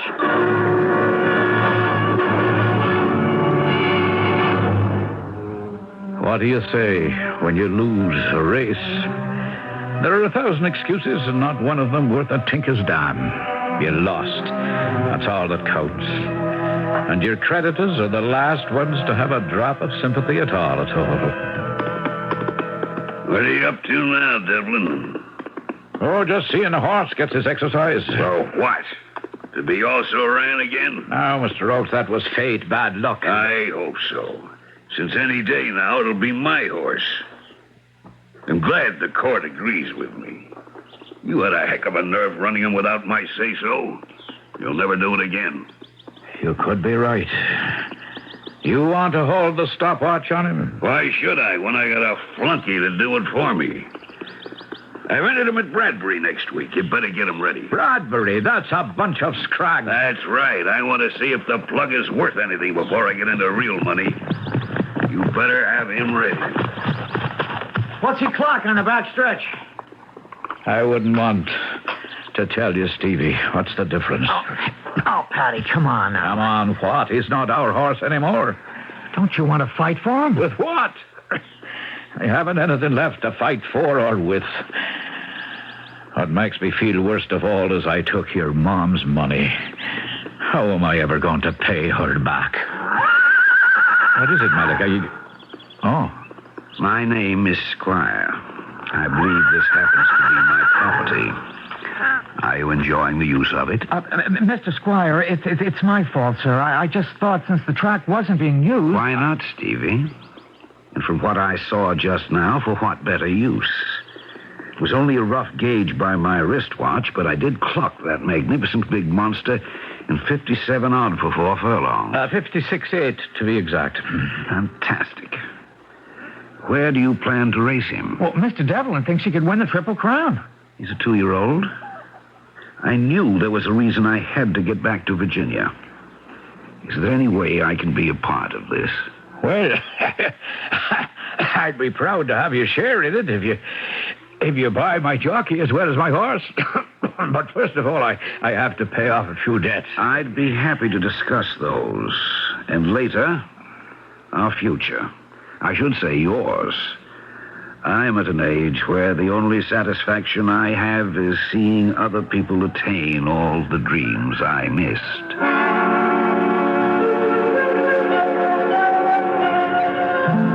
It's strange that after all the beginning, there isn't that much left to tell. We entered the Derby that year, backed by Mr. Squire's money. It was supposed to be a 2-horse race between Napoleon's Dream and Fancy That. But Malachi wanted going away. By the Preakness, all debts were paid off, and I owned my horse outright. We took the Preakness by 2 lengths. Stevie was aboard all the time, of course. The only trouble was this cold in my chest that I couldn't shake. By the time the bellman came up, it was so bad, they had to put me in the hospital. I don't know what I'm going to do without you. Who's up in the saddle? You, not me. Everything I know, you gave me. A few tricks. The way to use your hands. Nothing, boy. The rest had to be born in you. I'll never know how you got us where we are. Well, we're not there yet, boy. There's still number 3. I promise you, if I can bring it to you, it'll be with every breath in my body. Well, now, don't forget, poor old Malachi. He's the special wonder. Patty, I'd better leave you now. No, it's all right, Stevie. And I'll be watching you on the TV screen.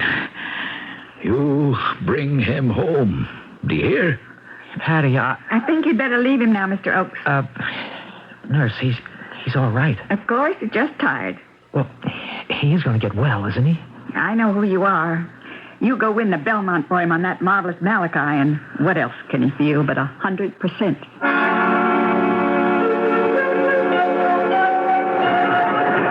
Coming into the back stretch, the field is well strung out with only Captain Courage and Dipsy Doodle well in the lead. The rest of the field trailing far behind. Malachi, the favorite, has dropped off the pace, and it looks as if we will not have a Triple Crown winner this year. I lay in the hospital bed, listening to what seemed like disaster. I watched the TV, and I tried to tell Stevie and Malachi to boot it home. But, of course, there aren't any words. It's all beyond us to shape or change events, isn't it? You mind if I join you? Oh, Mr. Squire. I made a pretty good investment in that horse of yours, didn't I? You know, I should have let you in for more than 10%. It doesn't matter. As a businessman, I can't figure out how you could have let me off that cheap. I told you. It didn't matter. Well, it's only I want the boy. I want Stevie to have it all. Because I trust him to take care of the horse. I know. And he will. What's the matter with the TV? I don't hear it now. Did we win? Did we take it all? We did. You did, Paddy. And Malachi, the Triple Crown. Oh, that's great. That's truly great. And what about the boy? Stevie, he owns it all. Not only the Triple Crown, but the horse, too. Isn't that the way you wanted it? Oh, sure. But it's a seldom thing in life it could turn out that way. How did it? Why don't we just say that the angels were on your side, Paddy? Well, I'll buy that. I'm near enough one myself. It's coughing all. Not long for this world. I wish I'd met you sooner, Mr. Squire. You met me just in time. Welcome to the other side, Paddy Devlin. I died long enough before you to welcome you in, even if I had to come back across the divide long enough to coax you to join us.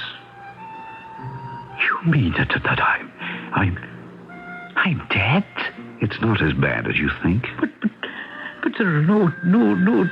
I mean, it's not for me. This is one place that the ponies don't run. Why not? And just imagine the fields: Man o' War, Northern Dancer, Canyonero, Majestic Prince, Foolish Pleasure, Bold Forbes, Seattle Slew, Aladar, Affirmed.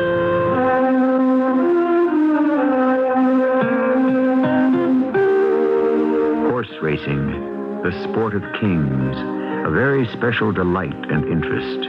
If the ponies run in your blood, if the sound of that trumpet thrills you and rivets you to your seat, it is a special world of disaster and triumph. It is a world that never quite ends within this world of ours. And if you have ever had the fever, perhaps extends to the one that exists beyond. I'll be back shortly. Some need to help their country, some have to test themselves, and some want what a soldier feels inside. You'll find us here, America, in today's Army Reserve. We're part of what you were described. If you're looking for a head start on a career, look into a part-time career in the Army Reserve. The Army Reserve needs people right now to train for a wide variety of important Army career fields. Based on the needs of your local unit, you can pick your own specialty. After a few months of full-time Army training, you'll be back home with a valuable skill, earning a nice extra income in a job you can be proud of. We're right here, America, in today's Army Reserve. We're part of what you were described. For more information, contact your local Army Reserve Center, listed in the white pages under U.S. Government.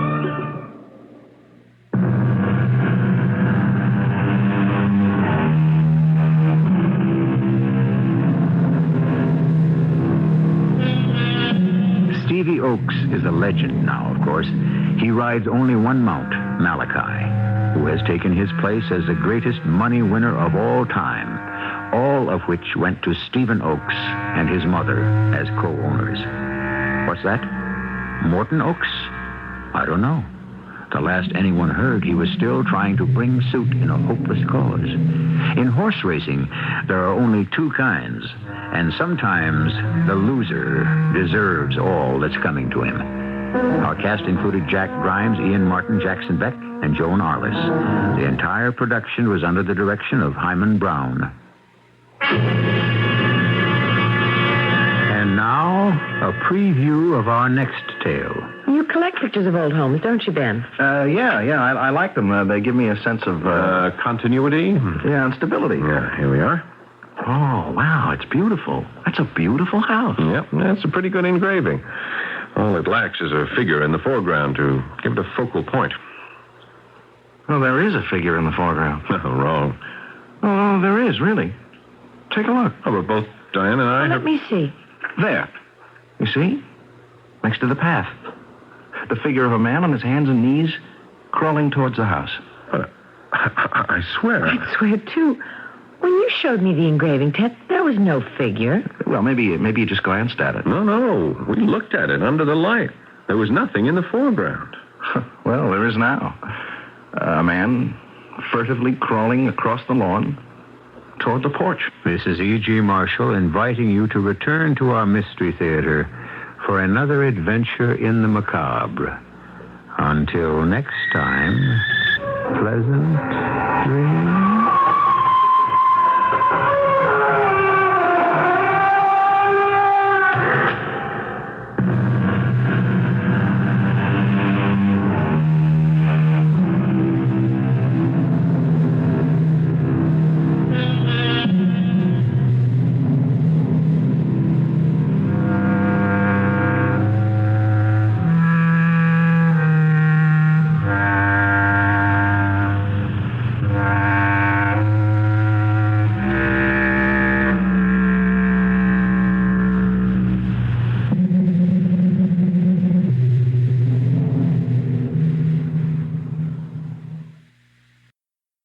While Americans today are honoring Christopher Columbus for discovering America, people in Norway are honoring Leif Erikson for discovering America.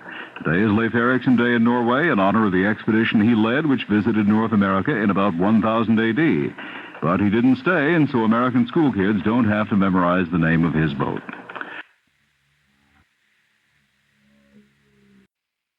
The CBS Radio Mystery Theater presents...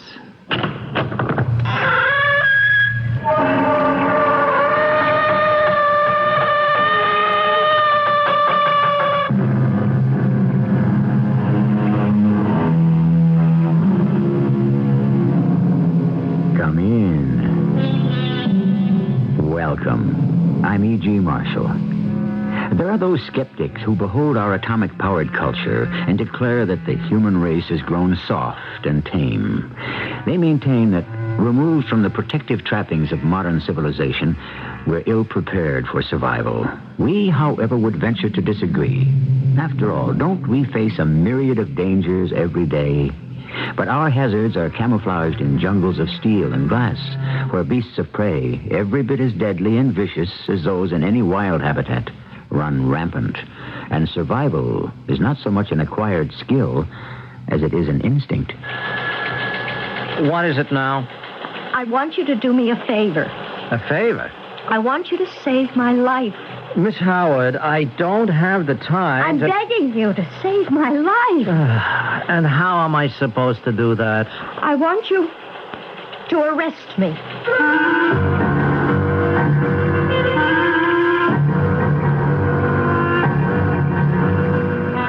Our mystery drama, The Man in Black, was written especially for the Mystery Theater by Victoria Dan and stars Kim Hunter. I'll be back shortly with Act One. Roto presents The Raving.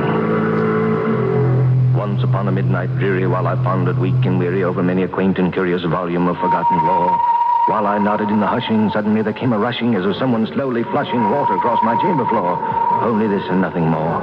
Eagerly I wished the morrow. Vainly I had sought to borrow plungers to relieve my sorrow, mops to dry the soggy floor. I slowed it down and nothing more.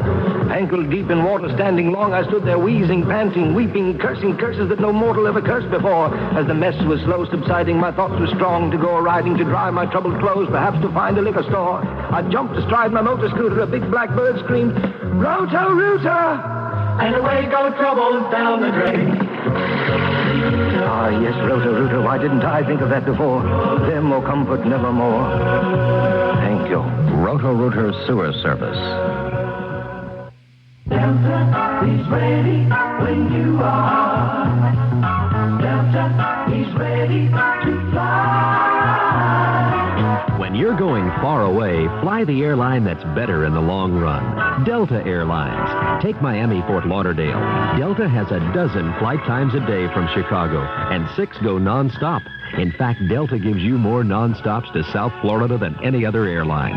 You've got wide-ride TriStars on Delta, too. And you can fly to Miami or Fort Lauderdale for half the regular fare on Delta Super Saver fares with some qualifications. Your round trip to either city is as low as $124. So next trip to Miami, Fort Lauderdale, West Palm Beach, too, ask your travel agent for Delta. It's better in the long run. Delta is ready when you are.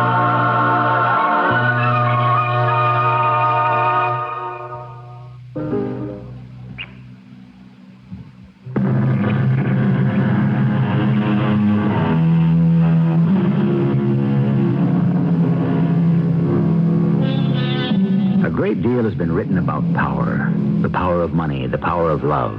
But what of the greatest power in the universe, that of time and space? Professor Albert Einstein attempted to fathom its mystery in his theory of relativity. We still know little of the laws of science as they apply to time and space, for how could any physicist explain the formula for being in the right place at the right time? Or for that matter, being in the right place at the wrong time? Most people are content with a far simpler explanation. It's called luck. Good night. I had a really nice time. Oh, no, don't bother. I'm parked just up the street. I'm lucky. Friday night in Georgetown, a parking space so close. I'll see you Monday. Oh, where did I put my keys? Here we are. Oh, I really got to buy a new chain. Oh, damn, it broke all over the sidewalk. I'll never find the keys in this light. Who's there? Help me. Who's there? Who is it? Who's there? Help. Who are you? What do you want? Help me. Oh, look, please, I don't have any money. All I have... I do not want any money. All I have is a driver's license and some credit cards. Help me stand up. I cannot stand. Yeah, but please, let go of my arms. Stand up. You're drunk. Let go of me. No, I am not drunk. Look, whatever you say, mister, just take your hands off me. Please, you must listen. Do not let me die this way in the street. I told you to let me... Good Lord, your shirt. That's blood. If you could just let me lean against your car for a moment. Blood all over your shirt. How could I have been such a fool not to have seen a gun? You mean someone shot you? So careless. No. Help me stay standing. You're very heavy. I can't support your weight. I have some friends in the house down the street. They've got a phone. No, wait. I can call an ambulance. No. You need a doctor. Too late for a doctor. We've got to stop the bleeding. Too late. A man knows when he is dying. You're not dying. Please, you must listen to me. Let me go for help. The words of a dying man. You mustn't talk. He's there. There in the shadows. Try not to get excited. Can't you see him? There's nobody here but you and me. My killer. Assassin. He stays to watch me die. Whoever you're talking about, they're long gone. I promise you. The man in black. Yes. He stays in the shadows. Look, I can't hold you up any longer. You must lie down. No, not like this. I must. Easy. There you go. He must not escape me. My murder. The man in black. Man Mister. in black. Mister. Mister? He's not breathing. He's dead. Good Lord, he's dead.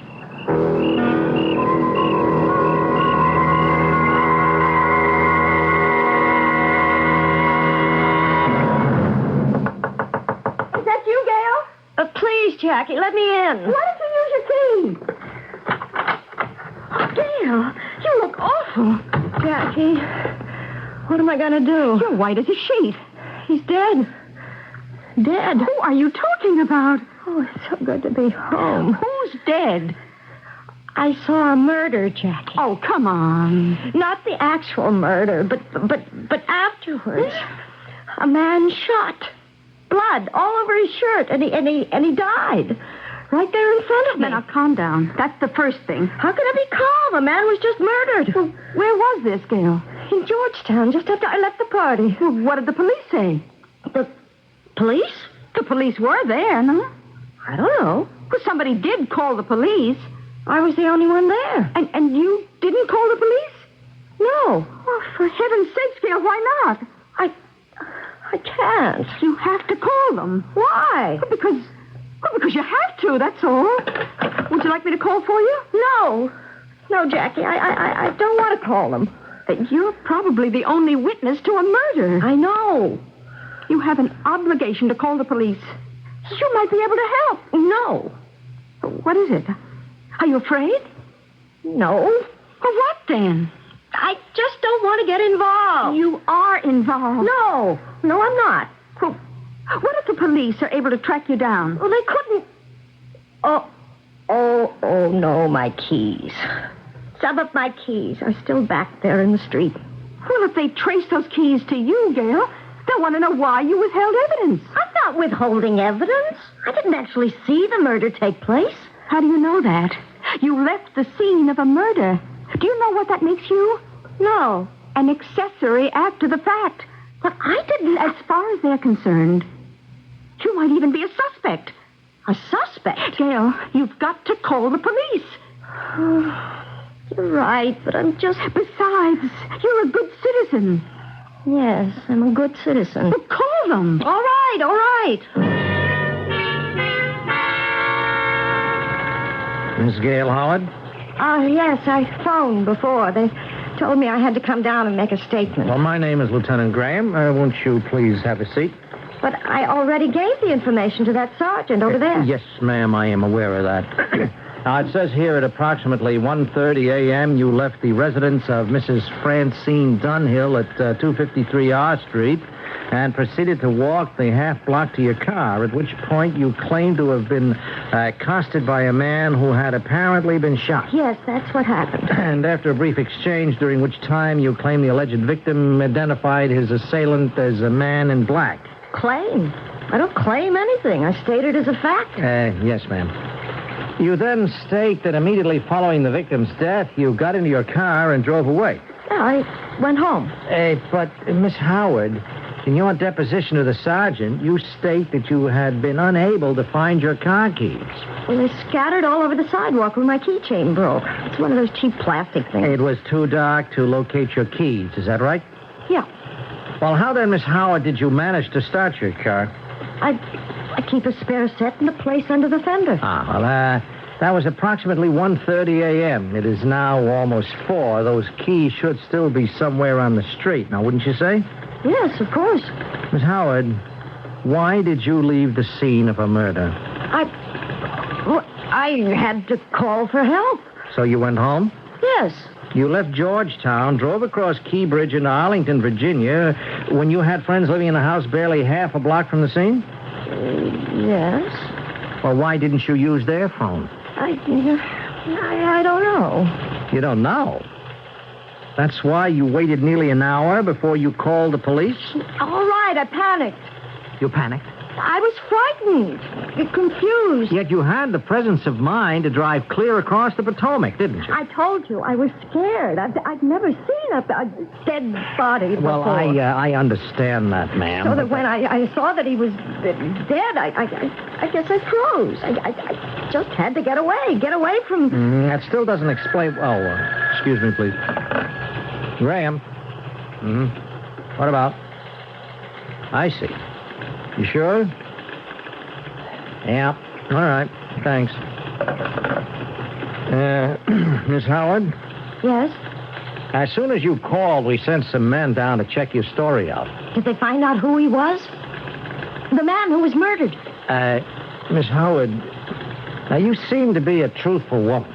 Of course. A woman who certainly would have no motive in fabricating a story such as the one you just told me. Well, I certainly wouldn't. Therefore, well, I must admit to being somewhat puzzled. Puzzled? Yeah. Why are you here, Miss Howard? Why am I... I'm here to report a murder. Well, what would you say if I told you that was impossible? What do you mean? That phone call. It was from one of my men. Now, they've been combing the entire square block for over an hour. It seems there's one item essential to the murder that they haven't been able to locate. What is that? The body. What? There is no body. Oh, well, wait a minute. It could have been moved, couldn't it? Could have, only it wasn't. And do you know why, ma'am? I don't know. It was never there in the first place. What are you saying? There was no trace that a body had ever been on the ground where you claimed it was. But surely... And if this man were bleeding as badly as you claim, we would expect to have found some traces of blood. Yes, on the sidewalk. None, Miss Howard. That's impossible. I saw it with my own eyes. Well, I seriously question whether you saw anything at all. This is incredible. Yes, I agree. I know what I saw, Lieutenant. There was blood. That is really something. Half a dozen men with floodlights couldn't see as well as one girl in the darkness. Lieutenant, I know what I saw. Do you, Miss Howard? What is that supposed to mean? Or maybe you only think that's what you saw. I don't think, Lieutenant. I know. Doesn't it impress you as unusual that you were the only person to have seen... You believe I'm making all this up, don't you? Ma'am, I never said that... I've made up this entire story because I have nothing better to do at 4 o'clock on a Saturday morning than sit inside a police station. Now, the fact remains that if a man was shot, why haven't we received any calls from the residents of the neighborhood, Maybe the killer used a silencer. Did you actually see the shooting? No. So, we have no witness to the actual incident. Still, if a man was shot, where are the shell casings? If he was bleeding, where is the blood? If he died, where is the body? I don't know. Well, a corpse without an identity, that could be murder. A missing person, but no corpse, well, that could be murder, too. But without an identity or a corpse, we don't have anything. I tell you, a man was murdered. And with all respect, ma'am, I say to you that as far as the police department is concerned, there was no murder at all. Our eyes, our ears, all register reality. Our brain keeps careful records of every sensory encounter. The trouble begins when several brains compare notes and discover discrepancies in the logging of the same encounter. Whose log do we ultimately select as the reality, as the truth? We'll start the selection when I return with Act 2. If you're a driver, if you're actually driving a car right now, consider this. 55 miles per hour saves you gasoline, and you know how much money that can cost you these days. 55 miles an hour saves you other troubles you don't need, like the worry about that car behind you with the flashing light on top. It's after somebody else. 55 also saves wear and tear on your car. But even more important than any of those things, 55 saves lives. Since 1974, when this national speed limit began, driving 55 miles an hour has been the single biggest factor in reducing highway deaths by more than 36,000 people. That's a lot of lives. So check your speedometer frequently. And remember, 55 saves lives. One of them could be you. A public service of this station, the U.S. Department of Transportation, and the Advertising Council.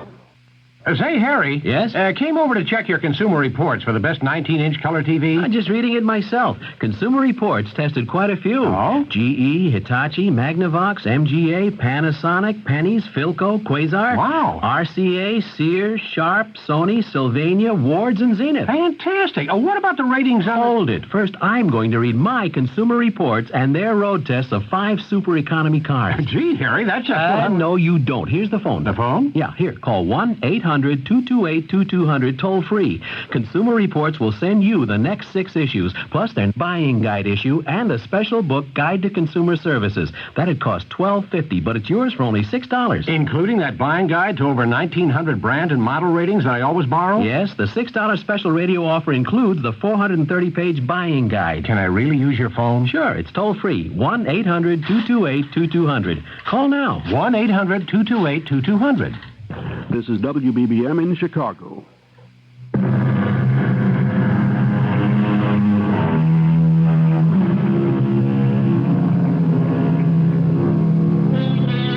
In ancient times, had your neighbor claimed to have seen a dragon, it's very likely you would have believed him. Nowadays, of course, we're far less gullible. We demand evidence. We insist upon proof. Sometimes, however, this can be rather difficult. Occasionally, we must ask our friends, our neighbors, or perhaps even total strangers, to take us on faith. And while there might not be any dragons, there are other beasts every bit as unbelievable and terrifying. Lieutenant Graham, I swear to you, there was a body. I saw it. And I am telling you, Miss Howard, that half a dozen of the best trained men in the department combed that street for the better part of 2 hours and couldn't come up with a shred of evidence to support your story. Now, has it occurred to you that you could be the victim of a practical joke? Ridiculous. What I saw was real. Well, there is also another possibility. Your statement says you attended an anniversary party tonight. Now, would it be a logical assumption that alcoholic beverages were served? There was a champagne punch. Well, champagne is rather potent. Lieutenant, are you suggesting... how much did you drink, ma'am? 2 or 3 glasses. Certainly not enough to... Well, it's a fact that people all have different body chemistries, different tolerances. For some individuals, it takes only a sip of a drink to put them right under the table, or perhaps see things that aren't really there. Are you saying that I was hallucinating? Now, with all due respect, Miss Howard, you might have imagined You seeing... are accusing me of hallucinating. I'm not accusing you of anything. I merely asked that in lieu of any evidence to support your story, you at least consider it as a possible explanation. Thank you for dropping by. Lieutenant, a man was murdered. If anything should surface, we'll get in touch with you. How can I convince you that... Miss Howard, I have serious work to do. But... Goodbye, Miss Howard. Hallucinations. That's what that so-called lieutenant thought. Oh, forget it. How could I forget it? A man is dead. You've got to get some rest. You don't believe me either, do you? Oh, I believe you. You don't just have to say you do. Look, I believe you. I believe you because you're my friend, and I don't need a reason. Then tell me something, Jackie. What on earth is going on? Hasn't it occurred to you yet? What? When is a murder not a murder? Maybe you saw something nobody was supposed to see. Oh, really? Does the average killer clean up after himself? Oh, no. It sounds like somebody went to an awful lot of trouble. You're right. And why, if the police thought you were just hallucinating or the victim of a hoax, why did they send you in to see a lieutenant? You already gave the information to someone else, didn't you? Oh, it seems to me they made an unusual fuss about a murder that never happened. You think they're covering something up? Isn't that obvious? Oh, this is crazy. Why? Because things like this don't happen in real life. There are international conspiracies Secret government agents, spies, assassins. You watch too much television. And certainly they would operate in Washington, D.C., which is the nerve center of the entire world. Now, didn't you say the man spoke with an accent? And that makes him a foreign agent? And why else would he use the word assassin? I don't know. And what about this man in black? The man in black? Or have you already forgotten about him? No, I haven't forgotten. Of course, the question here is he a good guy or a bad guy? And that depends on whose side the dead man was on. Oh, isn't it all a bit too obvious to be believable? Oh, why do people always believe the obscure before the obvious?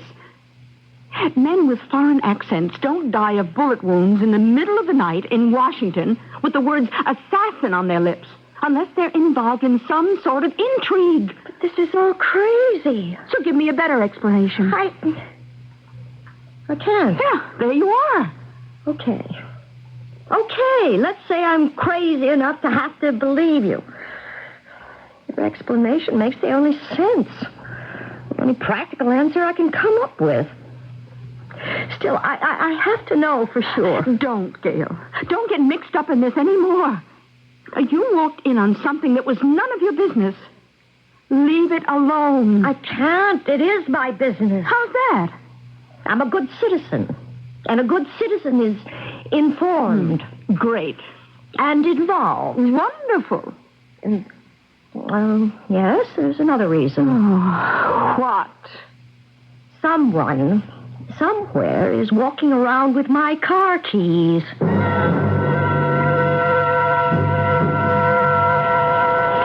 What are you doing back here, Miss Howard? I want some answers, Lieutenant Graham. Look, ma'am, I'm about to go off shift now. Just answer one thing for me. Didn't something happen in Georgetown last night? For the 100th time, nothing happened. Someone, really high up, ordered you to cover it up, right? You don't have to answer that. I understand the need to be discreet, but all I'm asking And I'm getting really annoyed with your persistent questions. Why are you doing this to me? You are doing it to yourself. Can't you face the fact that nothing really happened? What does it take to convince you? You just convinced me. It's a funny thing, but did you ever notice how uncomfortable it is for a basically honest person to tell a lie? They find it impossible to look you directly in the eye. You're a very poor liar, Lieutenant. I'm afraid you have an overactive imagination. No, actually, I'm rather dull and unimaginative. I have been all my life. I'm not creative enough to have an hallucination. Now, an imaginative person, you'd have had no difficulty convincing him. Anyway, it doesn't matter. All I wanted was your answer, and I have it. Now I can go home. Is that a promise? I can go home and forget about it.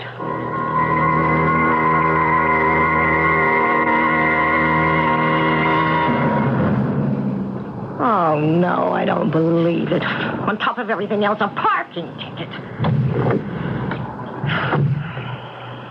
Be a good citizen. Get involved. What do you get for it? A parking ticket. If I weren't so tired, I'd laugh.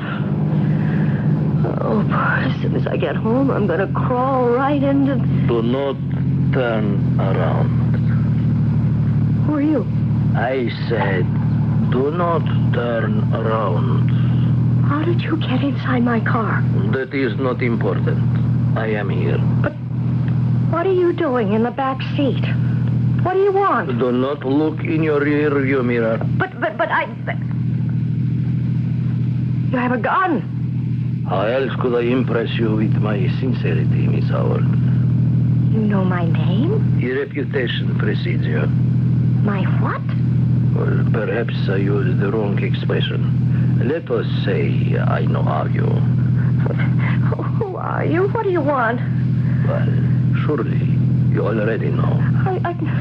Are you going to kill me? Kill you? No. Then why are you holding a gun? For protection. Protection from what? You are a very dangerous person, Miss Howard. Me?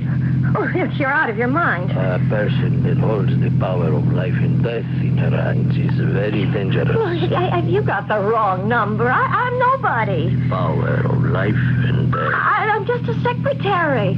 I work from some lawyers on K Street. They call me by my first name, and I call them sir. Every minute I'm late gets taken off my vacation time. I even make the coffee. It's right out of Charles Dickens. I'm nobody. As of last evening, Miss Howard, you most certainly are somebody. Last night? What do you know about last night? Everything. I knew something did happen. It wasn't in my mind. Who tells you it is in your mind? The police? Someone was murdered. You were there last night, weren't you? No. You're the man, the one who shot him? No. You're him, the man in black. Miss Howard, in this habit you have of jumping to absurd conclusions. Heather, get into the right lane, please. The Beltway? Where are we going? Just drive. But where? A typically American invention, this road called the Beltway. You can ride around the city forever in circles, going nowhere. What did he look like? Who? The man in black. I don't know. You really did not see him? I wish somebody would tell me what this is all about. And who are you anyway? If you have to sneak inside my car and hold a gun on me, you're not the police. And I know you're not even an American. Oh, hardly. Are you some kind of a spy? That would explain everything. Of course the police had to deny the story. Some government wheels probably told them to keep their hands off. Oh, Jackie was right. I must have blundered into a first-class cloak and dagger assassination. Mr. Smith. Smith? One name is pretty much the same as another. This idea of sides, Miss Howard, there are no sides. Are you or are you not an enemy agent? How can I possibly explain the complexity of... I need your help, Miss Howard. My help? Yes. The man who died last night, his name was Dimitrian, one of our best operatives in this country. I tell you all this because it is common knowledge. So you are an enemy agent. And you're asking me to help you? I want his murderer. What does it have to do with me? You were there. But I told you I didn't see who did it. What if he thinks you did? He? You mean this man in black? What if he thinks you managed to get a look at him?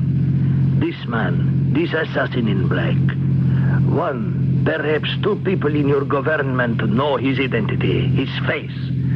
That is his power, his life. You are a danger to that life. Me? Yes.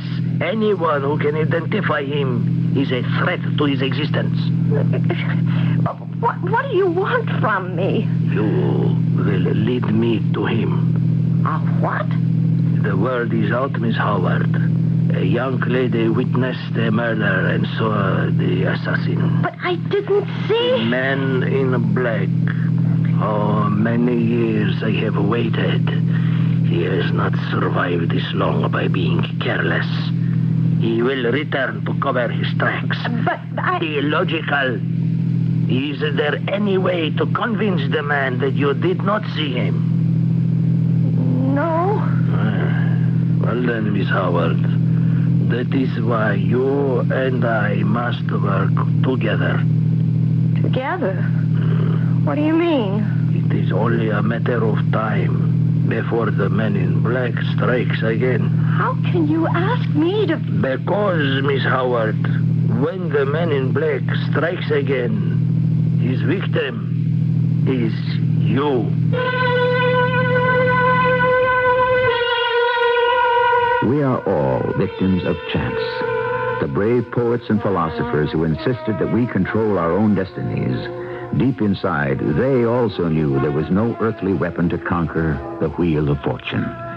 That is, short of being able to predict the future, which is why I'll see all of you again when I return with Act 3.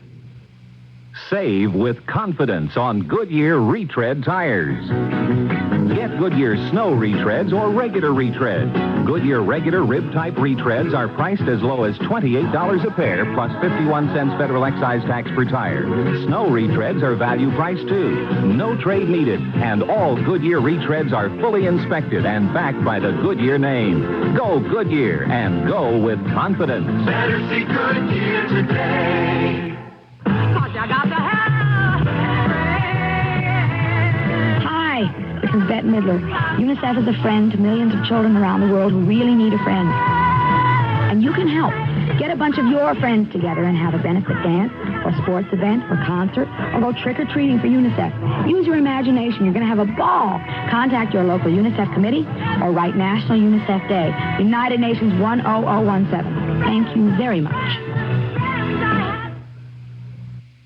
When you're thinking of a restaurant serving fresh fish and seafood, overlooking beautiful Lake Geneva, and offering steaks and continental specialties, too... You've got to be thinking of the Crow's Nest in Fontana, Wisconsin. Right you are, Bob. The Crow's Nest is high on the list of good eating places around Lake Geneva. Everybody loves the charming rustic decor, the scenic setting, the outstanding cuisine. Speaking of food, there's something for every taste, from succulent sirloin and filet mignon to Wiener Schnitzel, chicken Kiev, and other continental entrees, plus 2 specials daily. Of course, they're famous for fresh fish and seafood and an outstanding wine list at reasonable prices. For reservations, call 414-275-6313.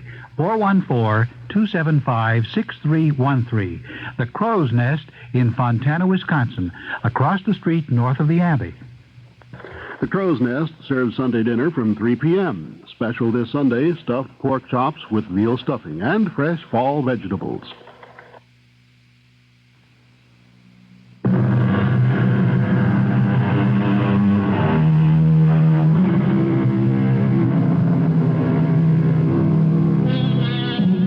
Howard is one of those individuals who believes the key to survival is to remain unimportant, insignificant, and uninvolved. In the few short hours, however, she is learning that there are no guarantees in this life. Sooner or later, to each of us, there comes a conflict we cannot run away from, because there is nowhere to run to. What did you just say? He is going to kill you, Miss Howard. This man in black. That's insane. He cannot risk the possibility that you might be able to identify him. I never even saw him. You know that. Can he afford to take the chance? Look, you're trying to frighten me into helping you. Well, your government has betrayed you. Why are you doing this to Are me? you blind? They are willing to sacrifice you. I won't let you frighten me. I won't let you confuse me. You are a threat to be eliminated. I've never been a threat to anyone. Why are you trying so hard to deny what you know is the truth? I don't believe you. You do not admit that even now you are beginning to doubt. Just the slightest suspicion of doubt. Look, no one is going to kill me, Mr. Smith, with the exception of you, perhaps. Take the next exit ahead, Miss Howard. Are you going to let me go? With or without your cooperation, I intend to find the man in black. Perhaps you will appreciate the fact that I will remain never very far behind you. You're going to follow me? The surest path to the assassin is not very far away from you. I suggest, Miss Howard, that you pray I am able to see him before he sees you.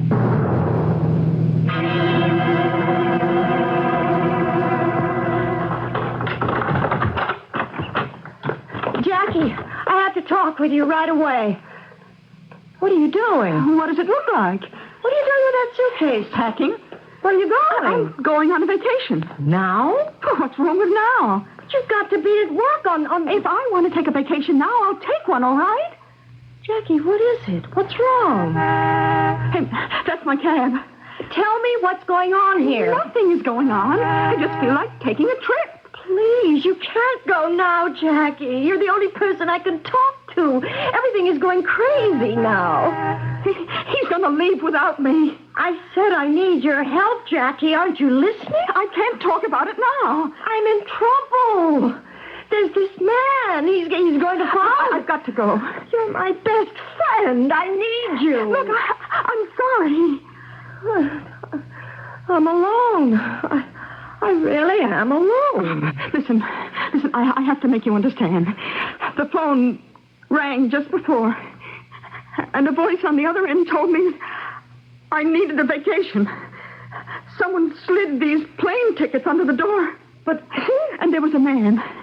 Every time I looked out of the window, he was standing there in the street. What did he look like? He was dressed all in black. In black? Don't you see? Whatever happened last night, whatever they want from you, the message is clear. Two is the crowd, but I'm in the way. Smith was right then. Oh, someone is trying to kill me. That's why they've arranged to get you out of the way. Look, I'm going to miss my plane. Didn't you hear what I just said? Someone is trying to kill me. Please, Gail. There is a man in black, and he's going to kill me. Jackie, I'm scared.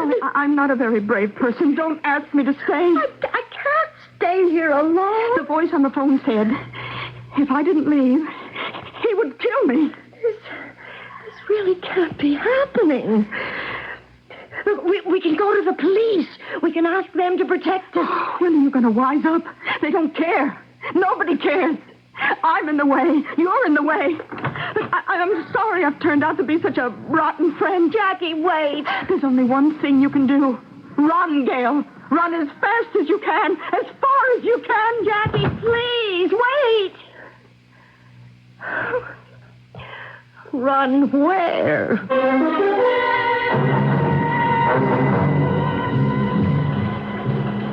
What now, Miss Howard? Isn't it bad enough that I have to pull a double shift at the last minute Lieutenant, without... I need protection. Is that so? Someone is trying to kill me. Oh, for the love of... The man in black. Somehow he thinks I saw him kill that enemy agent last night. Enemy agent? I swear it's true. My roommate, she was just threatened. Someone sent her a plane ticket and told her to get out of town. Oh, well, now you're confusing your spy movies with your westerns. It's true. It's all true, and you know it. You've known it all the time. Where is this roommate of yours? She's gone. The flight left an hour ago. Very convenient. Why won't you help me, Lieutenant? Whose orders are you following? Hey, now, look, I've had just about enough of this. There's even a foreign agent who's following me, too. I bet you didn't know that. Well, what's his name? Smith. Smith? You've got to do something. Give me a guard. Put me in jail. Anything. Well, jails are for criminals. At least there I'd be safe. Safe from what? You know, Lieutenant. You have to know. For the last time, we can't help you here. For the kind of help you need, I suggest you see a psychiatrist.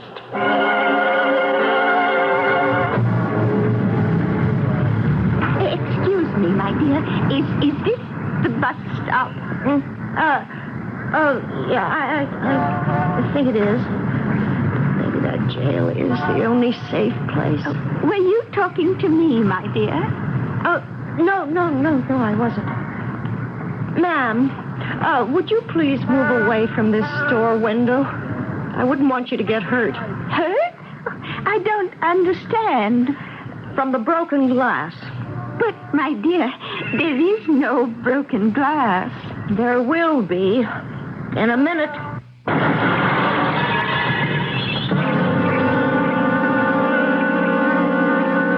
You deliberately smashed a display window at Hanson's department store. That's right. Who the devil do you think you are? It's like this, Lieutenant. I want to stay alive. Now you have to arrest me. Oh, is that so? You can't get out of it. You have to put me in jail. Only if Hanson's presses charges. Well, that's at least a $700 window. You bet they'll press charges. Well, that's very interesting. Because I just received a call from Hanson's. They've dropped the charges. What? So, under those circumstances, I'm forced to release you. That's impossible. Why would they... You're free to go. I can't win, can I? There's nothing I can do to help you. You could have helped me. Instead, you're sending me back out there, out of your way. Why do you insist that you're in danger? Oh, I'm tired of arguing.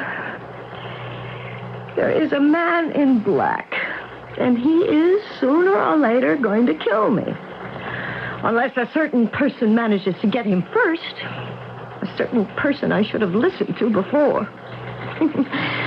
Only I made a mistake. I thought the world was divided into sides. I was wrong. There are no sides. There's just surviving as best you can. Because when it comes right down to it, you are all alone. Miss Howard, I wish I could help you.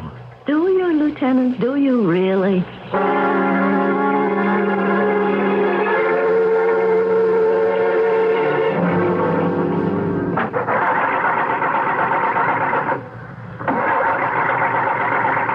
No, not now. Please, not now. Stuck in an empty parking lot. I'm a sitting duck. I've got to keep moving. Find the nearest gas station. What if he sees me? What if he's following me now? I just heard something. Who's there? Please, who's there? Who are you? Miss Howard? Oh, Mr. Smith. Oh, thank heaven it's you. You are glad to see me. For a moment, I thought you were... Someone else? The man in black. You were right. He is going to kill me. No, I am going to kill him. Yes, of course, you must. You've seen the truth. Yes, I have. Yes, and you saw how useless it was to ask your own people for help. Yes. Even the police. Even the police. And now we are left to our own resources.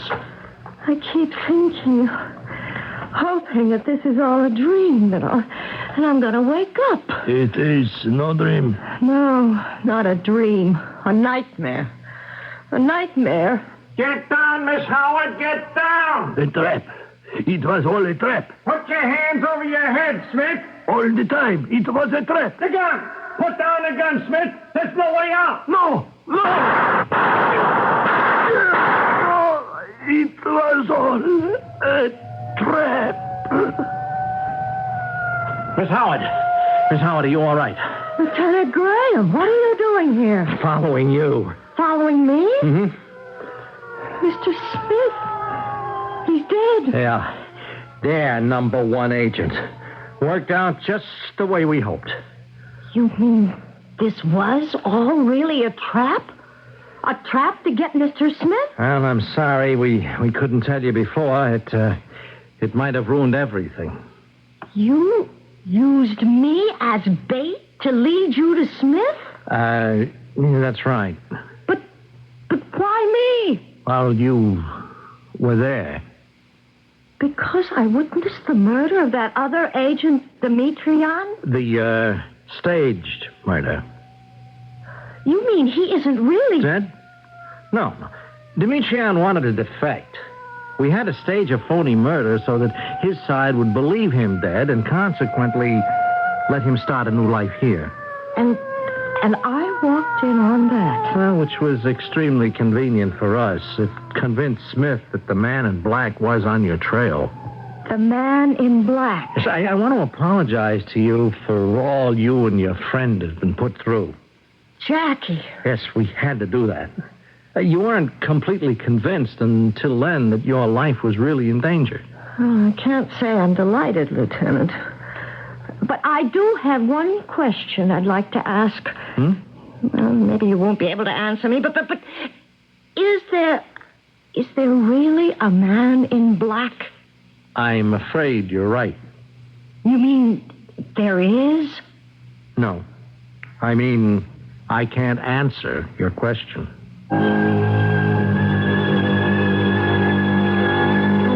We leave it to you, the listener, to ponder the possibilities. Is there a man in black? And if so, who is he? Would you be able to recognize him? Could you look into the face of a stranger and see a killer? If there is a man in black, he need not be a stranger at all. I'll be back in a moment. To the family who've only thought of renting one of those do-it-yourself carpet cleaning systems but are still getting up the nerve to try one, this announcement. More first-time triers rent Rinse-N-Vac than any other. Rinse-N-Vac is lightweight, simple to use, and does a fantastic carpet cleaning job for so little cost. Rent Rinse-N-Vac where hardware or housewares are sold. And oh yes, it's not only the one more people rent first, it's the one more people rent second, third, fourth. Hi, I'm Lola Falana with a warning for all women from the March of Dimes. Alcohol consumption during pregnancy may be hazardous to your unborn baby's health. Mothers who drink, even moderately, run the risk of having babies with physical and mental defects. And this tragedy is one threat to the unborn that can be completely eliminated if more women are aware of the danger and act accordingly.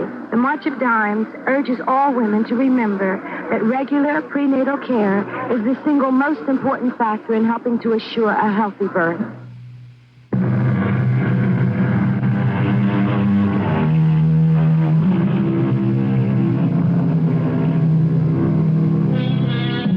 History is filled with the sagas of men who carved out the destiny of mankind. Most of us, however, are not part of the history books.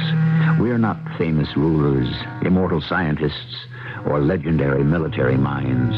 We're just nameless, ordinary people working in rather unspectacular jobs. And the contributions we make in our daily lives are not very likely to change the world.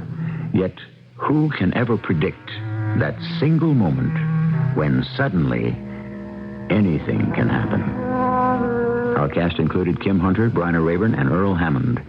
The entire production was under the direction of Hyman Brown. And now, a preview of our next tale. My, what a night. Can't see anything out of this window. For all we know, we could be plunging straight into a void. Well, I doubt it. As long as the train stays on the tracks. They do lead somewhere, you know. Do I? I wonder where? Skeffington Junction. That's where I'm headed. Are you sure? I don't quite understand. I saw a play once about some people on an ocean liner traveling in a fog, and none of them really knew where they were going. Oh, yes. Outward bound. That's right. The whole point, you see, was that it didn't matter where they thought they were going, because they were really all dead. Well, that ain't true about us, Mrs. Winsome. This is E.G. Marshall inviting you to return to our Mystery Theater for another adventure in the macabre. Until next time, pleasant dreams.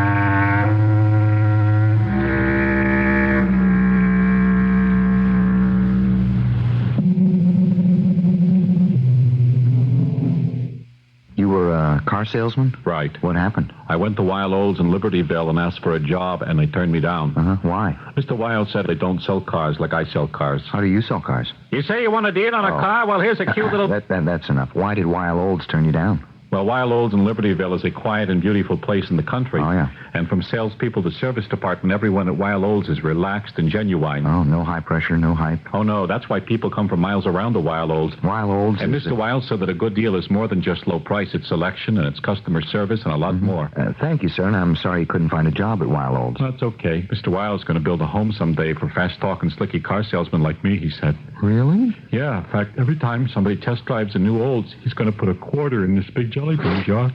Oh, it's the home.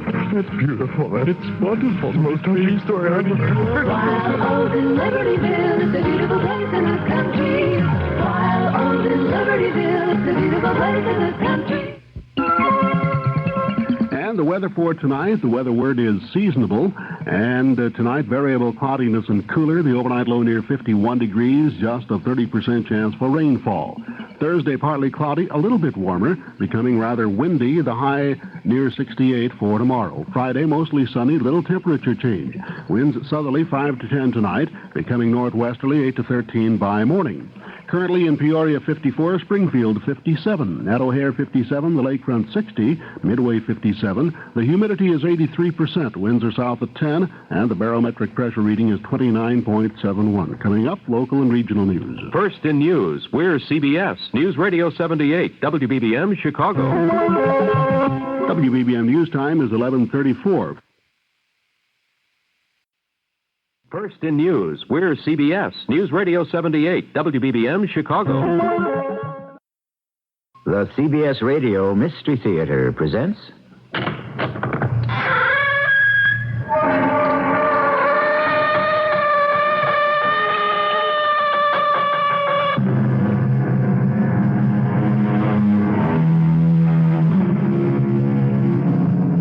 Come in. Welcome. I'm E.G. Marshall. You might consult the dictionary for the meaning of today's word. And what is that word? Enough. Mr. Webster tells us that enough is an adjective. It means as much as is necessary or sufficient, the amount or number needed or desired. Well, you can understand the problem. How much is necessary or sufficient? And who decides it? How do you measure need or desire? That's just the problem with an explosive word like enough. Every concept you use to try to describe it has its own built-in booby trap. Yes, I'm interested. I'm always interested in buying land. Now, how much is an acre? We don't sell it by the acre. We sell it by the day. 100 pounds sterling a day. Well, how can you sell land by the day? We sell you as much land as you can walk around in a 24-hour period. As much land as I can walk around for 100 pounds sterling? Yes. That's the deal.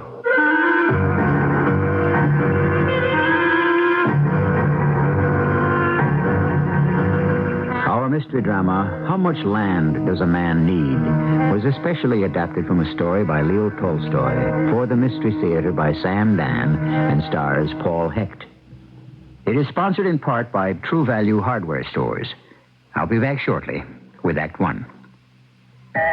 Case number 37, A Strange Feeling. Vince Austin was an ordinary guy. I watched him drive up to the restaurant in a new 1979 Olds Cutlass Salon. But today, something was different.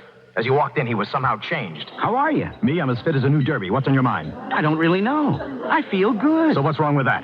Well, I just drove over here, and you won't believe it, but I think I feel good because of my new Cutlass Salon. I looked at Vince. He was serious. Then I had an idea. Excuse me, I need to make a phone call. Instead, I hurried to the parking lot. There it was, the Olds Cutlass Salon. Inside, plenty of leg and headroom. Outside, salon was lean and trim, and it had the available diesel V8. I could see it was a car full of good ideas. I rushed back inside. Vince, I'll confess, I didn't make a call, but I know what's happened to you. Yes? You've got that great Olds feeling. It's all because of that new Cutlass Salon. You're right. How can I ever repay you? Well, you could drive me down to your Olds dealer so I could test drive an Olds myself. Discover that great Olds feeling. Take a test drive today. Go on. That's my husband, Charlie, in his football game. If your Charlie's like my Charlie, he'll watch a lot of football this year, and you know I'll see my share of games, too. But there really is more to fall than football, and fortunately, Northwest Federal Savings agrees with me. They're celebrating the football season with gifts everyone can enjoy, whether you're a fan or not. All you do is make a deposit of $250 or more at any Northwest Federal Savings Center, and you get to choose one of many nice gifts free or for special low prices.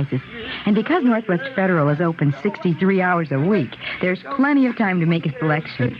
I could have picked a set of Federal glassware, a GE electric knife, or a Better Homes and Gardens cookbook. But you know what I got instead? A beautiful stadium blanket to keep us cozy at the games. You know, Charlie, you're a very lucky guy.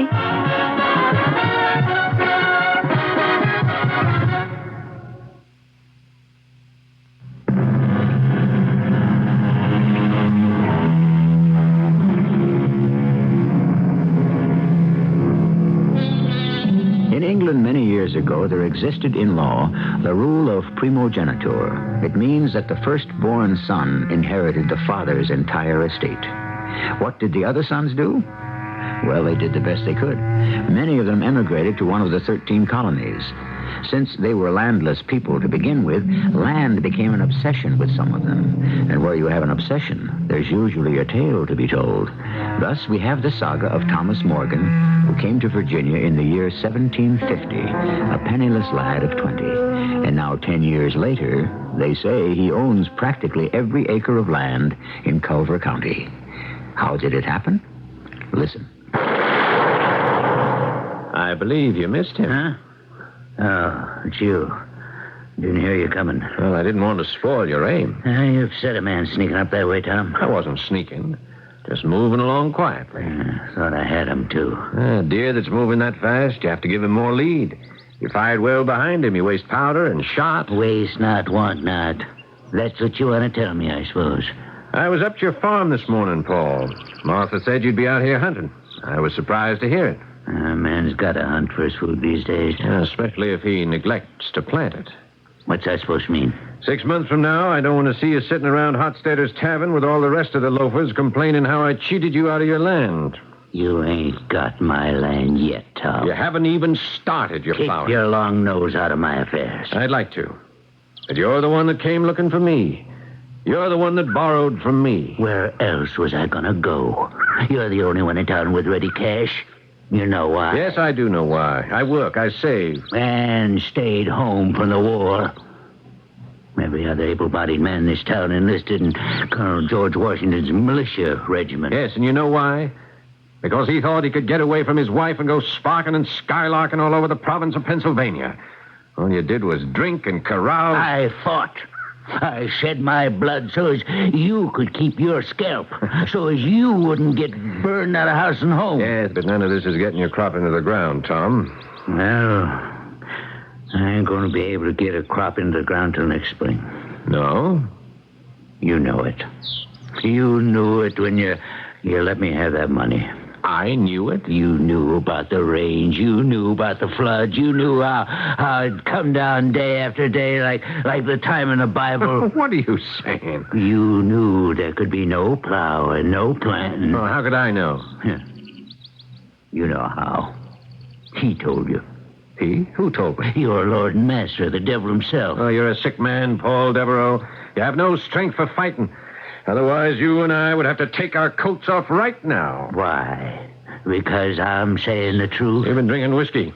Everybody knows you made a bargain with the devil. Oh, is that what I did? Didn't you? Why else has every scheme of yours succeeded? I believe in you now, Paul. Before I do something I'll be sorry for. Sorry? Does the devil or any of his own know the meaning of sorrow? Can they even feel remorse? You made me take that money. Now, you just hold on. You came to me. You asked for the money. I did nothing to make you take it. You're going to refuse me? Oh, refused. And then I'd have been branded a miser, a skinflint, a man immune to the sufferings of his fellows. You knew I really didn't need the money. I could have scraped along without it. And how would I know that? Your master told you. Offer him the money.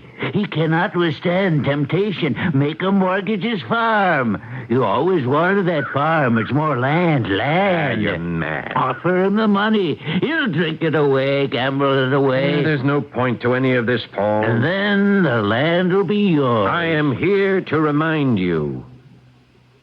The note falls due in November. You know I won't be able to pay it. I know that thrift and industry makes all things possible. And what if a man ain't thrifty? What if he ain't industrious? Does it mean he has to be turned out of his house like a beggar? What is it you want me to do? Tear up the note?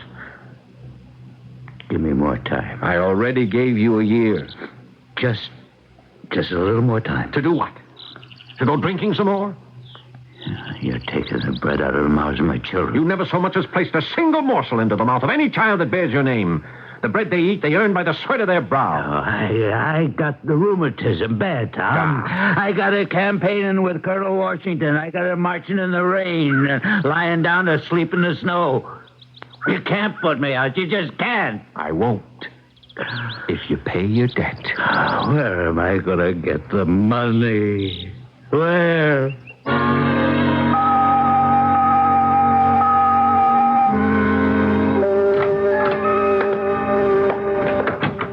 Good morning, Tom. Well, good morning, James. Well, what are you doing here? Well, unless I'm off in my reckoning, it's the first day of the month. Yes, Tom, it is. Then why are you here in the counting house? Why aren't you out collecting? Tom, we should talk about that. Well, what's there to talk about? I can't take it no more. Take what, James? All these folks that owe you money. They're friends of mine. Well, they're friends of mine, too. No, sir, they're not. They're not? I suppose maybe I shouldn't have said that, but it's true. No, don't stop. You're the most hated man in Virginia. Because I want my money. Tom, I'm the one that knocks on the doors. I'm the one that has to ask. I'm the one that has to have my heart torn out by the sight of the women crying. I'm the one the men curse at. Where am I going to get the money? Where am I going to get the money? And how do you answer that? Answer them? There ain't no answer. Yes, there is. Work for the money. Work for it. Money is formed from the sweat of your brow. You go into the fields at sunrise, you work till sundown, and that's how you make money grow. You take it from the land. I can't talk that way to people I've known all of my life. Well, if you want to work for me, you'd better learn how. Well, that's a lesson I could only learn from the devil, the way you did. Now, tell me something, James. There is a story making the rounds that I'm somehow in league with the devil. Yes, there is. And do you believe it? I do. Well, then I suppose you want to leave my employ. I should. But? Maybe I can save you. Make you reject the devil. You sound like the parson. Let me save you, Tom. Give up this lust for land. You already have enough. No. How much land does a man need? How much? All he can get his hands on. No, Tom. He needs much less, considerably less than that. This is getting the day's work done. Tom, I can't go to those poor people and ask them for money I know they don't have. I'm the wrong man for the job. No, James. You are the right man. Being a part-time preacher, you can give a person spiritual consolation while you pick up his mortgage.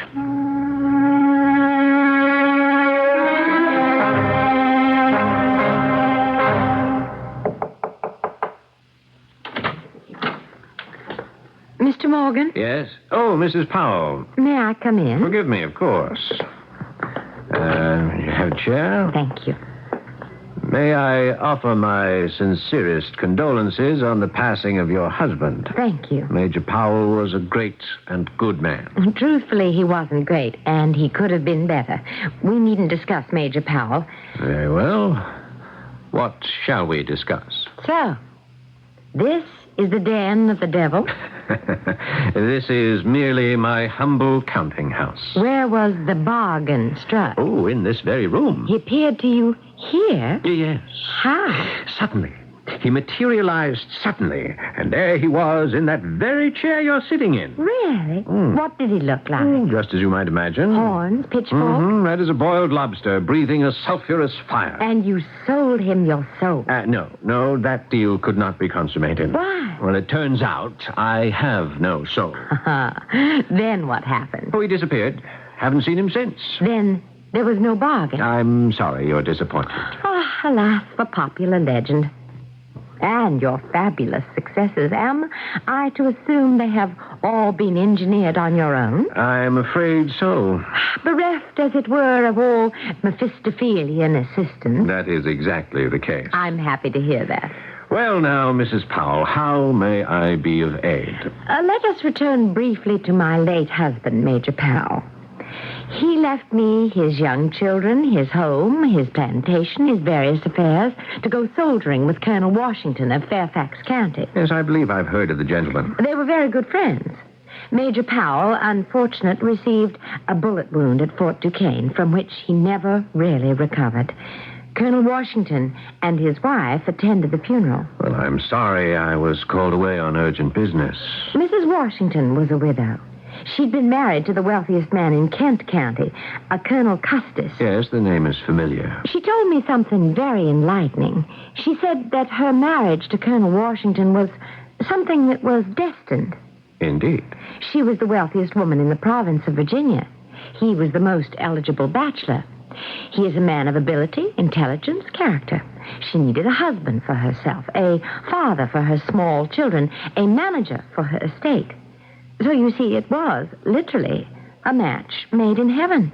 These affairs that are ordained in heaven usually require assistance down here below. Oh, they were brought together. They had mutual friends who arranged to have them meet. Unfortunately, we do not. We? Yes, we. I am the wealthiest woman in Culver County. You are the richest man. I have children to raise. I have an estate to manage. There is no reason why we shouldn't marry. I see. In the ordinary way, we would have been brought together. There is no shortage of volunteer cupids, except for this unfortunate rumor that clings to you. People actually believe you belong to the devil. I've heard that. So I must do all the work myself. I must bring to your attention the desirability of such a match. Have I done so? You have. Then, all that remains is for you to propose. Or would you require some time to think it over?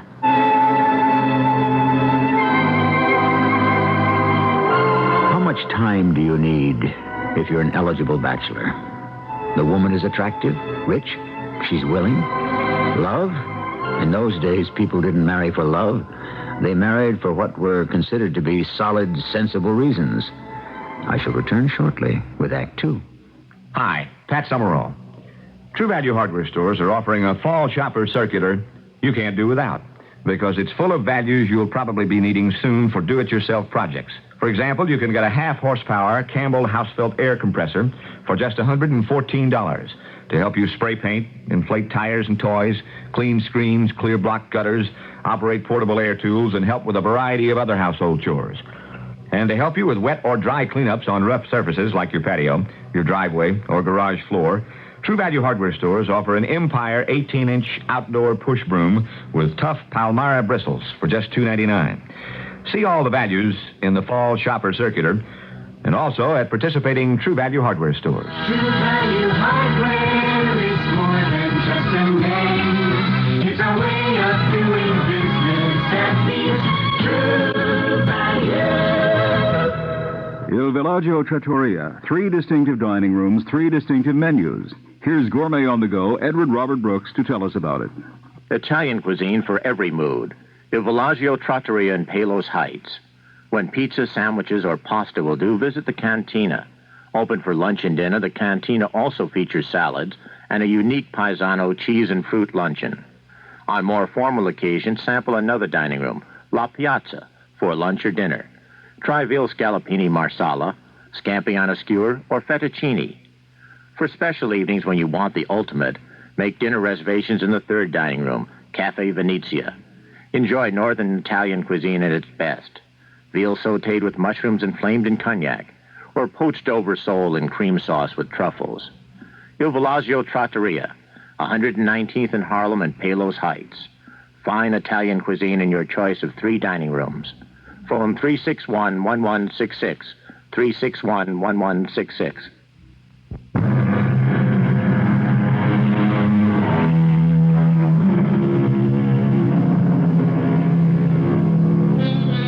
It's all a matter of timing, really. Today you fall in love and you get married. Years ago, people got married, and then they fell in love. Which way is better? Who knows? We're dealing with the emotions of men and women, which means that all bets are off. Anything can happen, and we have to play it by ear. Do I understand, Mrs. Powell, that you are asking me to propose marriage? I believe I have outlined a set of circumstances that would make such a step not only logical, but satisfactory. You have extensive holdings in Culver County. Over 2,000 acres. Yes, I've always had my eye on that land. And here is your opportunity to own it. Mrs. Powell, you have been frank with me. I have been exceedingly frank. I'm still unable to believe I could have summoned the audacity to speak to a man in such a manner. May I be equally frank? Please. I have long, what is the word, coveted? Yes, I have long coveted Colonel Powell's land. It is the richest in this part of the province. That's acknowledged by everyone. And for years, I have set about to secure it. Your husband was not very communicative with you about his affairs. Half of your land is already under mortgage to me. What are you saying? I have the papers. You may examine them. But... Further, you are completely unequipped to manage the affairs of your plantation. You are being swindled every day by everyone. For instance, your overseer rents out your slaves without your knowledge and pockets the money. Well, that's impossible. I know John Raines. Let us say you know one side of John Raines. Your manager, Louis Marvin, keeps half the money from the sale of your farm and dairy products. I can only hint at the arrangements he has with various shopkeepers. But these were my husband's best friends. Now, hear the worst. You have ruined most of your land by growing tobacco season after season. But tobacco is the best cash crop. Yes, it also exhausts the soil. Now, it will have to lie fallow for 3 or 4 years to renew itself. You will have to borrow money. You will have to come to me. And what makes you think Where else can you go? You won't be able to pay it back. Slowly, surely, all your land will fall into my hands anyhow.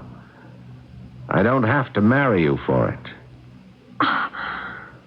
I never thought anyone could state something in such cold blood. It's only a matter of degree.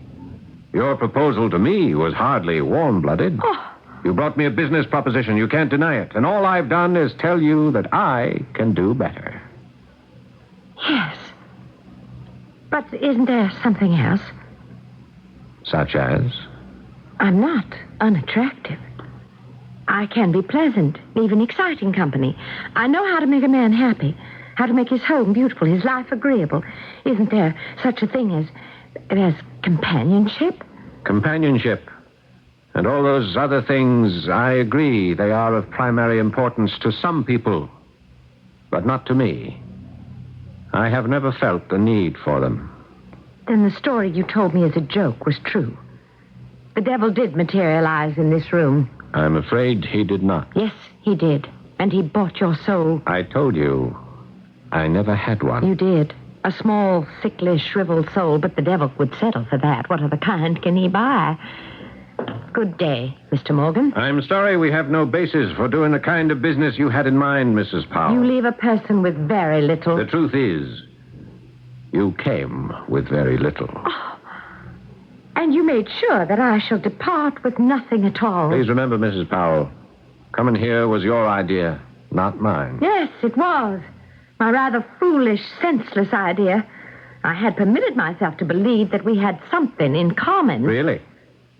And what would that be? Something very elementary, I thought. At least we were both members of the human race. Surely such a statement is rather beneath you. It's a simple statement of fact. I would assume a lady of breeding and culture would not stoop to pointless insult. You do not insult a man when you tell him the truth. You may injure his vanity, but that's another matter. I have no vanity. True. And no humanity either. And that is my point. You fascinate me, Mr. Morgan. You're the only completely evil person I know. Evil?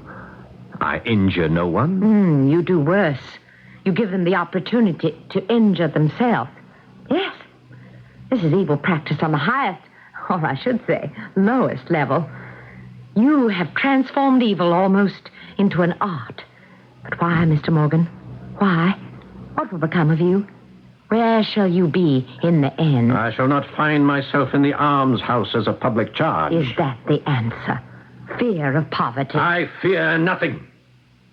I shall never be poor as long as I own land. And the more I own... Yes? How much land do you want? How much land do you need? How How much land does any man need? How much? Yes. Someday, when you find the answer, you might let me know.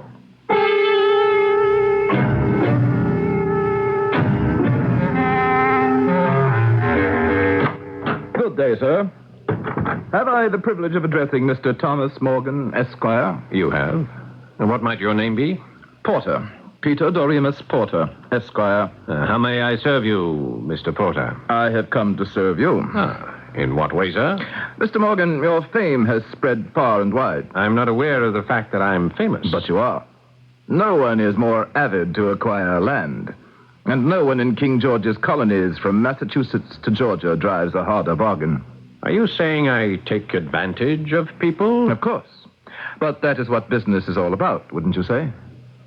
I shall say nothing until I've heard you out. Good. A man after my own heart. I have come to sell you land. Yes? The finest land on the face of the earth. Land that makes everything in Virginia and even the other 12 states look like swamp or desert, which indeed most of it is. I assume you own this land you are offered. No, I am merely an agent. A seller's agent. Where is this land? Over the mountains and far to the west. Are you mad? To the west is the Ohio Territory, property of the Crown. No one may go there, much less buy land. I am not talking about the Ohio Territories. I have in mind something infinitely finer. Yes? Do you know where the Mississippi River is? The Mississippi? The Frenchmen found it. The Frenchmen claimed it. But their time has come and gone. The Sioux own it. The Sioux, the Blackfeet, the Cheyenne, the Utes. Who are they? Indians. I never heard of them. Of course. To you, Indians are Choctaw, Cherokee, Algonquin, Tuscarora. No, these are different Indians. They live on the vast plains beyond the Mississippi. Fantastic rolling plains, where the earth is so black, so rich, so fertile, you can almost watch the seed sprout as it takes root. But it is forbidden to go there. Forbidden? By whom? The Crown. Yes, that's true. Well, shouldn't that end the discussion? It should if you were a little man. Little men cannot see beyond the length of their noses. Little men hear the literal word of the law. Would you agree? Sir, I fear we waste each other's time. Do me the honor to read this piece of parchment, Mr. Morgan. Well? What does it say? I, Great Eagle, Chief of the Oglala Sioux, do hereby appoint Mr. Peter Doremus Porter to act as my agent in all matters appertaining to the selling of the tribal lands. You mean an Indian wrote this? Of course not. I dictated it for him, and there, he has marked his cross. Oh, this is nonsense. Great Eagle is a visionary. He has read the future. Sir, I am a man of affairs. You speak of the lands in the Ohio Territories and beyond as being possessions of the Crown. Yes, well, aren't they? Not for much longer. Indeed. Within 2 decades, the English Crown shall no longer rule over this country. And who says so? You say so, for one. Me? I have never uttered a word of treason. The sound of treason? Perhaps not. But has there never been the thought of treason?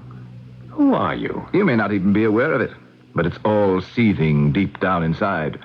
Sam Adams openly advocates secession up in New England. I have nothing in common with those Boston hotheads. You have Patrick Henry here in Virginia. Sir, what has begun as merely a pointless discussion has now become treasonous. You know as well as I do. It has to come.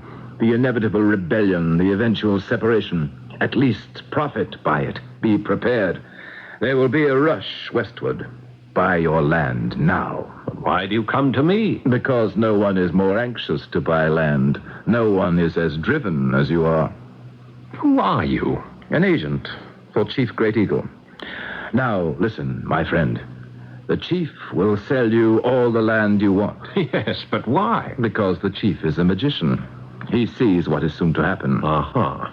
When the white man landed all along the Atlantic shore, what did he do to the Indian? Well, now, what does this have to do with... Everything. The Indian was driven out, banished into the wilderness. Chief Great Eagle knows he cannot fight the white man. The white man has too many guns. Therefore, he will sell the land now, while he can. He will sell me land? Yes.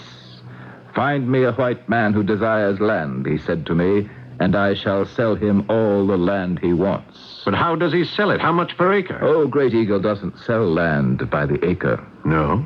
He sells it by the day. How can you sell land by the day? It's very simple. There's no end to the land. It stretches on and on forever.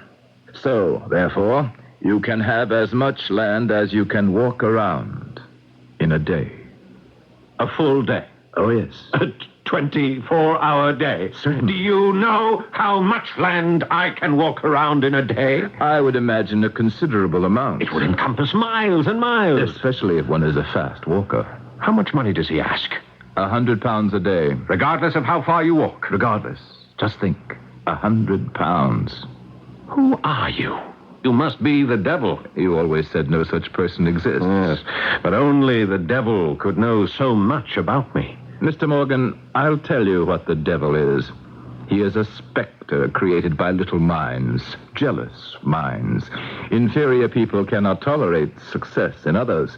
They cannot admit that successful people achieve their goals because they're smarter. And so they explain their own failures by claiming the triumphs of others are achieved by the aid of the devil. Yes, better. You raised this point with me, Mr. Morgan. You, of all people. Haven't you been accused of being in league with the devil, of having sold your soul to the devil? You, sir, are living proof of what I have said. They envy you your superior knowledge, courage. Yes, but the fact remains. What fact? Have I asked you for anything? £100 is all you give the chief. So what do I give you? Me. You give me nothing. Nothing? Then why do you do it? I am paid by the chief. And that's all? That's all that need concern you. In 24 hours. If I walk fast, I can make a circle to include thousands of acres, and all for £100. £100, not 1 penny more, not 1 penny less. And you ask me for nothing? My dear Mr. Morgan, what do you have that I could possibly want? When can we leave? When can you go? Tomorrow morning. I'm at your service.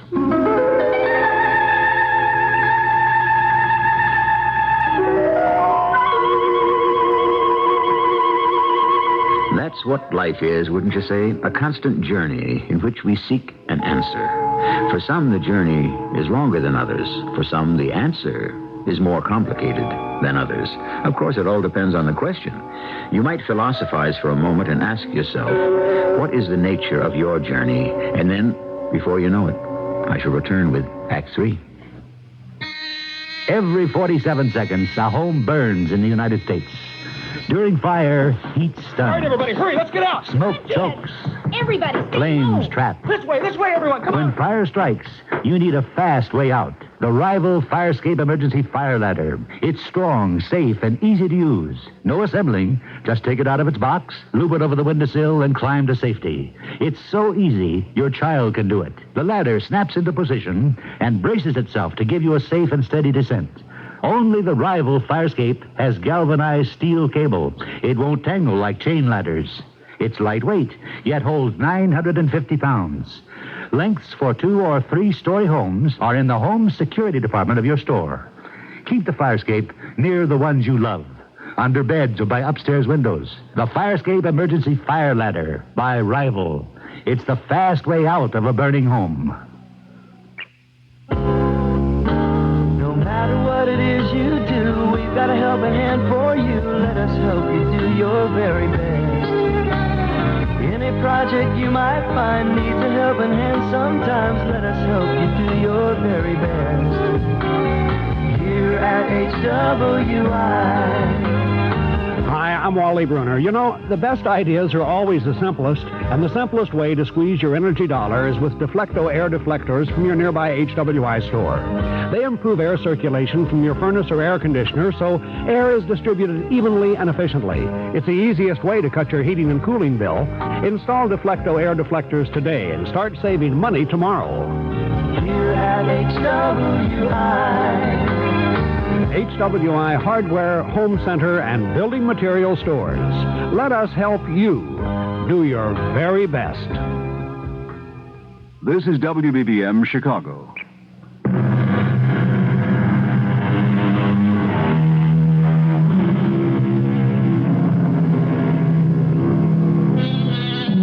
And so here we are in the western part of the Crown Colony of Virginia in the year 1760, some 15 years before the Revolution. And our Mr. Thomas Morgan, accompanied by the mysterious Mr. Peter Doremus Porter, is journeying toward the mighty Mississippi. And day after day, they ride through deep, dark, brooding forests and vast, rolling plains. And every day, Thomas Morgan asks, when shall we get there? And always, Peter Doremus Porter replies, soon. But late one afternoon, when Tom Morgan asks Peter Porter that same question, he gets a different reply. We are there now. What? We are there now. You mean this, where we are? This is the place we have been seeking? Yes. Here. Are you disappointed? No. Is it the way I described it? Yes. You're sure? This is the land I can buy. Listen. What's that? The drums. They know we're coming. They're waiting for us. Yes, well, I hope they know why we're coming. We could be attacked. No. These Indians have not yet suffered at the hands of the white man. And so we shall be welcome. Come, that's right. Well, where are they? Where you hear the sound of the drum. Just over that rise. Come.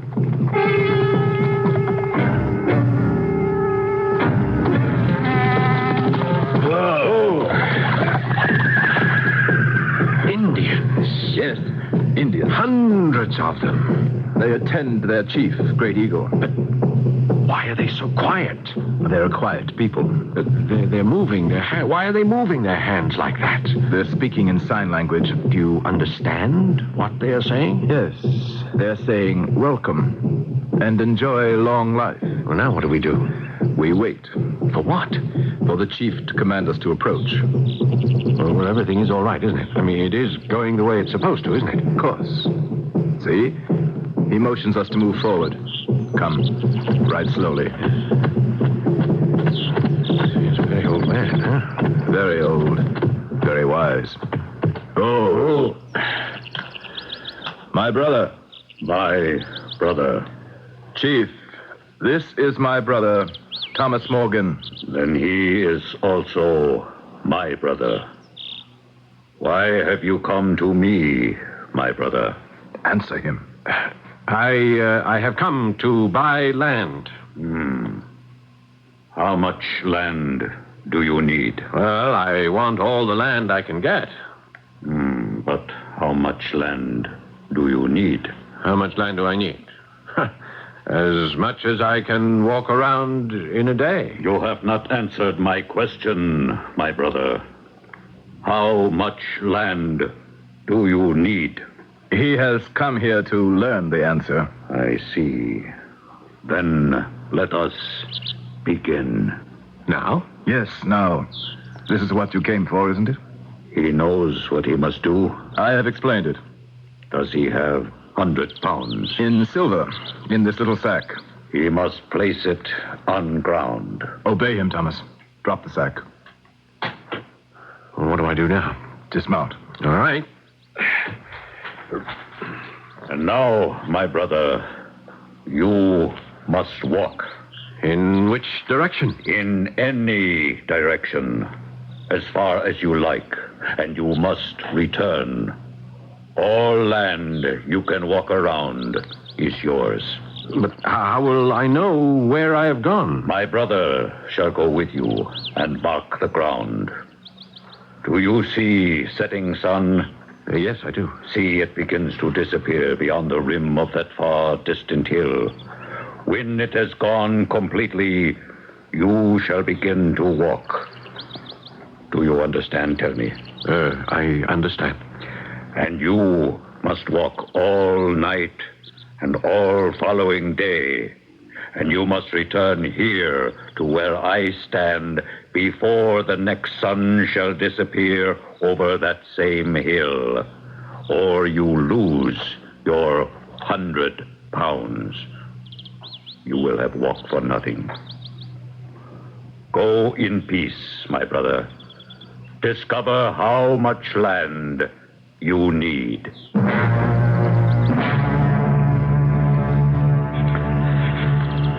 It's a bright moon. How easy it is to see. How far do you intend to walk in this direction? I have schemed it out. I can walk 30, even 40 miles in 24 hours. I do have 24 hours. Oh, yes. A 40-mile circle. Do you need all that land? Oh, yes, every foot of it. And what will you do with it? Well, I shall grow wheat, corn, raise cattle, build a home. It shall be a palace. And who will live there? Oh, my wife, my children. When shall you have time for a wife? When I have all the land I want. But you want all the land in the world. Yeah, are you marking my path? Yes. Good. Well, hurry, walk faster. But we have a long way to go. We have less than a day now. See, look, the moon is beginning to wane. Soon it'll be daylight. Shouldn't you stop? What for? Rest. Sleep for an hour or two. Sleep? Remember, it has been a long, hard journey and you're tired. No, not I. If you sleep, you will rise refreshed. But this is the time to walk, now before dawn when it's cool. I can cover great distances. Are you marking this trail? Yes, I am marking the trail. What's that? I don't hear anything. You don't hear that drum? No. Must be my imagination. You're very tired. You really should rest. Come along. You just keep marking the trail.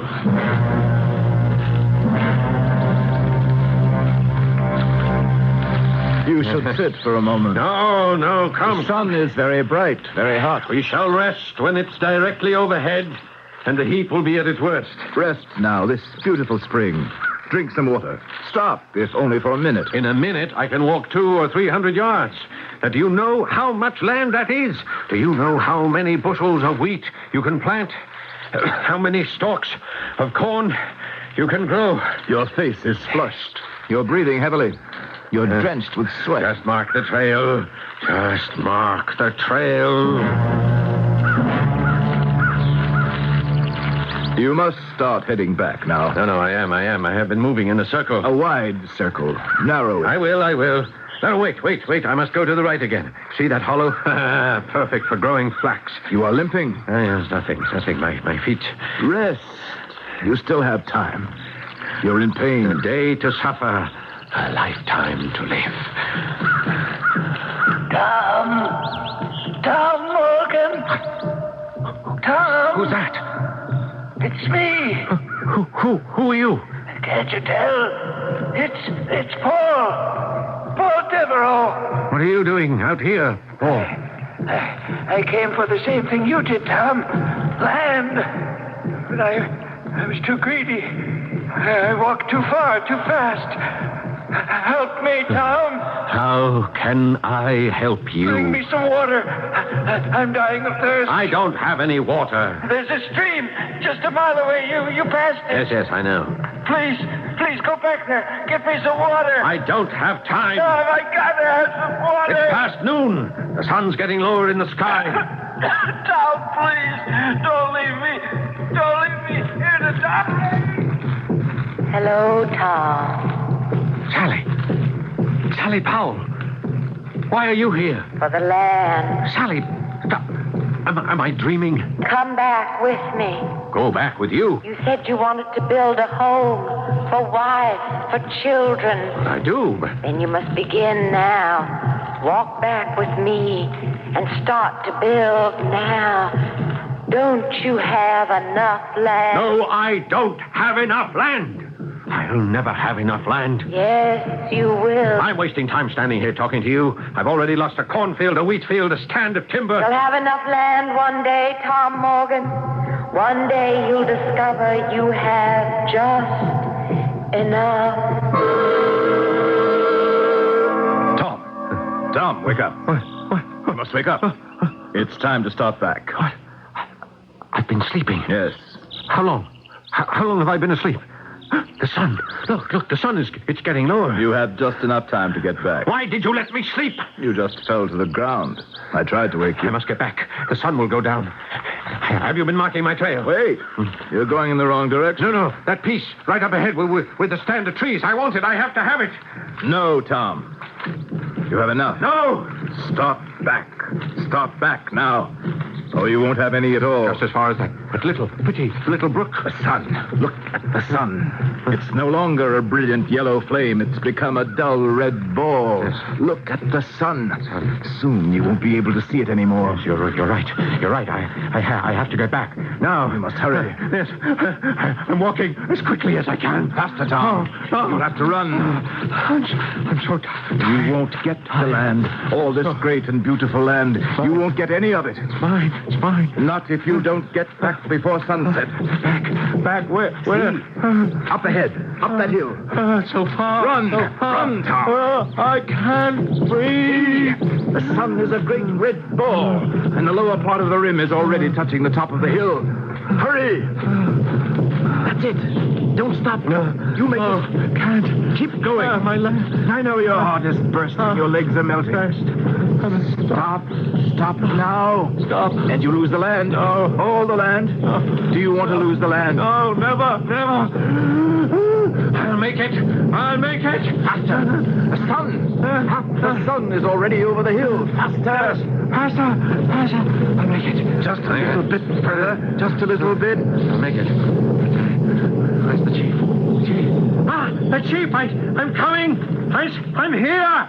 Oh, I made it! See, the very edge. There, the rim. Still above the hill. Has he made it, Chief? Yes, my brother. He has made it. Catch him, he falls. So, Thomas Morgan, my brother, you have all the land you need. No. I want more. Yes, you want more. But you do not need more. See, your eyes close slowly. Your breath no longer shakes your body. Now it leaves you. It leaves you forever. A pity, Chief. A pity. But he has learned how much land he needs. Take the hole 6 feet from his head to his heels. Yes, my brother. 6 feet of the earth is all the land a man will ever need.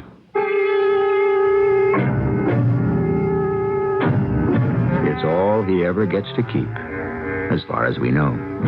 They buried him somewhere in the great central plain of our country, and when Tolstoy wrote this story originally, they buried him somewhere on the illimitable steppes of Siberia.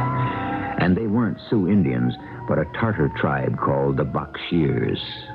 We've changed very little because wherever we live, however we dress, whatever we call ourselves, we're the same people.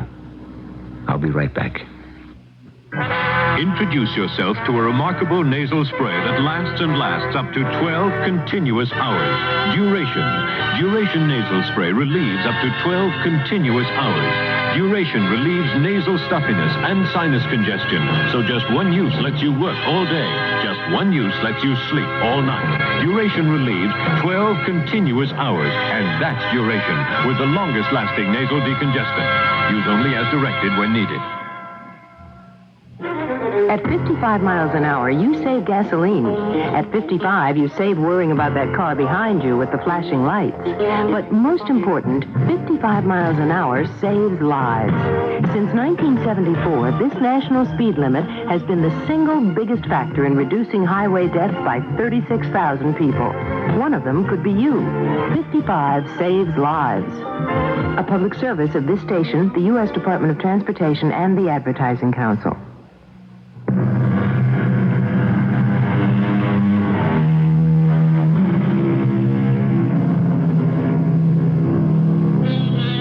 We began our story with a philosophical discussion concerning the word enough.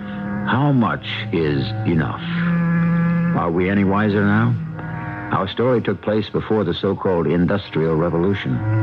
Today, science has given us measuring instruments of fantastic accuracy. We can measure the width of the nucleus of the invisible atom. If only we could measure the intensity of the simple human emotions. What is enough?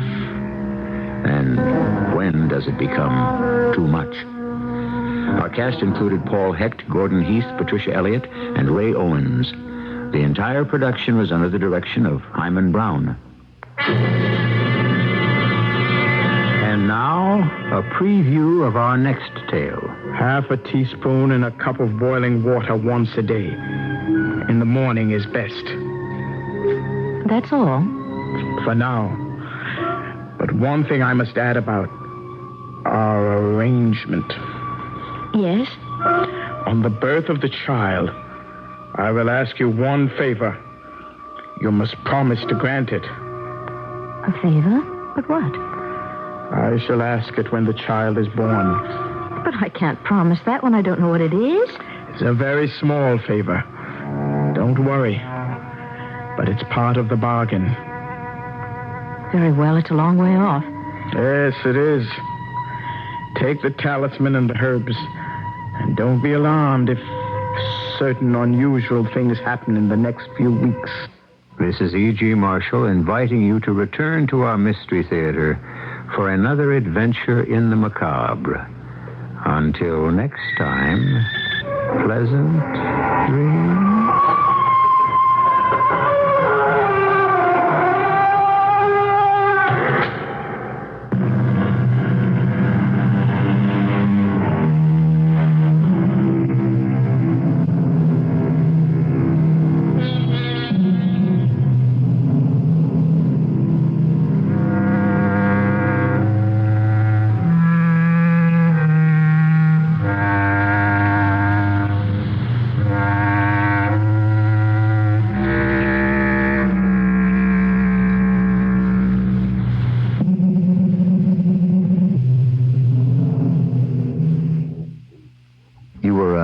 Salesman? Right. What happened? I went to Wild Olds in Libertyville and asked for a job, and they turned me down. Why? Mr. Wild said they don't sell cars like I sell cars. How do you sell cars? You say you want a deal on a car? Well, here's a cute little... That's enough. Why did Wild Olds turn you down? Well, Wild Olds in Libertyville is a quiet and beautiful place in the country. Oh, yeah. And from salespeople to service department, everyone at Wild Olds is relaxed and genuine. Oh, no high pressure, no hype. Oh, no, that's why people come from miles around the Wild Olds. Wild Olds And Mr. Wild said that a good deal is more than just low price. It's selection and it's customer service and a lot more. Thank you, sir, and I'm sorry you couldn't find a job at Wild Olds. That's okay. Mr. Wild's going to build a home someday for fast-talking, slicky car salesmen like me, he said. Really? Yeah, in fact, every time somebody test drives a new Olds, he's going to put a quarter in this big jelly bean jar. Towards home. That's beautiful. It's wonderful. It's the most touching story I've ever heard. Wild Olds in Libertyville, it's a beautiful place in the country. Wild Olds in Libertyville, it's a beautiful place in the country. CBS News. The Senate passes the Humphrey Hawkins full employment bill. I'm David Jackson reporting on the CBS Radio Network. The vote came Friday evening after a compromise adding anti-inflation language to avoid a filibuster. Jim McManus reports. The bill was carried to Senate passage on speeches of praise and affection for the late Senator Hubert Humphrey and his successor, Senator Muriel Humphrey, who sat at the rear of the chamber. There were other speeches, Senator William Proxmire of Wisconsin denying that the Humphrey-Hawkins bill is mere symbolism, saying it will change the face of economic policy in this country. And Senator Barry Goldwater of Arizona saying it is the most dangerous piece of legislation ever passed by the Congress, claiming that it can't work without complete federal domination of the economy. The Humphrey-Hawkins bill holds up a reduction in unemployment as the nation's top economic priority, setting a goal of 4% within 5 years. It also declares that inflation should be cut to 3% in 5 years, 0% in 10. Democrat Joseph Biden of Delaware voted no, declaring that the Congress should not make promises it cannot keep. But the tally was 70-19 for passage, paving the way for a final vote in the House. Jim McManus, CBS News, Capitol Hill. The tax cut bill is still mired in Congressional Conference Committee. A source close to the bargaining says one part of it, tuition tax credits, is dead for this year. President Carter is starting to veto the whole measure if the credits are left in. More news after this.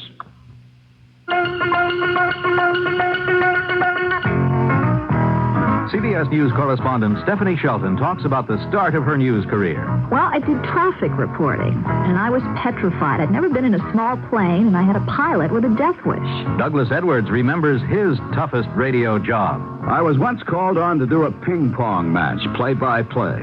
And how did CBS News' Walter Cronkite decide on a career in journalism? Back when I was 11 or 12, American Boy magazine did some fiction pieces on various occupations. The two that intrigued me were newspapering and being a mining engineer. Since I couldn't figure out how a pulley worked in first-year physics, I decided I better be a journalist. Walter Cronkite. Hear him every weekday on Walter Cronkite Reporting. And also on the air for CBS News in the afternoon and early evening are Stephanie Shelton and Douglas Edwards. Listen here on most of these CBS radio network stations. They're worth your time. The White House won a victory in the House Friday by a whisker. In a 207 to 206 vote, the House agreed to consider the 5-part energy legislation in one lump. Actions possible tomorrow. Foes of natural gas deregulation had hoped to split the energy package to make defeat of the gas portion easier. A celebrated spy trial in Newark, New Jersey is over. Steve Young has the verdict. After deliberating about 9 hours, a federal jury found 2 Soviet UN employees guilty as charged of 3 counts of conspiracy to steal Navy secrets offered by a lieutenant commander acting as a double agent. As is customary in federal court, the judge, not the foreman of the jury, read the verdict. Valdek Enger, convicted of being the phone man who made contacts with the Navy lieutenant commander posing as a traitor, listened impassively. Rudolf Chernyayev, convicted of being the footman in the scheme, smiled thinly. They face a maximum sentence of life in prison. After the verdict, one of the defense lawyers read a letter from Soviet Ambassador Anatoly Dobrynin requesting that the convicted spies be allowed to remain free pending sentencing October 30th. Judge Frederick Lacey expressed grave reservations, but pending a decision Monday allowed Enger and Chernyayev to walk out of the courthouse free men. They walked briskly past reporters saying only no comment, got into a car bearing diplomatic plates, and drove off into the night. Steve Young, CBS News, Newark. An all-white jury in Cullman, Alabama, Friday night convicted a severely retarded 26-year-old black man, Tommy Lee Hines, of raping a white woman. He was sentenced to 30 years in jail. The House Friday evening wrapped up its internal investigation of the Korean influence buying scandal, reprimanding 3 members, all California Democrats, McFaul, Wilson, and Roybal. The Pentagon is flush again. President Carter late Friday signing a $117 billion military appropriations bill for fiscal 1979. It's the biggest U.S. defense money bill ever. More news after this. Hello, this is Adrienne Barbeau, and I want to share with you some disturbing facts from the March of Dimes. In 16 foreign countries, a newborn baby has a better chance of surviving to his first birthday than he has in the United States. More of our babies die, partly because we have a higher number of low birth weight babies. And low birth weight is the most common birth defect in our country. It is the cause of the greatest number of infant deaths. It is the major cause of disability in childhood. An unborn baby can't choose the country of its birth. But if you're pregnant, you can help assure your baby of a healthier birth. The March of Dimes urges you to take steps to help make your pregnancy and delivery a safer one. Make those 9 months a time of action, not waiting. See a doctor early and often. Eat nutritious foods, get plenty of rest. Stay away from alcohol and cigarettes, and avoid unnecessary drugs. Protect the unborn and the newborn through the March of Dimes. A Superior Court judge in Alaska Friday threw out the results of the August 22nd gubernatorial primaries, both the Republican and the Democratic. The judge did not rule that there was misconduct involved, but said there was enough evidence in that direction to disallow the tallies. At least 2 candidates are expected to appeal in court on Monday. David Jackson, CBS News. First in news, we're CBS, News Radio 78, WBBM, Chicago. Good evening, everyone. It's 11:30 now. This is Alan Bickley on WBBM News Radio 78 in Chicago. The CBS Radio Mystery Theater presents...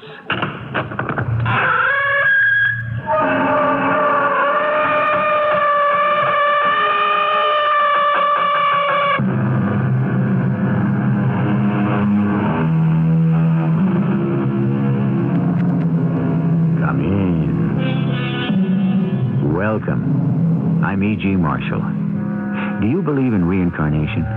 that the soul goes through many phases, each one of them preparing and helping you to a higher evolution, and that somewhere in this process you can be evoluted enough so that you may reach an eternal peace, the true heaven? Well, whether or not you do, many people believe that we live not one, but many lives on this earth. And through the course of history, this is the story of one woman who learned that she might have led past lives that controlled today's. Shoot him, Switzer, shoot him! I can't! Then give me the gun. I'll do it. No, Eva, no! I beg you, you cannot shoot your leader, your husband. For all the millions you have murdered, I give you this in return. No, I command you not to shoot.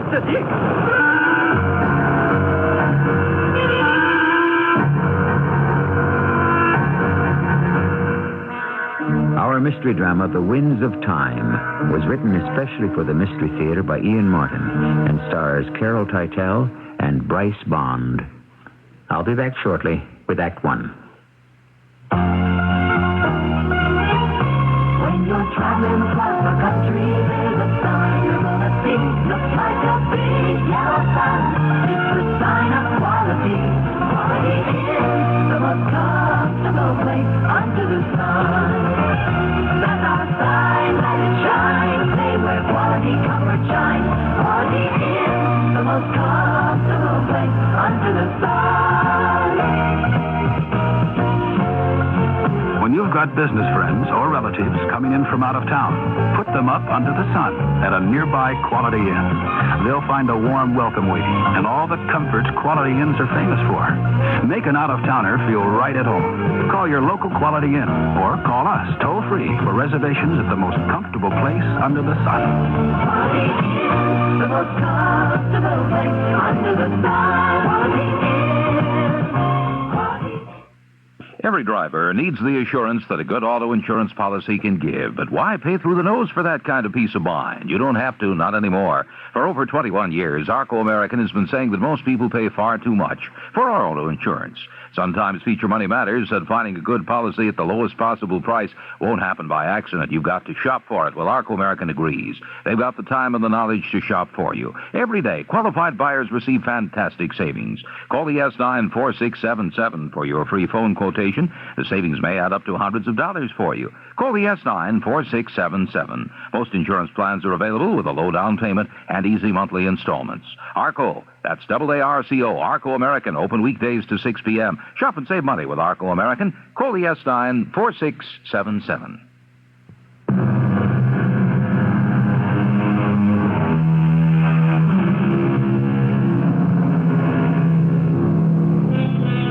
It was Thomas Hardy who said, "Though a good deal is too strange to be believed, nothing is too strange to have happened." I think of this thought every time I bring you another story about the fascinating life or lives of Bryce Bond. Here is a man who is an expert on UFOs, a spiritual healer, a writer, a commentator, and, in a way, a psychic detective, as in this story that he told me. Come in, Mrs. Ormsby. Mr. Bond? That's right. Won't you come in? Well, how did you know I was here before you even answered the doorbell? Nothing very miraculous about that. You telephoned, we talked, and you said you were coming. Oh. Now, will you come in? Oh, yes, thank you. Oh, my. You have a lot of books. Well, I like to know other men's thoughts. May I take your jacket? Oh, no, thanks. It's very comfortable in here. Oh, such a nice, cozy room.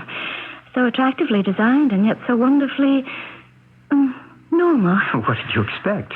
Long, dark drapes with astrological signs? There's nothing strange here unless you want to make it so. Well, I know that's what Beverly told me, but... Oh, I'm not saying anything very well. My head... Another of the headache? Yes. They're blinding. You have no medication? Yes. But it doesn't work. Sit down a minute. Please. In this chair. I think I'm going to have to. Just sit back. If you tell me to relax, I'll scream. I won't tell you. I leave that to the powers far beyond me. Now, I'm just going to lay my hands on the back of your head and your neck and the shoulders. It won't do any good. It won't if you fight it. Can you feel anything? Yes, a sort of very gentle vibration. It's soothing. So, we have a beginning.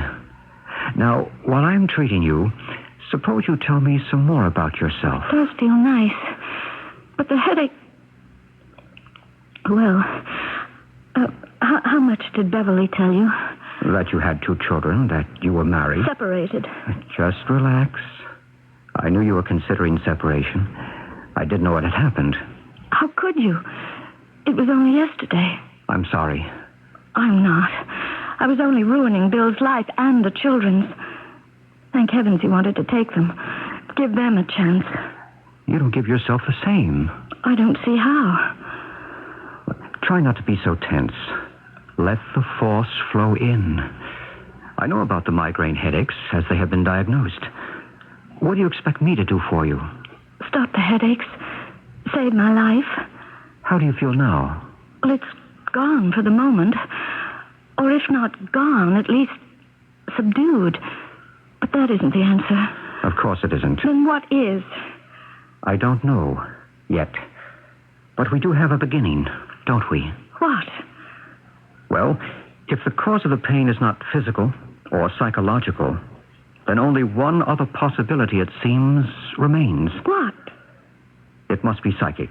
I don't think I believe in such things. Then why are you here? Beverly is a friend. She said maybe you... Mr. Bond, I guess I'm desperate. I can't go on like this. I've lost my husband, my family, and maybe myself. All because of the headaches. Well, yes, but... Or what causes them? Well, that's what I don't know. And I can't find out. You've no idea? Just what I've told the doctors. This awful thing that haunts me. Ah. What is it that haunts you, Mrs. Ormsby? I don't know. A terrible gnawing feeling that I've left something undone, or something that I didn't do, something I should have done. And you have no idea what it is? No. And the psychiatrists haven't been able to find out. Maybe they didn't look far enough. I don't see how much deeper they could have burrowed into what's left of my private soul. Psychiatry digs into the mind, not the soul. This thing that you have left undone, or haven't done, you have no clue what it might be. Look, let's be honest, Mr. Bond.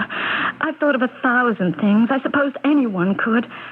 But not enough to cause these headaches. And besides... Besides? I don't know how to say it. You see, I get the feeling that whatever it was or is, it's not part of this life. Well, I know that sounds crazy, but I... Not at all. You mean it may be from one of your other lives? Beg pardon? I'm talking about reincarnation. Oh, well, I don't believe in that. That might be the largest part of your problem. I don't understand exactly. Supposing I could demonstrate to you that reincarnation is as basic to the life stream as birth and death, would you be willing then to believe that your agony might not be engendered in this life, but out of some past one? You think you can cure me of my headaches? My inadequacy? I don't know. When you were going to the psychiatrist, did any of them use hypnosis? One of them did. It didn't help. My technique will be a little different. I won't be helping you to find your past, but all the other past you have lived. I believe your trouble lies beyond and behind this life. Then how will I ever get well? By going back to your other roots. How? Astral projection. Well, even supposing I believed in such a thing, how could I do it? Just relax and accept hypnotic influence, as you did with your psychiatrist. Well, supposing I say yes, and supposing it does work, that I become a time traveler, how do I know I can get back? How do you know you'll want to? That's why I'm here, to bring you out of it. All right. I'm willing to try anything. Life isn't worth living the way I am. Well, what do I do? Sit back. Forget yourself. Forget me. Forget this room. Stop looking outward. Look inward. It may help you to hold a thought, to have a mantra to say to yourself. I'll give you one. Hashna crew, Hashna crew, Hashna crew. Hashna crew. Just keep repeating it softly to yourself. Hashna crew. Hashna crew. Hashna crew. Hashna crew. Carol. Carol? Do you hear me? I hear you. Where are you? I don't know. I don't know. There are winds. Soft winds. Whirling gently all about me. But I seem to be borne aloft on their breath and rushing past them. Deeper, deeper, faster, traveling backwards into time. Into time. Time. I don't know. Another time.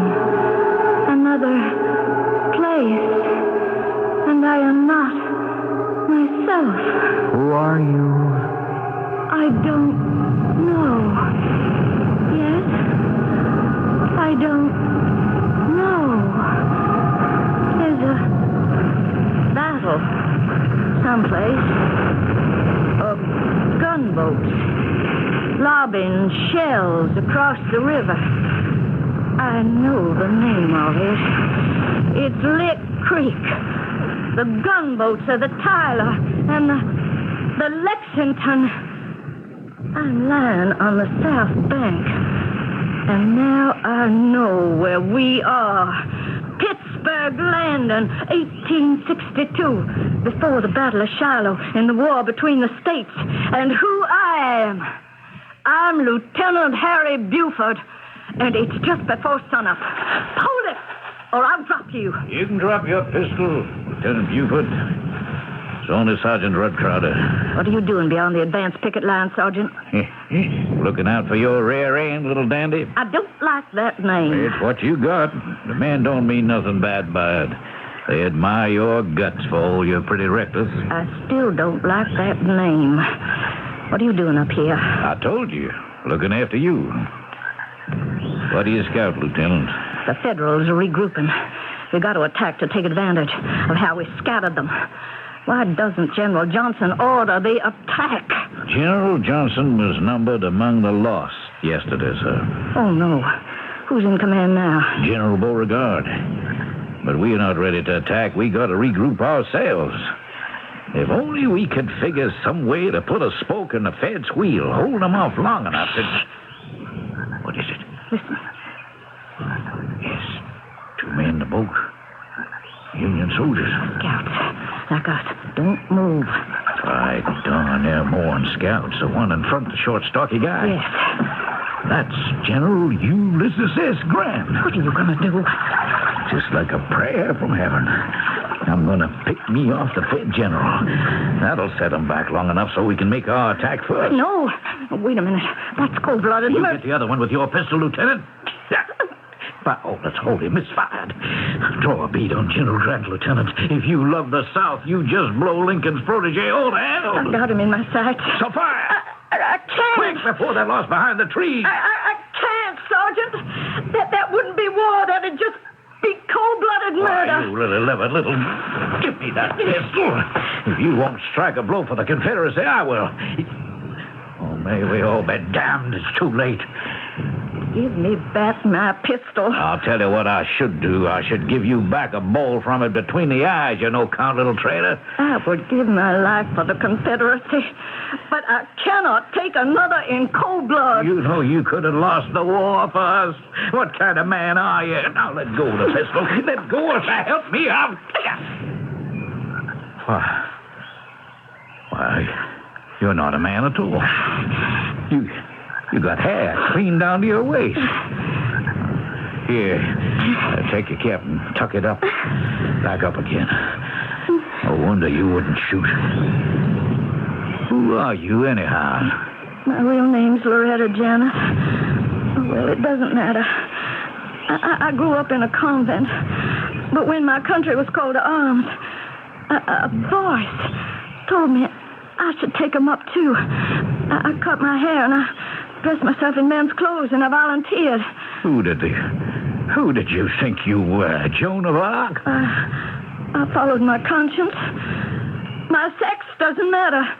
What does is I am a soldier. And yet, when it came to the pinch, you couldn't shoot to save the South. What happened, Mr. Bond? Where was I? What did I say? A great deal, Carol Ormsby. Did it explain anything about my headaches and my guilt? I made a tape of what we have lived through, or rather you have lived through. Let me play it back for you, and you be the judge. What we have dramatized was recorded on Bryce Bond's tape as Carol Ormsby lay in hypnotic trance. What is it? Illusion? Fantasy? Hallucination? Or just possibly, is it true? I'll return shortly with Act 2. Sewing can be so easy when the experts show you how. Sewing can be so easy, you can start creating now. I'm Polly Bergen, the singer. Introducing something you'll have to touch to believe. The new Touchtronic 2001 memory machine with features that make it easier to use than a sewing machine's ever been. Come in for a test touch. 100 million people sew easier with Singer.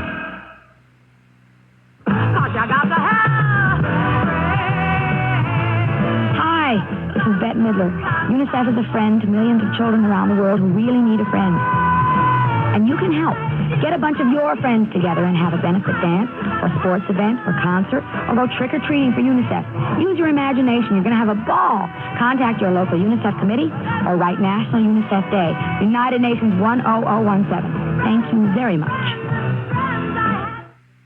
If you want spectacular savings, shop Polk Brothers today. Now going on at all Polk Brothers shopping centers is Polk's Warehouse Sale. It's the greatest savings event of the year. Furniture, carpeting, appliances, stereos, and TVs, all warehouse sale priced. And here are some examples. A Norelco 1200-watt hair styler dryer, $14.78. A West Bend electric corn popper, $8.78. A General Electric alarm clock, $2.78. A 12-inch black and white TV, just $68. A portable cassette tape recorder, only $19. A Hot Point 8 cubic foot chest freezer, priced at $239. And there's thousands more bargains just there for the picking. And even with the low prices, you can charge your purchase at Polk's. Polk's Warehouse Sale is on every night, including Saturday, all day Sunday till 6, at 8311 West North Avenue in Melrose Park. Shop Polk Brothers Warehouse Sale and save. It's 1 o'clock in Chicago. This is News Radio 78, WBBM, Chicago.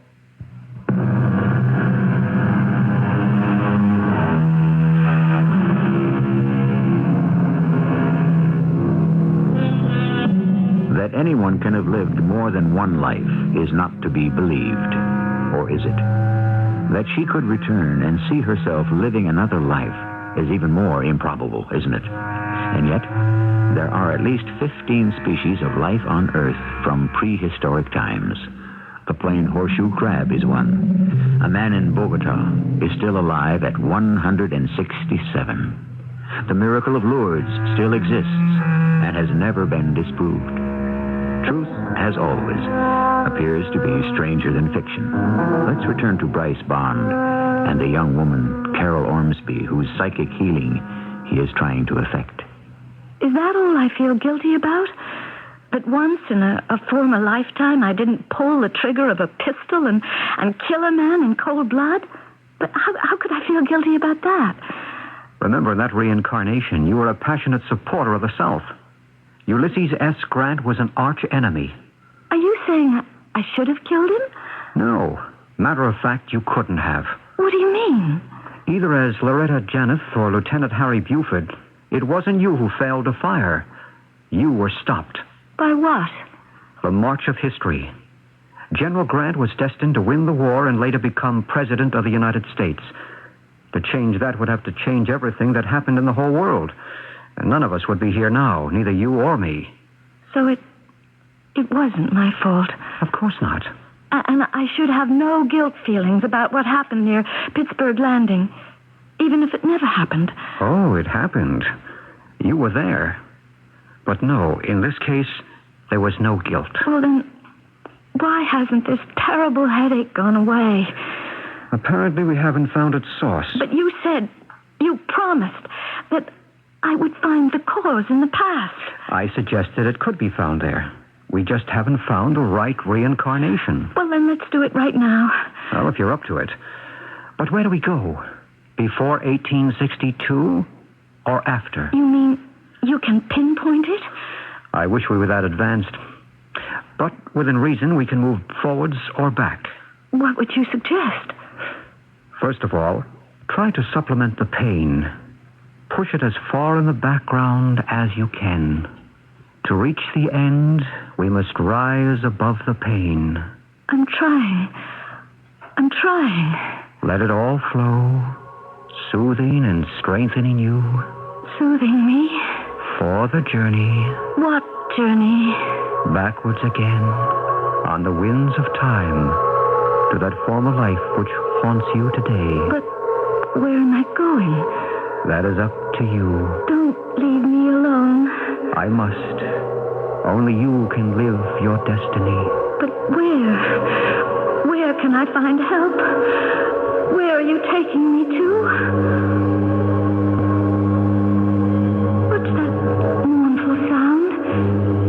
Wait, it's a foghorn, of course. Where am I?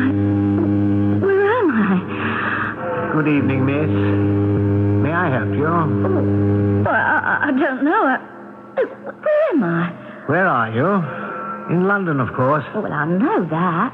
I mean, with the fog and all, and being new here, I got myself proper lost trying to get home. Where is your home? Oh, well, it's not home exactly. That's Manchester. See, all I have here in London is a room in a boarding house. Well, may I inquire the address? Well, it's 453 Cranbourne Gardens. That's not so terribly far. May I escort you there? Well, I don't know. I mean, I've never met you before. Forgive me, miss, for being so forgetful. Allow me to introduce myself. My name is John Druitt Montague. May I inquire your name in return? Oh, yes. Well, it's Jeanette. Well, I mean, that's what people call me, who know me. It's really Mary Jean Kelly. So, now that we've met, may I take you home? Oh, I wouldn't want to trouble you, sir. Oh, no trouble at all. So, after studying for the bar at Oxford, I failed. But I suppose it wasn't the career I was cut out for. And I became a teacher at a private school here in London. Oh, it's ever so exciting to hear about someone who really gets out and does things. All I ever done was been in service. There's nothing to be ashamed of. Well, next to a gentleman like yourself, is not much of a much. Although I am glad you picked me up. I thought perhaps you'd come around to admitting that. Well, it's such a big city, it does scare a person. Oh, and particularly these days. These days? Well, I mean, with that terrible Jack the Ripper prowling about. I can't tell you how afraid I was hanging about that corner till you came along. Well, no reason to be any more. You haven't met up with him yet. In a strange way, I wish I would. Just on my behalf and all the other women, I might be able to call his number. Hello, we're back at your place. Here, driver. Oh, thank you, Governor. Now, come along. I'll see you to your door. Is this your room? Yes, and I would like to say good night here. Why can't I come in? Oh, well, I wouldn't want to get in trouble with my landlady. Oh, the whole house is asleep. Anyway, why did you let me up if it wasn't for... Listen, now, I do hope you haven't got the wrong idea about me. I'm quite sure I haven't. No, here, let go of me. Listen, it isn't that way at all, I warn you. Now, let's not be silly. Hasn't the whole thing been cut and dried from the first moment? Oh! I'm sorry. Oh, I didn't mean... You cut me. Oh, it's only my uncle's old razor. He gave it to me to protect me. Oh, you're bleeding. Come on in. Here, I'll put a dressing on. No, it's really all right. It's not that bad. Except I do feel so bad. Here, let me bandage it. No, I wouldn't waste your time. Oh, I am ashamed of what I did. I mean, I know you're a gentleman, and I shouldn't have reacted the way I did. I must admit, you surprised me. After all, why did you invite me to your rooms? I didn't invite you. Now, give me that razor. You've done enough damage. Do what I tell you. What were you talking to me about? I've given you one name, my real one. You'll never live to spread it abroad. Or my other one. You see, my silly girl, I am Jack the Ripper. No, you stay away from me. Give me that razor. You're a fallen woman, a person of the streets. You must be destroyed. And you are a madman. I should destroy you. The difference between us is that you wouldn't dare. Once I have that razor, I will... No, you can't.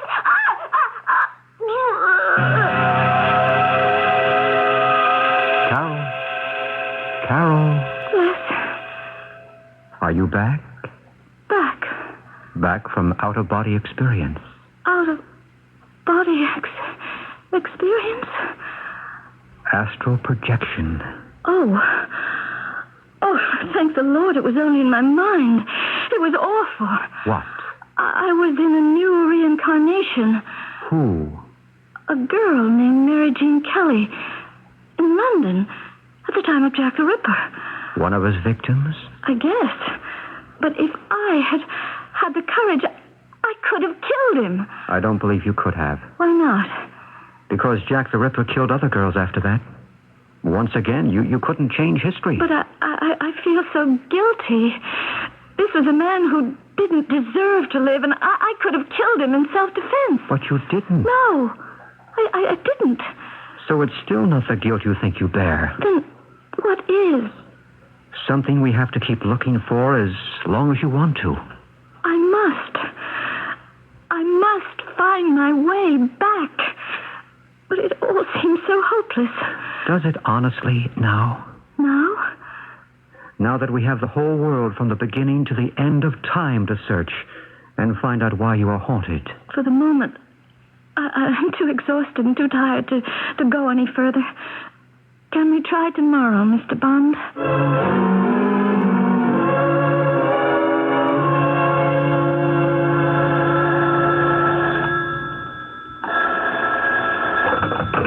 Hello? Forgive me, Carol, for calling so late, but I wanted to ask a question I should have in the beginning. What question? Do you remember the first time you had the headache? I'm not liable to forget. It was 1.5 years ago, on a beautiful spring day. I remember it so vividly because it was the first day it was warm enough to sit outside, and because it was so perfect, I didn't think anything could spoil it. And then the headache struck. What were you doing when it did? Nothing particularly. I mean, were you gardening, bending over? No, I was just sitting, reading the newspaper. Do you remember what article? Or whatever you were looking at? Well, I was just glancing idly over the first page. Can you recall that exact date? I'm not quite sure, but I can look it up. It was the first day I went to the doctor. You think it might be important? I do. Why? I can't explain. I can almost see something in the paper that day that may be the whole key.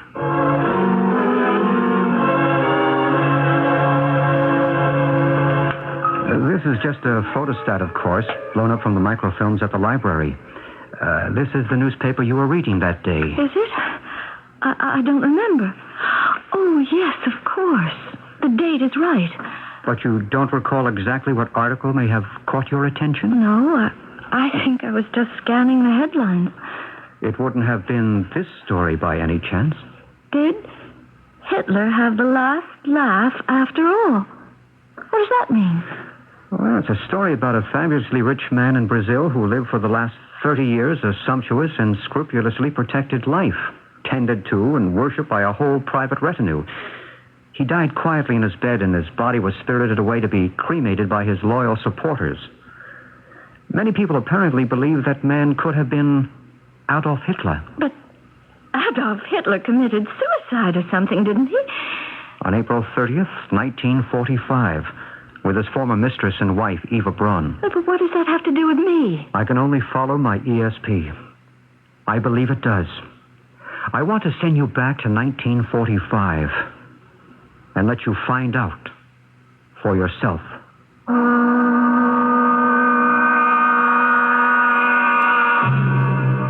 The dark, pain-racked eyes of the tortured girl are fixed on the calm, compassionate face of Bryce Bond. In their agony, they are a call for help, to which he is trying to respond. But what dangerous, uncharted waters is he asking her to sail? And at the end of her voyage, is there any hope that psychic help will succeed where medicine and psychiatry have failed? I shall return shortly with Act 3. I like pickles, but they don't like me. Send your stomach some Digel. I like pizza, but it doesn't like me. Send your stomach some Digel. Digel's special combination of antacid and anti-gas ingredients gives you fast, gentle relief from acid indigestion, heartburn, and gas in just minutes. I like hot dogs, but they don't like me. Send your stomach some Digel. For occasional use only as directed. If you really want to save money, come to Polk Brothers' gigantic warehouse sale now in progress. Thousands of brand-name products for your home, all specially priced for this spectacular event going on at all Polk shopping centers. For example, there's an Englander OrthoGuard mattress or box spring for only $48. TV snack tray set for $10.95. A Hot Point built-in dishwasher, only $188.30. A 30-gallon water heater, $109. A Westinghouse giant 20-cubic-foot chest freezer, only $299. A Whirlpool 2-speed, 2-cycle automatic washer, warehouse priced at $238. A 19-inch color portable TV is only $298. Huge savings in every department. Furniture, carpeting, TV, stereo, and appliances. And even with these low prices, you can charge your purchase at Polk Brothers. All Polk shopping centers open every weeknight till 10, Sundays till 6. You can save more at Polk Brothers during the big warehouse sale. Maybe you can't count on the weather, but you can count on an accurate weather report instantly, 24 hours a day, with the GE Instant Weather AM/FM portable radio from True Value Hardware stores. The GE Instant Weather portable radio lets you hear a continuous weather broadcast at a flick of the switch, or listen to your favorite FM or AM station. True Value Hardware stores also offer the GE portable AM/FM radio with a 3.5-inch dynamic speaker, plus a telescoping antenna for easy listening. Both GE radios run on house current or with optional batteries, so you can use them at home or away. And you'll find both the General Electric AM/FM portable and the AM/FM portable radio with instant weather feature at participating True Value hardware stores.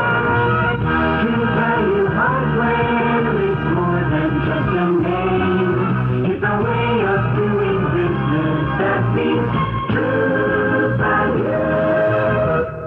And so will the kids in your community.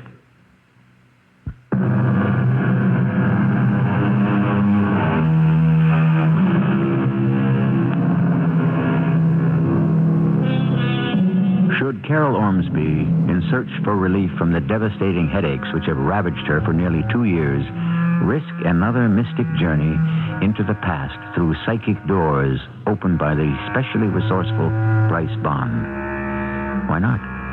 It was Claudius, King of Denmark, in the play Hamlet, who said, "Diseases desperate grown by desperate appliances are relieved, or not at all." Do you really think I could have had anything to do with someone as revolting as Adolf Hitler? Let's put it that he may have had something to do with you. Well, how could he have anything to do with one of my headaches? Remember, you said you were haunted by a feeling of something you might have left undone. Well, I don't know if I want to time travel again. What good has it done? And I'm always afraid I won't get back. What have you left to go back to, Carol? You're right. There's nothing left for me here. Or everything? If we can lay to rest whatever ghost it is that haunts you, let me take away the pain to begin with. If only you could. I mean, more than temporarily. I can't live with it anymore. What is it that I have done or left undone that I'm being punished for? Every psychic gift I have suggests to me that it was something to do with that story in the paper the morning you suffered the first attack. About that man in South America? The one they thought could have been Adolf Hitler.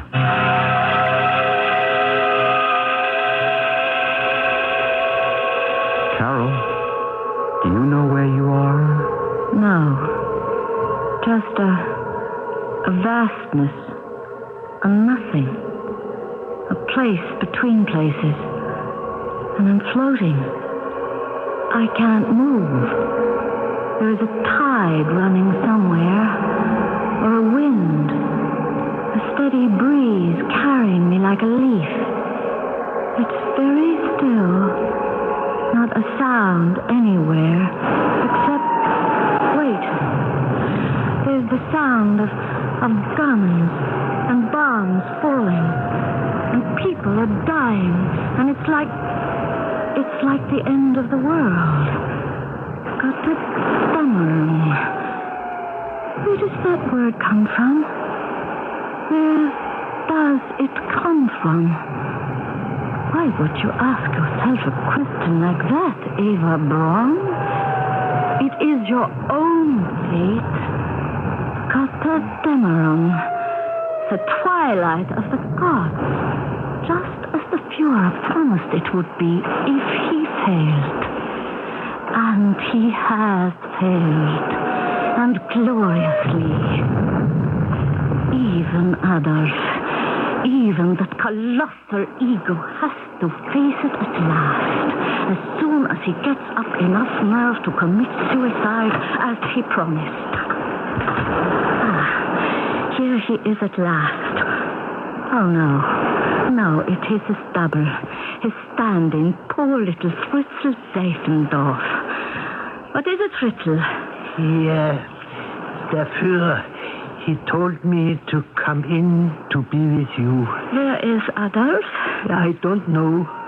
Talking with others. What is there left to talk about? I don't know, Eva. I am afraid. We are all afraid, Fritzl. None of us wants to die. Why must we die? Why must I die? I am not political. I don't care about wars or the Third Reich. Was it my fault God has shaped me to look like him? If I had known in the beginning, I would have shaved off my mustache and all the hair from my head. Did anyone know this house painter would almost rule the world? Even the English, and the Americanisch did not believe it. Hush, Fritzl. There is no reason for you to die. You don't bear any guilt. You were forced to be what you are. How could anyone like you ever have gone willingly with a beast like him? Oh, I'm sorry, Eva. Even though I am sick with fear, I have to say it. I have to speak some little truth. That's all right. I wish the truth about me could be known. What truth? That Eva Braun may have been Hitler's mistress, and in this last moment his wife, but she was always his enemy. Enemy? Hush, you must not say that. You think there have to be secrets anymore? From the beginning, I have worked for Germany, against this madman who has destroyed my country. I have been part of every plot against him. Oh, I thank heaven I have known enough to destroy some of his worst plots. Fritzl, do you want to live? Oh, yes. Oh, yes. All right, then listen to me. The last act is about to be played out. Adolf Hitler and I are to have a suicide tryst. I will die by poison. He will kill himself by a pistol to his mouth. Oh, no. Only it is not Hitler who is to die this death. It is you. Me? He will shoot you, poison me, and we will be found as suicide. What can I do? The Führer will be here any moment. He will come alone. After we both are dead, he will escape by plane. There are plans to smuggle him to South America and safety. He has millions waiting there to keep him for the rest of his life. We must keep him from getting there. Yeah, but how? The pistol with which he means to shoot you. You must distract his attention long enough for me to get it. And then? I will see that he will die as he planned. The real Adolf Hitler, not you. Then you and I will escape, me pretending to actually be the Führer. You can escape, not me. Why not? The poison is already in my blood. I can feel it working. There is no escape for me. My country is dying. As you can hear, I must be sure that the man who brought it to its knees will die with it. But Frau Hitler, Don't worry about me, Fritzl. I have been in all this with my eyes open. You were dragged into it unwillingly. Only one person can escape. Help me to make sure the Fuhrer dies. Then you take the chance alone. Oh, der Sieg Heil, Führer. Don't be a fool, Fritzl. There is no victory left. Only death. What is wrong, Eva? The poison. You have taken it already. I couldn't bear to see you die, Adolf. Take me in your arms. Say goodbye. Wiedersehen, Eva. I'm glad I did not have to... What are you doing? Let me go. Fritzl, get his gun. I have it, man. Help me here. Shoot him quickly. I can't. Then give me the gun. I'll do it. No, Eva, no, please. You can shoot your leader, your husband. For all the millions you have murdered, I give you this in return. No, I am your Führer. I command you not to shoot. Carol. I can't. Carol. It's still murder no matter what he's done. I can't kill him in cold blood. Easy, Carol. Easy now. Who's that? Oh, who are you? I'm Bryce. Oh. Bryce Bond, remember? Bryce? Oh, yes. Yes. You put me under and I was... Oh, could I really have been that awful woman? Not so awful, it seems. Oh, no. No. What is it, Carol? The headache. It's worse than ever. It shouldn't be. Oh, it is. If I was Eva Braun in a former reincarnation and I let Adolf Hitler escape alive, I deserve whatever agony I have to suffer. But you didn't. I must have. Isn't that what this is all about? That's what I must have seen that morning in the paper. The story of how Hitler lived for 30 years in safety in South America just because I didn't have the strength to pull the trigger when I was Eva Braun. Who says you didn't? Oh, the proof was there in the newspaper story. The man was never positively identified as Hitler. But who says he wasn't? I do. What about Fritzl? The double who might have made his escape instead. How can I know? As long as it might have been Adolf Hitler, I have to bear the guilt. Supposing I can prove to you it wasn't. How? We will go back just one more time. It will be faster now that you know the way. Remember, Carol, when you were Eva, you were dying. Let me help you search in the last shadowed moments of that life. I'm afraid to go back again. Don't be. Just this one last trip, so that at last you can put the headaches aside and find your life again. Let your eyes be heavy, heavy, heavy. Can you hear me, Carol? I hear you. Where are you? In the place between places. Neither here nor there. In the void. In the void. Listen. There's nothing. No sound. But the rush of wind. No. I'm wrong. I'm back there again. In the bunker with Adolf and Fritzl and me, Eva, with the gun in my hand, just as that last bomb exploded above us.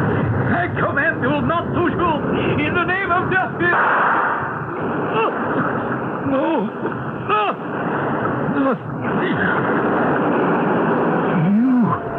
You did it. You killed him. I didn't. It wasn't me. One of the bricks hit my hand and the gun just went off. Oh, Frau Hitler. Don't call me that. I'm sorry. Eva? Don't worry about me. Run, Fritzl. Run. Pretend to be him. Maybe you'll catch that plane and get away with it. But you...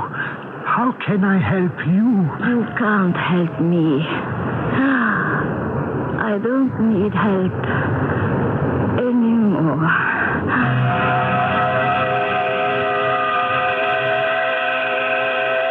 So you see, Carol, Hitler did die all those years ago in a bunker under the Chancellery in Berlin. And so did Eva Braun. Yes, of poison. Not fully aware that she had finally brought retribution to Hitler. But how?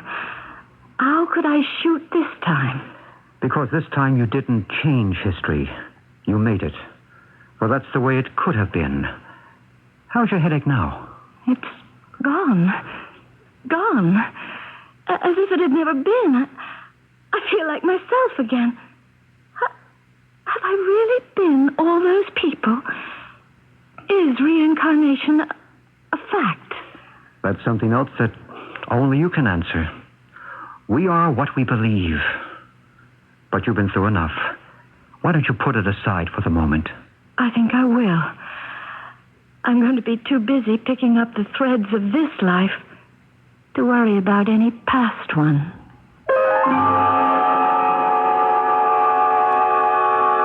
Carol Ormsby doesn't have to beg the question. She has too many other questions in her own life at the moment. Can she regain her children and her husband, rebuild her shattered life? Bryce Bond doesn't have to question. He believes. I guess the rest of us will have to answer the question, each for himself. I'll be back shortly. Hello, I'm Jack Jones. For most American girls, the teen years are an exciting time of personal growth and learning. But today, 1 in 10 American teenage girls is a mother before she turns 18. The March of Dimes knows too well that adolescent motherhood is a tragedy that affects everyone concerned: the young mother, her child, her family. The teen mother is too often unprepared for the demands of motherhood, socially, economically, and physically. She and her unborn child are at a high medical risk because her body usually is too immature to support the new and demanding life forming inside her. Prenatal care is the only active way the expectant mother can help protect her unborn and newborn against the threat of birth defects. Making that care available to every pregnant woman, regardless of her age or social condition, is a major goal of the March of Dimes. This is Jack Jones reminding you that a healthy baby needs more than the love a mother can give.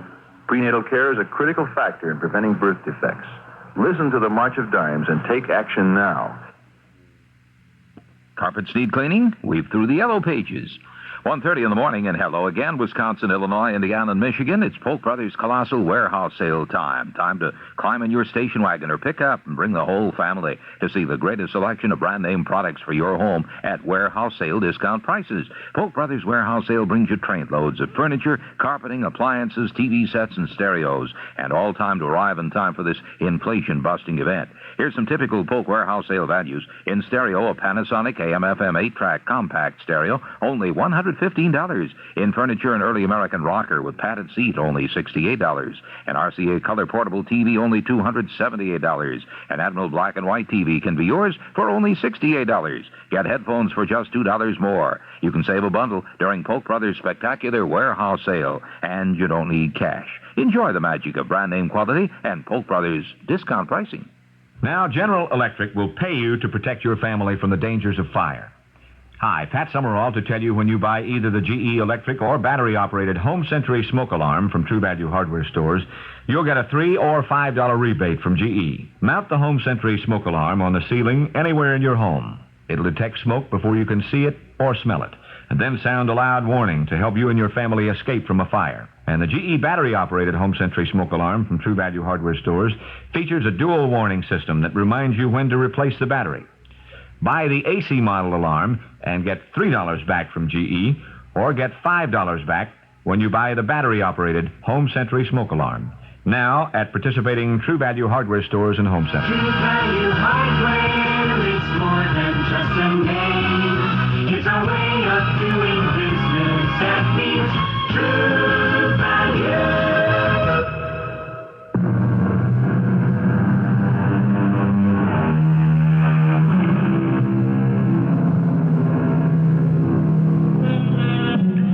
To wrap up today's tale, the best of all sources would be, surprisingly enough, Elbert Hubbard.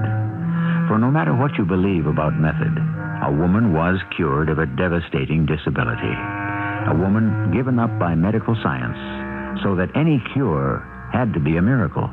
Which brings us back to Mr. Hubbard, who said, a miracle, an event described by those to whom it was told by men who did not see it. Which is, after all, just what I have done. Our cast included Bryce Bond, Carol Teitel, Ian Martin, and Robert Dryden. The entire production was under the direction of Hyman Brown. And now, a preview of our next tale. Well, I've never done that. Well, you can say mommy, can't you? A simple mommy. Mommy. Well, that's not bad. Coming from the astral world, you wouldn't expect it to be exactly the same as in life. I'll have to go out and get some more dry ice for the vapor. And you better go check your Hessian costume because you've lost some more weight. Oh, how about the wrappings? Okay, that's good. Now, don't get so thin that you can't do that anymore, because the wrappings set the tone of the whole thing. Now, she will be here at 9 o'clock, and I want everything ready.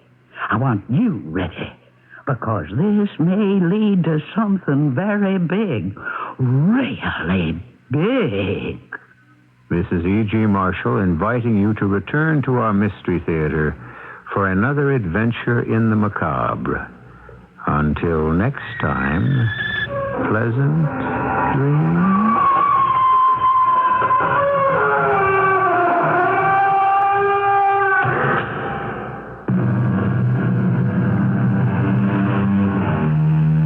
First in news, we're CBS, News Radio 78, WBBM, Chicago. 1:35 in the morning, and Polk Brothers stopping inflation cold with the hottest brand name values in America. Frigidaire, General Electric, Zenith, Maytag, Mohawk, Lee, Sunbeam, RCA. These are just a few of the stars of Polk Brothers' gigantic warehouse sale, now going on at all Polk shopping centers. And here are just a few examples. A General Electric family-size automatic washer, only $198. You can get a GE Electric dryer with porcelain drum for $176. A Sony large-screen color TV, only $399. A Hotpoint 30-inch electric range with large storage drawer, yours for only $206. And a trade-in brings these prices down lower, and you can charge it at Polk's. Polk shoppers may save over $1 million during this warehouse sale. Why don't you be one of them? Nowhere can you compare more factory direct brand names side by side than you can at Polk Brothers. 41 degrees, Chicago's official temperature reading, and if you're an assistant information management executive or an information management is part of your job, what you hear in the next 60 seconds will be the first step in solving your problem. Info 78 runs through Thursday of this week at McCormick Place. Info 78 is a show and a conference for information managers, DP managers, office managers, administrative managers, word processing managers, and corporation executives. If you develop, manage, or use information systems of any kind, you'll find the answers at Info 78. You'll see over 200 leading companies demonstrating everything in data processing, word processing, office automation, and small business systems. The conference will cover information management, information technology, office automation, and small business systems. The emphasis is on practicality. Why some systems succeed, why others fail. Info 78 is at McCormick Place Wednesday from 11 a.m. to 5 p.m., Thursday 11 a.m. to 4 p.m. Come to Info 78. Bring your problems. Info has the answers. CBS News coming up in just a minute. First, this. Welcome to some of the best hotels in the world, the Chicagoland Holiday Inns. For banquet parties and business meetings, call the Holiday Inn in Mount Prospect. They have completely new facilities to accommodate 10 to 250. And the all-new Raffles Restaurant and Lounge features an exquisite garden room with skylights, serving the finest in continental cuisine at the Holiday Inn Mount Prospect. Enjoy a great getaway weekend in Alsip or Harvey for only $23 per night. A luxurious guest room, free morning newspaper, complimentary champagne, and year-round swimming in the Fun Center await you. Look for these coupons in your local Sunday newspaper and make your reservations now. And from the joy of a wedding reception to the seriousness of a business meeting, the Holiday Inn O'Hare in Schiller Park has a professional staff to meet your needs. They have 5 new rooms for groups of 10 to 350 and package plans to meet any budget. Call 378-0670. That's 678-0670. Remember, some of the best hotels in the world are your Chicagoland Holiday Inns. CBS News. Negotiators for Egypt and Israel in Washington are reportedly nearing completion of a peace treaty. I'm Rob Armstrong reporting on the CBS radio network. Marvin Kalb has more on the story from the State Department. Progress continues to be made on a draft treaty for peace between Egypt and Israel, and some sources believe the draft can be virtually completed by the end of this week. That does not mean the negotiations here will then be finished, because Egypt wants progress on the Palestinian question on the West Bank and the Gaza Strip, too. Some kind of precise timetable for local elections that could advance the process towards peace with the Palestinians and the Jordanians. There is no explicit link between the two sets of negotiations, but Egyptian sources say the U.S. is insisting on West Bank progress to keep the peace momentum going and to entice Jordan's King Hussein into the talks. State Department expert Harold Saunders is to give Hussein U.S. answers to his recent questions about the Camp David Accords. And before Saunders left Washington, he conferred with Israeli Foreign Minister Dayan. Marvin Kalb, CBS News, the State Department. CBS News continues after this message.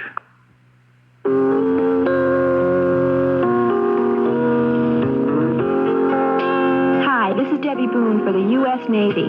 What are your job prospects after graduation?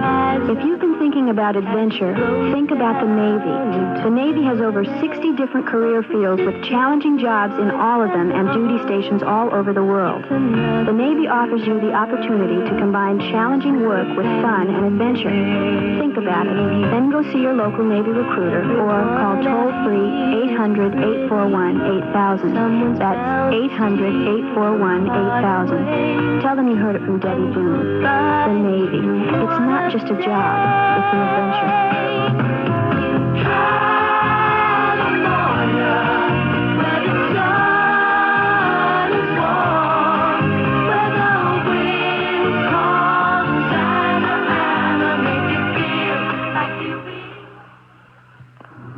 He selected the name John Paul II.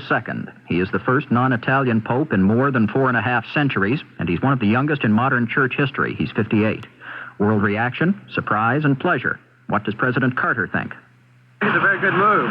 We know a lot about him already. He's a friend of Dr. Brzezinski's. He's been in our country several times, quite young. I think it's a very exciting choice. Pope John Paul II will address the world Tuesday morning after celebrating Mass in the Sistine Chapel.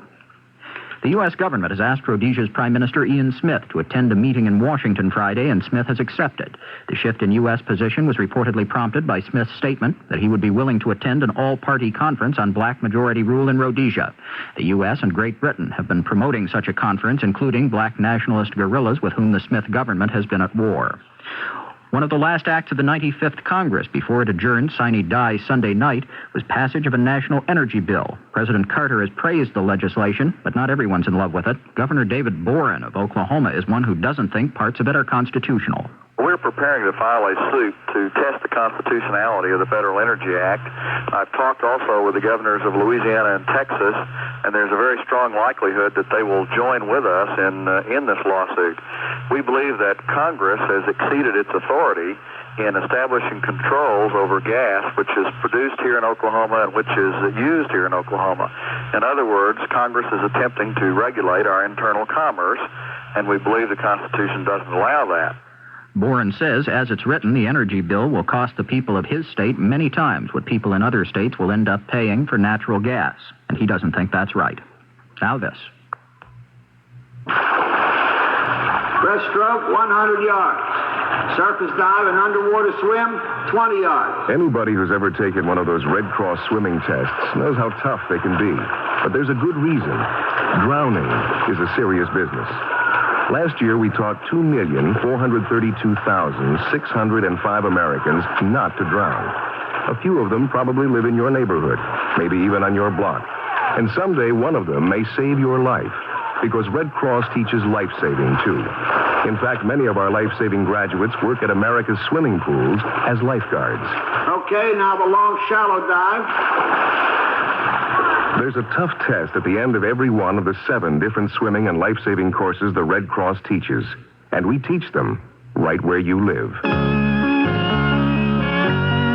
Red Cross is counting on you to help.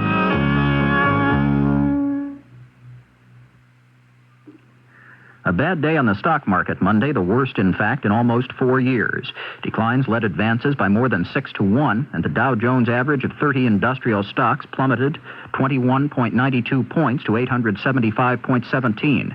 That's the largest one-day decline in the Dow since November 18, 1974, when it dipped more than 22 points. A gloomy outlook for interest rates and the continued decline of the U.S. dollar on foreign currency exchanges were blamed for Monday's market drop. The dollar hit a new low against the West German mark in Monday trading. The dollar opened significantly lower Tuesday morning on the Tokyo Foreign Exchange against the Japanese yen.